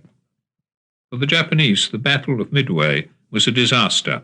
Not only did they lose the 4 aircraft carriers and a cruiser, but also 332 aircraft and 3,500 men. The American losses were 1 aircraft carrier, 1 destroyer, 150 aircraft, and 307 men. That same week, the Japanese landed 1,800 men on the 2 most westerly of the American islands in the Aleutian chain, Kiska and Attu. Their aim had been to draw American naval forces away from Midway, but as this deception was known to the American signals eavesdroppers, it failed. The Americans rejoiced at their victory, which had been made all the more pleasurable by the fact that 3 of the Japanese aircraft carriers sunk had been among the 5 which had taken part in the attack on Pearl Harbor. The Allies were less fortunate in the Atlantic. In the 4 weeks beginning on June the 1st, as a result of their special supply submarines, German submarines had sunk 121 Allied merchant ships off the eastern seaboard of the United States. Helped, however, by intercepted German naval Enigma messages, the British were able to sink all 5 of these ships by the end of June. Following strong protests by Britain to Spain, 2 other German supply ships, the Charlotte Schliemann and the Corrientes, which had lain at Las Palmas in the Canary Islands since September 1939, were forced to leave the safety of Spanish waters. They too were later sunk. News of the death camp killings inside German-occupied Poland became public knowledge on the 1st of June 1942, when a Warsaw underground newspaper, Liberty Barricade, the clandestine publication of the Polish Socialist Party, published an extensive account of the gassings at Chelmno. This information had come from Emanuel Ringelblum, who had himself received it from the young Jew Jakub Grodzianowski, who had escaped from Chelmno in January after having been forced to participate in the burying of the corpses of those killed in the gas vans. Blood-curdling news, the report began, has reached us about the slaughter of Jews. 6 months and 3 weeks after it had become a site of mass murder, Chelmno was identified by name in the West. The gassings being carried out elsewhere at Belzec and Sobibor, as well as in gas vans at Belgrade and Riga, and at Mali Trostenets near Minsk, were as yet totally unknown to the Allies. For the Germans involved in these murders, the problem was one of technology. In an official note dated June the 5th, a senior civil servant in Berlin gave details of technical modifications of special vehicles put into service. Since December 1941, he explained, using 3 vehicles, 97,000 persons have been processed without any defects occurring in these vehicles. And he added, the explosion which is known to have occurred in Chelmno should be considered as an isolated case caused by a technical failure. Special instructions have been sent to the depots involved in order to prevent such accidents in the future. There was one more fault that had to be mentioned. The merchandise in the gas van, the civil servant explained, displayed during the operation a regrettable, if natural, rush towards the light, which was hampering the efficiency of the procedure. This fault would be rectified. In German-occupied Russia, the German army now launched two major offensives against the Soviet partisans. In the first, Operation Cottbus, begun on June the 3rd, more than 16,000 German troops attacked the partisan Republic of Palik, which had been set up late in 1942 in the Polotsk-Borisov-Lepel area. 2 days later, on June the 5th, a further 5,000 German troops launched Operation Birdsong against 2,500 partisans between Roslavl and Bryansk. In a 4-week sweep, 1,193 partisans were killed, for a loss of 58 German dead. But a German military report expressed dissatisfaction at the results. The partisans, one senior officer complained, continued their old tactic of evading, withdrawing into the forests, or moving in larger groups into the areas south and southwest of the Roslavl-Bryansk highway and into the Kletnya area.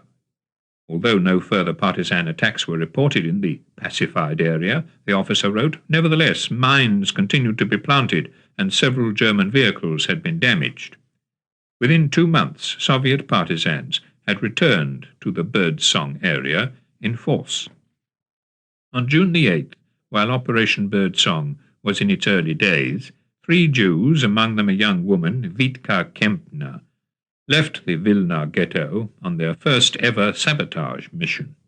Their target was a German military train, and they succeeded. "It's been blown up." The word spread throughout the ghetto, bringing a sense of achievement, if not of hope. But the reprisals were swift. 32 families were seized by the Gestapo, taken to Ponar, and shot. 4 days before the 3 Jews had set off from Vilna on their sabotage mission, Reinhard Heydrich had died of his wounds. At his state funeral in Berlin on June the 9th, Himmler told the assembled SS mourners that theirs was a holy obligation to avenge Heydrich's death and to destroy with even greater determination the enemies of our nation mercilessly and pitilessly. On the following day, at the Czech village of Lidice, 6 miles northwest of Prague, all 199 men in the village were rounded up and shot. The 88 children of the village and their mothers, 60 women in all, were sent to Ravensbrück, Mauthausen, and Auschwitz, where all of them were killed. In a second Czech village, Lecaki, 17 men and 16 women were shot, and 14 children sent to concentration camps. 2 of the children survived the war, 2 survivors out of a total of 394 victims. The Lidice and Lezakiv killings were only the start of what the SS described as Operation Heydrich. On that same June the 10th, 1,000 Jews were deported from Prague to the east. The only survivor was a man who managed to jump from the train early in its journey.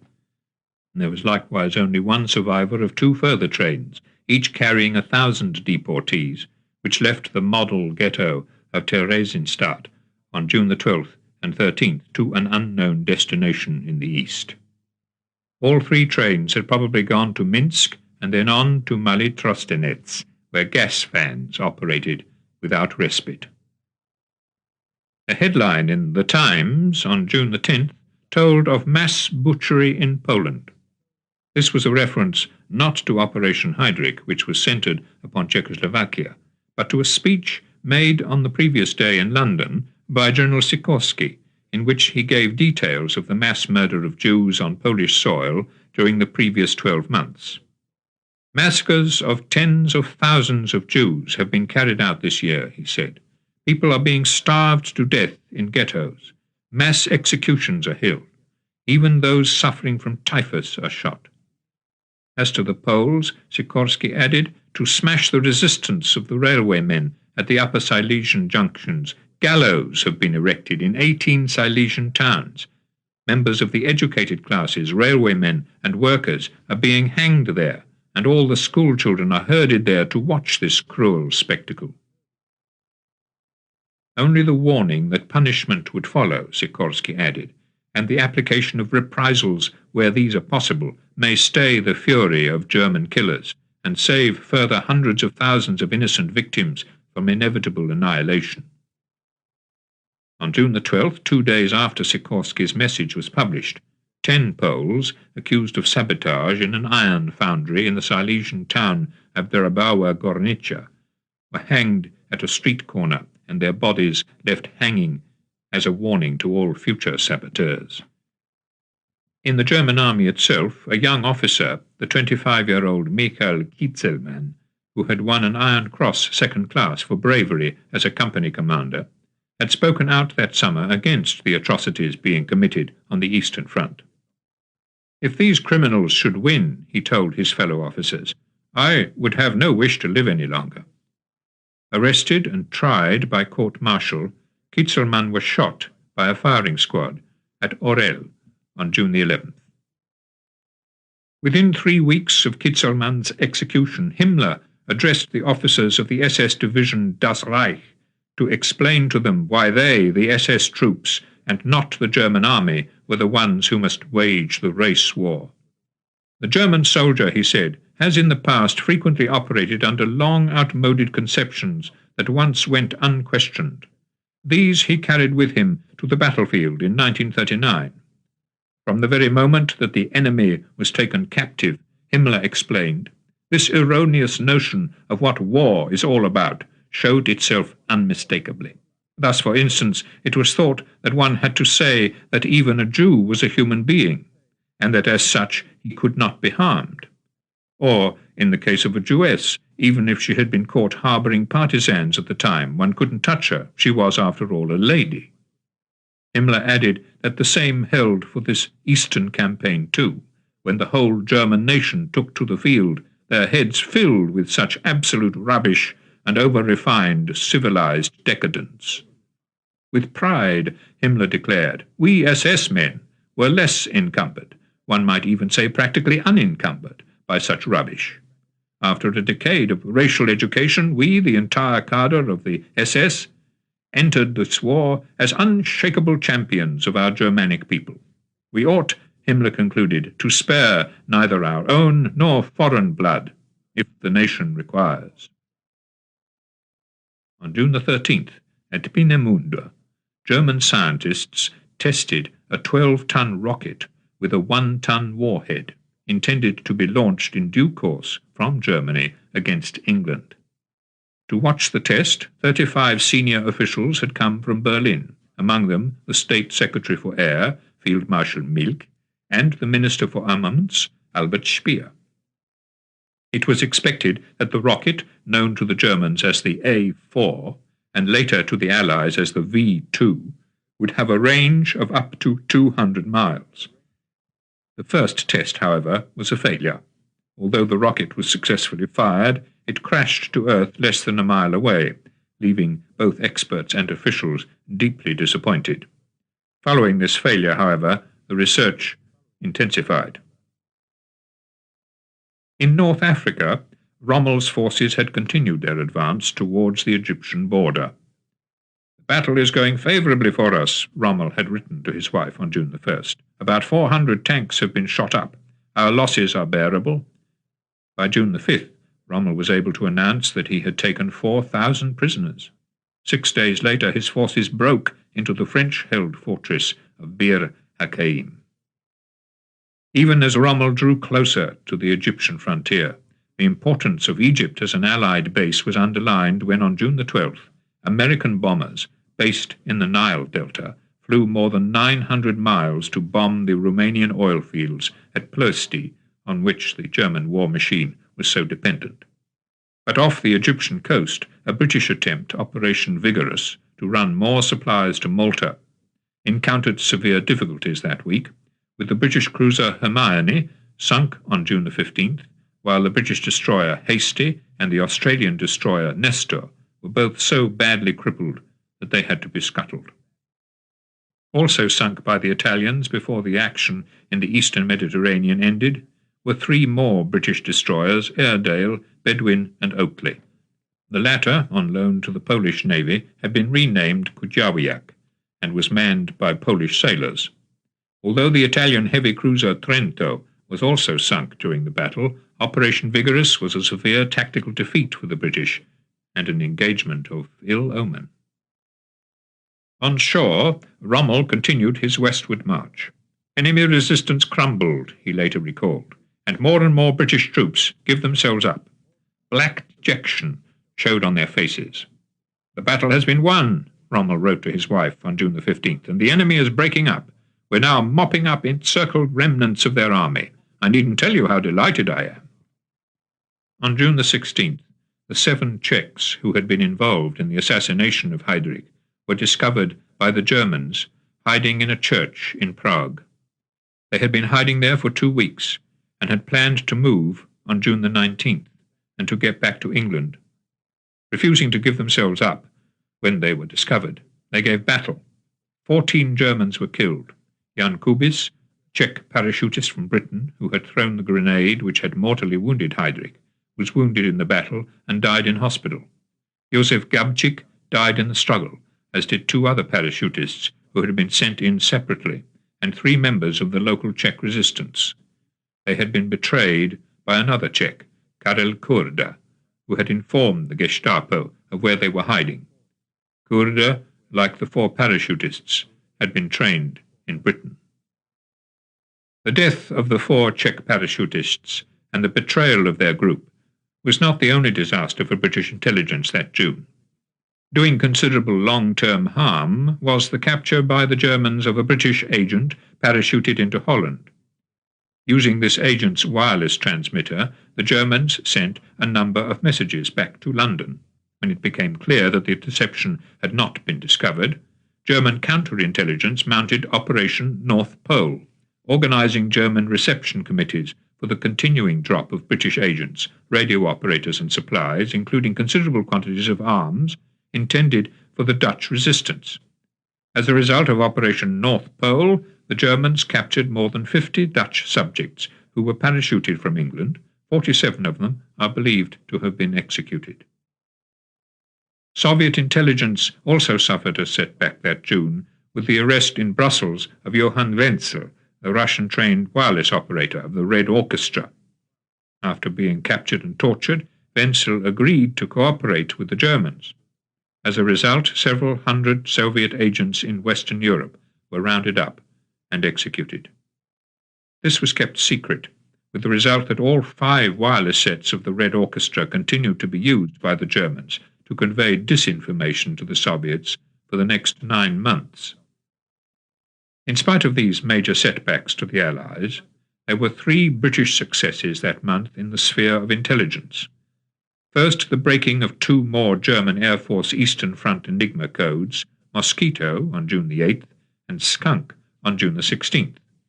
Second, the forced landing, almost intact, on British soil of the most modern version of the German Focke-Wulf 190 combat plane, which British aircraft designers were thus able to study and copy. And third, the successful work of Garbo, the Spaniard, Juan Pujol Garcia, whom the Germans continued to believe was working for them, but who, as a British agent, was providing false military information and developing a whole team of imaginary agents through whom further disinformation was sent to Germany. On 4 separate occasions in June, 1,000 Jews had been deported from Paris to Auschwitz. At the same time, the killing of Jews in German-occupied Russia had been uninterrupted, and the deportations from southern Poland to Belzec and Sobibor had continued.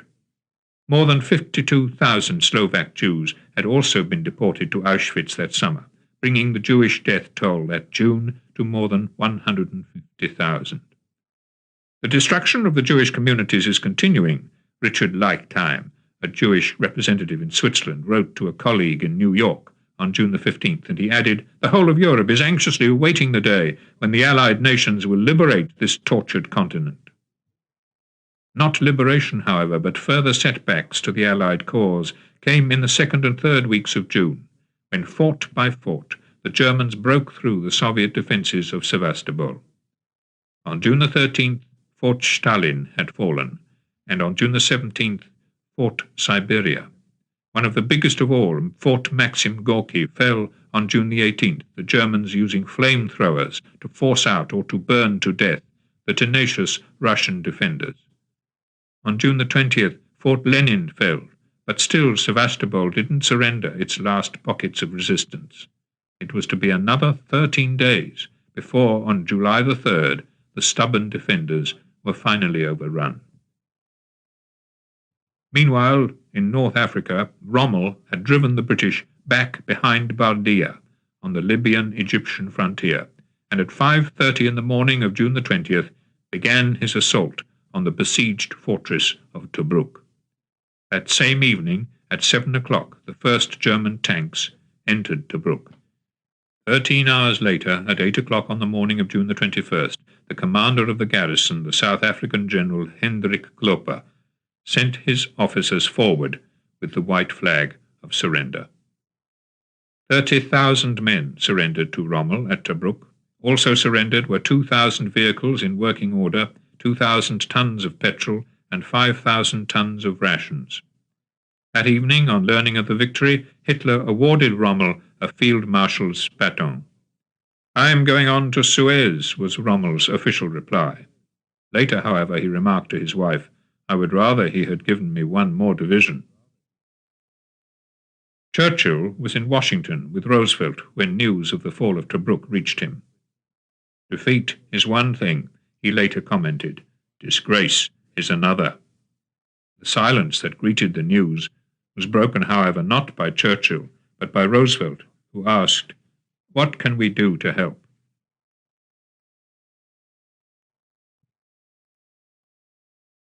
Chapter 25. Axis Triumphs, July 1942. The strong Russian resistance at Sevastopol, although it had been almost broken by the 22nd of June 1942, had forced the Germans to delay their summer offensive.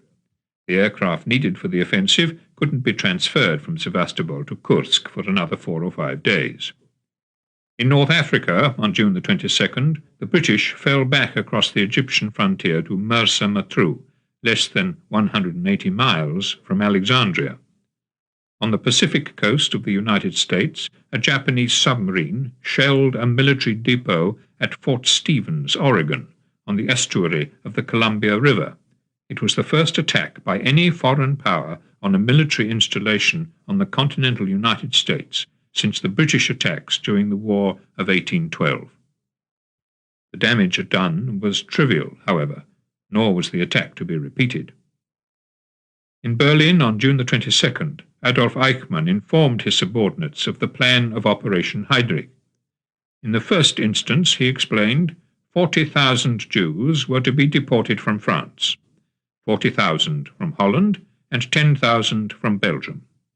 They were to be sent to Auschwitz at a rate of 1,000 a day, 1 train a day.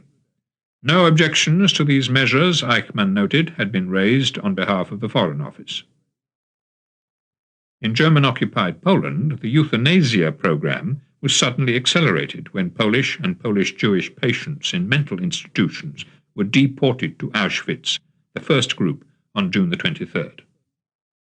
In the Far East, in an attempt to bypass their vulnerable sea lines of communications, the Japanese had begun to plan a railway link between Burma and Thailand, using British, Australian, and Dutch prisoners of war. On June the 23rd, an advance party of 300 British prisoners of war reached the base at Bang Pong in Thailand with orders to construct their own camp and also a camp for their Japanese guards. 3 months later, 3,000 Australian prisoners of war were to be sent to a camp at Tun But Zayat to begin construction of the Burma end of the railway, soon to be known as the Railway of Death. To help relieve Britain's immediate danger in Egypt, Roosevelt ordered a squadron of light bombers, then in Florida and about to be sent to China, to go instead to Egypt. A further 40 Hurricane fighter bombers, then at Basra, on their way to Russia, were likewise diverted to Egypt, as were 10 American bombers then in India, which were intended for missions over China. 100 howitzers and 300 tanks were sent by convoy around the Cape of Good Hope to Suez. The engines for the tanks were sent separately. When the ship carrying them was sunk off Bermuda by a German submarine, Roosevelt and General Marshall at once ordered 300 more tank engines to be sent in the fastest ship available, so as to overtake the Suez-bound convoy. In the last week of June, while this American aid was still on its way to Egypt, Rommel launched Operation Aida, pushing the British back as far as El Alamein and taking 6,000 prisoners. Rommel was now only 60 miles west of Alexandria. Mussolini, eager to be seen as a victor and a conqueror, flew to Cyrenaica and prepared for a triumphal entry into Cairo. In nearby Palestine, the Jews, encouraged to do so by the British, worked on schemes to defend the southern approaches to Haifa. Doris May, an Anglo-Catholic friend of the Zionist leaders, wrote on June the 25th, "It may yet fall to our handful of half-trained, half-equipped people to put up the only effective resistance to the advance, to crack the jaws that seek to devour them. I had hoped," she added, "that the land of Israel might be spared, but it doesn't look very like it." The Jews of Palestine knew what was in store for them if German occupation was to be their lot. On June the 25th, the Gestapo ordered the arrest of 22,000 Jews in the Paris region for deportation to the east. On June the 26th, the British Broadcasting Corporation broadcast from London an account of the fate of the Jews of Poland, stating that 700,000 had already been murdered. This information had been smuggled out of Warsaw by the Polish underground, which had received it from the Polish Jewish historian Emanuel Ringelblum and his friends. "Our toils and tribulations, our devotion and constant terror have not been in vain," Ringelblum wrote that night. "We have struck the enemy a hard blow." Even if the BBC's revelations did not lead Hitler to halt the slaughter, Ringelblum was content. "We have revealed his satanic plan to annihilate Polish Jewry, a plan he wished to complete in silence," he wrote. "We have run a line through his calculations and have exposed his cards, and if England keeps its word and turns to the formidable mass attacks it has threatened, then perhaps we will be saved." On the previous night, unknown as yet to Ringelblum, 1,006 British bombers had cast their bombs on the North Sea port of Bremen. 49 aircraft were shot down, a loss which was considered by many to approach the prohibitive. As to the effectiveness of the raid, cloud cover had made the accurate identification of targets virtually impossible. Despite the bombing of Bremen and the broadcast from London, the deportation of Jews continued, and on an accelerated scale. "You yourself, Reichsführer Odilo Globochnik, reminded Himmler on June the 26th, once mentioned that you felt the job should be done as quickly as possible, if only for reasons of concealment." Terror also played its part. On June the 27th, the German administrator of the Przemyśl district, Dr. Heinisch, issued a clear public instruction. "Every Ukrainian or Pole," it read, "who attempts by any means whatsoever to impede the campaign for the deportation of Jews will be shot. Every Ukrainian or Pole found in a Jewish quarter looting Jewish houses will be shot. Every Ukrainian or Pole attempting to conceal or helping to conceal a Jew will be shot." In the month following this order, 24,000 Jews from western Galicia passed through Przemyśl in trains going eastward. They came from 12 towns and villages within Dr. Heinisch's jurisdiction. All were taken to Belzec and killed. On June the 26th, as part of their main summer offensive, German troops launched an attack towards Rostov-on-Don. That day, at Rostenburg, Hitler decorated the commander of the SS Death's Head Division, SS General Eicke, with the oak leaves to his Knight's Cross for his bravery in holding out in the Demyansk pocket throughout the previous winter. 11 of Eicke's officers and men were awarded the Knight's Cross for their bravery. But Eicke stressed in his talk with Hitler that his men were in a much weakened position as a result of the fighting. had an acute shortage of weapons and vehicles and wished to be transferred to France. General Eicke was given home leave. 2 days after his appearance at Rustenburg, the German army launched Operation Blue, the long-awaited summer offensive. That same day, 966 Jews were sent by train from Paris across France, Germany and Silesia to Auschwitz. One, Adolf Ziefer, who had been born in Belzec itself in 1904, was crossed off the list of deportees at the last moment with the notation, "Shot, attempting to escape." In the last 3 days of June, the German new offensive on the Eastern Front pushed the Red Army back throughout the southern sector.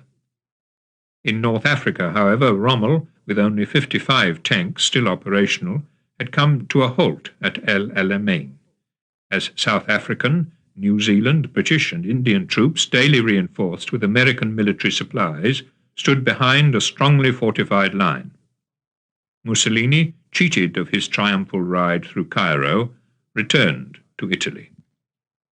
In the Far East, an Australian unit raided the Japanese base at Salamaua on New Guinea.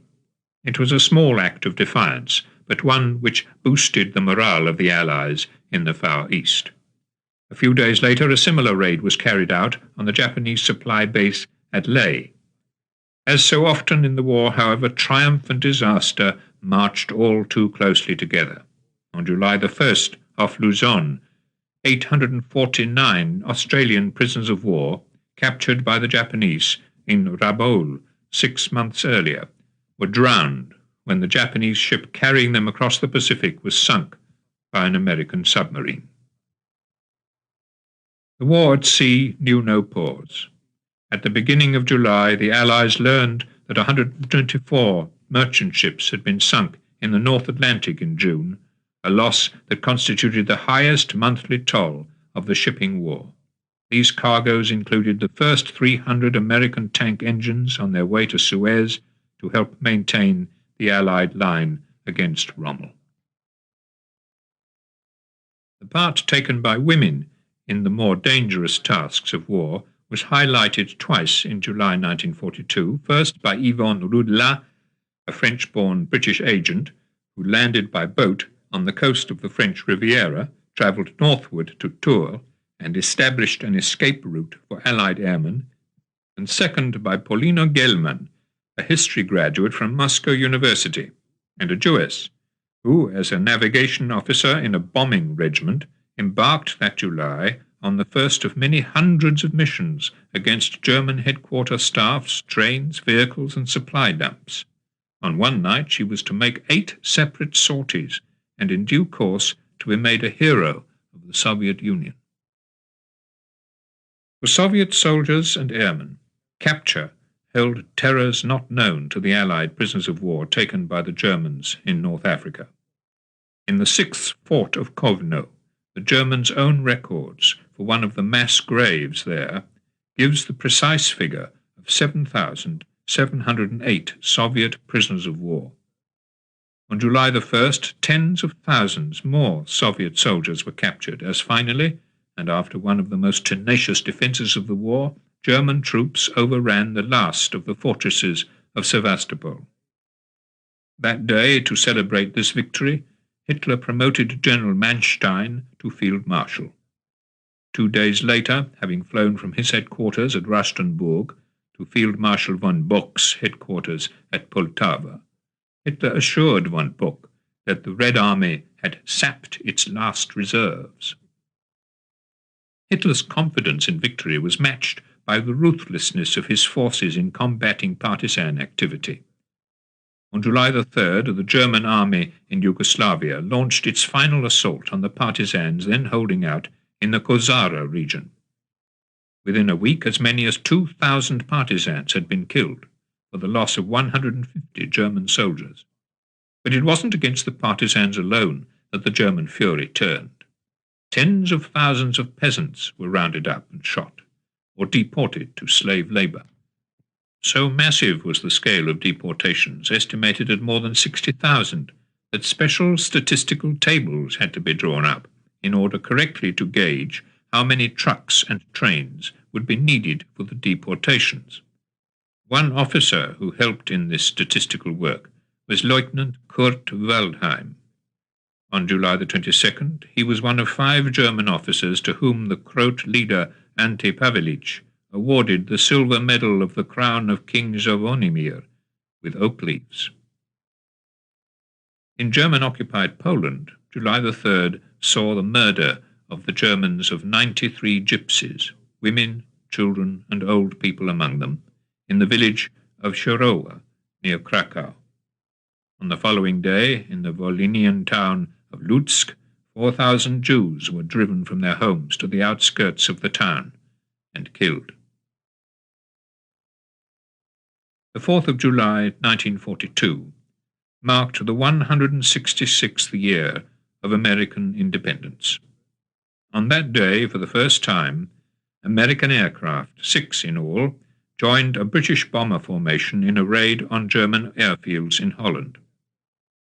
But in the inner circles of British and American war policy, July the 4th saw the beginning of one of the most serious setbacks of the war, the scattering that night of the merchant ships of convoy PQ-17 on its way to Russia with precious war cargoes.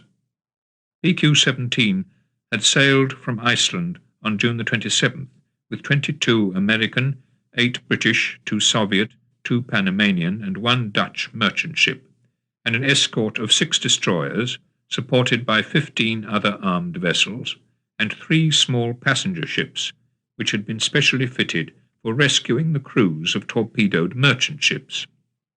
This considerable convoy had been spotted by German submarines and aircraft on July the 1st, and on the morning of July the 4th, as the first phase of a long-planned German attack, code-named Operation Knight's Move, 4 merchant ships had been sunk from the air by the torpedoes of a Heinkel torpedo bomber.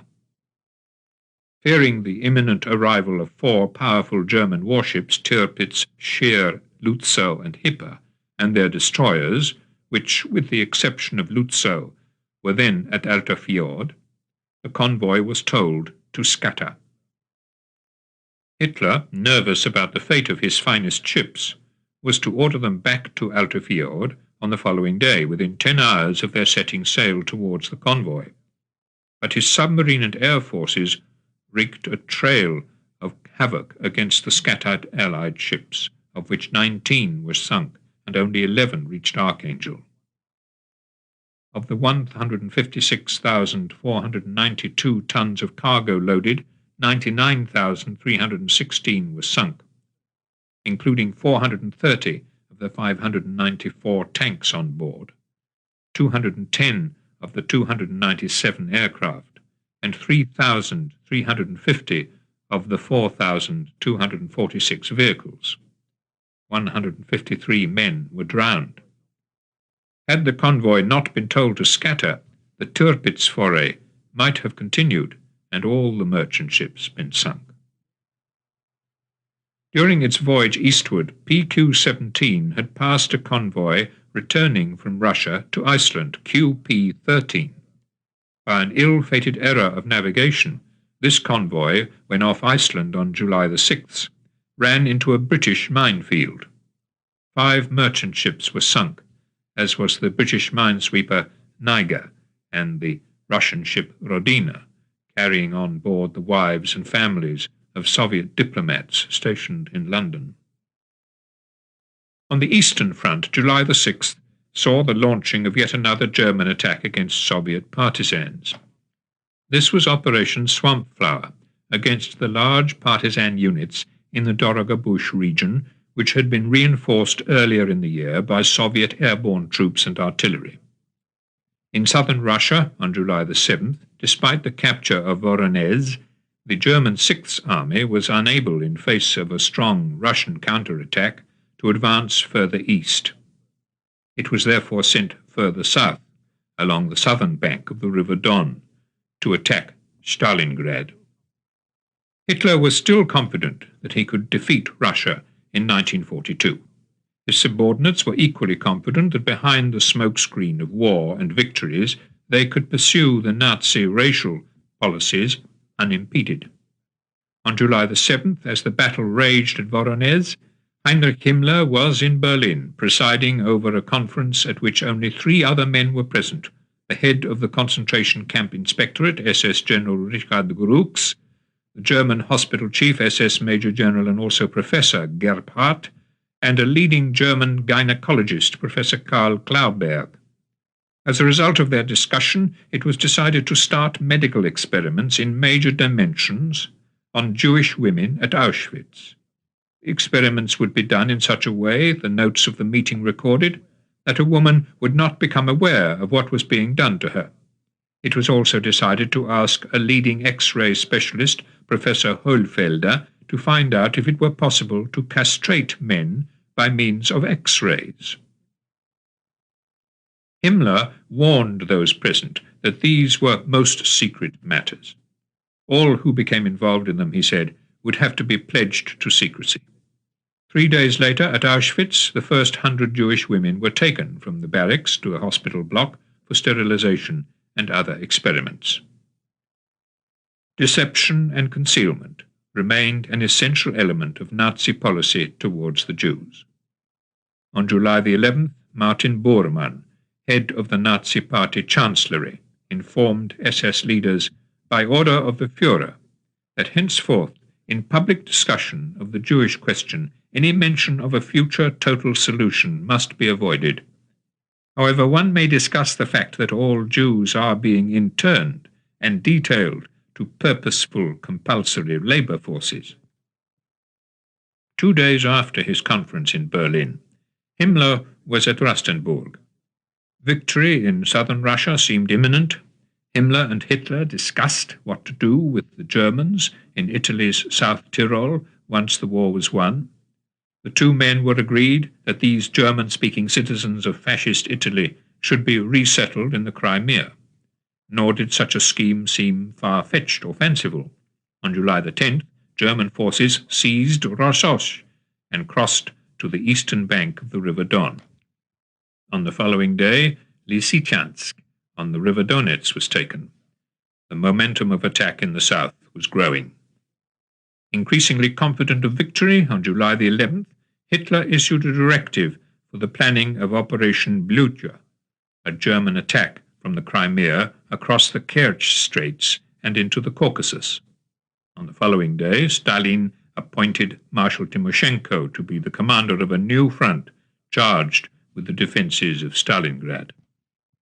From Britain, in an attempt to give the Russians information that would enable them to anticipate future German moves, material culled from the Germans' own Enigma messages was sent on to Moscow. These messages included, on July the 13th, details of the precise defensive line which the Germans intended to hold in the Voronezh region, while pushing their armoured forces forward between the Donets and the Don. On the following day, London sent Moscow further details of the objectives that had been laid down for 3 of the German armies then about to go into action. In the Far East, Australian forces, advancing from Port Moresby, arrived on July the 12th at Kokoda, intent on denying the Japanese any further gains in New Guinea and determined to prevent them from occupying the northern coastal town of Buna. The plan being made for this was given the code name Operation Providence. At the same time, American troops began their preparations for the liberation of the Solomon Islands. In the Mediterranean, there was considerable relief for Britain on July the 13th, with the announcement that in the previous 6 weeks a total of 693 German and Italian aircraft had been shot down by the defenders of Malta, while a further 190 German and Italian aircraft had been destroyed by British aircraft based on Malta. In North Africa, British forces now began to reverse the tide of Rommel's advance, not gaining very much ground, but inflicting heavy losses on German forces which attacked the Ruwaizat Ridge, and thereby ending once and for all Rommel's hopes of entering Cairo and Alexandria. "My expectations for yesterday's attack were bitterly disappointed," Rommel wrote to his wife on July the 14th. it achieved no success whatever. The battle on the Eastern Front, he added, is going splendidly, which gives us courage to hang on here. The German gains on the Eastern Front were now continuous. On July the 15th, the Red Army was forced to abandon Milerovo on the Voronezh-Rostov Railway and Kamensk, where the railway line crossed the river Donets. That day, in Britain, British cryptographers widened their mastery of the Eastern Front enigma by breaking the cipher used by the German anti-aircraft units for their most secret messages. It was given the code name Weasel and was to continue to be broken until the end of the war. The importance of the Weasel enigmas was considerable. The anti-aircraft units which used it served the dual purpose of engaging both aircraft and tanks. Their 88mm dual-purpose gun proved to be one of Germany's most powerful anti-tank weapons. Unknown to British intelligence, July the 15th saw the dispatch from Holland of the first 2,000 Dutch Jews deported to Auschwitz. Their departure was known, but not their destination nor their fate. They had been told by the Germans that they were going for labor service in Germany. On the morning of July the 16th, as the Dutch deportees were still on their 3-day journey to Auschwitz, Hitler, with victory over Russia apparently not far off, transferred his headquarters from the Wolf's Lair at Rustenburg to a new site, Werewolf, at Vinica. Despite the swarming flies and mosquitoes which so upset him, Hitler was to remain at Vinica for more than 2 months. On his first day there, he was visited by Himmler, who had driven down from his own headquarters at Zhytomyr, 80 miles to the north. The two men discussed the Caucasus, which once again seemed so nearly in the German grasp. The Führer's view, Himmler wrote on the following day, is that we shouldn't visibly incorporate this territory into the German sphere of power, but only militarily secure oil sources and borders.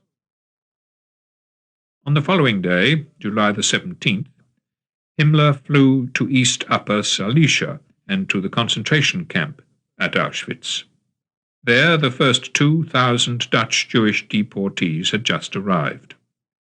Hitler was in time to watch the unloading of the Jews from the trains, the selection of 1,551 to be tattooed on the forearm and sent to the barracks at Birkenau, and the gassing of the remaining 449, mostly old people, children, and the sick.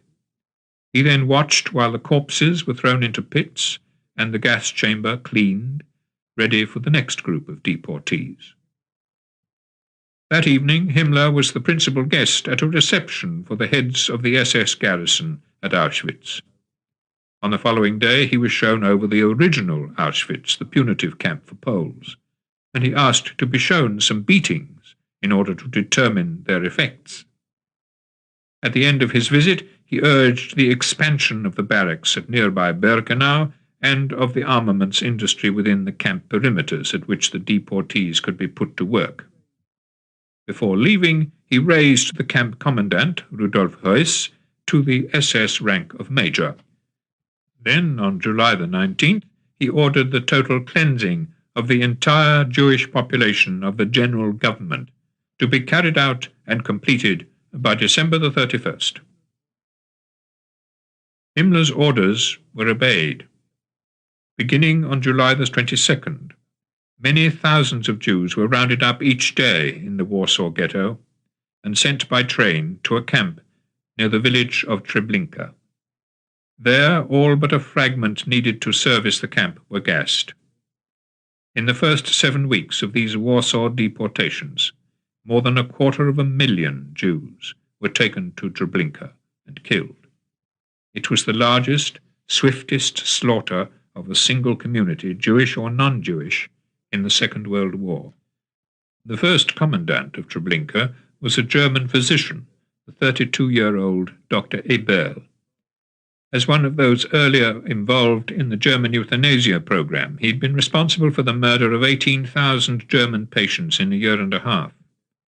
Now, assisted by SS and Ukrainian guards, he supervised the first month's killing before being dismissed for inefficiency. His failure to dispose of the bodies quickly had created panic among those in the incoming trains. Even as the Treblinka gassings began, and Warsaw Jewry was sent unsuspecting to its destruction, Jews from throughout Galicia continued to be killed at Belzec, while Auschwitz received almost daily trains from France, Belgium, beginning on August the 4th, Luxembourg, and Holland. Jews were not sent, however, from Italian-occupied Croatia, where in the last week of July the German Foreign Ministry learned that the Italian Chief of Staff in the region, whose headquarters were in Mostar, has declared that he cannot give his approval to the resettlement of the Jews, all inhabitants of Mostar having received assurance of equal treatment. In German-occupied Russia, the killing of Jews had continued without protest or respite, by slaughter in fields and ditches just beyond the villages. 1,000 Jews had been killed in this way at Bereza Kautuska on July the 15th, and 600 at Charkazizna on July the 18th, although a further 900 had managed to escape that day into the nearby forests. On July the 20th, the Germans launched yet another anti-partisan operation in White Russia, Operation Eagle, against Soviet partisans in the Chechevichi region. That same day, in the village of Kletsk, several hundred Jews who were about to be murdered set their ghetto on fire and ran. Most were killed by German machine gun fire. A few, reaching the forests, joined the partisans, where their leader, Moshe Fish, was killed in a battle with the Germans 6 months later. On the day after the revolt at Kletsk, the Jews of nearby Nischwitz also fought back against their fate. They too were almost all shot down, though one of their leaders, Shalom Chalowski, reaching the forests, set up a family camp of Jews who had managed to escape the daily slaughter, protected the camp against German manhunts, and set up a Jewish partisan unit to harass the German lines of communication. On the night of July the 21st, in northern New Guinea, the Japanese, still intent on developing a threat to Australia, forestalled the Australians by landing 16,000 troops at Buna and Gona. Then they moved south, along the Kokoda Trail, across rugged mountain terrain. The Australians, surprised by the size of the Japanese force and defeated by the terrain, had to fall back towards Port Moresby. In Burma and Thailand, the Allied prisoners of war had been working on the Jungle Railway. The third death in a few days, Colonel Dunlop noted in his diary on July the 23rd as he struggled to repair broken bodies with the absolute minimum of medicaments. 15,000 prisoners of war were to perish on the railway, their fate recorded not only by diarists like Dunlop, but by artists such as Ray Parkin, whom Dunlop encouraged. I hope that it'll be a true record, Dunlop wrote of Parkin's work, of the manner in which the human spirit can rise above futility, nothingness, and despair, since truly we were left here with nothing. That night the prisoners performed Shakespeare's Julius Caesar with modern dress, as Dunlop wrote, and he added, audience very sympathetic, with absolutely no frivolity. On July the 23rd, the city of Rostov-on-Don was once more occupied by the Germans.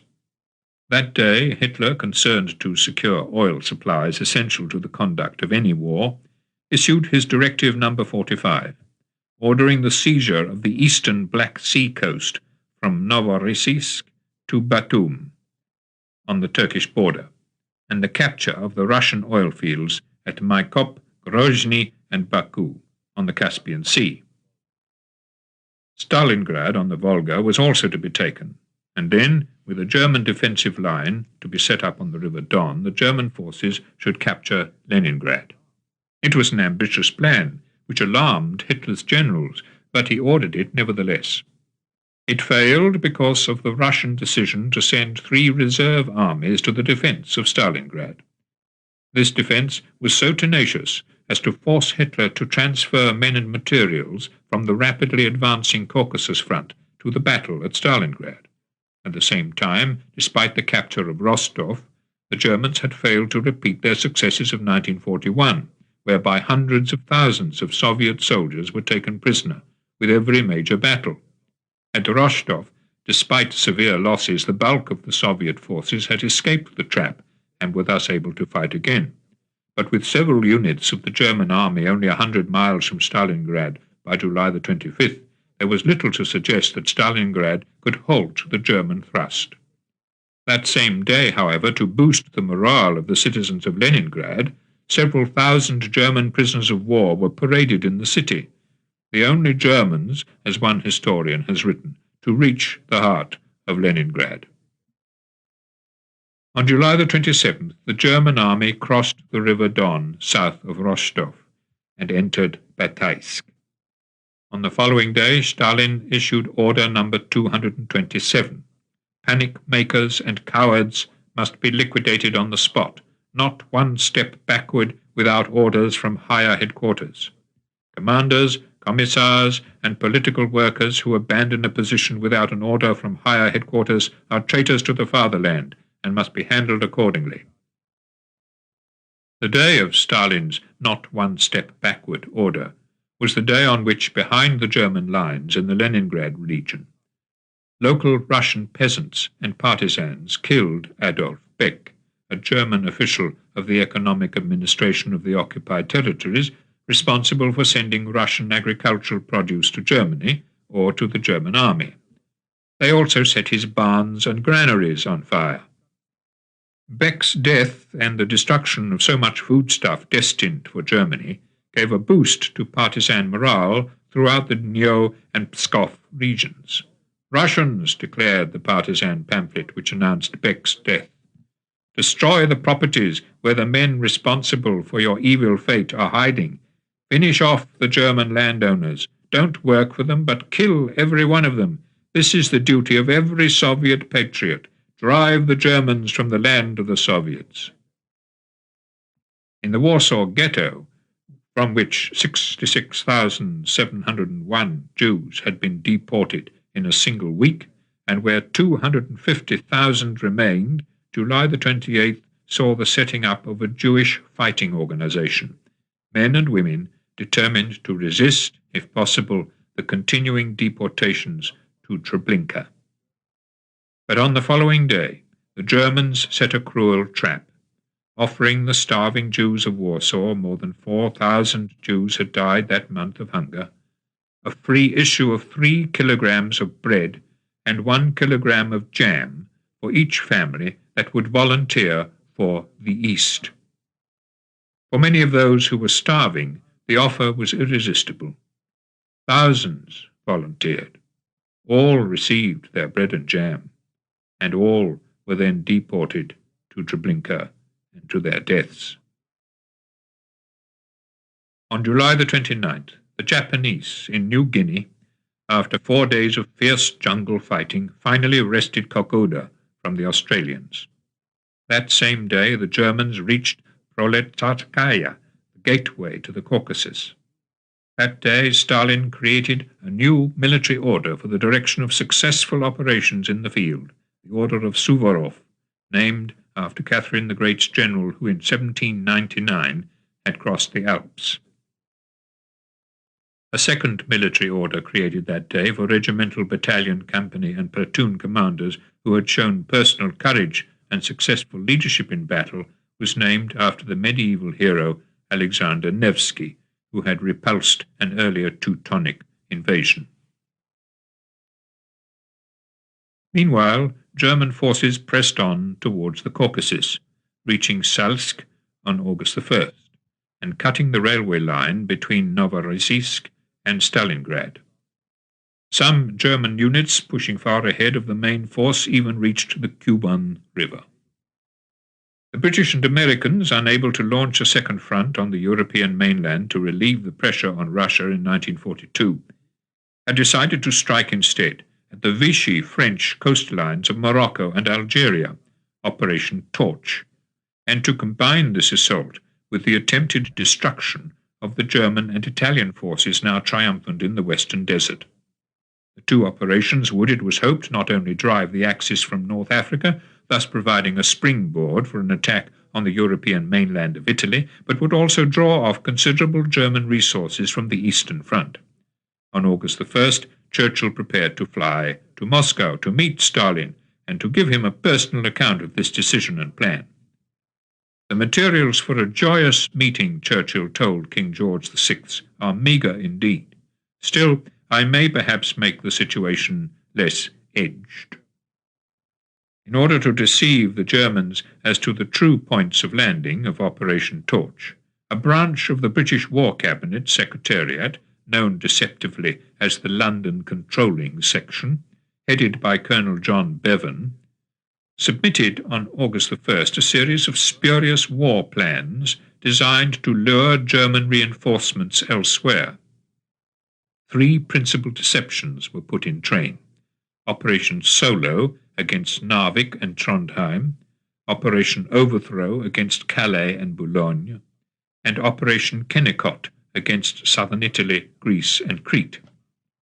By setting up false army commands and using double agents such as Garbo to send messages to Germany, reporting fictitious military preparations, Colonel Bevan and his team created doubt in the minds of the German General Staff as to the true destination of the Anglo-American forces, which even then were assembling and training in Scotland for some obvious amphibious landing on a large scale.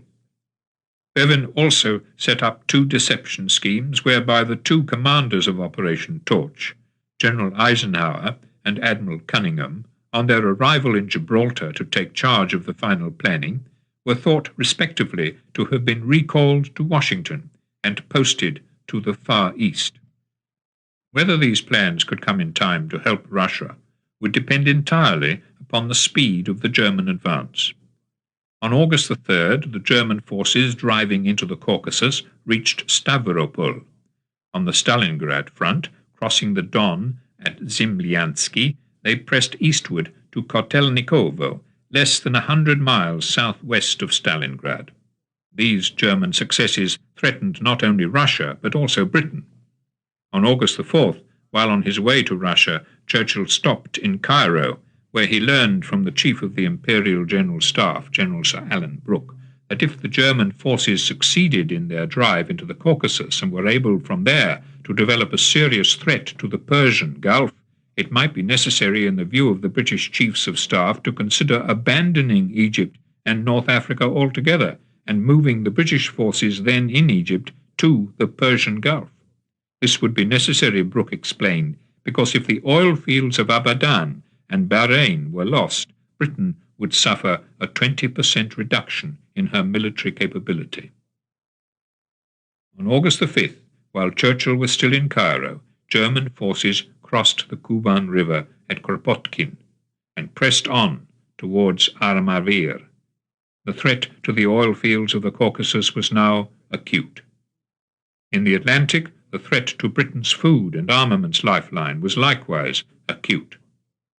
That day, a homeward-bound convoy of 36 ships was attacked by German submarines off Newfoundland.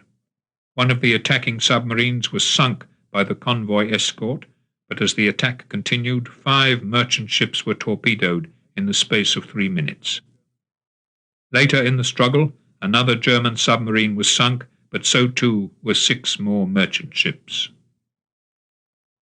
The Germans, using slave labor, had built massive concrete submarine pens in 4 of the ports of the Atlantic coast of France: Lorient, Brest, Saint-Nazaire, and La Pallice. These pens were one of the main construction achievements of the Todt organization, now controlled by Albert Speer. On August the 5th, as the most recent of the Atlantic submarine attacks was underway, a Japanese submarine docked at the pens in Lorient, a measure of the range and versatility of Axis submarine power. Within 6 weeks, that particular Japanese submarine was back in Malayan waters, where she was sunk. Among the troops fighting alongside the Germans on the Eastern Front were volunteer units from France, Belgium, and Holland. On August the 6th, the commander of the forces in which the Dutch unit was serving, General Kraus, wrote to Hermann Goering, "We have thousands of Dutchmen in transport regiments in the east. Last week one such regiment was attacked. The Dutch took more than 1,000 prisoners and were awarded 25 Iron Crosses."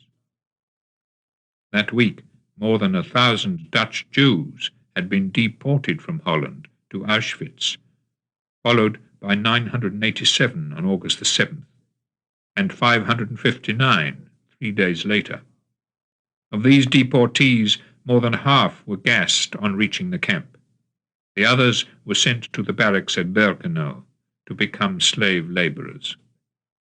It was on August the 7th, as the second of these deportations began, that Goering presided over a meeting to discuss the German 4-year plan for industrial production.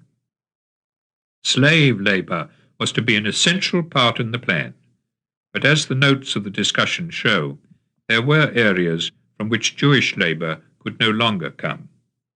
In White Russia, the meeting was told, only a few Jews are still alive. Tens of thousands were eliminated.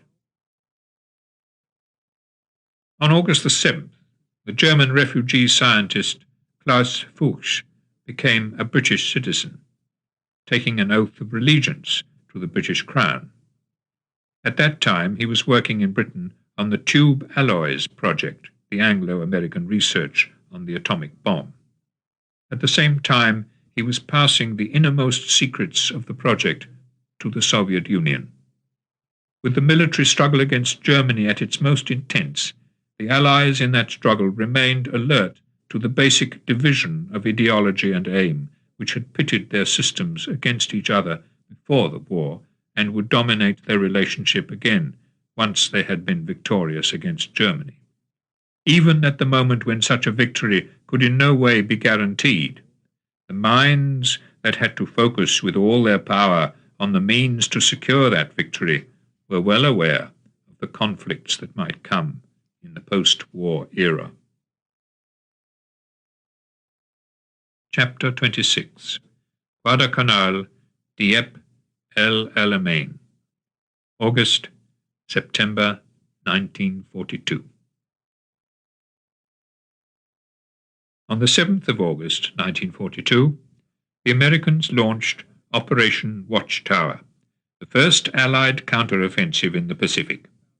The assault began with the landing of 16,000 American troops on the island of Guadalcanal in the Solomon Islands. In the course of the landings, 4 Allied heavy cruisers were sunk. The American warships Quincy, Astoria, and Vincennes, and the Australian Canberra, leaving more than 1,000 Allied dead, 370 of them on the Quincy, 332 on the Vincennes, 216 on the Astoria, and 84 on the Canberra. Ashore, however, the Americans, often in savage hand-to-hand fighting, repulsed all Japanese efforts to dislodge them. Within 2 weeks, the island's airfield was under American control, but the Japanese, rushing in reinforcements, couldn't be dislodged from the island. In 1 month of fighting, 9,000 Japanese soldiers were killed, for the loss of 1,600 American lives. Of the 250 Japanese soldiers manning the garrison at the first American assault, only 3 had allowed themselves to be taken prisoner.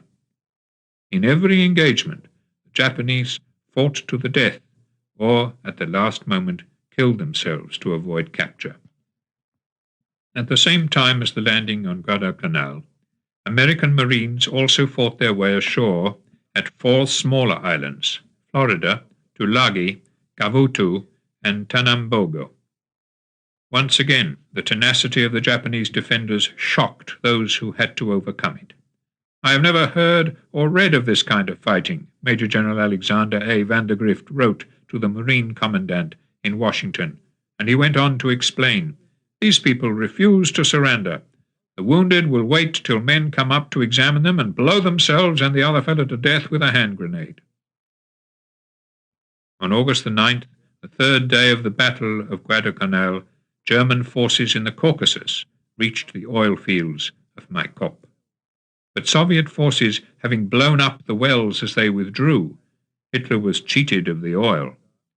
That same day, reaching Krasnodar, the Germans again found that the oil installations had been destroyed. Behind the lines, however, there was no impediment to the Germans' own destructive policies. On August the 9th, a Catholic nun, Edith Stein, the converted daughter of a Jewish timber merchant from Breslau, she had been deported to Auschwitz from Holland because she was of Jewish parentage, was among hundreds of Dutch Jews murdered that day in the gas chamber. Known by her Catholic name of Sister Benedicta, she was considered a martyr by the Catholic Church. 45 years later, she was sanctified. On the day after Edith Stein's death, a telegram from Gerhard Regner, the secretary of the World Jewish Congress in Geneva, alerted Jews in London and New York to the scale and intention of the killings of Jews. Reports had reached Geneva, Regner wrote, stating that in the Führer's headquarters a plan has been discussed and is under consideration according to which all Jews in countries occupied or controlled by Germany, numbering 3.5 to 4 millions, should, after deportation and concentration in the East, be at one blow exterminated in order to resolve once and for all the Jewish question in Europe. The message sent on by Regner to the West had apparently been sent to Switzerland by someone who had learned not only of Himmler's July the 16th visit to Auschwitz, but also of his order of July the 19th for the total cleansing of the Jewish population of the general government by the end of the year. One of those involved in passing the message to the West was a German industrialist, Eduard Schulte, whose industrial corporation, Giesche, owned the villa in which Himmler had been entertained after his Auschwitz visit. Another conduit in Switzerland itself was Dr. Chaim Posner, a Polish-born Zionist who passed on the information both to Jerusalem and to British intelligence. Unknown to those who received the telegram of August the 10th, the plan of mass murder was not only under consideration, but being put daily into practice, as the deportations to Auschwitz from France, Holland, and Belgium, and from several Polish cities continued, as did the deportations from Warsaw to Treblinka, and from central and southern Poland to Chelmno, Sobibor, and Belzec. At the same time, more than 87,000 Jews were murdered in the Volhynia, and more than 9,000 in White Russia, where in the towns of Mir and Zyciol, 500 Jews had broken out of the Gestapo cordon to reach the forests and to join the Soviet partisans, but the opportunity to resist was tiny. On August the 10th, the day on which Edith Stein was gassed in Auschwitz, a train arrived at Mali-Trostenets, a camp near Minsk, of which even the name was unknown in the West. From this train, on which were 1,000 Jews from the Theresienstadt ghetto on their way to the east, 40 Jews were taken off at Minsk for work in a labor camp. The remaining 960 deportees were gassed on reaching Mali-Trostenets. Of 1,000 Jews sent from Theresienstadt to Mali-Trostenets in a further deportation 2 weeks later, only 22 of the younger men were taken to work at an SS farm. The rest were ordered into the vans and killed. Of the 22 men sent to the farm, 2 survived the hard labor and sadism of their overseers and escaped in May 1943 to join the Soviet partisans. 1 was killed in action. 1 survived the war, the only survivor of the 1,000. From Warsaw, each day that August saw more deportations to Treblinka and the destruction of the deportees. It gave me great pleasure, SS Lieutenant General Karl Wolff wrote to the manager of the German Ministry of Transportation on August the 13th, to learn that already in the last 14 days 1 train goes daily with 5,000 passengers of the chosen people to Treblinka, and we are even in a position to complete this mass movement of people at an accelerated rate. On August the 10th, in a further attempt to reinforce Malta, a British naval convoy had sailed from Gibraltar towards Malta in an operation code-named Pedestal.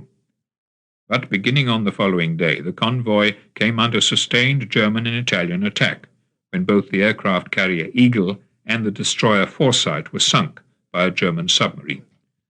The rest of the force returned hurriedly to Gibraltar, but as they did so, an Italian submarine sank the anti-aircraft ship Cairo, while an Italian torpedo boat sank the cruiser Manchester. 5 of the merchant ships laden with supplies for Malta were also sunk. A further 5 reached the island, but for Britain it was a naval disaster in no way offset by the news that on the previous day the Japanese heavy cruiser Kako had been sunk in the Solomon Islands. With the British naval disaster as his latest budget of news, Churchill was in Moscow on August the 12th, explaining to Stalin that there would be no second front in Europe that year, but a landing in French North Africa instead. On first learning the news, as Churchill's interpreter noted, Stalin's face crumpled up into a frown. Why, he asked, were the British so afraid of the Germans? As the North African plan was explained to him, however, Stalin quickly grasped its strategic implications, the opening up of Italy to a joint Anglo-American assault early in 1943, in order, as Churchill phrased it, to threaten the belly of Hitler's Europe. Churchill also told Stalin that in the air war against Germany, we hoped to shatter almost every dwelling in almost every German city. That, Stalin replied, would not be bad, and he went on to advise Churchill to drop Britain's new 4-ton bombs with parachutes, otherwise they dug themselves into the ground. On August the 13th, while Churchill was still in Moscow, German forces reached the town of Elista, 200 miles south of Stalingrad, and even more dangerous for the Soviet Union, only 155 miles from the Caspian Sea. That same day, the Caucasian town of Mineralnie Vody fell to the Germans. At his werewolf headquarters in Vinnitsa, Hitler was thinking that day not only of Russia, but of the Second Front, which must surely come sooner or later. In a discussion that day with his armaments minister, Albert Speer, Hitler, recognizing for the second time the possibility that his grand strategy might miscarry, and that he might have to fight on 2 fronts simultaneously, reiterated his call to build up an Atlantic wall of fortifications against an attempted Anglo-American landing. It was to consist of 15,000 concrete bunkers, set some at 50 and others at 100-yard intervals, to be built without regard for cost. Our most costly substance, Hitler explained, is the German man. The blood these fortifications will spare is worth the billions. The West had to be defended, but it was in the East that danger as well as opportunity loomed most large. On August the 14th, the Germans launched Operation Griffin against Soviet partisans active in the area of Orsha and Vitebsk. These partisans were threatening to disrupt the German lines of communication along the Moscow highway from Brest-Litovsk through Minsk to Smolensk.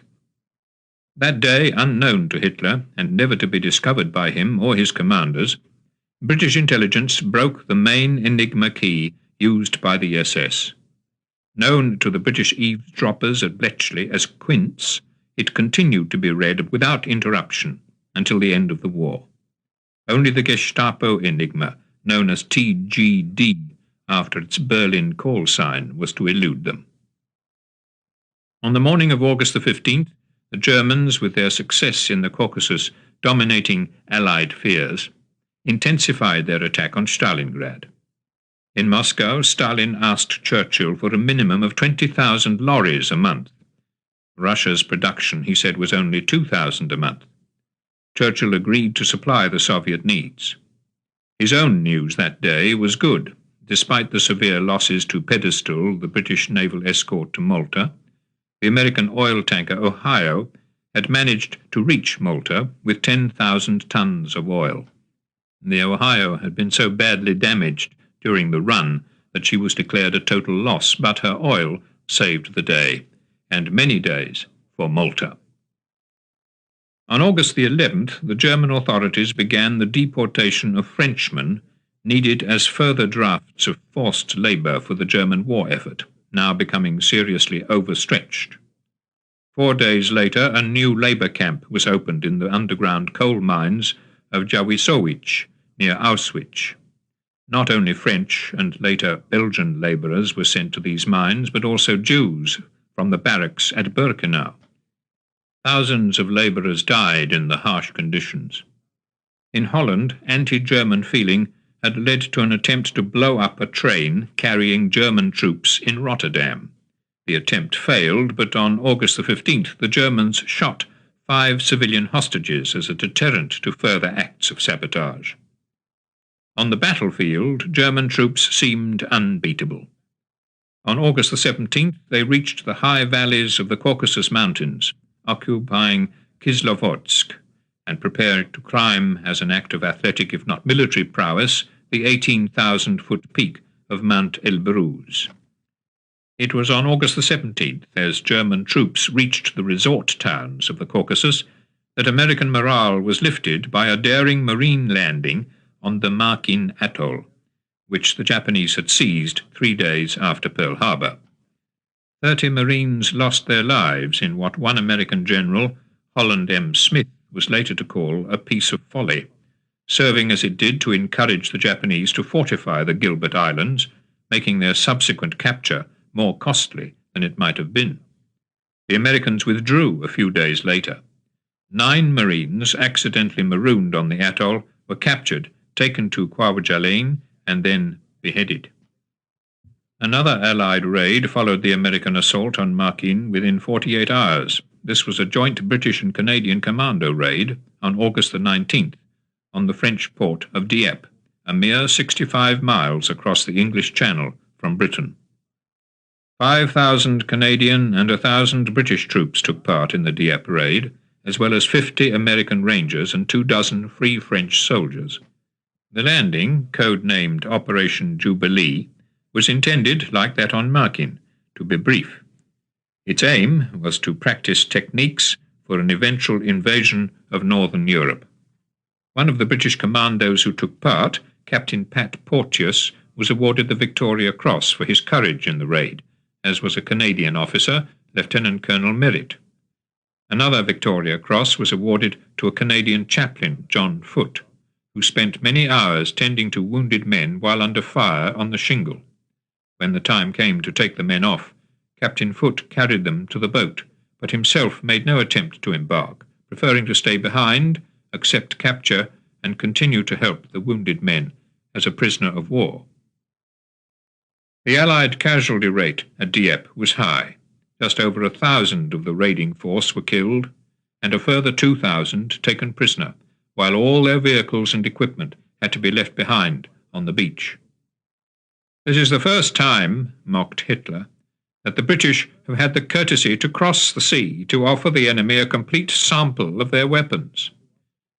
Later, however, Hitler told his commanders, "We must realize that we're not alone in learning a lesson from Dieppe. The British have also learned. We must reckon with a totally different mode of attack, and at quite a different place." 25 German bombers and 23 fighters had been destroyed during the Dieppe raid, and the German Air Force, by a certain weakening of its air forces on the Eastern Front, increased the size of its fighter force in northwest Europe. As for the Allied lesson learned at Dieppe, this Admiral Mountbatten told the British War Cabinet on the following day would be invaluable in planning for the future cross-channel invasion. Many years later, he was to say that the Dieppe raid gave the Allies the priceless secret of victory. It was during the Dieppe raid that the first United States soldier was killed in France, Lieutenant Edwin V. Loustalot. For the Canadians, Dieppe was a setback and a blow. 907 Canadians had been killed, and 1,874 taken prisoner. The Germans lost 345 men killed and 4 taken prisoner and brought back to Britain. On August the 19th, with their southern forces approaching Stalingrad and atop the Caucasus, the Germans were themselves attacked outside Leningrad by Russian forces intent on breaking the German grip on the city. That day, the Nazi leader Martin Bormann wrote of the Russians and Poles who were being used in their hundreds of thousands as slave labourers for Germany, "The Slavs are to work for us. Insofar as we do not need them, they may die. Slav fertility is not desirable." That day, the swastika flag was raised on Mount Elbruz, provoking Hitler's irate comment that his army's ambition should be to defeat the Russians rather than conquer mountains. 160 miles east of Mount Elbruz lay Grozny, the principal city and oil centre of the Caucasus. Hitler knew the perils that could lie along the way. In German-occupied Europe, August the 19th saw the deportation to Treblinka and to their death of all the mental patients of a Jewish mental asylum at Audiobook near Warsaw, several hundred more victims of a racial policy which wanted neither the Jews nor the mentally ill to survive the triumph of the Reich. Also behind the German lines, the partisan war continued to provoke fierce reprisals. On August the 22nd, in a village in the Bialystok region, Gestapo and SS men rounded up all the men of the village, then selected 10 who were immediately tortured and shot. On the same day, in the nearby Slonim region, after what a Gestapo report called an armed fight lasting about 6 hours, 200 partisans and villagers, half of them Jews, were shot and 2 partisan camps eradicated. Gypsies, too, were being hunted down. 3 days after the Slonim action, all German army groups in Russia were warned by the army field police that there were also many gypsy bands roaming the countryside which render many services to the partisans, providing them with supplies, etc. If only a part of the gypsies were punished, the field police added, the attitude of the remainder would be even more hostile towards the German forces and would support the partisans even more than before. It was therefore necessary to exterminate these bands ruthlessly. On August the 23rd, at Izbushinsky, in the Great Bend of the River Don, 600 Italian soldiers of the Savoy cavalry charged on horseback against 2,000 Russians armed with mortars and machine guns. The Italians, using sabres and hand grenades against mortars and machine guns, put the Russians to flight. It was the last successful cavalry charge of the war. Later that day, units of the German army reached the western bank of the river Volga, just north of Rynok, the northernmost suburb of Stalingrad. 600 German bombers, on what it was hoped was the eve of the fall of the city, struck at industrial targets and built-up areas. The city of Stalingrad stood on the border between European and Asiatic Russia, a centre of communications by rail and river, a hub of industry and commerce, a symbol both of the old Russia of trade and the modern Russia of industrialization. The city was not only a symbol of Soviet achievement, but also a symbol of the power of Russia itself, despite the battering of the previous year, to continue to resist and to survive. On August the 24th, as Stalingrad prepared to defend herself, in the eastern Solomon Islands, the Americans secured another naval victory over the Japanese, sinking the aircraft carrier Ryuho, as well as a light cruiser, a destroyer, and a troop transport, with the loss of several thousand Japanese lives. 90 Japanese aircraft were also shot down for the loss of 20 American aircraft. On the following day, Japanese transports carrying reinforcements to Guadalcanal were attacked and forced to turn back. Other Japanese troops landing on August the 25th near Rabi at the southeastern end of New Guinea were attacked by the Australians, and despite further Japanese reinforcements, forced to withdraw 2 weeks later. It was their first defeat on land. The main Japanese advance from Buna towards Port Moresby continued, however, with the Australians forced further back along the Kokoda Trail, while in the Pacific, despite their most recent naval setback, Japanese troops occupied Ocean Island, west of the Gilbert Islands. On August the 27th, the Germans made plans to round up Jews from the unoccupied zone of France. The Vichy authorities collaborated in the roundups. but many Frenchmen and many Catholic priests sheltered Jews and urged their parishioners to do likewise. On August the 28th, the Germans ordered the arrest of all Catholic priests who sheltered Jews. With each roundup, the trains to Auschwitz gained new victims. On August the 28th, the 1,000 deportees from Paris included 150 children under the age of 15. On the day that their train reached Auschwitz, a new German surgeon, Dr. Johann Kramer, who had reached the camp on the previous evening and was to live in the SS officer's home near Auschwitz station, noted in his diary, "Tropical climate, with 28 degrees centigrade in the shade, dust, and innumerable flies. Excellent food in the home. This evening, for instance, we had sour duck livers for 0.40 of a mark, with stuffed tomatoes, tomato salad, etc. The water," Kramer added, "was infected, so we drink seltzer water, which is served free." 2 days later, Dr. Kramer noted, "Was present for the first time at a special action at 3 a.m. By comparison, Dante's Inferno seems almost a comedy. Auschwitz is justly called an extermination camp." The Jews whom Kramer saw being gassed that day were from France, including the 70 boys and 78 girls under 15, deported on August the 28th.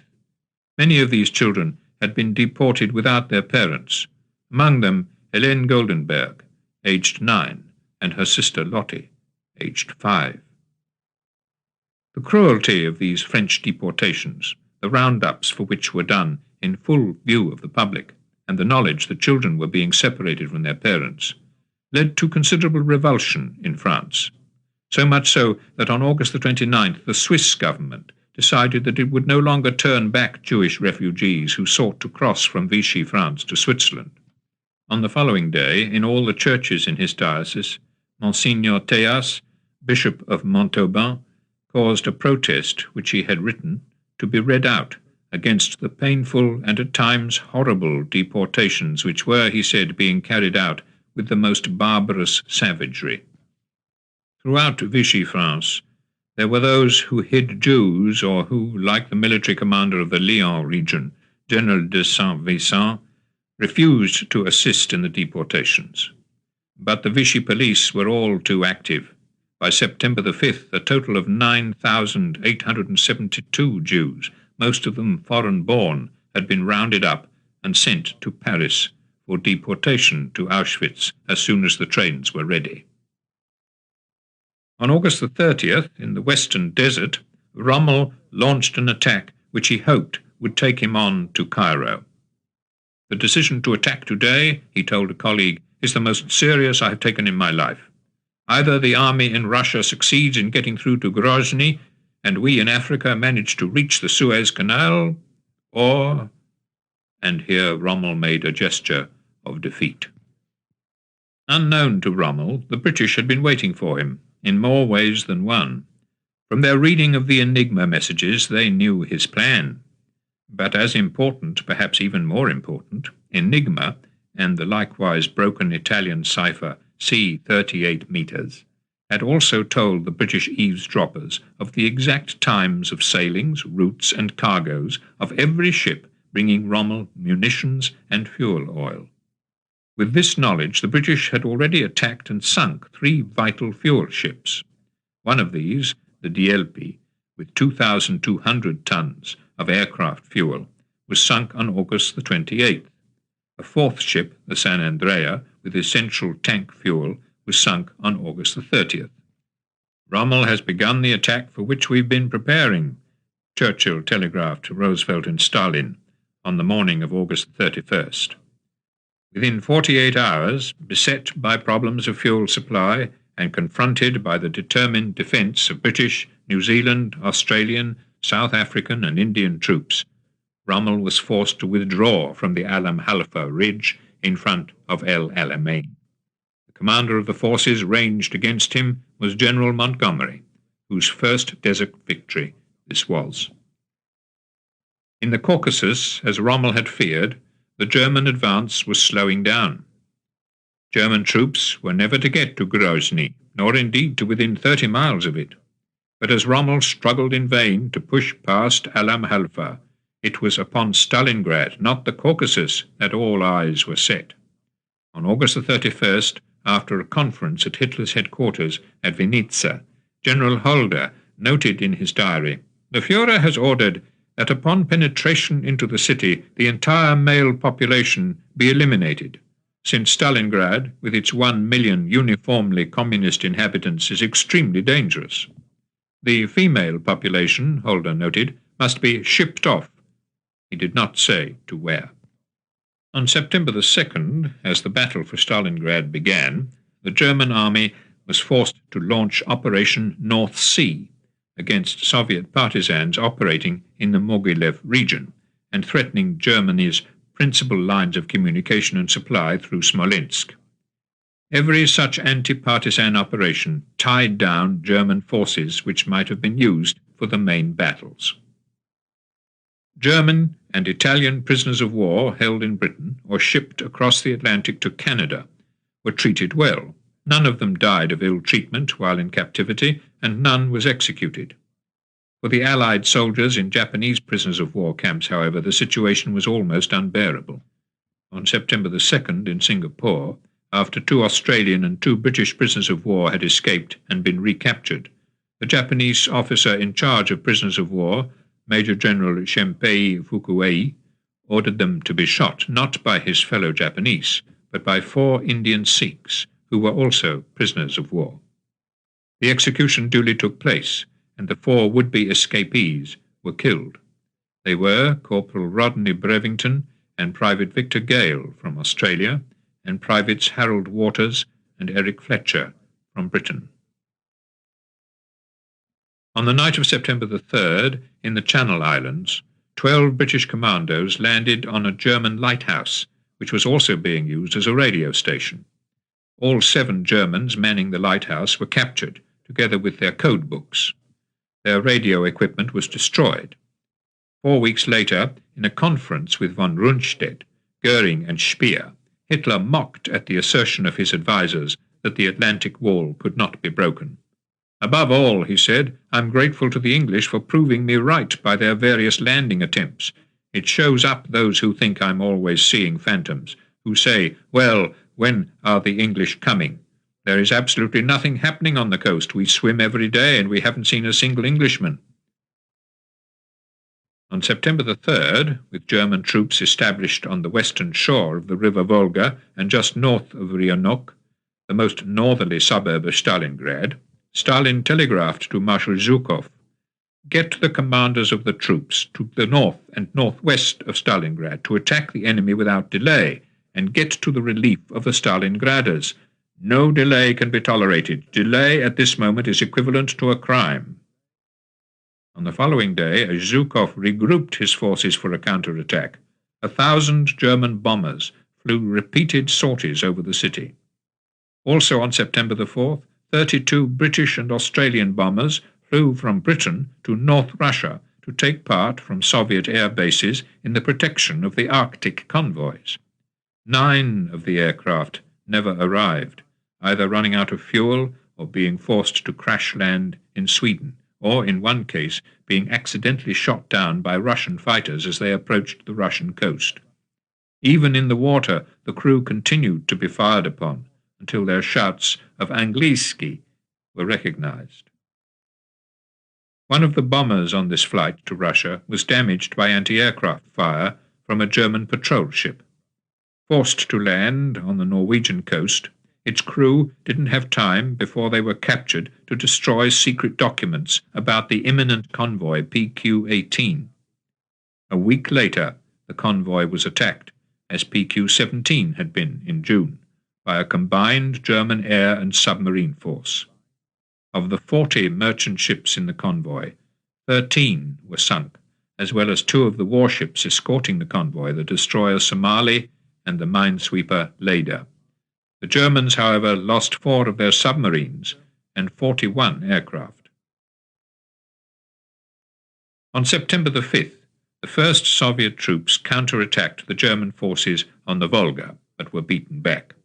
On the following day, Soviet air reinforcements reached Stalingrad.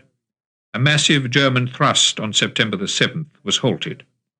Millions of German troops, Roosevelt broadcast that day to the American people, seemed doomed to spend another cruel and bitter winter on the Russian front.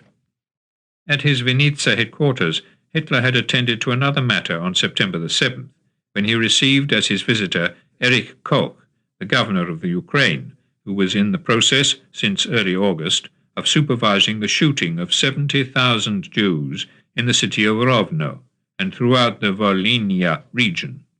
That same September the 7th, as German troops consolidated their position in the Caucasus, 1,800 Jews living in the mountain resort town of Kislovodsk were ordered to prepare for a 2-day journey for the purpose of colonizing sparsely populated districts of the Ukraine. They were taken instead not to the distant Ukraine, but to the nearby spa town of Mineralnie Vody, where, after being marched 2.5 miles to an anti-tank ditch, they were shot, together with 2,000 Jews from Essentuki and 300 from Pyatigorsk. Even as these murders took place, the German commander-in-chief of the Caucasus Front, Field Marshal Wilhelm List, was being blamed by Hitler for failing to break through to the Caspian Sea, and was dismissed. On September the 8th, as Churchill had promised Stalin in Moscow 3 weeks earlier, British bombers struck with renewed ferocity at a German city, this time Dusseldorf. Among the bombs which they dropped were many which weighed 2 tons, nicknamed blockbusters. That same day, a small Japanese aircraft, launched from a submarine, dropped incendiary bombs near Brookings in the state of Oregon, setting a forest on fire. This was the only Japanese attack to take place inside the continental United States. It was followed 2 days later by an American air raid from their newly established air base at Adak in the Aleutian Islands, on the Japanese forces occupying Kiska Island 250 miles away.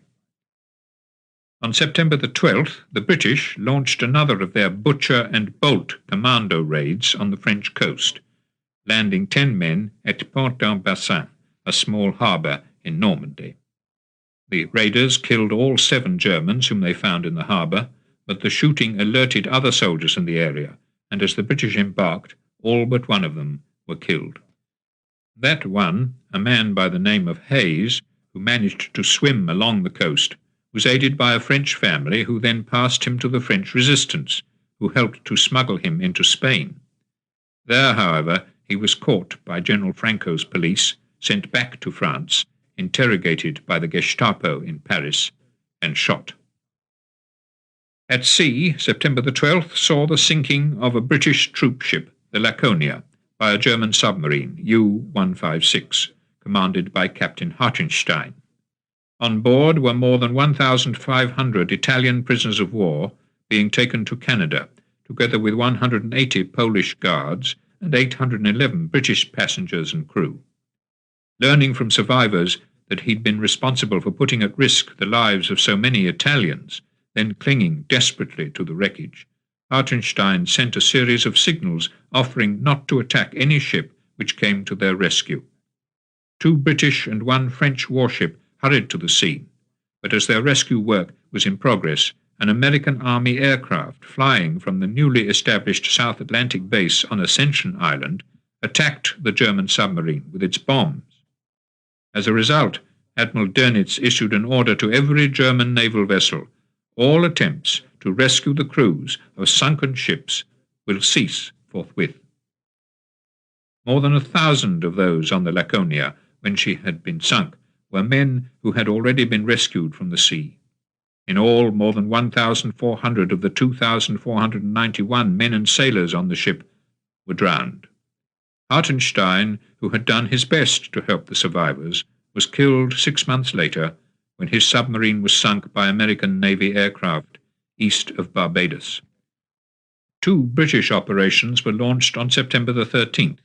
Blue Bottle, in which a Royal Navy vessel, the Tirana, sailing through the Mediterranean, successfully took off British prisoners of war from a beach near Perpignan, and Agreement, when with less success British troops attacked Tobruk, both overland and by sea in an attempt to destroy Axis supply depots and port installations. During the attack, 3 British warships were sunk, the valuable fleet destroyers Sikh and Zulu, and the anti-aircraft ship Coventry, and several hundred Marines were killed. That night, British bombers made their 100th raid of the war on the German North Sea port of Bremen. Ironically, it was also on September the 13th that the much-bombed British island of Malta was presented with a medal for bravery, the George Cross, normally given to individuals. September the 13th was also the day on which the Germans intensified their assault on Stalingrad, driving towards the city's centre. By nightfall, German troops had broken into the Minina suburb in the south and were also poised to drive the Russian defenders from the Mamayev Gurgan. The war diary of the German 62nd Army noted the timing, though not the ferocity, of the ebb and flow of the struggle for the centre of Stalingrad. At 8 o'clock in the morning of September the 14th, station in enemy hands. At 8:40, station recaptured. At 9:40, station retaken by enemy. At 13:20, station in our hands. So close had the Germans now come to the bank of the Volga that they were able to sink ships seeking to carry refugees and the wounded across the Volga. When one such ship, the Borodino, was sunk, several hundred wounded soldiers were killed. More than 1,000 civilians were drowned when the steamer Joseph Stalin was sunk. That same day, in the Far East, Japanese troops, pressing southwards along New Guinea's Kokoda Trail, drove back the Australians to the Imita Ridge, the last peak in the island's mountain range, and only 32 miles from Port Moresby. But there the Japanese were halted by a determined counterattack. On September the 15th, Japanese submarines in the New Hebrides sank the aircraft carrier Wasp, which had earlier played so important a part in the defence of Malta. They also badly damaged the battleship North Carolina. That day, as fighting continued on the island of Guadalcanal, the American forces, having driven off a Japanese attack, received reinforcements and further extended the area of the island under their control. Also on September the 15th, the first United States troops reached Port Moresby from Australia to join the Australian defence. The hegemony of the rising sun was no longer assured.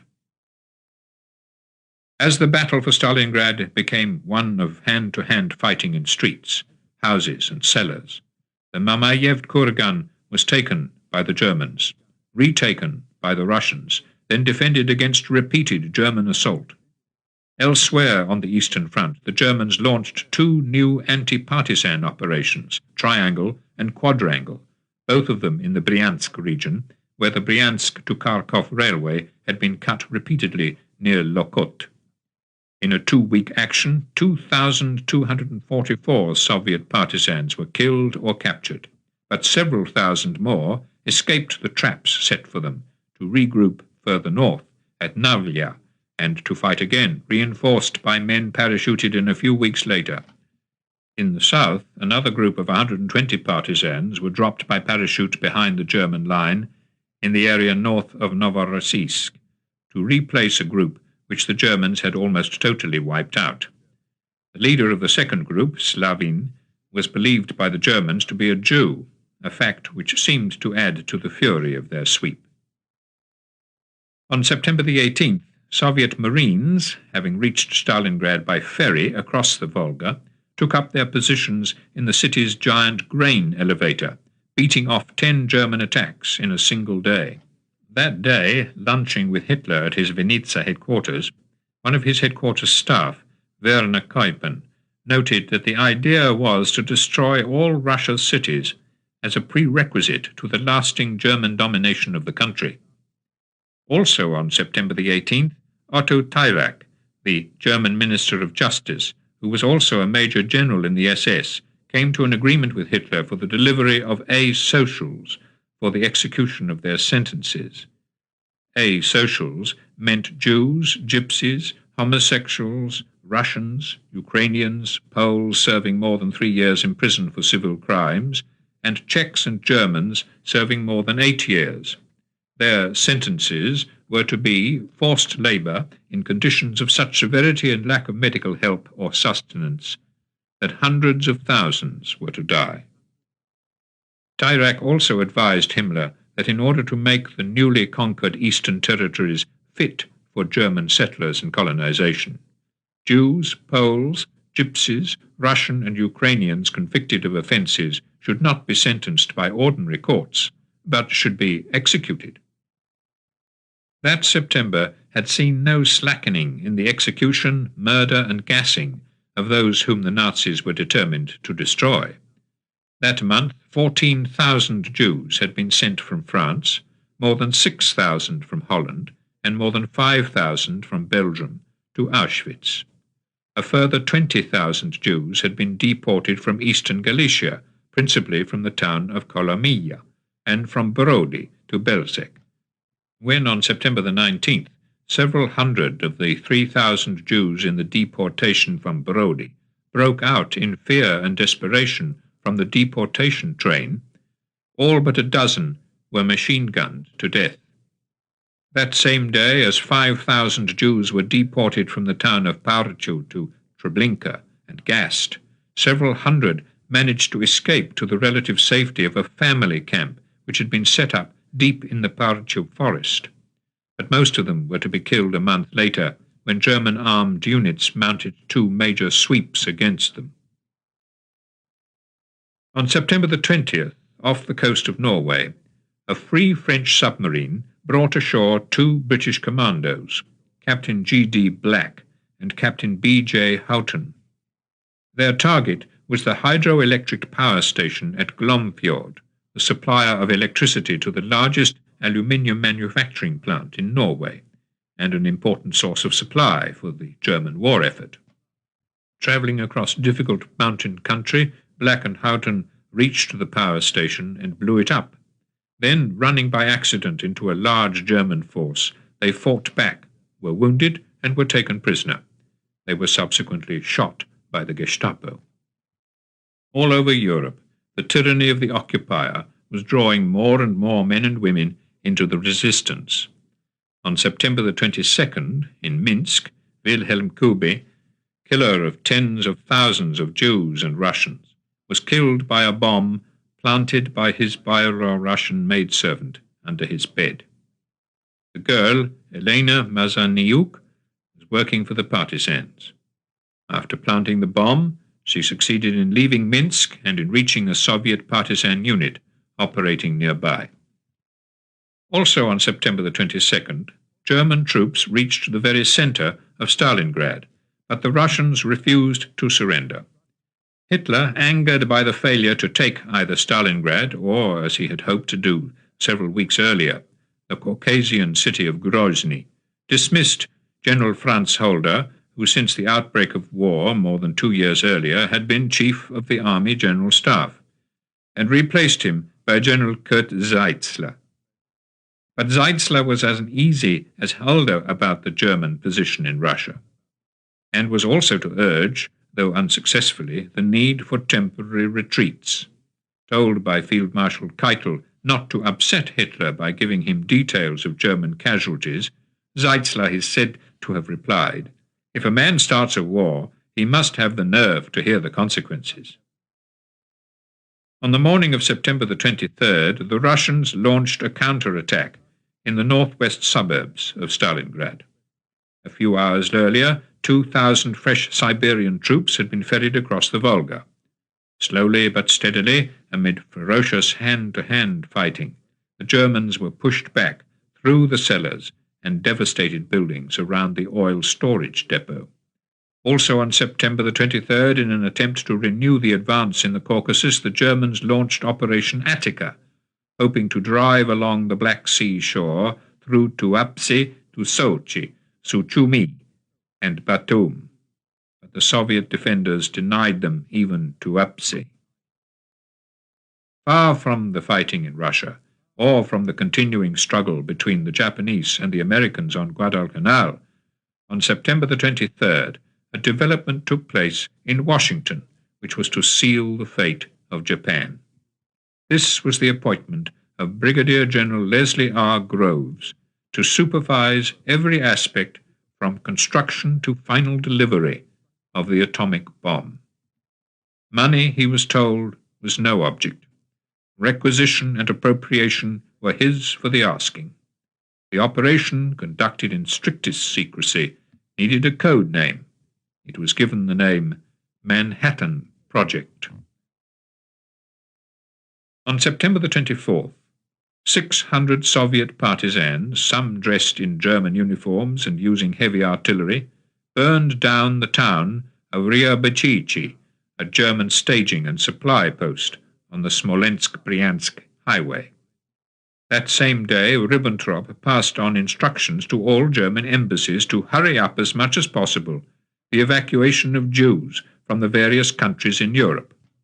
Negotiations should begin at once, his subordinate Martin Luther explained, with the governments of Bulgaria, Hungary, and Denmark, with the object of starting the evacuation of the Jews of these countries.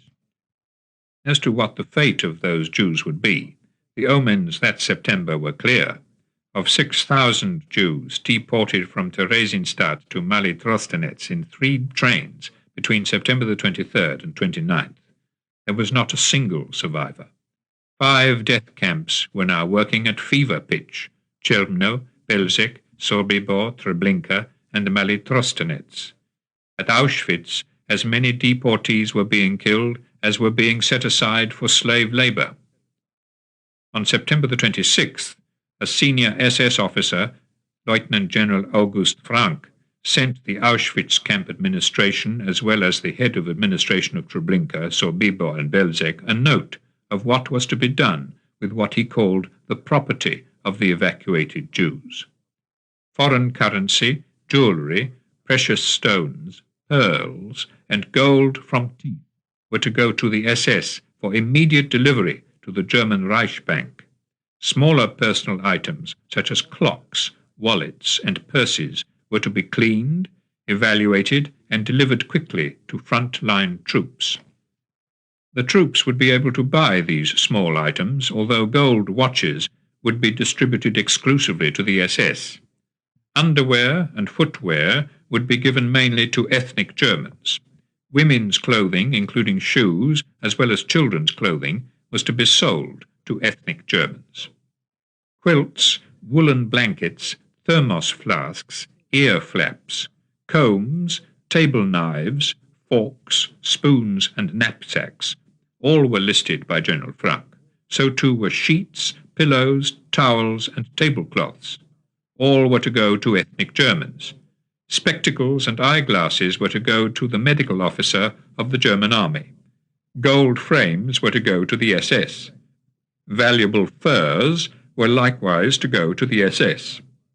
Everything was priced in meticulous detail. For instance, General Frank wrote, 1 pair of used men's trousers, 3 marks, 1 woolen blanket, 6 marks, etc. It was to be strictly observed that the Jewish star is removed from all garments and outer garments which are to be delivered. All items should be searched for hidden valuables sewn in. Within 2 weeks of General Frank's note, 50 kilograms of the dental gold already accumulated were sent to the SS for its own dental needs.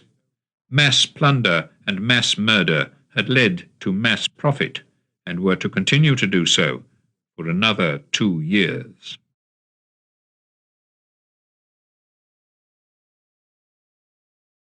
Chapter 27. Stalingrad and Torch, September to October 1942. On the 25th of September 1942, during a Nazi party rally in Oslo, British aircraft flying across the North Sea attacked the Gestapo headquarters in the city. Their aim was to destroy the Norwegian resistance records which were being kept in the building, as well as to give a demonstration of Allied power. The building itself was not hit, and in the surrounding buildings 4 people were killed. There was, however, panic among the Nazis, many of whom fled the city, and their meeting ended in chaos. That same day at Stalingrad, German tanks driving in from Gorodish reached the western edge of the Krasny Oktyabr factory and the southwestern corner of the Barrikady factory on the very banks of the Volga. The heroism of the defenders was typified at the height of the battle by Lyuba Nesterenko, a girl nurse who, trapped in a basement, looked after 28 seriously wounded men until she herself died from a chest wound. On September the 27th, though the swastika flag flew in apparent triumph above the headquarters of the Stalingrad Communist Party, more reinforcements came across the Volga, landing under a murderous shell fire and hurrying forward to retake a cellar or hold the basement of an already pulverized building. That day, Hitler flew back from Vinitsa to Berlin. He had hoped to announce the capture of Stalingrad, which his troops had indeed penetrated to the very banks of the river, but they had not subdued it. On the northern reaches of the Volga, 680 miles northwest of Stalingrad, Russian troops crossed the Volga near Rezev, regaining 25 villages. On the following day, in Istanbul, a young Jew, Shaim Balas, overheard two Germans in a restaurant say that Hitler had lost the war. On September the 29th, in Berlin, Hitler warned his commanders of the danger of invasion from the west. To try to mitigate the fury of the Anglo-American air raids, he ordered the construction of massive fort-like anti-aircraft towers, known as flak towers, in Berlin, Munich, Vienna, Linz, and Nuremberg.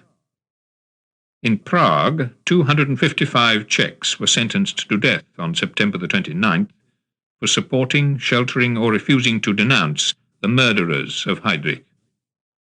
At Auschwitz, in the last week of September, 4,000 Jews from Slovakia, France, Holland, and Belgium were gassed, among them René Blum, the brother of the former French Prime Minister Léon Blum. In Berlin, on September the 30th, Hitler told a mass meeting gathered to launch the Nazi Party's winter aid program, "I said that if Jewry started this war in order to overcome the Aryan people, then it would not be the Aryans but the Jews who would be exterminated. The Jews laughed at my prophecies. I doubt if they're laughing now." In the Caucasus, on September the 30th, as a reminder to his troops of what was expected of them, the German commander reissued Field Marshal Manstein's order of the day of the 20th of November 1941, that the German soldier was not merely a fighter according to the rules of the act of war, but also the bearer of a ruthless ideology. He must therefore understand the necessity for a severe but just revenge on subhuman Jewry. In Britain, the reading of the German Enigma messages was put to good use for the Russians as well as for the British. The total number of Enigma keys now broken and being read regularly had reached more than 50. On September the 30th, the British cryptographers had broken the Enigma key used by the Todt organization. Known as Osprey, this key was to be read until the end of the war. Also on September the 30th, Churchill personally passed on to Stalin the information obtained from the German Enigma messages that plans had been made in Berlin to establish a German naval flotilla on the Caspian Sea, that its base was to be Makhachkala, and that a German admiral had already been selected to command it. Submarines, torpedo craft, and minesweepers were to be transported to the Caspian from the Black Sea by rail from Mariupol. No doubt, Churchill commented, "You are already prepared for this kind of attack." The Germans' Caspian plan came to naught. On October the 1st, the Russian forces in the Caucasus finally brought the German advance to an end. That same day, in Berlin, Rommel told Hitler that British air supremacy and the shortcomings of the Italian officers under his command had forced him to give up the march to Cairo. In the Far East, on October the 1st, a torpedo hit the Japanese ship Lisbon Maru, which began to sink. On board were 1,816 British prisoners of war being taken from Hong Kong to Japan. When the prisoners tried to leave the sinking ship, the Japanese had the hatches battened down. As the ship went down, hundreds attempted to break out. The Japanese fired at them. Those who managed to jump into the water and tried to climb up the ropes of 4 other Japanese ships standing by were kicked back into the sea. More than 840 were killed or drowned. The rest, picked up later by small patrol vessels or by sympathetic Chinese, were taken as prisoners of war to Japan. On the Eastern Front, October the 3rd saw the launching of a 5-day German sweep against Soviet partisans, Operation Regatta, near the White Russian town of Gorky, near Smolensk. A day earlier, near Peklina, 50 telegraph poles had been blown up by Soviet partisans. The ceaseless partisan attacks demoralized the German soldiers, who so far behind the lines were nevertheless vulnerable. There was another war, however, the scientific war, where German morale was high. On October the 3rd, at Peenemünde, the Germans were finally successful in firing their 12-ton rocket, the A-4, capable of carrying a 1-ton warhead for 200 miles. This weapon had been the brainchild of a rocket enthusiast, Werner von Braun. As a result of this success, Hitler, hitherto sceptical, now authorized the rocket's mass production.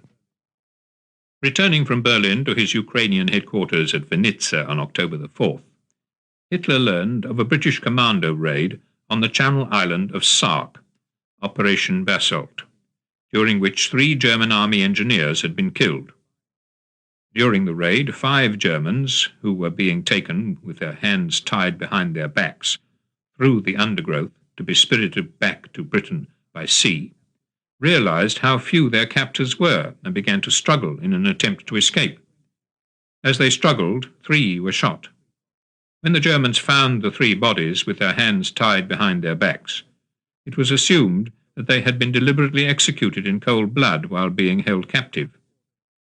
Hitler at once ordered all British prisoners who had been captured at Dieppe to be manacled as a reprisal. He also drafted an order of the day, broadcast on October the 7th, which was to be obeyed with terrible consequences. The terror and sabotage squads of the British and their accomplices, it declared, act more like bandits than soldiers. In the future, they will be treated as such by German troops and ruthlessly put down in battle, wheresoever they may appear. At Stalingrad, 2 armies were enmeshed in a single city. The Germans, although they had reached the landing stages on the Volga, couldn't dislodge the Russian defenders from the city's factories, nor could they stop the arrival of reinforcements across the river. Between September the 25th and October the 5th, more than 160,000 Russian soldiers had crossed the Volga. Stalingrad must not be taken by the enemy, Stalin telegraphed from Moscow on October the 5th, and he added, "That part of Stalingrad which has been captured must be liberated." On October the 7th, in answer to an appeal from Stalin for more fighter aircraft, Churchill arranged, as a matter of urgency, for 13 merchant ships to sail at once to North Russia, individually and unescorted. 5 arrived. On the following day, Churchill was able to tell Stalin that, according to his latest information, the German plans for sending shipping to the Caspian Sea by rail have been suspended. Although Churchill couldn't say so, this welcome news was derived from the Enigma decrypts. The Germans had now accepted, in their most secret communications at least, that in the Caucasus their plans for 1942 had come to naught. There had also been an American contribution to the battles at Stalingrad and in the Caucasus. In the 6 months before November 1942, the United States had delivered to the Soviet Union, mostly through Persia, 56,445 field telephones, 381,431 miles of field telephone wire, and 81,287 Thompson machine guns. These had proved a timely addition to the Soviet arsenal and means of communication. In German-occupied Russia, there had been no interruption to the slaughter of the whole Jewish populations of towns and villages. On October the 5th, a German engineer, Hermann Graeber, had witnessed the murder of 1,500 Jews in a pit just outside the town of Dubno. "I looked round for the man who had shot them," he later recalled. "He was an SS man who was sitting on the edge of the narrow end of the pit, his legs dangling into it. He had a submachine gun across his knees and was smoking a cigarette." On October the 7th, at Vinica, Himmler had discussed the work of Odilo Globocnik at the Sobibor and Belzec death camps. Hitler himself had apparently seen Globocnik, who later recalled that the Führer had said to him, "Faster, get the whole thing over with faster." A month later, Globocnik was appointed to the SS rank of Major General. When in Hitler's presence the ministerial director of the Ministry of the Interior, Dr. Herbert Linden, had suggested that it might be better to burn the corpses of those murdered rather than to bury them, as perhaps another generation will think differently of the matter, Globocnik replied, "But gentlemen, if a generation coming after us should be so cowardly and so corrupt as not to understand our deeds, which are so beneficial and so necessary, then, gentlemen, the whole of National Socialism will have been in vain. Rather we should bury bronze plates with the corpses, on which we should write that it was we who had the courage to accomplish this gigantic task." According to Globocnik, Hitler then replied, "Yes, my dear Globocnik, that is the truth of the matter. I entirely agree with you." It was while this bizarre debate was in progress at Vinica about whether the corpses of the victims were a cause of shame or pride, that 500 miles further west at Auschwitz, German doctors, trained in pre-war Germany's finest medical schools, were using the corpses of specially murdered Jews for medical experiments. One of the doctors at Auschwitz, Dr. Johann Kramer, clearly understood that there was no limit to the experiments he could carry out. "I took and preserved material from quite fresh corpses," he wrote in his diary on October the 10th, namely the liver, spleen, and pancreas. Kramer later recalled how one patient was put on the dissecting table while he was still alive. Kramer had then questioned him in detail about his medical history. "When I had collected my information," Kramer added, "the orderly approached the patient and killed him with an injection in the vicinity of the heart." After the war, Kramer was to serve 10 years in prison in Poland, followed by 10 more years in prison in West Germany. On October the 10th, the German Air Force began a 10-day assault on Malta. 600 aircraft based in Sicily attacked the island in waves of 100. Alerted by the careful reading of the German Air Force's own Enigma messages, the British intercepted each wave of the attackers while they were still over the sea. In the Pacific, an equally careful reading of the most secret Japanese codes enabled the American Navy on October the 11th to intercept off Cape Esperance